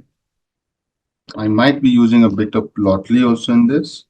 So you can import plotly as py and import plotly.graph objects objs as go. So someone can say hi on Q&A. I can share all these libraries which we are importing. And here you go. Okay, Aryan has shared a big list. Okay, so you should also know, Aryan, which one we are using where, right? Now, let's load the customer data, guys. So df underscore customer, and it's a mol data. So let me read it. What happened? I'm not in this working directory where I am. I'm in, yeah, and data is also there. So what is happening? It was not in the right folder. See, now it came. Okay. This is the data, guys. Can you see that? So you have gender, age, annual income in $1,000, and what is your spending score? Look like more like a customer profile, right, guys? Agreed? Now to plot scikit-learn we need.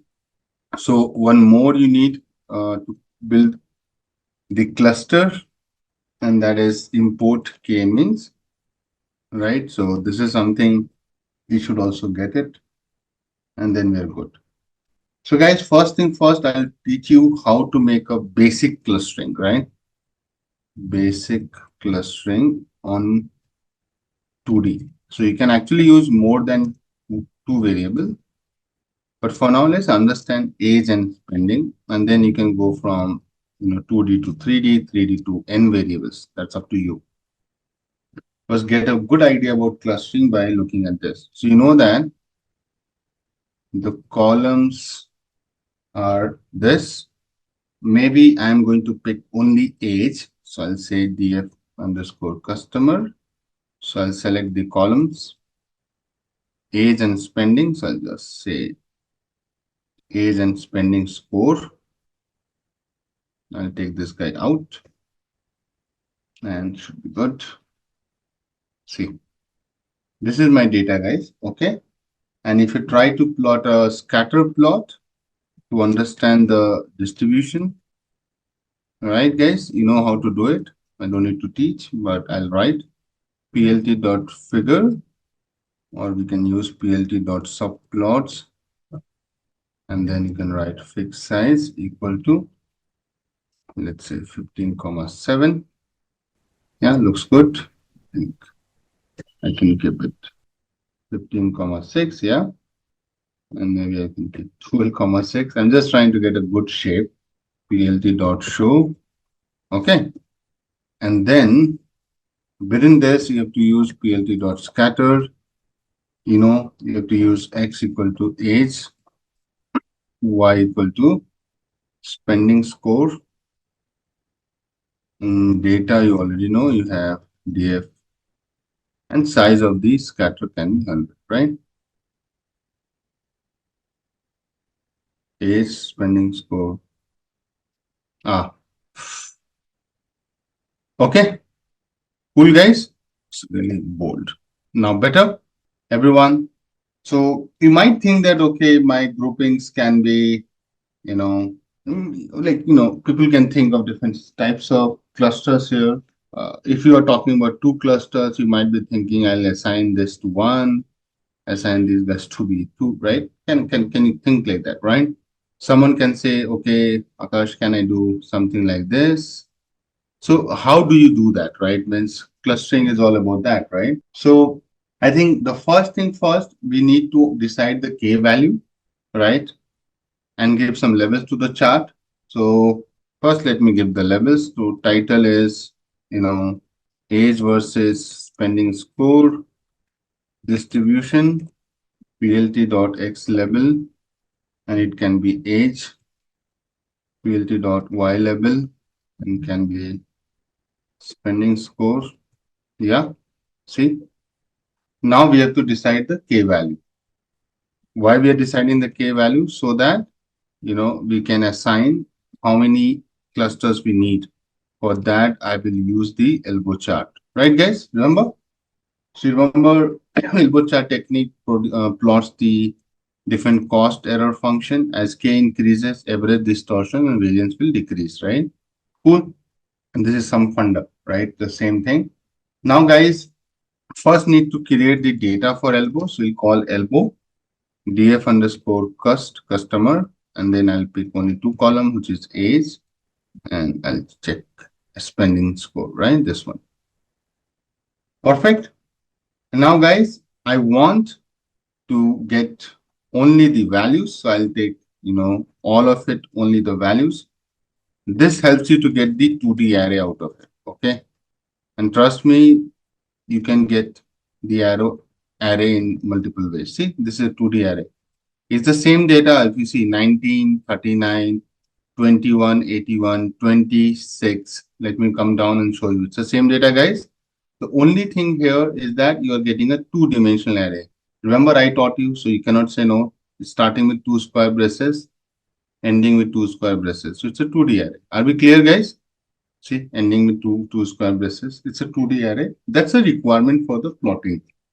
Then I want to keep an empty list called inertia. So this is an empty list.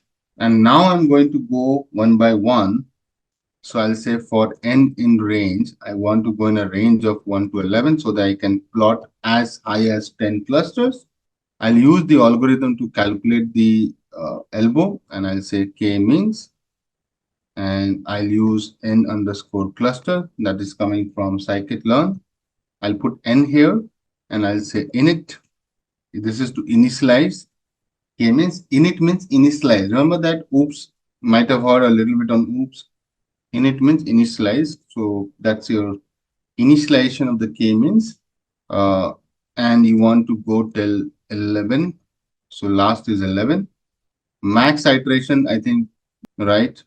I'm putting 300 iterations, which is quite enough. Tolerance is more like how much accuracy you want to maintain, like till where you want to go. 0.001 delta is fine. Random state is 45, again, to set the randomness of the sample. Algorithm is EK, Euclidean, so EK-LAN, right? So now this is your algorithm, okay? And then you will fit it to your data, which is your 2-dimension array, and then you will append the values you are calculating to this empty list, which is your inertia dot append. You have seen me doing append to a list, and once these values have been calculated, you can keep appending to your inertia. LCAN, not ECLAN. So you will see that inertia has taken your value of the cost, right? Right, and that's where you will also get the cluster. So let me do it. Let me plot the elbow chart. Okay. So again, I will use the same concept of it, plt dot subplots. Maybe why don't we use that, right? Why to waste time? Let's use this now. Now we don't need a scatter here. So I'll say plt dot plot. I need a line chart. And then I will create np dot arrange. Okay. 1 to 11 inertia, and line marker will be O.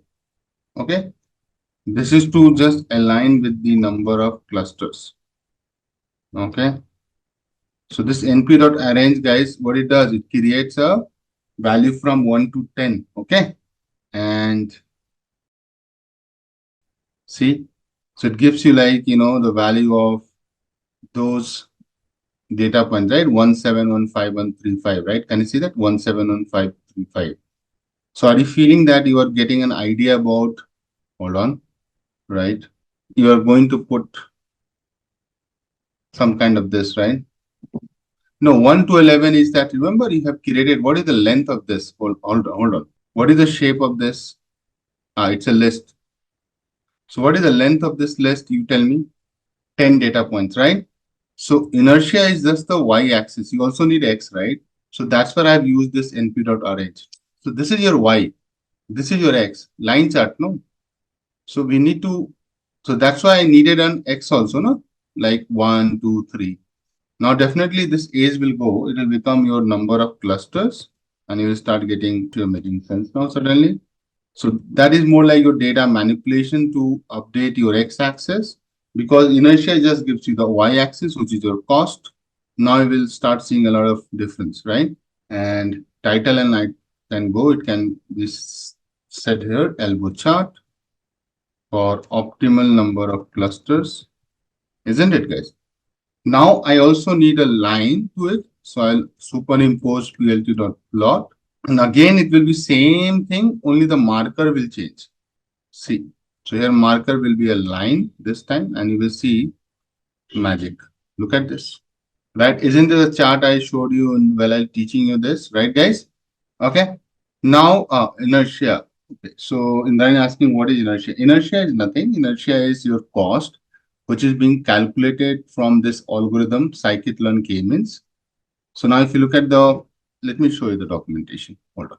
Right. So if you see here, I've written, init k-means, let's understand it. Okay, hold on.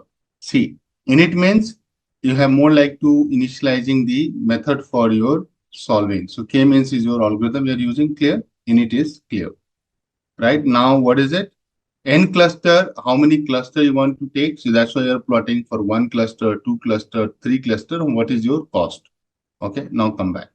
What is your max iteration? Maximum number of iteration for the k-means algorithm. I talked about it, right? So that's your max iteration. N in it is what? Number of times the k-means algorithm will. If I'm running a for loop, for how many times? If it is 1 to 11, it will start from 1 till 10 only to run. So total how many times I'm running the k-means clustering? For 10 clusters, right? So it will also has to match this, right? That's why I've written the same thing, 11, 11. So this means it will run for 10 times.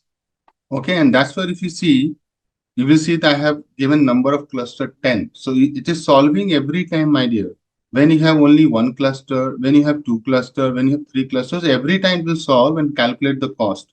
Model is doing that. I think rest everything you can handle. Simple, clear?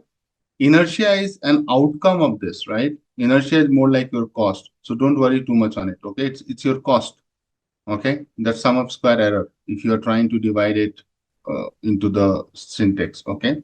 Now, once you look at it, guys, you can clearly see that I think ideally you should have minimum 3 clusters, right? See, between 3 and 4, see 4 and 5 same. 3 and 4, you have some delta. I think let's start with k equal to what? K equal to 3. First, we can start with k equal to 3, guys. You agree? That's correct. Very good, Indrani. You got it. Each data point on this elbow chart is one iteration with the cost, right? So every time you run it, you get a cost out of it.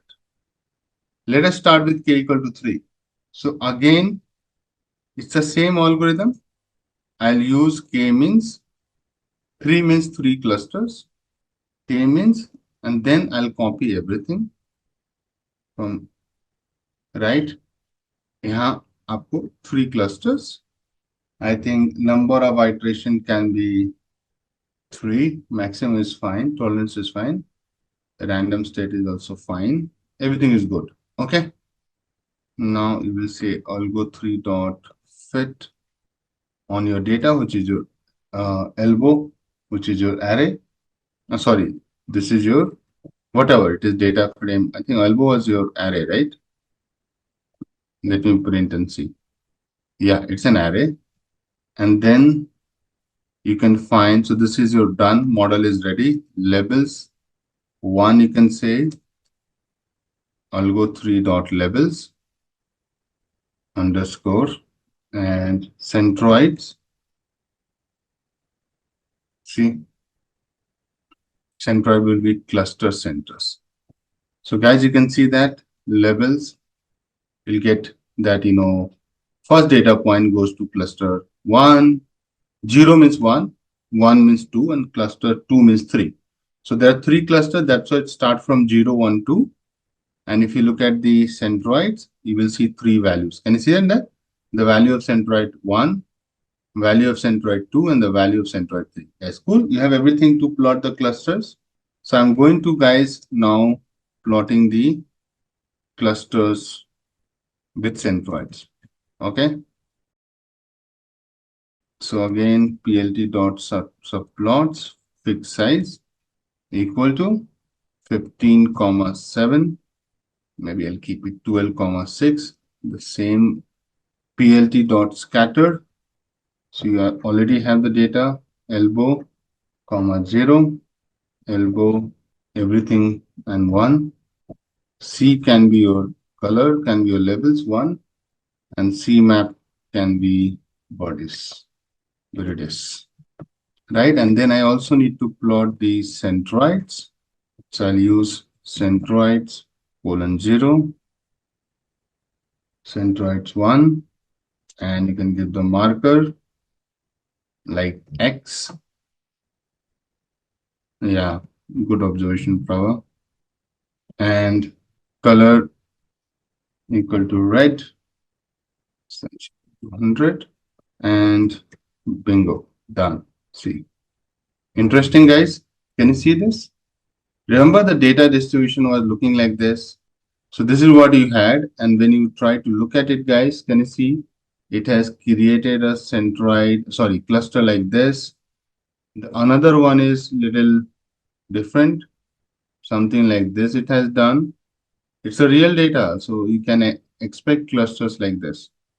And the other one is this. And the centroid makes a lot of sense, guys. As you can see, center, center, and center. Because of the outliers on this side, it has shifted to us little with this. Else it could have been here, right, guys? Agreed? Same story with this one. But see, this is real data, and you have three groups of people basis your age and the spending score. So how it is dividing, guys? Those who are spending between 60 to 100 and those whose age is less than, hold on.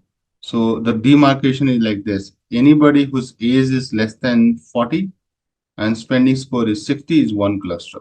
And you are saying that I don't care about the age. I only care about the spending score. So anybody who is having 40 to 60, roughly, you have one cluster, right? Another line coming, guys, correct? Hello? You agree?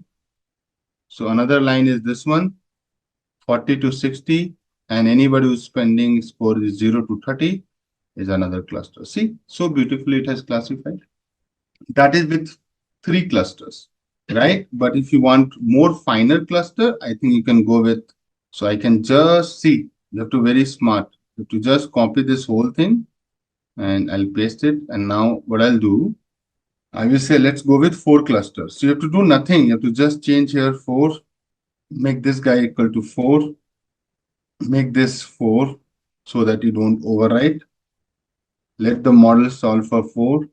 Create the level for 4 by calling it 2. See, I'm just repeating the step. You could have written a for loop to do that. Trust me on that. Okay. So let me run it. Ta-da. See. Now you can see there are 4 cluster points. You can just use same data, but you have to use levels as 2, centroids as 2, 2, right? I don't want to. See. Now it makes a little more sense that now you have divided this part. Then again, so see, I thought so. Can you see that? So now it has divided like this. 1, 2, 3, and this whole thing is like a 4 cluster. Interesting, guys? And it seems intuitive also, right? So you know that who will be part of your which cluster and how you can target that. That's all from my side, guys. So nothing else on this. You can try to get more in details of it, but I think I'm done from my side on the K-means side. Segments are already there, no? So if you see, you have to just join the data. So you have this data set, right? You have an array here, right? So what you have to do? You have to use label 2 and assign it to the elbow data, right? So maybe let me do it. So you have your elbow data, correct? And you have an array. So you can convert these two into a pandas frame and just, concatenate, right? That too by axis 1, right? So you already have this guy. You know how to convert an array to a pandas data frame, right? So what you can say, df levels for 4 clusters, right? And you can say pd.data frame and your, I think, levels 2 column equal to cluster.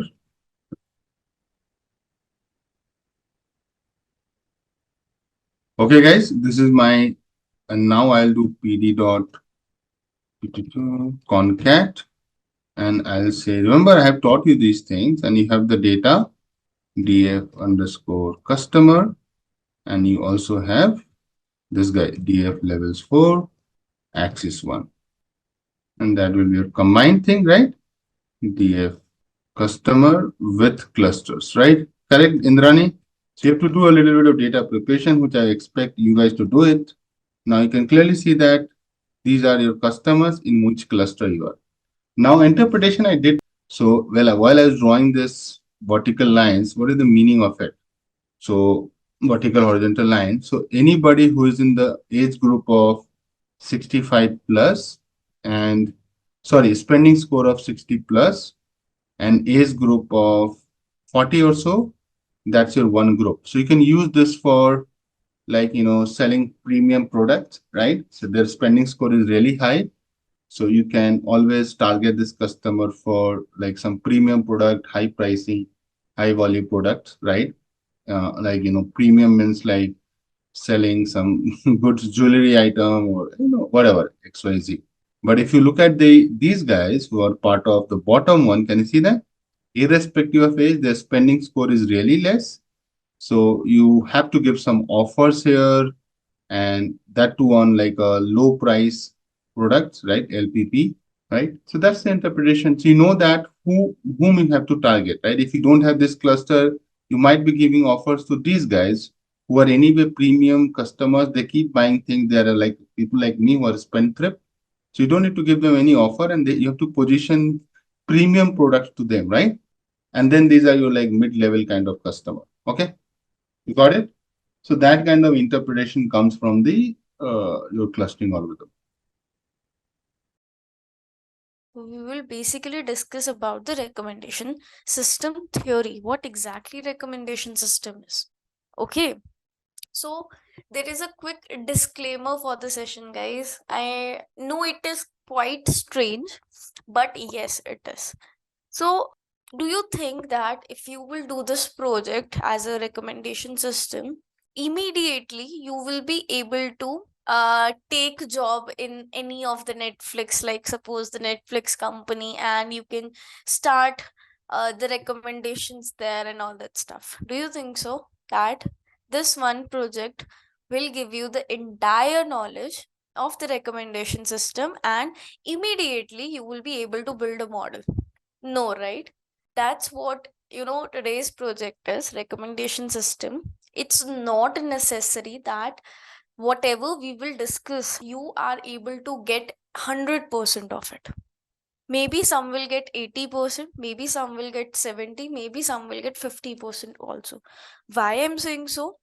Because we even know like what is the backend going on in PC. We know what is the backend going on, but in recommendation system, guys, actually we do not know what is the backend going on.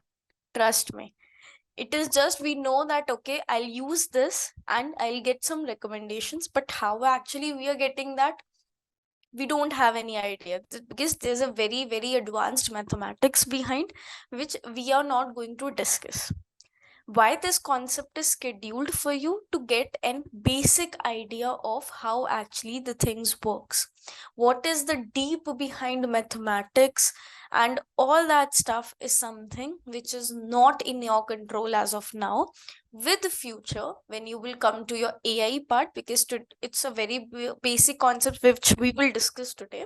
In AI, you will try to enhance this with more kind of concepts and all that stuff. Clear? Okay. What do you mean by recommendation system?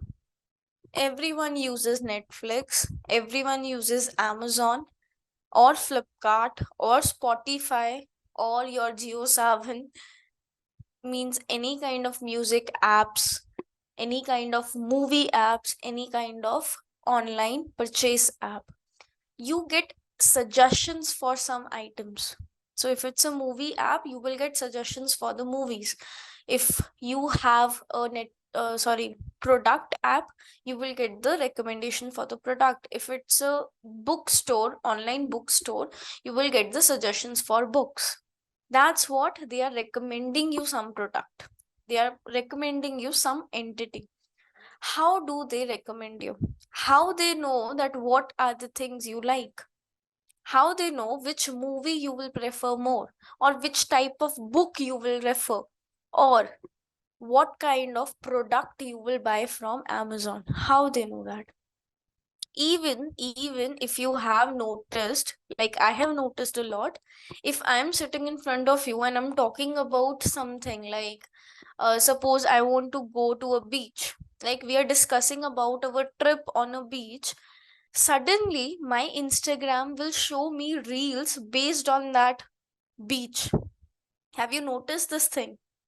Even if you're talking about like randomly with your friend sitting there that I want to buy a watch, something like that, your Instagram or any other app will actually try to recommend you watches. Have you noticed this? That's what recommendation system do.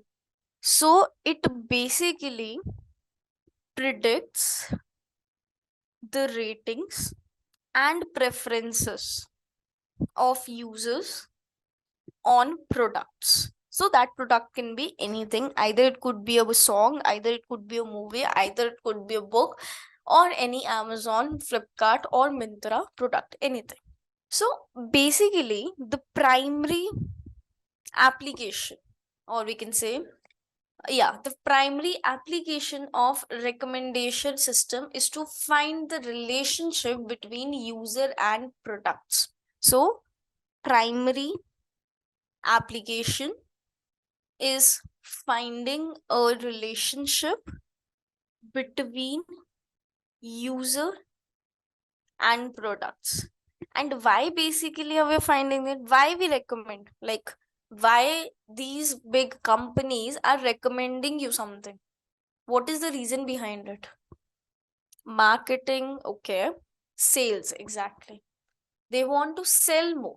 They want, like, if they are recommending you the songs which you like, ultimately the engagement with that particular app will increase. Because if they are recommending you songs of your preference, you will listen to that frequently, you will use that app frequently.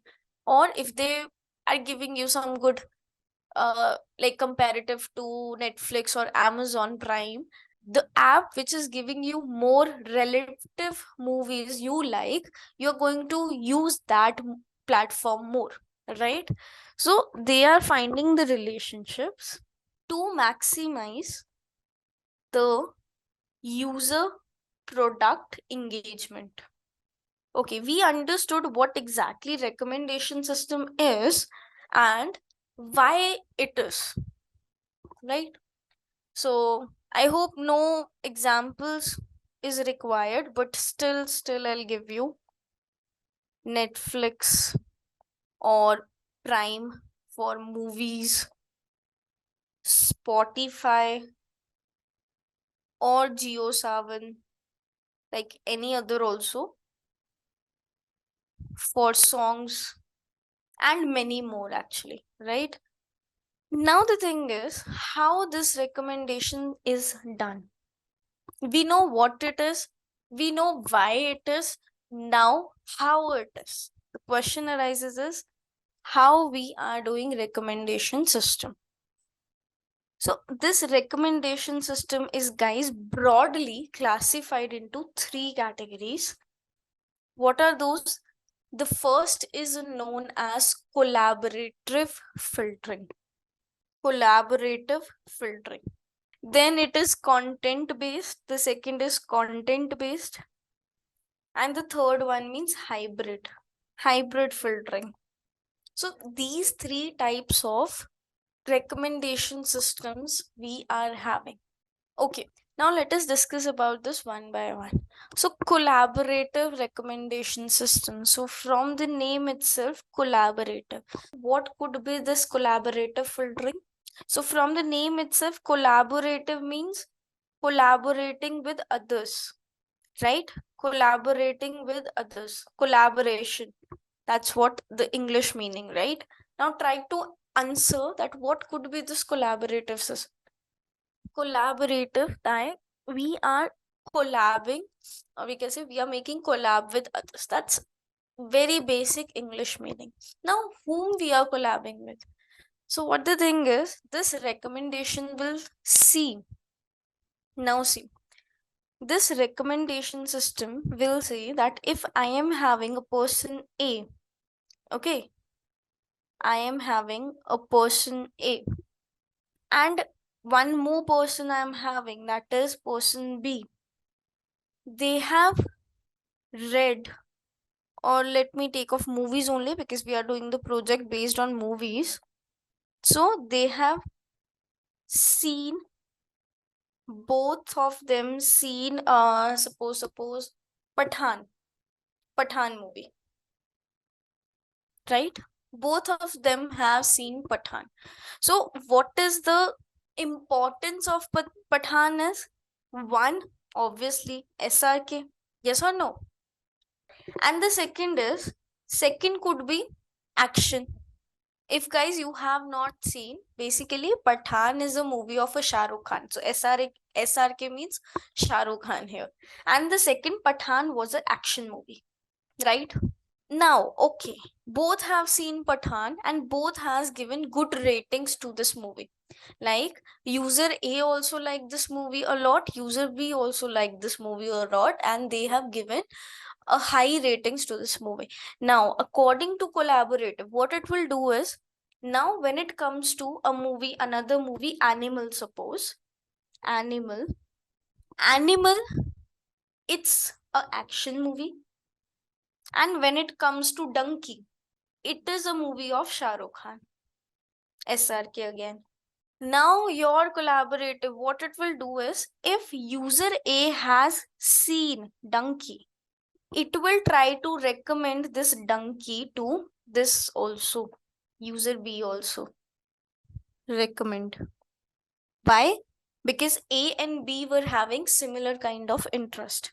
Similarly, if your B has seen Animal and given good ratings to Animal, your recommendation will recommend this movie Animal to user A also. Getting the point? So collaborating with the users having similar kind of interest.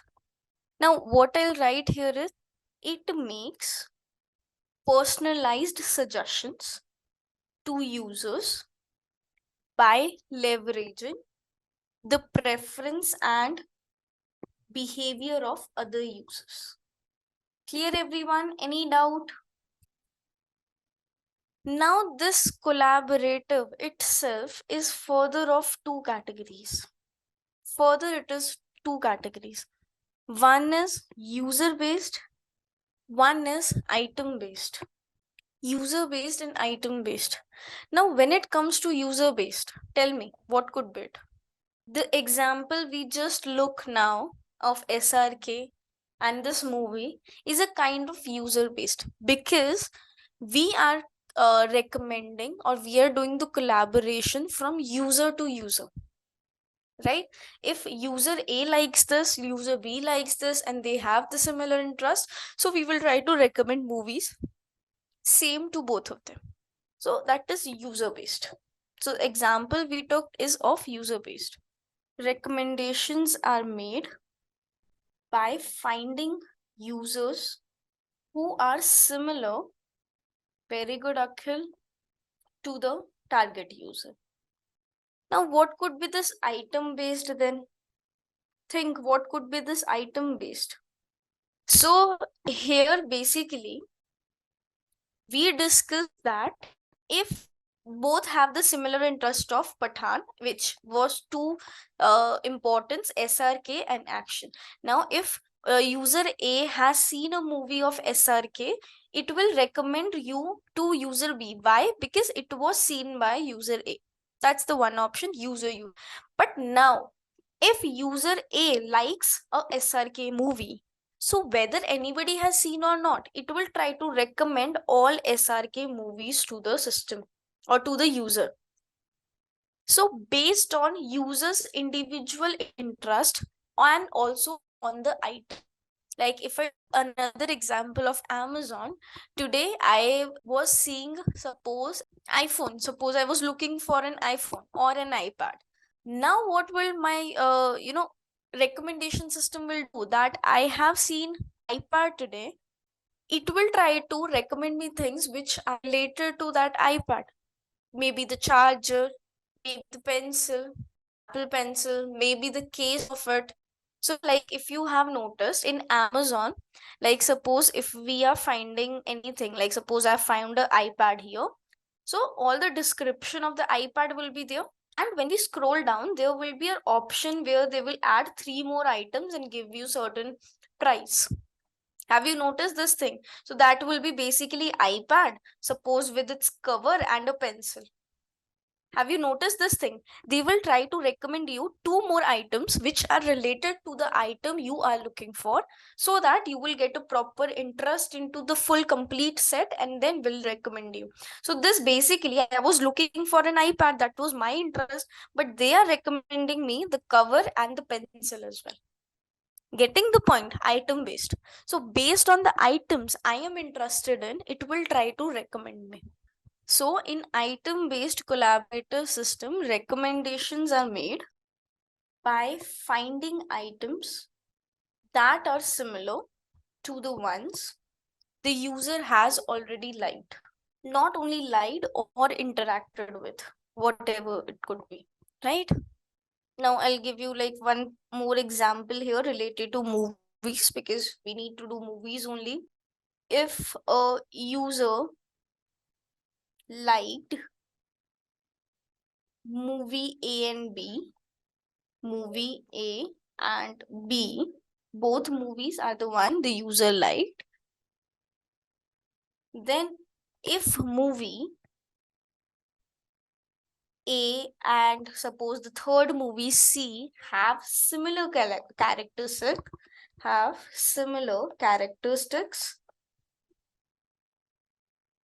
I'm giving these examples writing so that you cannot, you don't need to go to the recordings back. You can easily read the notes and you can recall what we have discussed. So instead of going through recordings again and again. So if movie A and C have similar characteristics, the system might recommend movie C also. So here, let me write one more thing, key features. It is user-centric approach. So let me write it, otherwise I'll forget. It is user-centric approach. Okay, guys. So we discussed about collaborative filtering, in which one was user-based and one was item-based. Now we will talk about content-based filtering. And hybrid is mixture of collaborative plus content. Hybrid is mixture of that. Okay. It was user-centric approach, means based on users it is giving, right? Okay, now let us come to another type, which is content-based. Content-based filtering. Content-based is very, very similar to item-based. So it's a type of recommendation system. So it recommends items to users based on the attributes or characteristics of the items and user preferences. Here we are actually not recommending based on any other user. We are just recommending based on the past idea, the past data, or the past movies, or the items, or something what we have bought or what we have seen. So according to that, our past data, it will try to recommend us the things. So basically, movies could be recommended based on several features like genre, actors, even directors, release year. Like we use now, what are the latest movies which are released. So if I like a movie which is just released, so most probably I will like, if a person who loves to see the latest movies every time. So according to that. Okay, item based was basically a type of collaborative, right? So there could be interactions of user as well, that is possible. But when it comes to content based, there will not be interaction of users at all. There will be only interactions based on my previous data. Clear? So here, what is the key features? Personalization. Because on my interest only, the movies will be recommended to me. So this was the basic idea of the theory of recommendation system. So for content based, I'll give you a diagram as well, which will help you to understand it. So you are a person here. So there is a book basically which is read by this person. So there is a basically a book which is written, not written, read by this user. Okay. Now, whatever the similar articles we would be having, what would be similar articles we would be having, that will be recommended to the user. Clear? Okay. I think now it is clear for everyone. Now let us come to SVD part. Singular value decomposition. So before even this SVD, let me talk about one package we are having, which is known as surprise package. Deepak, item called start issue is basically when your recommendation system is not able to recommend things. So that could be due to several reasons, like maybe there is a sparse data, the data is not completely filled, or there could be any other reason also. So that is the item cold start issue, that your recommendation system is not able to recommend anything to any user. So let us talk about this. What is surprise library, or you can say package? Like, library would be the more appropriate word. So this is a good question actually, which could be asked you in your interviews also.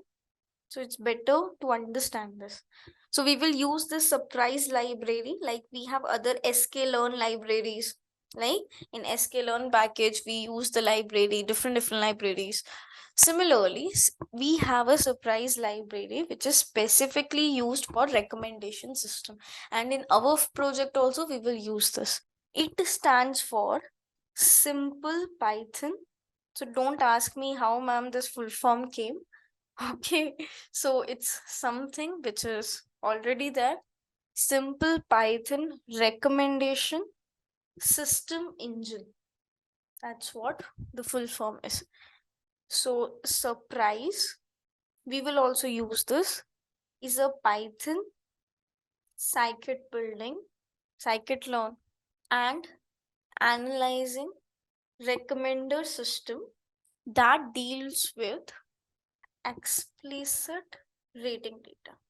So it is basically a library which is used for recommendation systems, and it is very good to analyze the ratings the particular user or the particular movie got.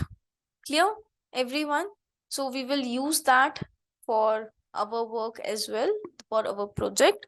So we'll do. Now comes to SVD. SVD, you can think it is as a dimensionality reduction technique. Like you were having a PCA, you were having LDA, when we were having some kind of data in a data frame or anything else. So we do dimensionality reduction there.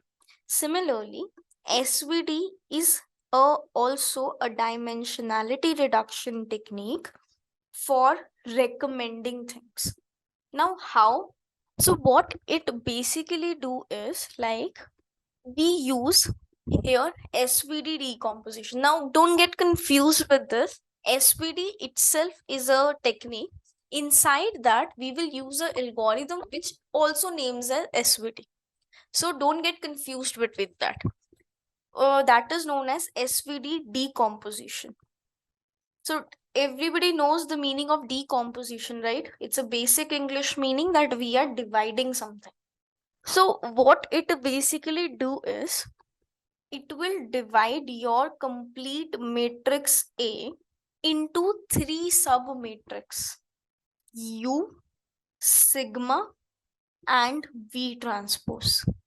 Now what is this? I'll talk about just a second. Right now, just understand, this will try to divide your this complete matrix into this three kind of matrix, and with this three kind of matrix actually it is going to recommend you, it is trying to remove the unnecessary content and keep some content which is relevant and will recommend you that content here.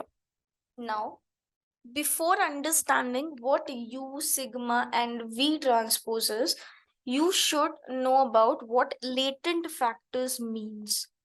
What does latent factors means? Okay, latent factors basically are known as hidden patterns in your data. Whatever the data you are having, so what are the hidden patterns inside that? So they may be, if we are talking about a movie data, so they may be the genre column, they may be the actor name, they may be release date, any kind of pattern. Only the thing is, we don't explicitly define this that in my this data this will be the latent factor. We will not do this. Our SVD model itself will find that hidden patterns from the data, and according to that it will work. Only you need to understand is latent factors are the hidden patterns. This is just an example. We will not define it that genre will be our latent or actor will be. No, we are nothing to define it. We are just thinking that that could be genre column, that could be the actors column, or that could be the release date, or that could be any other pattern which is available. That work is of SVD to find that hidden pattern. Okay, now let us come to this, what exactly U and all that stuff is. U basically means is a matrix which tells you the relationship between users and latent factors. Means if I am taking the genre column as a latent factor, so my user will like horror movies more, or my user will like the comedy movies more, or any action movie. So U is a matrix which will find the relationship between user and latent factors, right? Sigma is basically a matrix, diagonal matrix of latent factors. A matrix where diagonal elements are 1 and other all elements are 0. That's what a diagonal matrix is. Either you can say 1 or either you can say any other value. So in our case, that is basically sigma 1, sigma 2, sigma, like suppose 3 by 3, other will be your 0. That's what diagonal matrix is. Clear now? Ho? Then V transpose. V transpose is basically the relationship between items and latent factors. Items means the things which we want to recommend. Like suppose I want to recommend some new movie to you. Now that new movie relationship with the latent factors. So using this decomposition, it will try like what is the behind mathematics going on. So this was the part where I was saying that there is a big advanced mathematics behind this. How this matrix is actually divided, how the latent factors are found by the hidden and all that stuff. That's what advanced mathematics comes into play. And you should not be aware about that as of now. Not as of now. If you like very experienced, it needs a very good experience if you want to understand the behind advanced mathematics. Okay, so as of now, just understand that decomposition, we are dividing our complete matrix into further 3 matrix that SVD will itself do. We don't know how it is going to find the latent factors. We don't know. Only we know that it will try to make 3 different matrix. One will be of users versus latent factor, one will be a diagonal matrix, and other will be items versus latent factors. Using these 3 matrices, sub matrices, it is trying to recommend you something. Clear, everyone? Now after this, one more thing you need to understand is what is estimation score in SVD. estimation score, you can say it as a prediction score which every movie will get after performing SVD. Like suppose I have movie A, I have movie B, C, D, E, F. So if you're talking about Netflix, there are many movies, right? We have lakhs, crores of movies. So every movie will get a score based on SVD. A number of score, we will get a score. That is known as estimation score. Highest estimation score basically means highest chances that that movie will be recommended to you. So suppose that I'm taking a range, that estimation score highest means 10. So maybe this movie got 9.8 estimation score based on your data. So estimation score for different data will be different, okay? It is not same for every data.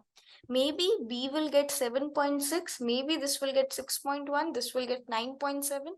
So estimation score. So if I want to find the top five movies I want to recommend you, so it will sort, okay, not it will, we will sort this estimation score values and we will take the first five values. So the highest estimation score means the highest chances that that movie will be recommended to you. Clear, everyone? So it is known as the prediction score, also known as predicted score, or you can say it as predictions also, like your model, how much score, predicted score it has given to that. So high prediction score means high chances that the movie will be predicted or the movie will be recommended to you. Refers to a value obtained by predicting how a user might rate or interact with the item. Clear, everyone? So this was all the theory which is necessary, not necessary, but yes, it is okay to start with your project. Okay, so guys, this is basically the data file. So it's not in a DF format, like it's not a CSV file, it's a text format file. That's why we have opened it into a notebook. Now see how this data is all about. Here we have a movie number, which we call it as movie ID also. And this is the particular movie customer ID, the ratings the customer has given, and on what date the ratings is given. It's a real data, Akhil. It's not a toy data. Clear? So it's basically the first movie, the movie ID, then we have the customer ID, then we have the ratings the particular customer has given, and the date on which the customer has given. So if we find, like, so it's the first, like, try to understand, it's the first movie, then we have the second movie, then we have the third movie, then we have the fourth movie. Similarly, I think 1499 movies we are having. 1499. If I try to find it, let's see it will find it or not. That's why I recommend you, even I recommend you to not to try with this project with me. But guys, do you got the data, what exactly it is? Basically a movie ID, then we have a customer ID, then we have the ratings, what that customer has given, and then at the end, the date on which the ratings has been given. Okay, now come to the project. Mount a drive basically means that we are not explicitly loading our data. We are taking it from a drive. We are already having a drive in our system, right? Google Drive. So we are taking data from there. We are just mounting that drive here, and indirectly we are accessing that data. That's what mounting a drive means. Now, why we are doing it? Because sometimes the data, like this data, is very huge. Very in the sense, like, maybe, yeah, you can see the shape of the data. It's approx in crores data. So if I try to explicitly load it from here, it is going to take even, I think, more than half an hour to just load this data. So instead, we will just mount a drive here and we will try to load the data indirectly from the drive. Clear the meaning of mounting a drive? And even guys, when you are trying this project, please don't try it over Jupyter. because in Jupyter you don't have the option to mount a drive. You need to explicitly load the data using read CSV, which will take a huge amount of time, and you need a very good RAM to your system. So also try this in Google. How we actually mount it? Either we can run this code. What does, if I run this code, run anyway, it will take me to we can choose files. It will take me to the options which are present here, and according to that I can choose the file. This is one of the option how you can load the data. There is another option which is of this mount. You don't need to write this code, okay? You'll just go here. You will see the third option, which is mount drive. Click on this mount drive. This code will automatically be there. So for example, if I'm deleting this code from here and then I'll try to click here, see, automatically the code appears. I don't have to write this code. Dismiss, and they are saying run this code. You are running this. Connect to Google Drive. Allow. Let it run. Now once this mounted at all the stuff, wait for few seconds. You will get a drive option here. Hit it. Now see, mounted, you will see a drive option here. Have you seen, guys, how this drive option came? Now I have already uploaded a file in the drive. You also need to upload this file into your drive. Now how to access it? You'll scroll here, my drive. You will open the folder where your particular file is. So my file is there in the Netflix folder, and this is the data. So you will take copy path from here. That's it. Running this code, and in pd.read CSV, you will just paste this path which you got from here. Clear, everyone? How to mount a drive and how to load the file? It's simple command pd.read_CSV. Only the difference is you will paste this path over there. Now how we have actually loaded it? So remember, in the notepad we were not having the names of the column, we were just having numbers. So here what I have done is I have given headers, means we don't want any headers, and names of the customer ID. The first was customer ID and then was ratings, right? Use column 0 and 1. So if you remember, we were having a third column which is date column. So I don't want to use that because I'm not concerned the date when the person has seen the movie or something like that. So I have removed that column and I'm using only 0 and first. These are the index values. 0 means the first column, 1 means the second column, and I'm not using the third column, so I've only written 0 and 1 here. And then simply head command, using head command we have loaded it. Okay, now seen the data type. So customer ID is an object and ratings is in float. Okay, now we want, in case the ratings is not in float, in case, so we can use this command as type. Everybody knows about as type, right? So we will use this command to convert into float. So if it is not in float, as of now it is in float only, this many rows, this is the data set. Now see what we are, first of all, before doing recommending or before applying SVD, we need to analyze this data. We should understand this data. So we have performed several steps to understand about this data. Let us talk about them one by one. So here, this one basically means it's a movie ID here, right? It's a movie ID. So don't you think so? In ratings, wherever I would be having a nan value, that means that is a movie ID. In the whole data set, wherever I would be having a nan value for the ratings column, don't you think so? That value is basically reference that that's not a customer ID, but that's a movie ID. Getting this point? So number of nan values means number of movies we are having in this data. When I shown you on notepad how the data was, it was 1 colon, here was some customer ID, here was some ratings, and here was a date value. Remember? So customer IDs and like that. Then we were having second movie and then several customers for it. Then we were having third, fourth and like that. Yes or no? Now here I have done headers equals to none. When we loaded the data, headers equals to none is something we have done. That means these headers we do not want. These headers are included in the rows now, right? Headers are included in the rows. So movie itself do not have any ratings here, right? But customers have their ratings column. So basically this ratings column got nan value for that.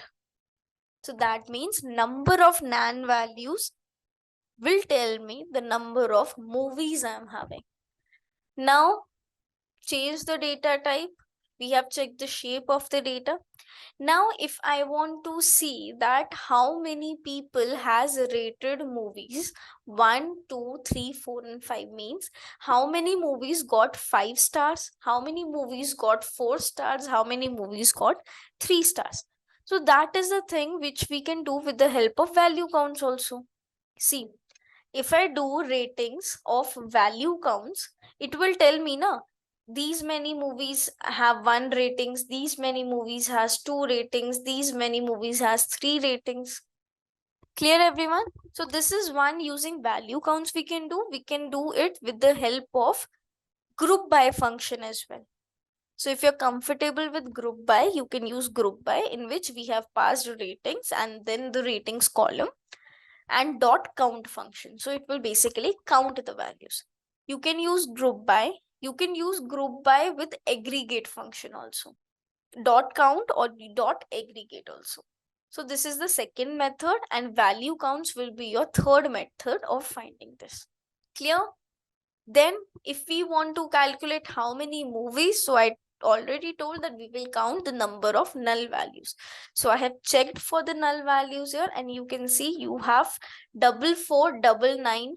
Okay, it's not 1499, it's 4499. We are having movies with the nan values. That means 4499 will be our movie count. Clear? Okay, then this code is basically, if I talk about this particular code, it's basically if we want to change any ratings column into float, but when I check the data types, it was already in float, so no need to change. In case we need to change, you can use this command of as type. Now, what I have done is I have stored this number 4499 into variable movie count. Clear? So you can see movie count is equals to 4499. You can even manually do it like this. That is also okay. No issues because you have already found it from above. But if you want to do in this manner as well, that's totally fine with you. So movie count. Clear everyone? What is the use of any unique command in any of the column? Not here, but in any. What is the use of any unique command?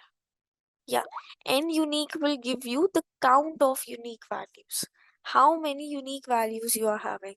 So I was having one column customer ID in which if I calculate n unique, will it tell me the number of customers I'm having? Unique customers who are giving the rating? Because the possibility is we have 4499 movies in total, right? So maybe there are multiple customers, like customer A has certain customer ID which is given. This customer A has given ratings to 100 movies.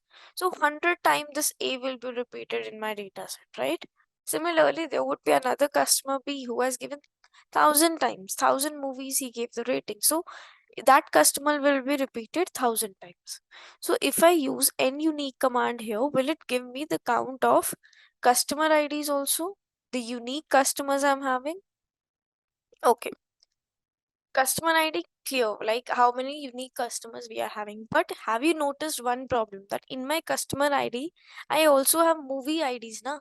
If I'm counting the unique values, it will count the movie IDs as well. So don't you think so we need to subtract the number of movies we are having to get the actual customers count? I'll just subtract the customer count from the movie count, because movie count is something we have already calculated. Now from this customer count, what I got, which also include movie unique movie IDs, right? Then if I subtract movie count from this customer count, I will get the actual customer count I am having. Clear, everyone? N unique will give you only the unique count, whereas dot count function will give you the total number of not null values. So in our case, if one is repeated 5 times, count function will give it 1 is repeated 5 times, whereas n unique will give you the value 1 only, because 1 in the sense that only one unique value you are having here, no other unique values. Getting the point? So if I find the count of customer ID, it will give me the count of not null values. All the not null, even the customer is repeated, it will count it multiple times. So what exactly this is telling me? The number of times the ratings are given. So if a customer is given 5 ratings, that means 5 number of times it has given the rating, so it will count it 5 only. If a customer has given ratings to the 10 movies, it will count it as 10 only. So 5 plus 10, 15, then so on. So number of times the ratings has been given. Clear? But again, the same problem here we are having. What? In customer ID, we again have the movie ID also. It will count the movie IDs also. But movie ID is not the ratings column, it's the NaN value there. So again, we have subtracted the movie count to get the actual number of times the particular ratings has been provided. So this is actual number of times the ratings has been provided. Okay, now come back to find how many people has rated 1, 2, 3, 4, 5 stars. Means how many movies got 1 star, how many movies got 2 star, how many movies got 3 star, and so on. So one method is, first method, like which everyone can understand, is value counts, because we have used this value counts a lot. Value counts means it will give you the unique values with the frequency of number of time it occurred. So 1 rating occurred these many times, 2 ratings occurred these many times, 5 ratings occurred these many times. You can easily sort the values by if you want, but I want to keep it as it is, right? The second method is using group by. In group by, you can use the dot count function, which will again give you the count of not null values. Then the third method is, in group by, you can use the aggregate function also. The difference between like this method and this method is, here it will give you only count, but here if I write dot sum also, so guys, I will not run this code because I have already run the code in sequence. It will break the sequence, because after like a few codes, this Netflix dataset values I have changed a bit. So I'm not running this code, but yes, if I want to find the sum also, it will give you the sum values as well. So aggregate function means at one go you can find multiple things. But if I'm using just dot count, it will work with dot count only. For sum, I need to use another function. So aggregate means we are aggregating multiple functions together. That's a possibility. Clear? So I have used aggregate function in future code also, so do not worry. We will talk about that once again. So these are the 3 methods how we have found that how many or got what ratings. Again, we can plot it. So this is a stars. Please note that stars variable means it is this kind of data frame count. Now, if I want to plot a bar plot for this, we can do. So everybody knows SNS dot bar, everybody knows PLT dot bar, right? But we can also plot a bar plot like this. So I've used a different code to make you understand that there is another method of plotting a bar plot. What? AX equals to stars means the variable which we have created before, dot plot. The kind is horizontal bar, H stands for horizontal. The figure size is provided. some title is provided, and grid equals to true means to give the values of grid like this, the gray color grid. So this is, you can see the bar graph proper, and highest ratings is 4, means the highest number of movies got 4 ratings. Okay, now everyone focus. Now the codes are something which is little tricky, so you need to focus on the screen. Okay, proceed.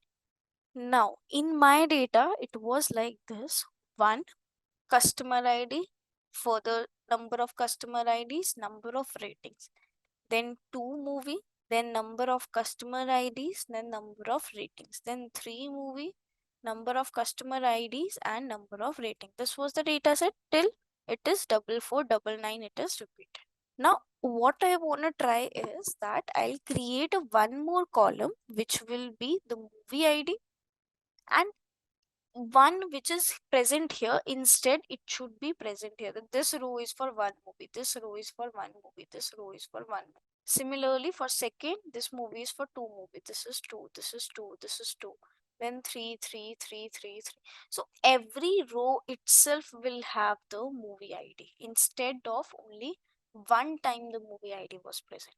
Every row will have that movie ID. Getting the point? What actually we are going to try?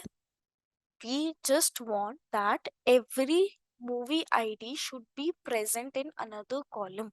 So every row, if I'm talking about this particular row, it should have the movie ID here only. Instead of I need to scroll up and see what is the movie ID, every row itself should display one movie ID. Okay, now how we are actually gonna try it? How? Let's see. So first of all, what I have done is I have taken a Boolean format. So wherever I am having a true value, that basically means it's a NaN value, and NaN values were the movies. Wherever we were having the NaN values, that was movies, right? So pd.isNull command, pd.isNull helps you to find the null values, remember? Now I want to find the null values in the ratings column, and I have converted that into a data frame. That the null values what I got, I've converted back into a data frame. So wherever I am having a true value, that basically means it's a movie ID, and wherever I'm having a false value, that means it's a customer ID. So basically, why I have done it? Because I want to know the index values where I am having the. If I know the index value, I can easily fetch that. So to find the index value, we have done this. Let's see. Now see, I have filtered the data. Filtered means wherever my value of ratings is true in the complete data frame, in this complete rows, wherever the value of the data frame is true, please give me that particular indexes. So it filtered out my data and provides me only the true values from that column. Clear? Okay. Now if we check the shape also, yes, 4499 shape. We have checked the head, we have checked the tail, like normal. Then I have done the reset index. Everybody knows what is the meaning of reset index. Here our index values are like this: 0, 5, 4, 8, 9, 6, 9, 4. But I want the index value to be original 0, 1, 2, 3. So what reset index will do? It will make a new column and fill this values, and index will be your 0, 1, 2. You can see like that.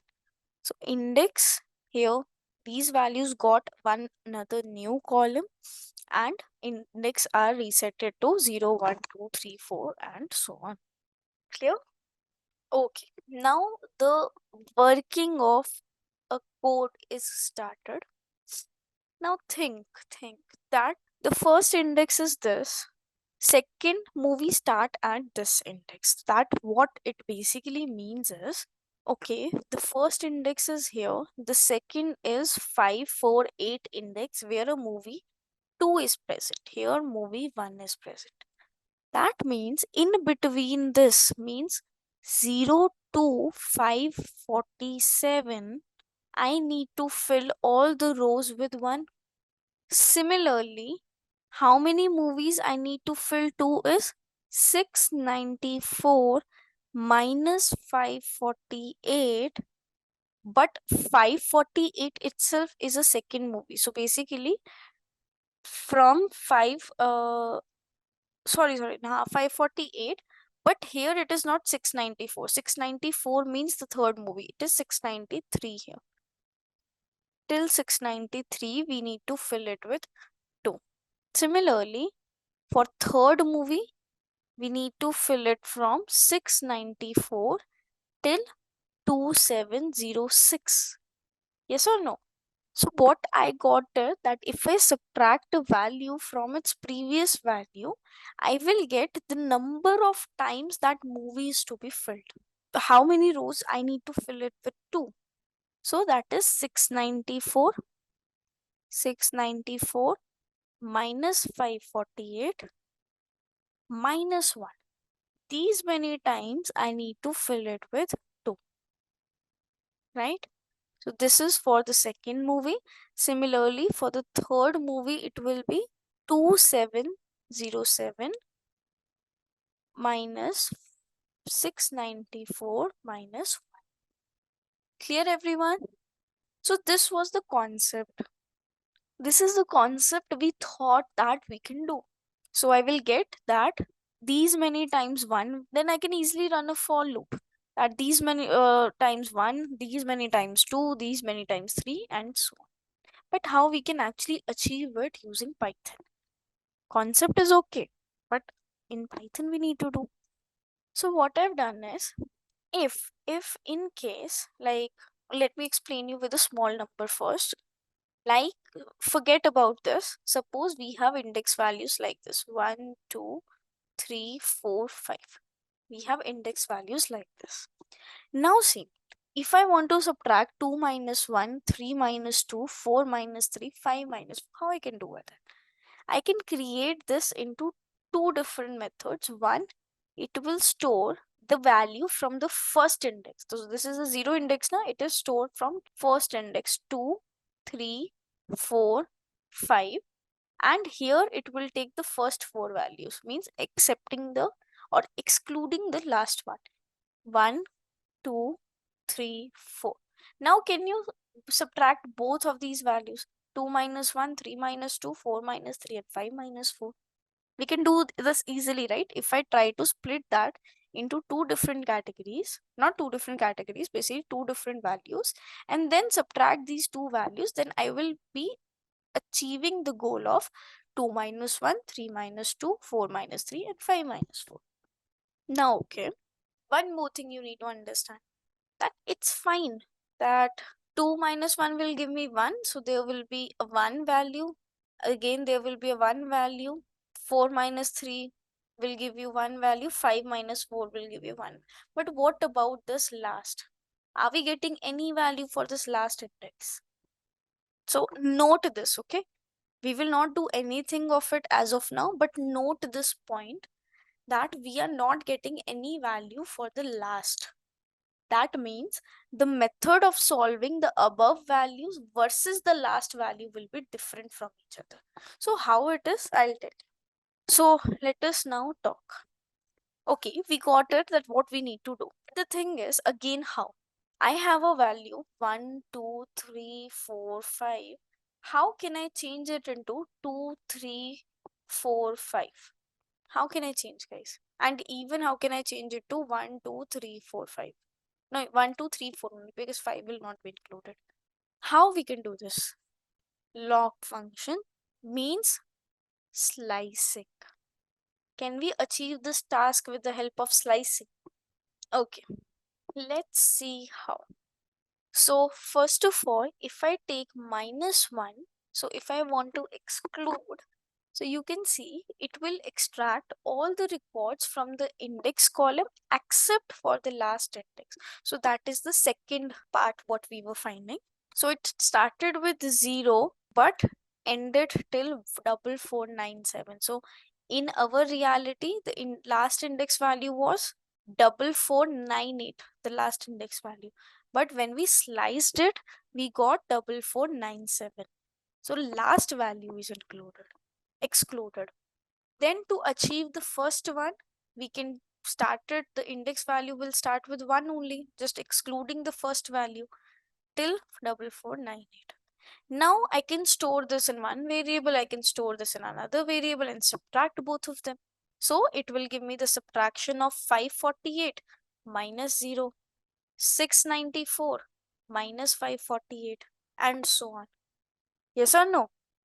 Okay, so zip function will basically work same as your compression as you do in your system, that you combine multiple files together.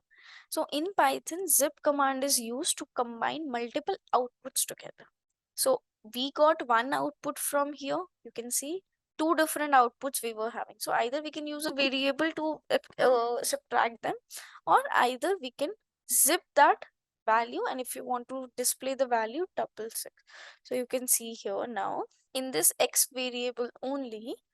Now don't you think so you can run a for loop into this x to subtract 548 minus 0, 694 minus 548, 2707 minus 694. How easy it is now to run a for loop over this?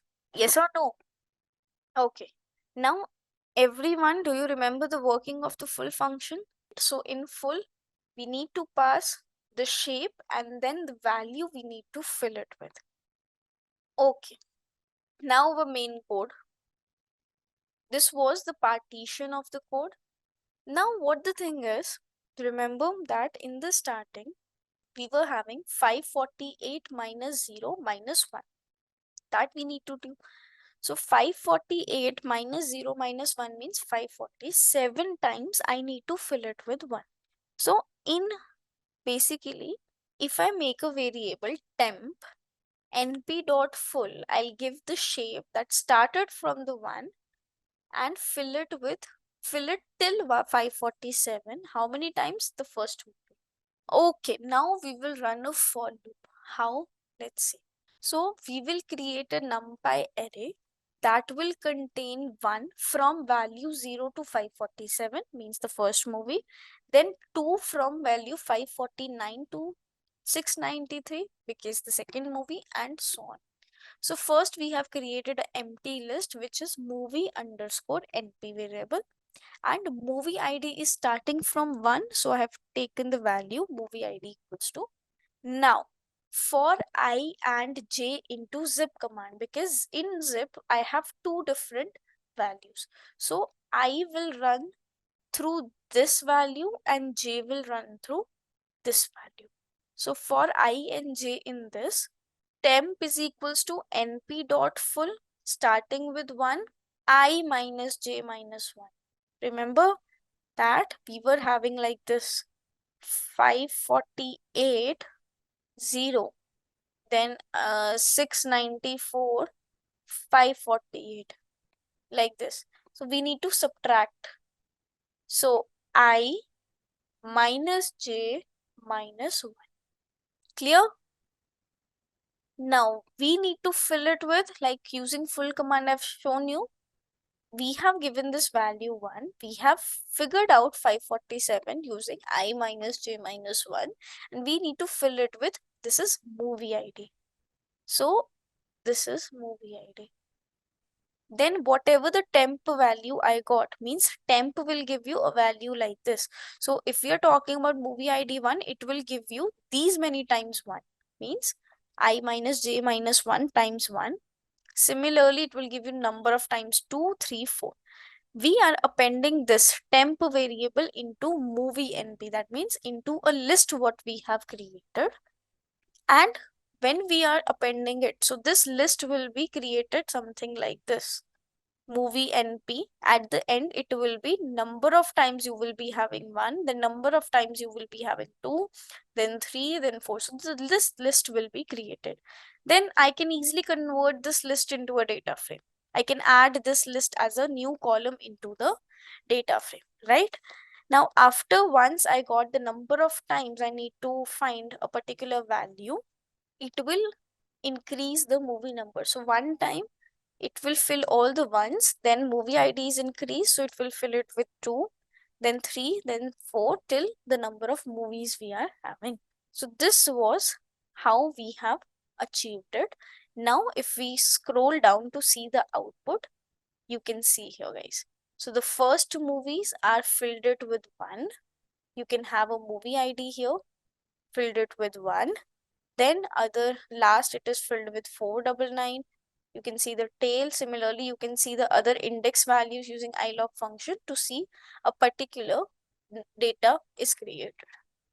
Clear, everyone?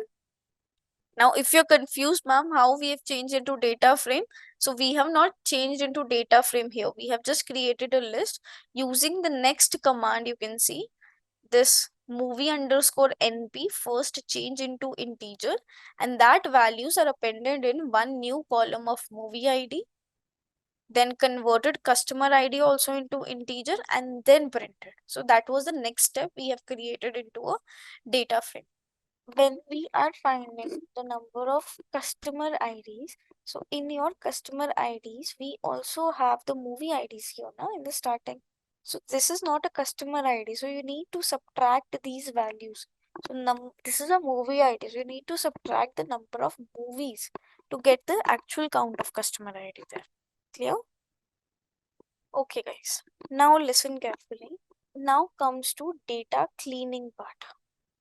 So we remove null values in your previous data, what you have worked. We remove null values, we remove duplicates, we remove outliers, and all that stuff was the steps of data cleaning. Yes or no? But here we don't have such things. We don't have like we cannot even remove the duplicate values because it will remove all the customers who has given the ratings multiple times.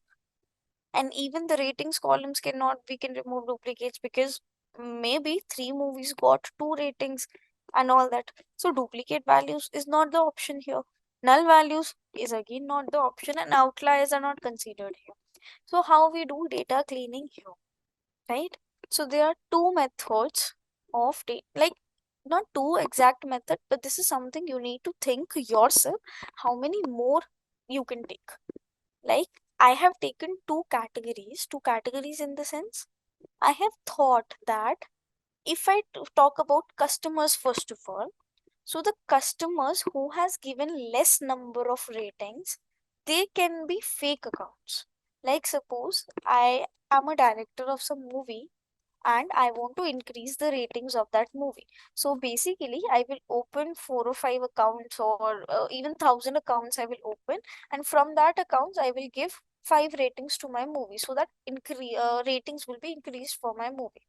But the thing is that 1,000 accounts what I have created, I will not use it more oftenly, right? Because that is something I've just created for that movie. So the customers who has given less number of ratings, can we consider them as a fake accounts? If you are not satisfied with this fake accounts also, just think in a manner like you have a person like me. I am seeing very less movies. Very less movies I'm seeing. Suppose I have seen like one movie only I will see throughout the 1 year. So if I rate that movie, so most probably I will like that movie because only one movie I'm seeing in a year. So genuinely, I will give 5 ratings to that only. So will you trust that person who is not much experienced with movies and will randomly give any kind of ratings to any movies? Will you trust that recommendation of that person? No, right? So that means again that customer has given less ratings to the movies. He is not seeing much movies, but still he gave rating. We will not rely on that recommendation. If that person has given that the movie is okay, means it's very good, we cannot rely that actually the movie is good or not, because the person itself don't have that much experience. He watched less movies. So we can remove, I can set a benchmark below which I can remove all those customers. Maybe the customers who has given less than 100 ratings, or maybe the customers given less than 50 ratings. So that is something I will decide the benchmark. Below that, all the customers I will remove. This is the first scenario. Everyone getting it? Your way of thinking could be totally different, guys. This is something I'm giving as my way of thinking, what I am thinking. Okay, so I'm not saying this will be exactly same for you also. Maybe you don't want to remove. Okay, so first, as of now, just try to understand what I am saying. just go with my perspective as of now, and after that, when you will try this project yourself, you can try your own perceptives. Clear, everyone? What I am telling you about customers. So the customers given less number of ratings, I will try to remove those. And the second is obviously about movies. The movies who got less ratings. If a movie got less ratings, you will not recommend that to any person, right? Because the movie itself got less ratings now. So I will remove all those movies also who got less number of ratings. So these are the two benchmarks I will create. One for the customers, another for the movies. Clear? Now what I have taken here is in movie IDs, like we have now one new column, if you remember, that is a movie ID column. Now, if I count the values of the ratings, so one movie got 547 times ratings, second movie got 145 times ratings, three got 2012 times ratings, and so on. So now I have checked the benchmark, means the movie who got 0.7 quantile, less than 0.7 quantile, means this is the value. So who got movies less than this value, 1798, please remove that movie. You can see wherever the count is less than this benchmark, we are storing all those indexes into the drop movie index variable, and after that we are, I think, okay, as of now, just understand that we are dropping it into, not dropping it, we are just storing those indexes into this variable drop movie list, and the length of this is 3149 movies I got, which does not meet my benchmark. Clear, everyone? The first means all the movies who got less number of ratings. Now we will remove all the users that are unactive. So we will remove all the users who are inactive, or you can say given less number of ratings. So we have done, initially we have done the count for movie IDs. Now we will do the count for customer IDs also.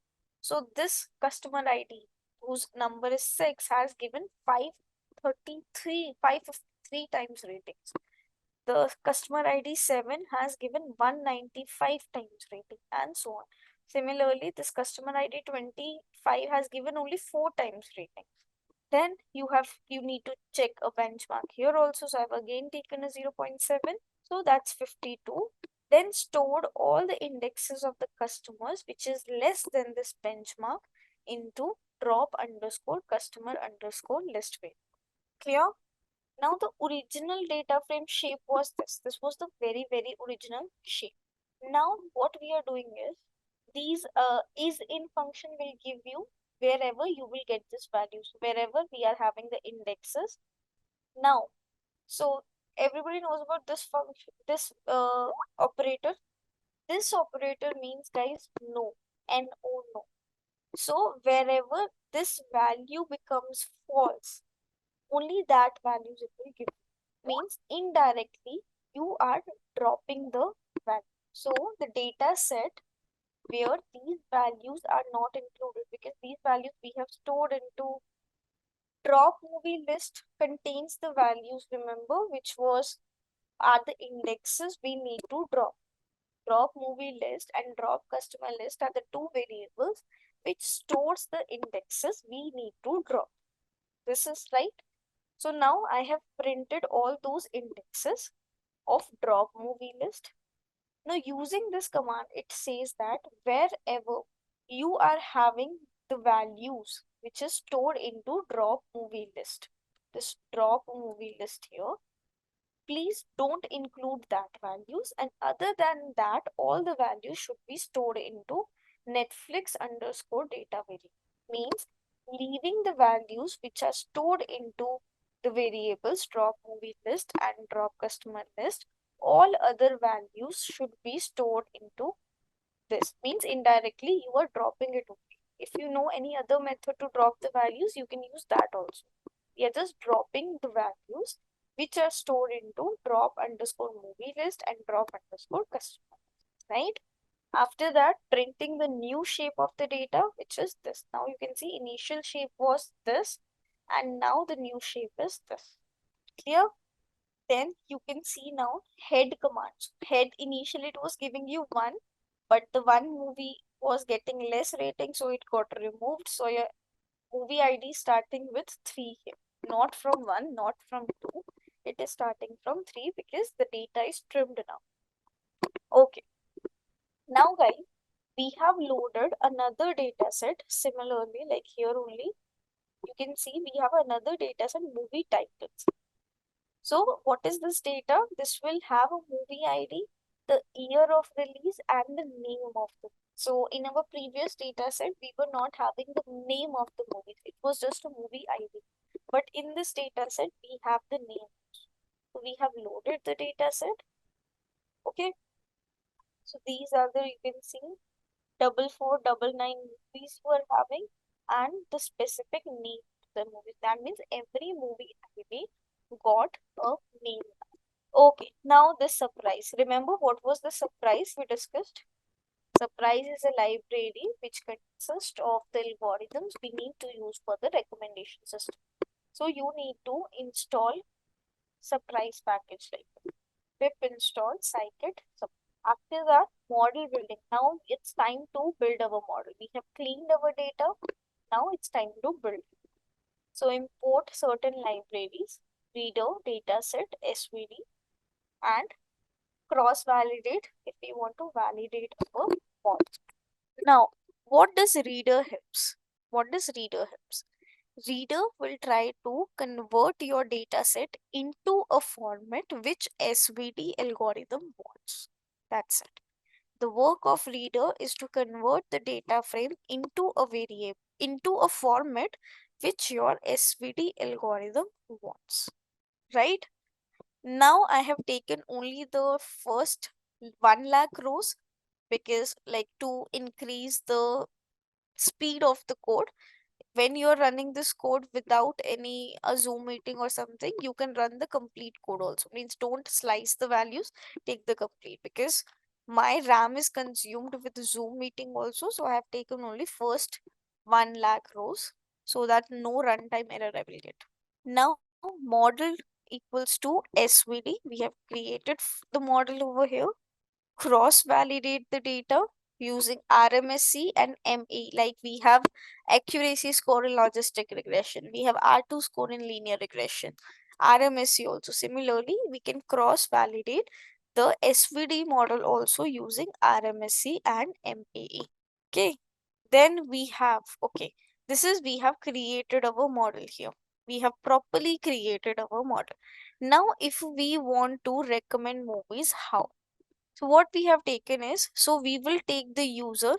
So this is little bit wrong. 133,115.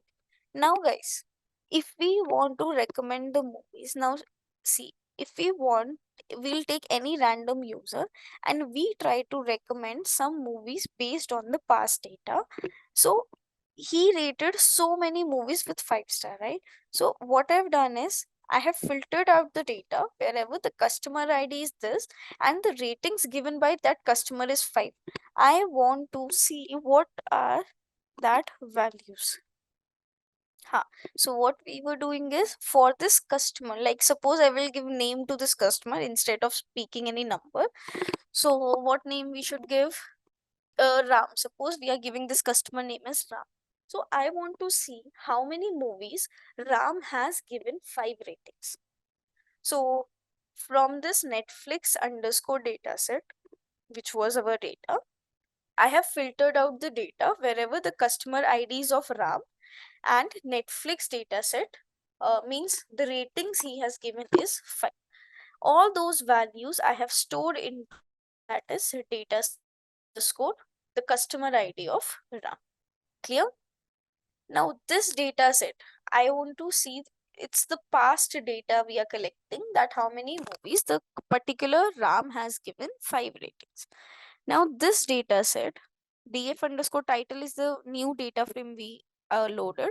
we are making the copy of this data into this variable. I don't want to do any changes in the original, so I have made a copy into a new variable. Reset the index of the new variable. Okay. Now we need to again see. I want to see the movies, or I want to get the movies which movie ID is not present. Means all the movies we have done in drop underscore movie underscore. Remember, we created a variable and storing all the indexes value which the movies we need to drop. Now I want to check from the movies, like the person who the Ram has given 5 ratings, is there any movie which is belonging to that particular set? So if it is belonging in that particular variable, we will not include that movie and we will include the rest of the part. So maybe Ram has given 5 ratings to 3 movies which was in my drop underscore movie underscore list. So I have removed those 3 movies from the list of Ram's recommendations. Once we figured out, now estimation score. What was estimation score? So estimation score was the prediction score of each and every movie, that how much prediction value it is getting for the person. So this is the code model.predict.est. Est is the function for estimations. Now see, we have created a new variable which is estimation score, not variable, new column in the data frame in which I am storing these all estimation score. So you can see movie 3 got this estimation score for the user, for Ram. Movie 8 got this much estimation score. Movie 16 got this much estimation score. Now what we will do, highest estimation score is something we should recommend. So I have done the sorting part, estimation score in descending order, so that I could get the highest. So these are the movies. So if you want to recommend the top 10 movies, you can take the first 10 values. If you want to recommend the top 5 movies, you can take the first 5 values. The first 5 movies is the what is recommended to that person, to Ram. Clear? So this was your Netflix project. It was little tricky, I know, different from your all other projects, little bit typical, but yes, that's it, guys. So this was all about your project. Alright, guys. So, by far, what we have done is we have covered the statistical part, programming part, machine learning part, and now we are done with one project as well. Now, what we have done is we have called one industry specialist data scientist who is working as a principal data scientist in Accenture, and he is going to give some insights about how exactly data science recruitment process looks like and how the hiring is being done in industry. These insights, these values will definitely prove helpful for you to make transition into data science job roles and crack those interviews. So definitely go through the next 1 hour and earn values about how you can get started in your data science job readiness journey. So we have Mr. Akash with us for this podcast conversation, which is going to be a very detailed conversation about data science as a career stream. But before we get started, I'd like to welcome you, sir, for this awesome podcast, awesome conversation setting. So first of all, I'd like to get started by knowing about how your career journey has been in the field of data science. Like, I've gone through your LinkedIn profile. You have almost more than 10 years of experience. So give us a brief about that for first. First of all, thank you for having me here. I think my data science career started long back when I was doing engineering. So I'll try to take you to that part of my journey. So I'm a BTech in electronics and telecommunication. Oh, so if you are from electronics background, how you landed into computer science? Like, what was the catch? Yeah, there's an interesting story about it. So when I was doing BTech and I was offered an IT job, you might find it counterintuitive. I declined that. So when I was offered jobs in likes of Infosys Wipro, I said no, I won't be doing IT. I'll be doing VLSI. Okay. That is a core field in electronics, or I'll do communication part of it, like joining likes of companies like Airtel and all. But fast forward today, you might be not literally computer science, but I'm doing data science on a daily basis. So let's try to understand this journey. So when I was writing GATE, even that time, so GATE is an examination for masters in IITs and NITs, right? So when I wrote GATE in electronics, till that time, I was thinking I'll join VLSI course, do my masters, but as it had to, or it turned out as is, that I landed up in doing industry engineering, and there was a mentor, and that's where the role of mentor becomes very important. So it was year 2013, and one of my mentors suggested me that, Akash, you should go for data science. That's going to be the field which we are talking about right now. Right. So when I applied for this course, did all those formalities, interviews and all, I got selected and I did industry engineering with the data science as a major. And that gave me the opportunity, to start my career here. So campus placement was in Genpact, right? I was there for, I would say, close to 2 years. Then I moved to HP. Now currently I'm working as a, principal data scientist with Accenture Strategy and Consulting. So that's how my career journey is so far. Oh, all right. So what are your current roles and responsibilities at Accenture as a principal data scientist? I'd like to know more about that as well. So, although designation says principal data scientist, but I would like to give more insights behind it. So, I'm a more of a supply chain consultant, to say so. So, we do a lot of consulting project in the areas of, optimizing somebody's supply chain footprint. So, let me, for the uninitiated, let me simplify it. So, if I have a demand, right? So let's say you order something on Amazon, right? How does Amazon fulfill that demand of yours, right? So the whole supply chain machinery gets into the action, right? So start from the supplier, the product will come, it will go to a warehouse, then it will come from, let's say, coming from Delhi to Bangalore, it will come through via air or truck, right? And then finally it will come closer to you and then it will get delivered. So basically it controls the complete delivery mechanism. Right. So this is what we call supply chain network. Now, I just talked about one customer. Just imagine, millions of customers ordering. Amazon is a big company. Yes. So it needs to be optimized with respect to the, cost and, your customer satisfaction. So order needs to be delivered on time, but at the same time, it has to come through the minimum cost.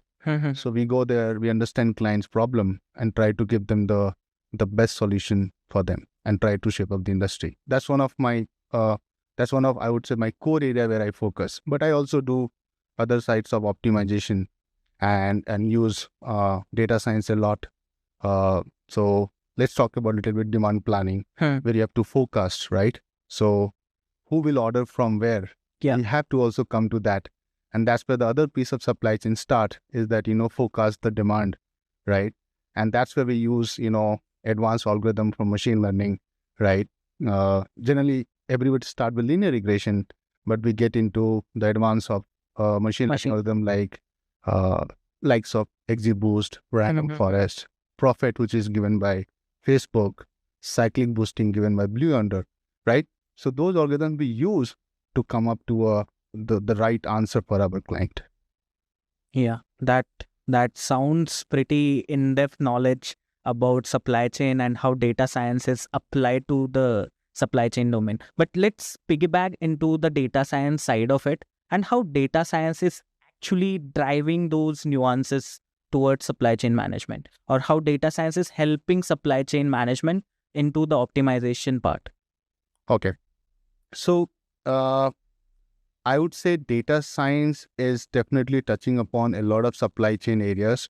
So I talked about a bit on the forecasting. There are other areas of supply chain where we are enabling some of the operations or the processes with data science.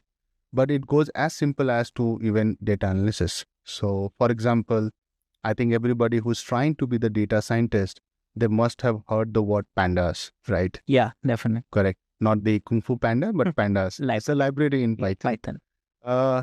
So any data analyst or data scientist job, start looking at the data. And trust me, data is always crap. Okay, Yeah. it's not qualitative. Doesn't matter. 90% times data will be bad shape. You have to get in a good shape. That's what we call data pre-processing. And these are some technical jargons. But end of the day, data needs to be ready to be used, right? And that's the major part where a lot of aspirants face problems, because they don't understand the statistical modeling behind it. They don't understand the process of cleaning data set and perceiving the important attributes out of it. That becomes the challenge for them. So how that can be addressed as well, like before they get onto the advanced modeling and creating machine learning algorithms, how they can optimize the way of cleaning data. Okay, so I think you're right. Data analyst or data scientist, right? Before they can do actual data science, they need to be really good at Analyzing the data. So that's where you're right, Omkar. But I feel before that, it needs to be understood for those who want to be in this field that getting the data, and when you're doing a project, it depends a lot of that how quickly you can get the data and be ready for it. So data might come in different, from different sources. For example, data, generally people think it comes as an Excel file, but I think everybody knows Excel has some limitation. There is a limitation of 1 million rows, but given the, so much technology has, shaped up, or it has got into advance. Yeah. Now we are generating so many characters, right? Data is getting generated every time. Yeah, like I recently read this fact that we are generating millions of data bytes every day. That's hell lot of data, right? And our client, our customer would want us to analyze every bit of information. So data is becoming big and big. So that's where getting the data in the optimized way, as you're telling, all right, into the source system where we will analyze, it's also a big task. And that's where I feel anybody who's trying to get into this, they need to understand SQL. SQL, structured query language, is one of the, I think, amazing tool for a data scientist toolkit. Yeah, and even it is like fundamental for NoSQL frameworks, or let's say big data tools that we are talking about. Let it be Apache Hadoop, Apache Cassandra. It's the fundamental notion you need to know before you tap into the power of those tools, right? Exactly. And you need to also understand that where to use what. If you're getting data easily, you don't need to start getting into, Apache or, big data tools, right? Get it and get started with the data preparation part. Data nowadays coming from cloud. So I feel everybody has to have one-on-one, right? The foundation course in cloud, right? It's not that you have to become a cloud engineer, right? It's more about the working knowledge, the foundation on the cloud, so that you know that if the data is coming from AWS, which is Amazon Web Services, or Azure, you should know that what is going to be the structure of it, how you can read the data directly into your Python notebook. Those knowledge will help you, and that's where getting more diverse. Once the data is flowing directly to your system, or you are getting it locally, right? Then the biggest task starts, and that's that, understand the data is correct or not. Then comes the second piece, data is complete or not, right? And you have to be very fast and agile in quickly understanding what is the data, what are we missing, so that you can directly communicate these things to the client, and you are always on track. Yeah, and again, like before even getting into the phase of preparing the data, understanding problem from business standpoint is very, very important. I guess you'll second me on that. So if anyone, be it let's say a beginner or let's say someone working in the IT field, but they don't have any business acumen about, let's say, supply chain or any other discipline, be it marketing, be it sales, but they want to enter into the field of data science, how important business acumen and understanding of problem statement becomes important in that case, and how they can crack that, to get into the field of data science, how they can build the business acumen. Okay, amazing question first. So, Omkar, I think that's where now everybody's scared. And you know the reason, scared of generative AI, yeah. ChatGPT will take our jobs. And that's a burning question for everybody who is a data scientist. Everyone who is trying to be the data scientist, they're thinking, is it really the good field? And that's a question I think everybody is looking out for an answer. So I'll take some time to answer it. Yeah. Please allow me to do that. Sure. So I think now, and take my word, mark my word, going further, 2024 and onwards, just knowing Python is not a skill. Just knowing machine learning algorithm is not a skill. It was never as well. So if you go back, right, everybody has always seen data science, AI, machine learning, right, all these buzzwords, always a horizontal. So let's understand what I mean when I say horizontal. Horizontal means these are going to be the common to every business problem. And then we have verticals. So like I'm part of one of the verticals called supply chain, right? Someone might be working in marketing. Right? Doing a lot of campaigning, buying and doing A/B testing. Yeah. Right? Then someone will be trying this into the healthcare industry, right? In a control group and test group, running statistical model. No, they're not even doing literally advanced machine learning. With the Google coming in there, I was saying that will scan the retina and they will, diagnose some of the diseases even faster and having better result than some of those machines, right? The diagnostic machines. So these are the things you need to understand that. I'll take my example because I'm in supply chain for the longest time. Supply chain, if you understand, and that is something a training cannot fulfill that. It will take some time to build the business understanding, right? If you understand, let's say I'm working in network optimization or let's say inventory optimization. If I don't know the basics of inventory, the fundamentals, what are the key issues that keeps coming for the business, I cannot be able to use the horizontal, the tools from machine learning side, right? And likes of that to come to or to judge it or to make it better use of those tools to deliver the best for my customer. So business acumen is something you need to also explore. Where are you good at it? For the instance, right, if you take my journey, I was in HP for a very short time. It was a small stint, right? I was there for 9 months or so. I was trying to do something in finance, internal audit. I tried, explored, I failed. I came back to supply chain. What should be the framework to someone who's trying to be in this field to assess themselves? So for example, I am trying to be a data scientist. First, I'll also try to bring data science as a tool where I should apply the verticals. So let's say I want to be in supply chain because I have done some operations in some of the courses in my BTech or MTech or wherever, MBA, right? I'll try applying data science in those areas and see that am I able to understand the business problem? Can I give a good solution? That's where a lot of data scientists, they suffer once they start their career. So for 2-3 years, they will, go and grow. But after that, they get stagnant because they're not able to tackle the business problem. They don't have a very systematic approach to answer the problem, right? And that will only come with experience. And this is something, it's like wine. With time, it will get better. It will get better. Yeah. So we just talked about how important understanding the business part of is, right? But how do you formalize in form of problem statement? For example, if I'm trying to solve one problem in form of supply chain management, but I'm not able to formalize the problem statement itself. So how that is formalized in any organization or at an organization level? So let's take a simple example. Suppose somebody is saying that, okay, I need to optimize my cost while meeting my service level targets, right? So that could be customer satisfaction for the uninitiated. Then we have to come up with the problem statements, right? And that will be more detailed one. So this is more like coming from the customer, like the headline. Objective objective of the project is this. I need to fulfill all the demand and minimize the cost. Cost is everything. Yeah, boss. So how you will go? So if you are having some experience in this field, you will start with understanding the inefficiencies in the process. For that, you need what? You need data. So we look at, are they able to utilize their warehouses, right?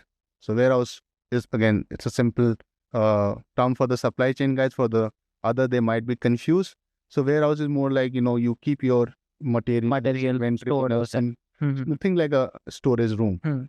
Are you able to utilize it efficiently? How much is the utilization? Data will tell you. Then you can go and communicate to the client. So that's one way of looking at one of the pillars. Then you will think about, okay, what is moving between the warehouses and the DCs, which is distribution center, till the customer? Logistics. Yeah. It can be aeroplanes, it can be trucks, it can be as simple as a courier guy on the bike. Yeah. Are you utilizing their time as well? Are you not, moving things a lot? So suppose I have to deliver to you something, but I first deliver to the other guy, and that guy delivers to you, you unnecessarily increase the cost. Yes. It's as simple as that. So these problems statement, which we are trying to understand, will come from the data. And it has to be on the line with the business overall objective. Yeah. End of the day, I need to minimize the cost while maintaining the service level, which is your customer satisfaction. Okay. If that answers. Yeah, that makes sense. So now going back to the data science as a discipline, now we have a lot of learners associated with us, a lot of aspirants who are trying to get into the field of data science. I mean, it's a per se, data science is kind of buzzword in the industry right now. Everyone wants to be a data scientist, but there should be some criteria to check whether if I am really a good fit to become a data scientist, right? So what would be that criteria? What would be the framework to test if I am a good fit to become a data scientist? Very good question. And thanks for asking.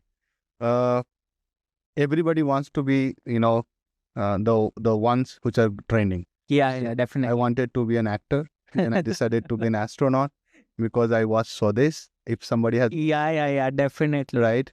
Then I wanted to be a businessman because I started watching a lot about Mukesh Ambani. Right. So aspirations keep on changing. Like as we grow, initially I'd like to become a cricketer, but years down the line, cricketer is the common career goal for everybody. And that was mine when I was a really kid in 8th grade or so. So end of the day, aspiration keeps changing, which is good.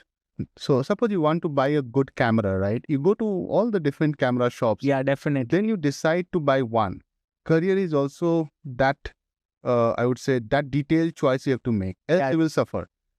Why we are talking about career so seriously these days? Because it's something you'll do for another 30 years, isn't it? Am I right? Yeah. So you start 25, 26 into job.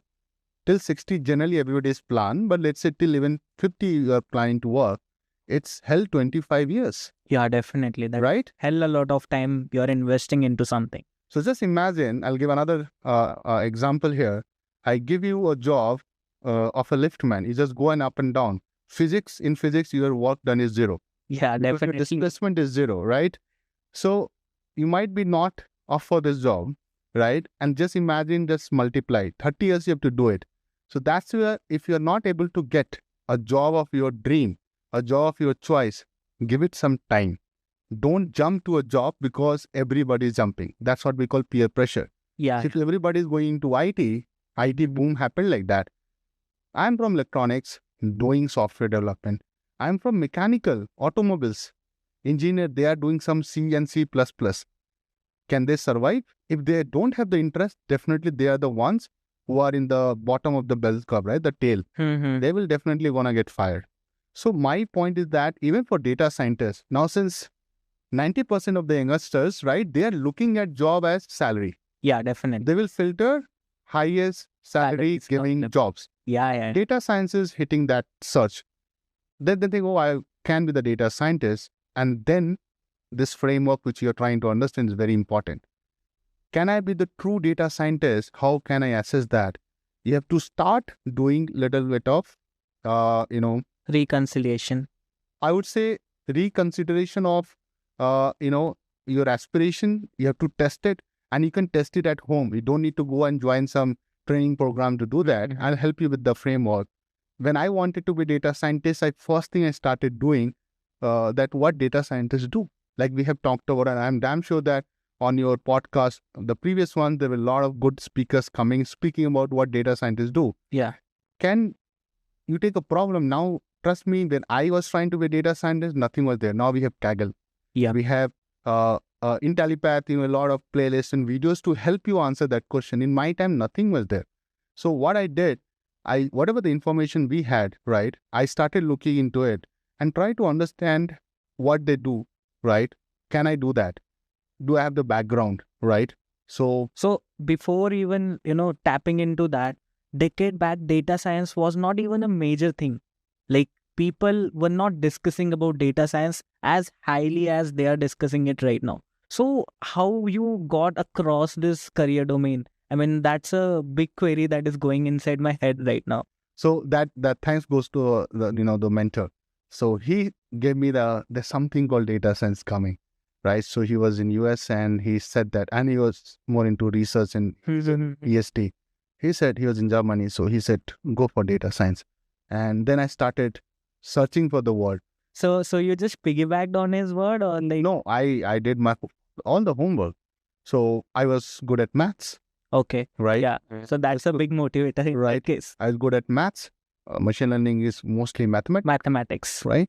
And I was good at maths. The reason was I'll go back to if you allow, I'll go back to my training. So I also do a lot of training, which I would like to talk about. So when I was in BTech second year, third year, right, I started teaching mathematics for IITJ. Oh, damn. And I hope everyone knows that IITJ maths is the toughest. Difficult exam in the world. So I was doing great, and I realized that maths is something is on my side. Yeah. Coding, to be honest, now I'm doing a lot of coding, but that time I was zero in coding. Zero means zero. There was something called C, letter C by Yashwant Kanitkar. Did not open that book. Somehow I passed, right? But now I feel that two things you have to understand for data science. Maths is something you have to have a good understanding, and not the whole mathematics, to be very clear here. Linear algebra, probability and statistics, and calculus. Yeah. If you're good in these three areas of the maths, I'm not talking about trigonometry, geometry, and all those stuff, right? Or even those gamma, beta functions. Yeah. If you are good in these three areas of maths, right, and just decent, you will be able to do a good job in any analytical job. At the end of the day, you're going to crunch the numbers, right? Yeah, you're going to crunch the numbers, right? Then comes the logical understanding, that logical aptitude. Yeah. Are you able to quickly get a problem and divide into like a decision tree? Yeah, left, right, building the intuition for it. Right. If you're able to do that, then comes the third thing: bring the domain. That's the most important ingredient of the data scientist recipe. If you bring up this spice, I'm good in, let's say, marketing. Yeah. I understand marketing. You've read something about it, or you've done some course, right? Some of the guys study operations research. You can go and come in my field like optimization and all, right? Or you are good in, let's say, little bit on the healthcare side. You understand pharmacy, you understand biologist job. You can apply data science. Companies like Novartis, Biocon, they also need data scientists. So that's how I feel, you have to build a framework, explore that, give it some time, do some internship, right?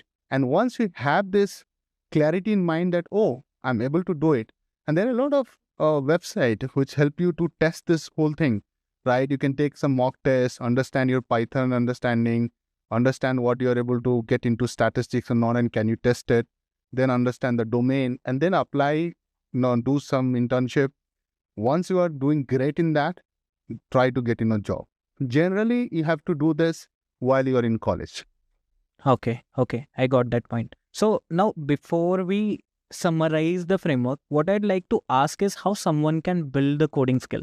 So like you mentioned, you come from electronics background, you don't have any background in programming, and that becomes a challenge for many because programming is overall a different beast itself, right? It's not as intuitive as mathematics. It doesn't come naturally to you. You need to understand the language, you need to perceive the nuances, keywords, matrices, and everything.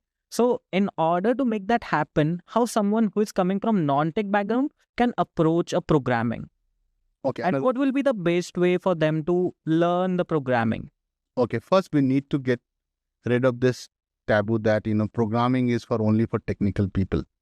We do programming every day, right? When you're trying to ride a bike or drive a car, you are taking those logical decisions. It's a flow chart. Yeah, definitely. Right? So I have to take a U-turn, right? I have to make sure that I switch on the indicator, right? It's more like following the rules of the arena. If you talk about Python, because Python is the biggest programming language for data science as of now, I did R programming. It's another program. Okay, yeah, I know. I did not know anything about Python when I joined Accenture. But R is like more close to statistical modeling. Right. But R is doing a lot of stuff, to be honest. Statistically, even for machine learning.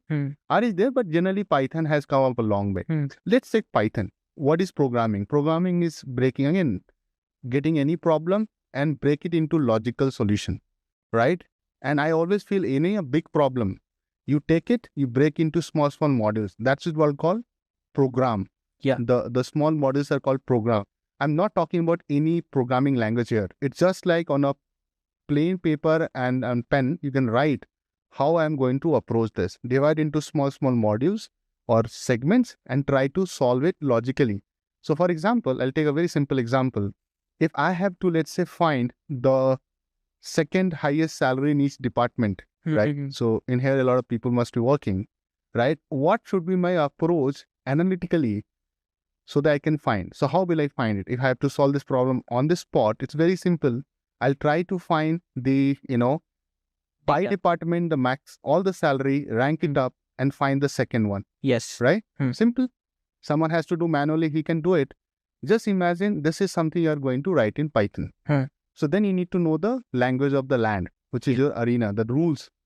The data frame you have to build, you have to know the filter, the function. But if you're able to do the first step, which I just talked about, the program will come naturally. Yeah, the analytical mapping of a problem. Yes. Tomorrow you might be using not Python, let's say XYZ. Then you have to learn that also, right? Python might phase out. Yeah. So don't worry, Python lovers. I'm not saying it's going away, but it might, just like it has happened with R. Yeah. So then what is going to be the common? The analytical logic. Right? Logic, your knack for solving analytical problems, right? Logically. If that art you have, or you can upskill and get there, right? You can be a good data scientist. Yeah. So to summarize the framework to check whether you can become a data scientist, we'll start with assessing if you have the love for math, or if you, let's say, per se, like statistics or the concepts that lie around the area of calculus and linear algebra, right? Right. Second thing would be mastering a programming language, which is going to be a very intuitive thingy. You'll have to understand how to map a problem into analytical setting. So this is going to be a second pillar. Then you'll go on to trying your hands-on at the programming, building your machine learning algorithms, learning the concepts, and then probably you'll do the analysis by giving the mock test, if I'm not wrong. So that's the framework you're talking about, right? Exactly. Yeah, we have nicely captured it, Omkar. Yep. Yeah. So now that we have understood the framework, moving forward, I'd like to ask you, why someone from non-technical background, or rather, let's say someone who is working as a software engineer, or someone who is in a college and is part of computer science community, why they should get into the field of data science right now, even though it is a buzzword, but why they should get into this particular field when there are so many other skills are growing at the astronomical pace as well. For example, let's say cloud computing, DevOps, site reliability engineering, all these skills are also being in demand. But why someone should go for data science particularly? First of all, brilliant question. In data science, although we are tagging it as a profession, but everybody is using data science. Let me break it for everybody here. So let's start with some voice assistant, right? Even a kid is using Alexa. Yeah, definitely. Right? When you say, hey Alexa, right? What's the time? So you need to understand when you are saying that, what's the time, right? You are actually using some component of, ML and AI. There is NLP, which is natural processing. So Alexa tries to understand what kid is asking, right? Kid is not knowing that there is some data science in AI.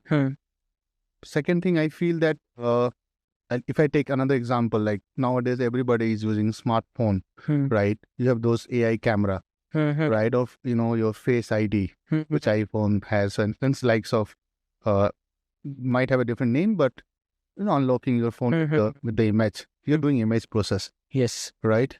People trying to applying filter, right? Enhance the, image quality, look and feel and aesthetics. You're using this. So it's like every time people used to say, right, oil is the new currency. I feel the new currency today is the data. Yeah, data science. If you have the data, right, you're the king. And that's where data is so important. Google, that's why we keep saying Google is the giant, because they have the most amount of data than any business can have. Although Google is trying to break into GenAI, and we'll talk about that. ChatGPT, which is OpenAI, is having some lead. So it's like OpenAI 1, Google 0. But things will change. Trust Google, give some time.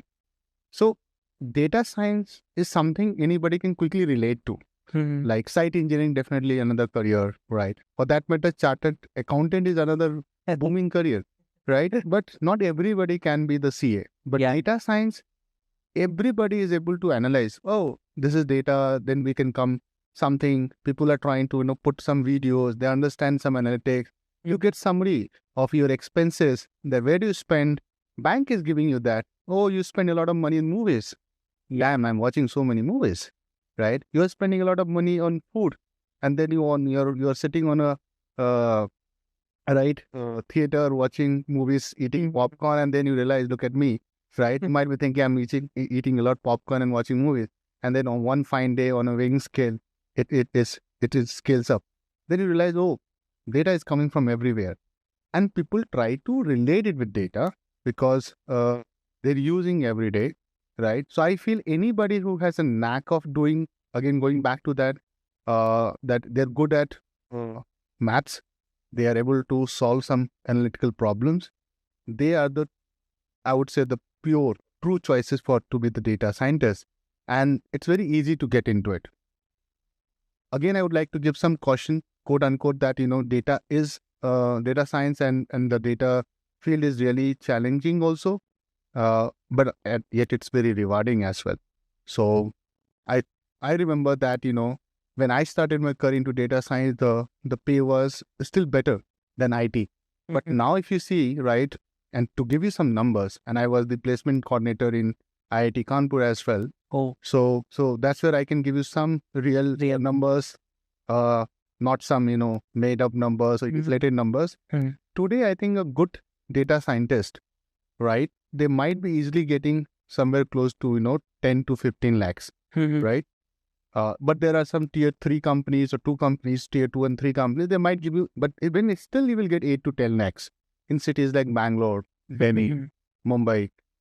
And the roadmap is really amazing, So suppose you want to go and grow yourself in data science field, sky's the limit, right? So you can be the head of data science as a more like if you see from the career aspiration side, right? And somewhere easily you can go 1 CR plus, right? Oh, so it's such a huge bump up if you see. And data science is not going anywhere with the, ChatGPT coming into the picture. People are a bit worried, right? And we were interacting, right, before this, right? That we are losing job. I think you gave me some number, right? Yeah. So I read this very intriguing fact from Economic Times. They wrote in their article that in last year, 400,000 people lost their jobs. And out of those 400,000 people, 22.8% were from software engineering background. So, I mean, these many IT professionals, that too from booming segment of software development, lost their jobs. But when it comes to data science, that figure lies in like single digit. So, of course, data science is not going anywhere. And I second you on that note. But like, what would be the future dynamic for data science probably 10 or 20 years down the line? Okay. I'm no astrologer, but still I'll try to answer that question by analyzing trends analyzing trends and data, and with my experience so far. I think any data scientist who is focusing on data science along with a domain, they are irreplaceable. Okay. That business acumen we were talking about, right? That gives you an edge over the other data scientists. If you're just trying to take some data, doing some summary, charts, visualization, or some model you're building, you are going to get replaced. People are worried too much after the ChatGPT came into the picture, or likes of ChatGPT. Recently, Devin has come. Yeah. It's like a full framework for software development. But doesn't mean software developers are going to just go home. It's not like that. Any tool with every century, or with, I would say for data science every year, to be honest, every year data science field or some other fields, they will have some advancement. You need to keep flexible, be flexible, adapt to those things. And I'll get into the details and try to take advantage of that. So for example, before ChatGPT, there was a concept of AutoML. I've heard about it. AutoML, what it does, it is like low code, no code. So you're not going to write big Python codes and get your machine learning framework modeling for that, right? It's just very fast. But it doesn't mean that my team, right, or any other data science team, they're not doing any coding today. What they're trying to do, AutoML works, but can it be generalized? No way. Every business will have their unique problem. And you need a unique solutioning approach. If you're good at solutioning, that will come on the back of business understanding along with the right set of tools that AutoML cannot give you. Yeah, definitely. So same with ChatGPT. Now I'll tell you how we are using ChatGPT, how I'm using individually. So now our, production time of developing a tool or asset has declined, or I would say has reduced to a great extent. So let's say, I'll give some number hypothetically. Let's say I'm taking 3 months to make a good tool, data science based supply chain tool. Now we can do the same thing in 1 month. Does it mean that people are losing their job? No, it's just that we are now able to churn out more outcomes in less time with the help of tools like ChatGPT. How are we doing that? We are trying to take a simple approach that, let's say I want to create a code for a small module. I'll ask ChatGPT to give me a skeleton, right? And then try to use that skeleton as per our requirement. So still you need somebody who is a data scientist, who are more of a Python programmer, to take that skeleton and enrich it. So it's like, just like Jupyter Notebook gives you some auto command, right? So suppose you're writing code, it completes it. Yeah. But does it mean that it will complete everything which you are envisaging or you're envisioning here? No. It has to be some skeleton, but you have to start adding it. So just like, make and shift home, right? You have like walls, you start, assembling, you are doing faster.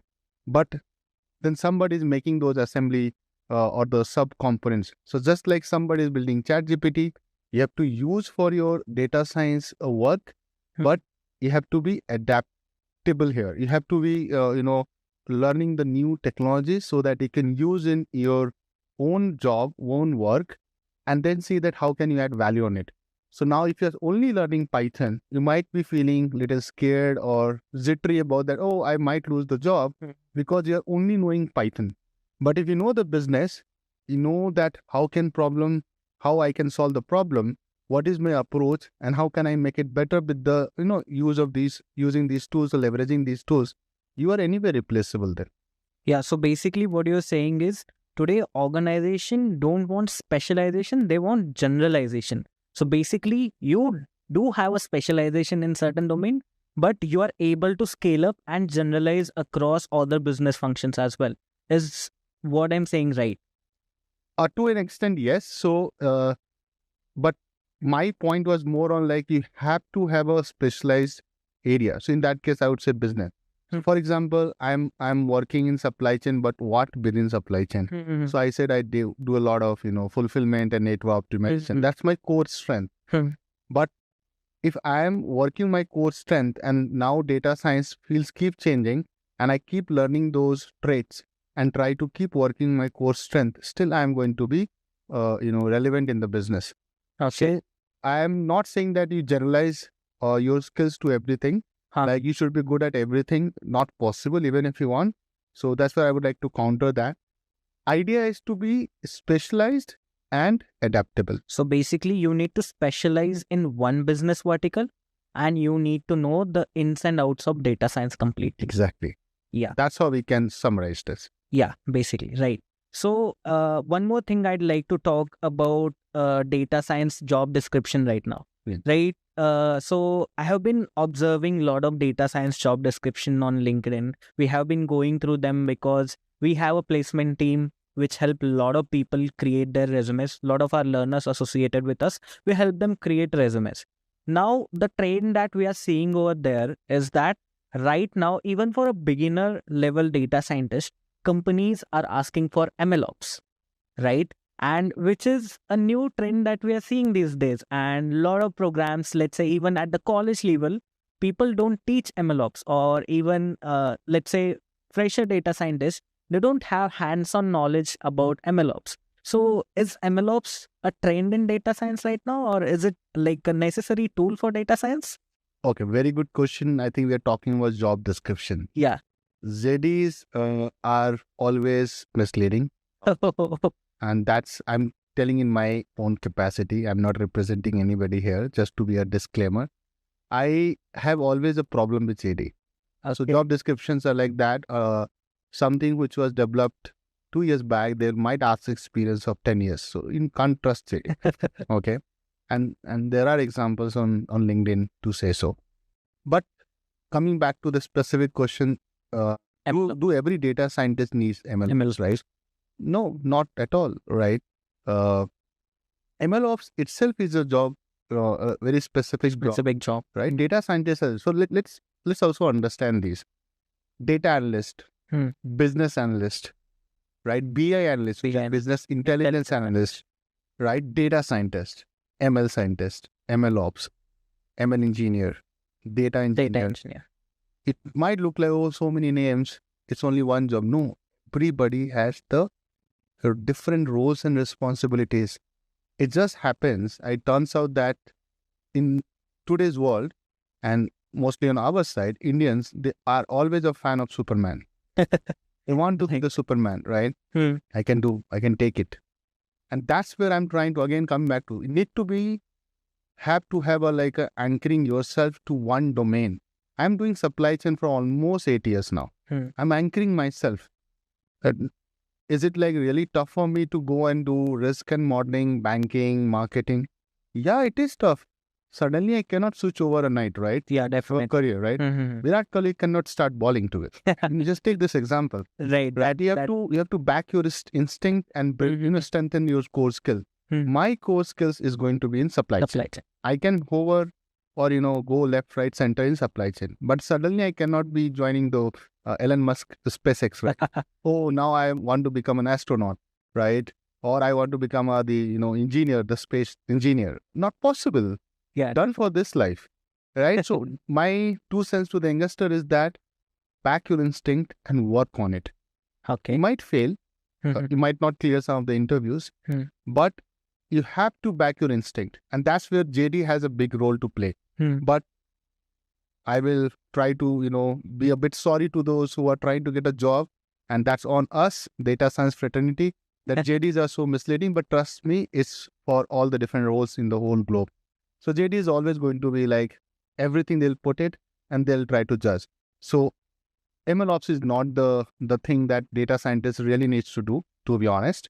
I feel data science has to do a lot, bringing data analytical skills. Like we talked about in the first segment, that data analytics is all about understanding the data, quickly do EDA, which is exploratory data analysis, right? And then once data is ready, can you use the existing machine learning algorithm and try to find the best one for you and your business problem? That's what data scientists do. So it's more like I would say it's a mixture of, a data scientist is a mixture of business analyst, because he has to know the business as well. At the same time, data analysis, he has to be good at data analytical skills. Third, they might need to report these summaries and they need to know the BI as well. So like, the libraries like Matplotlib, visualization libraries, Seaborn, Plotly, right? So that a data scientist is like, and that's why they're getting paid the highest on among these JD's roles. MLOps is a different thing. It's more like your machine learning project lifecycle, right? Deploying it, what are the version history, controlling that. Someone else can do it. It's like I am the data engineer, I am the data scientist. So it reminds me of the Kamal Hassan movie, right? If someone can relate to my humor, that the one guy playing all the roles, right? Yeah. Then you will be in a big trouble. Okay, understood. You also mentioned that you are part of recruitment lifecycle at your organization right now. So can you give us some insights about how the recruitment process is catered right now for data scientist job roles? Yes, and I would be more than happy to do it, because that's where we are also struggling, and like us, other organizations are struggling, because the candidates are also following the JD trend.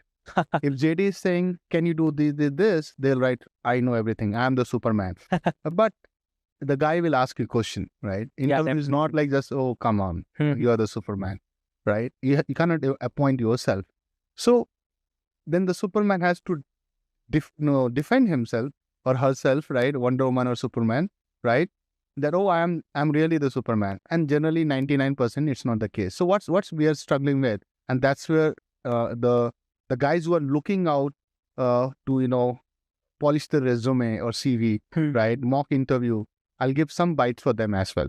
So first of all, don't go and write anything which you've never done. Okay. Just for the sake of getting your resume selected, because it is a waste of time for everybody, for the HR, for the guy who will come to interview for first round of interview, right?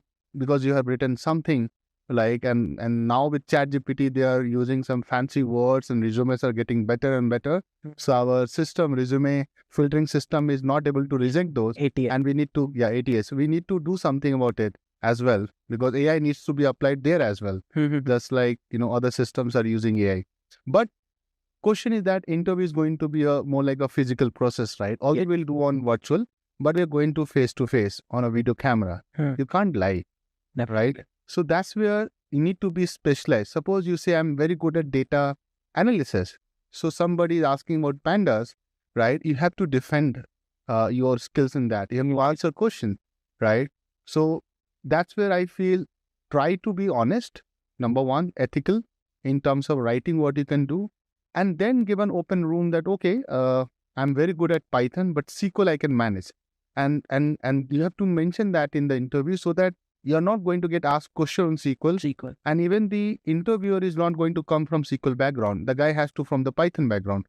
So that's where these resume getting selected, chance is very high, right? And it has to be very clear cut. And always try to keep it on one page. So if you are writing like a 3-page or 4-page resume, trust me, if you are coming from somewhere less than 5 years experience, you should not have more than 2. In ideal case, it's 1 page is enough, right? And always try to, give them a very good summary of what you have worked on. And that summary, you cannot ask ChatGPT to prepare for you. Yeah, definitely. I'm being very, trying to very clear on that, what you can ChatGPT and what you cannot ChatGPT. You're trying to understand the Python code, you can ChatGPT. But if you're trying to make a summary for your resume, you can't ask ChatGPT. This has to come from within, right? You cannot ChatGPT your summary for your profile. Then I feel that you need to have right projects, and you have to make sure that in the first 15 minutes of your interview, generally the first round lasts somewhere close to 45 to 60 minutes. So in the first 15 minutes, you have to showcase your strength without giving the interview an idea about your weaknesses. Okay. You have to bring your interview to the core Basically, strength, you'll right? have to strategically plan your whole interview process. And as a matter of fact, it might happen that the interviewer will get little, left, right. It is your job that, if you can request humbly that this is one project I have done, can we start from there? Maybe start from there and try to get into conversation like we are having one. Okay. Let's not try to make a Q&A, right? Interviews are always, going Q&A. more like a conversation, not like Q&A. And then comes the technical part. And that's where I feel that don't go and say something which you have not done or which you have just copied and pasted on your GitHub profile. And we'll talk about that in a moment. You have to go and talk about something which you know thoroughly. In any interview, and especially in data scientist interview, right, we don't judge on somebody's on syntax. If somebody is doing, so my 2 cents to them, they're doing really injustice to the people who are trying to be data scientists. Because see, look at that. They're trying to learn SQL, they're trying to learn Python, R, Power BI, Tableau. You can't expect them to know every language like back of their hands. Yeah. But they should be able to clearly come out up with that, how to read a file. They can't miss that. Yeah. You have to use Pandas. You have to know what are the libraries, what are the code structure, right? Syntax, you can go little here and there. That plus minus 10-20% is there. And then we have ChatGPT, Google, right? It's fine. But end of the day, you should be quickly able to understand the question, answer it. Second thing comes, which I feel today's candidates are missing a lot. They are also trying to get into so many things at once to try to articulate your strength, right? So if you're trying to solve a case study, start with the problem, what data you have, what kind of assumptions you want to make, how will you use the data or information at hand to break it into solution, and then explain how will you code it, right? It can be as simple as a machine learning project. I feel that some of the key projects you should have in your kitty if you're trying to be a data scientist role, it has to be something in predictive analytics, right? So applying machine learning algorithms like random forest, XGBoost, right? Interview might start with a linear regression question, but ultimately they'll go there. Yeah, obviously. Right? And then comes the visualization part, which nobody talks about it. Everybody thinks Power BI or Tableau or some charts is bullshit. No. End of the day, you're not going to talk to the business stakeholders by using some lines of code, right? Definitely. Or you will not say, I'll use, max depth equal to 3 for a decision tree model, right? You are going to say that, this is what we did. This is how it helps you to answer this problem. And there's a very nice book on that I would like to recommend to everybody. It's called Storytelling with Data. Okay. Right? So you need to know what charts can be used for what kind of storytelling, right? And you need to bring up those charts right at the right point, and you have to explain with the charts. You have to have the key 1 or 2 takeaways from those charts and have to, let the others talk. Because in these meetings, you'll not get more than 10 minutes, right? You cannot show 100 lines of code, or you cannot show, 20 slides. So basically, guys, what he's telling is you need to create resume according to the industry standards. Don't use any GPT or AI influential tools. Make sure that you highlight your summary yourself, right? Add projects onto it, and make sure you build your portfolio over tools like GitHub itself, right? If that summarizes, or you can participate into Kaggle competitions. Yes. Yeah. Kaggle is definitely, or likes of Kaggle is definitely. And for that, I think Intellipaat does provide you. I have been told that, they have really good playlists curated for the need for the algorithms, like whatever algorithm you want to. And Kaggle is your your practice ground. There you can go and showcase your work. And some of those works you can, publish on LinkedIn using your GitHub profile. Okay. And trust me, the guys who are scouting for data scientist candidate, they give value to these things, right? But it cannot be just, you can just, poke somebody's work, copy paste on your GitHub profile, say, I have done it. Then again, you are going to get caught. Yeah, that is a fair point actually. So now that sums up how one should prepare for the complete interview process. Now, I'd like to ask one more question. So for example, let's say somebody is coming from a non-technical background, or let's say somebody is coming from an IT background but don't have any kind of backing in data and analytics discipline. So how can they get into the field of data science with the help of professional trainings that are available in the market right now at the abundant rate? How professional certification can help them better make their career transition better into data science?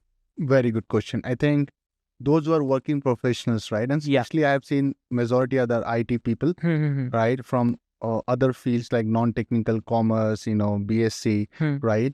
Not like engineers, to say so. They want to come into data science, right? And I feel you need to bring that at a serious note, that aspiration. Then you have to go for professional training, like sort of Intellipaat is doing for, at a reasonable rate.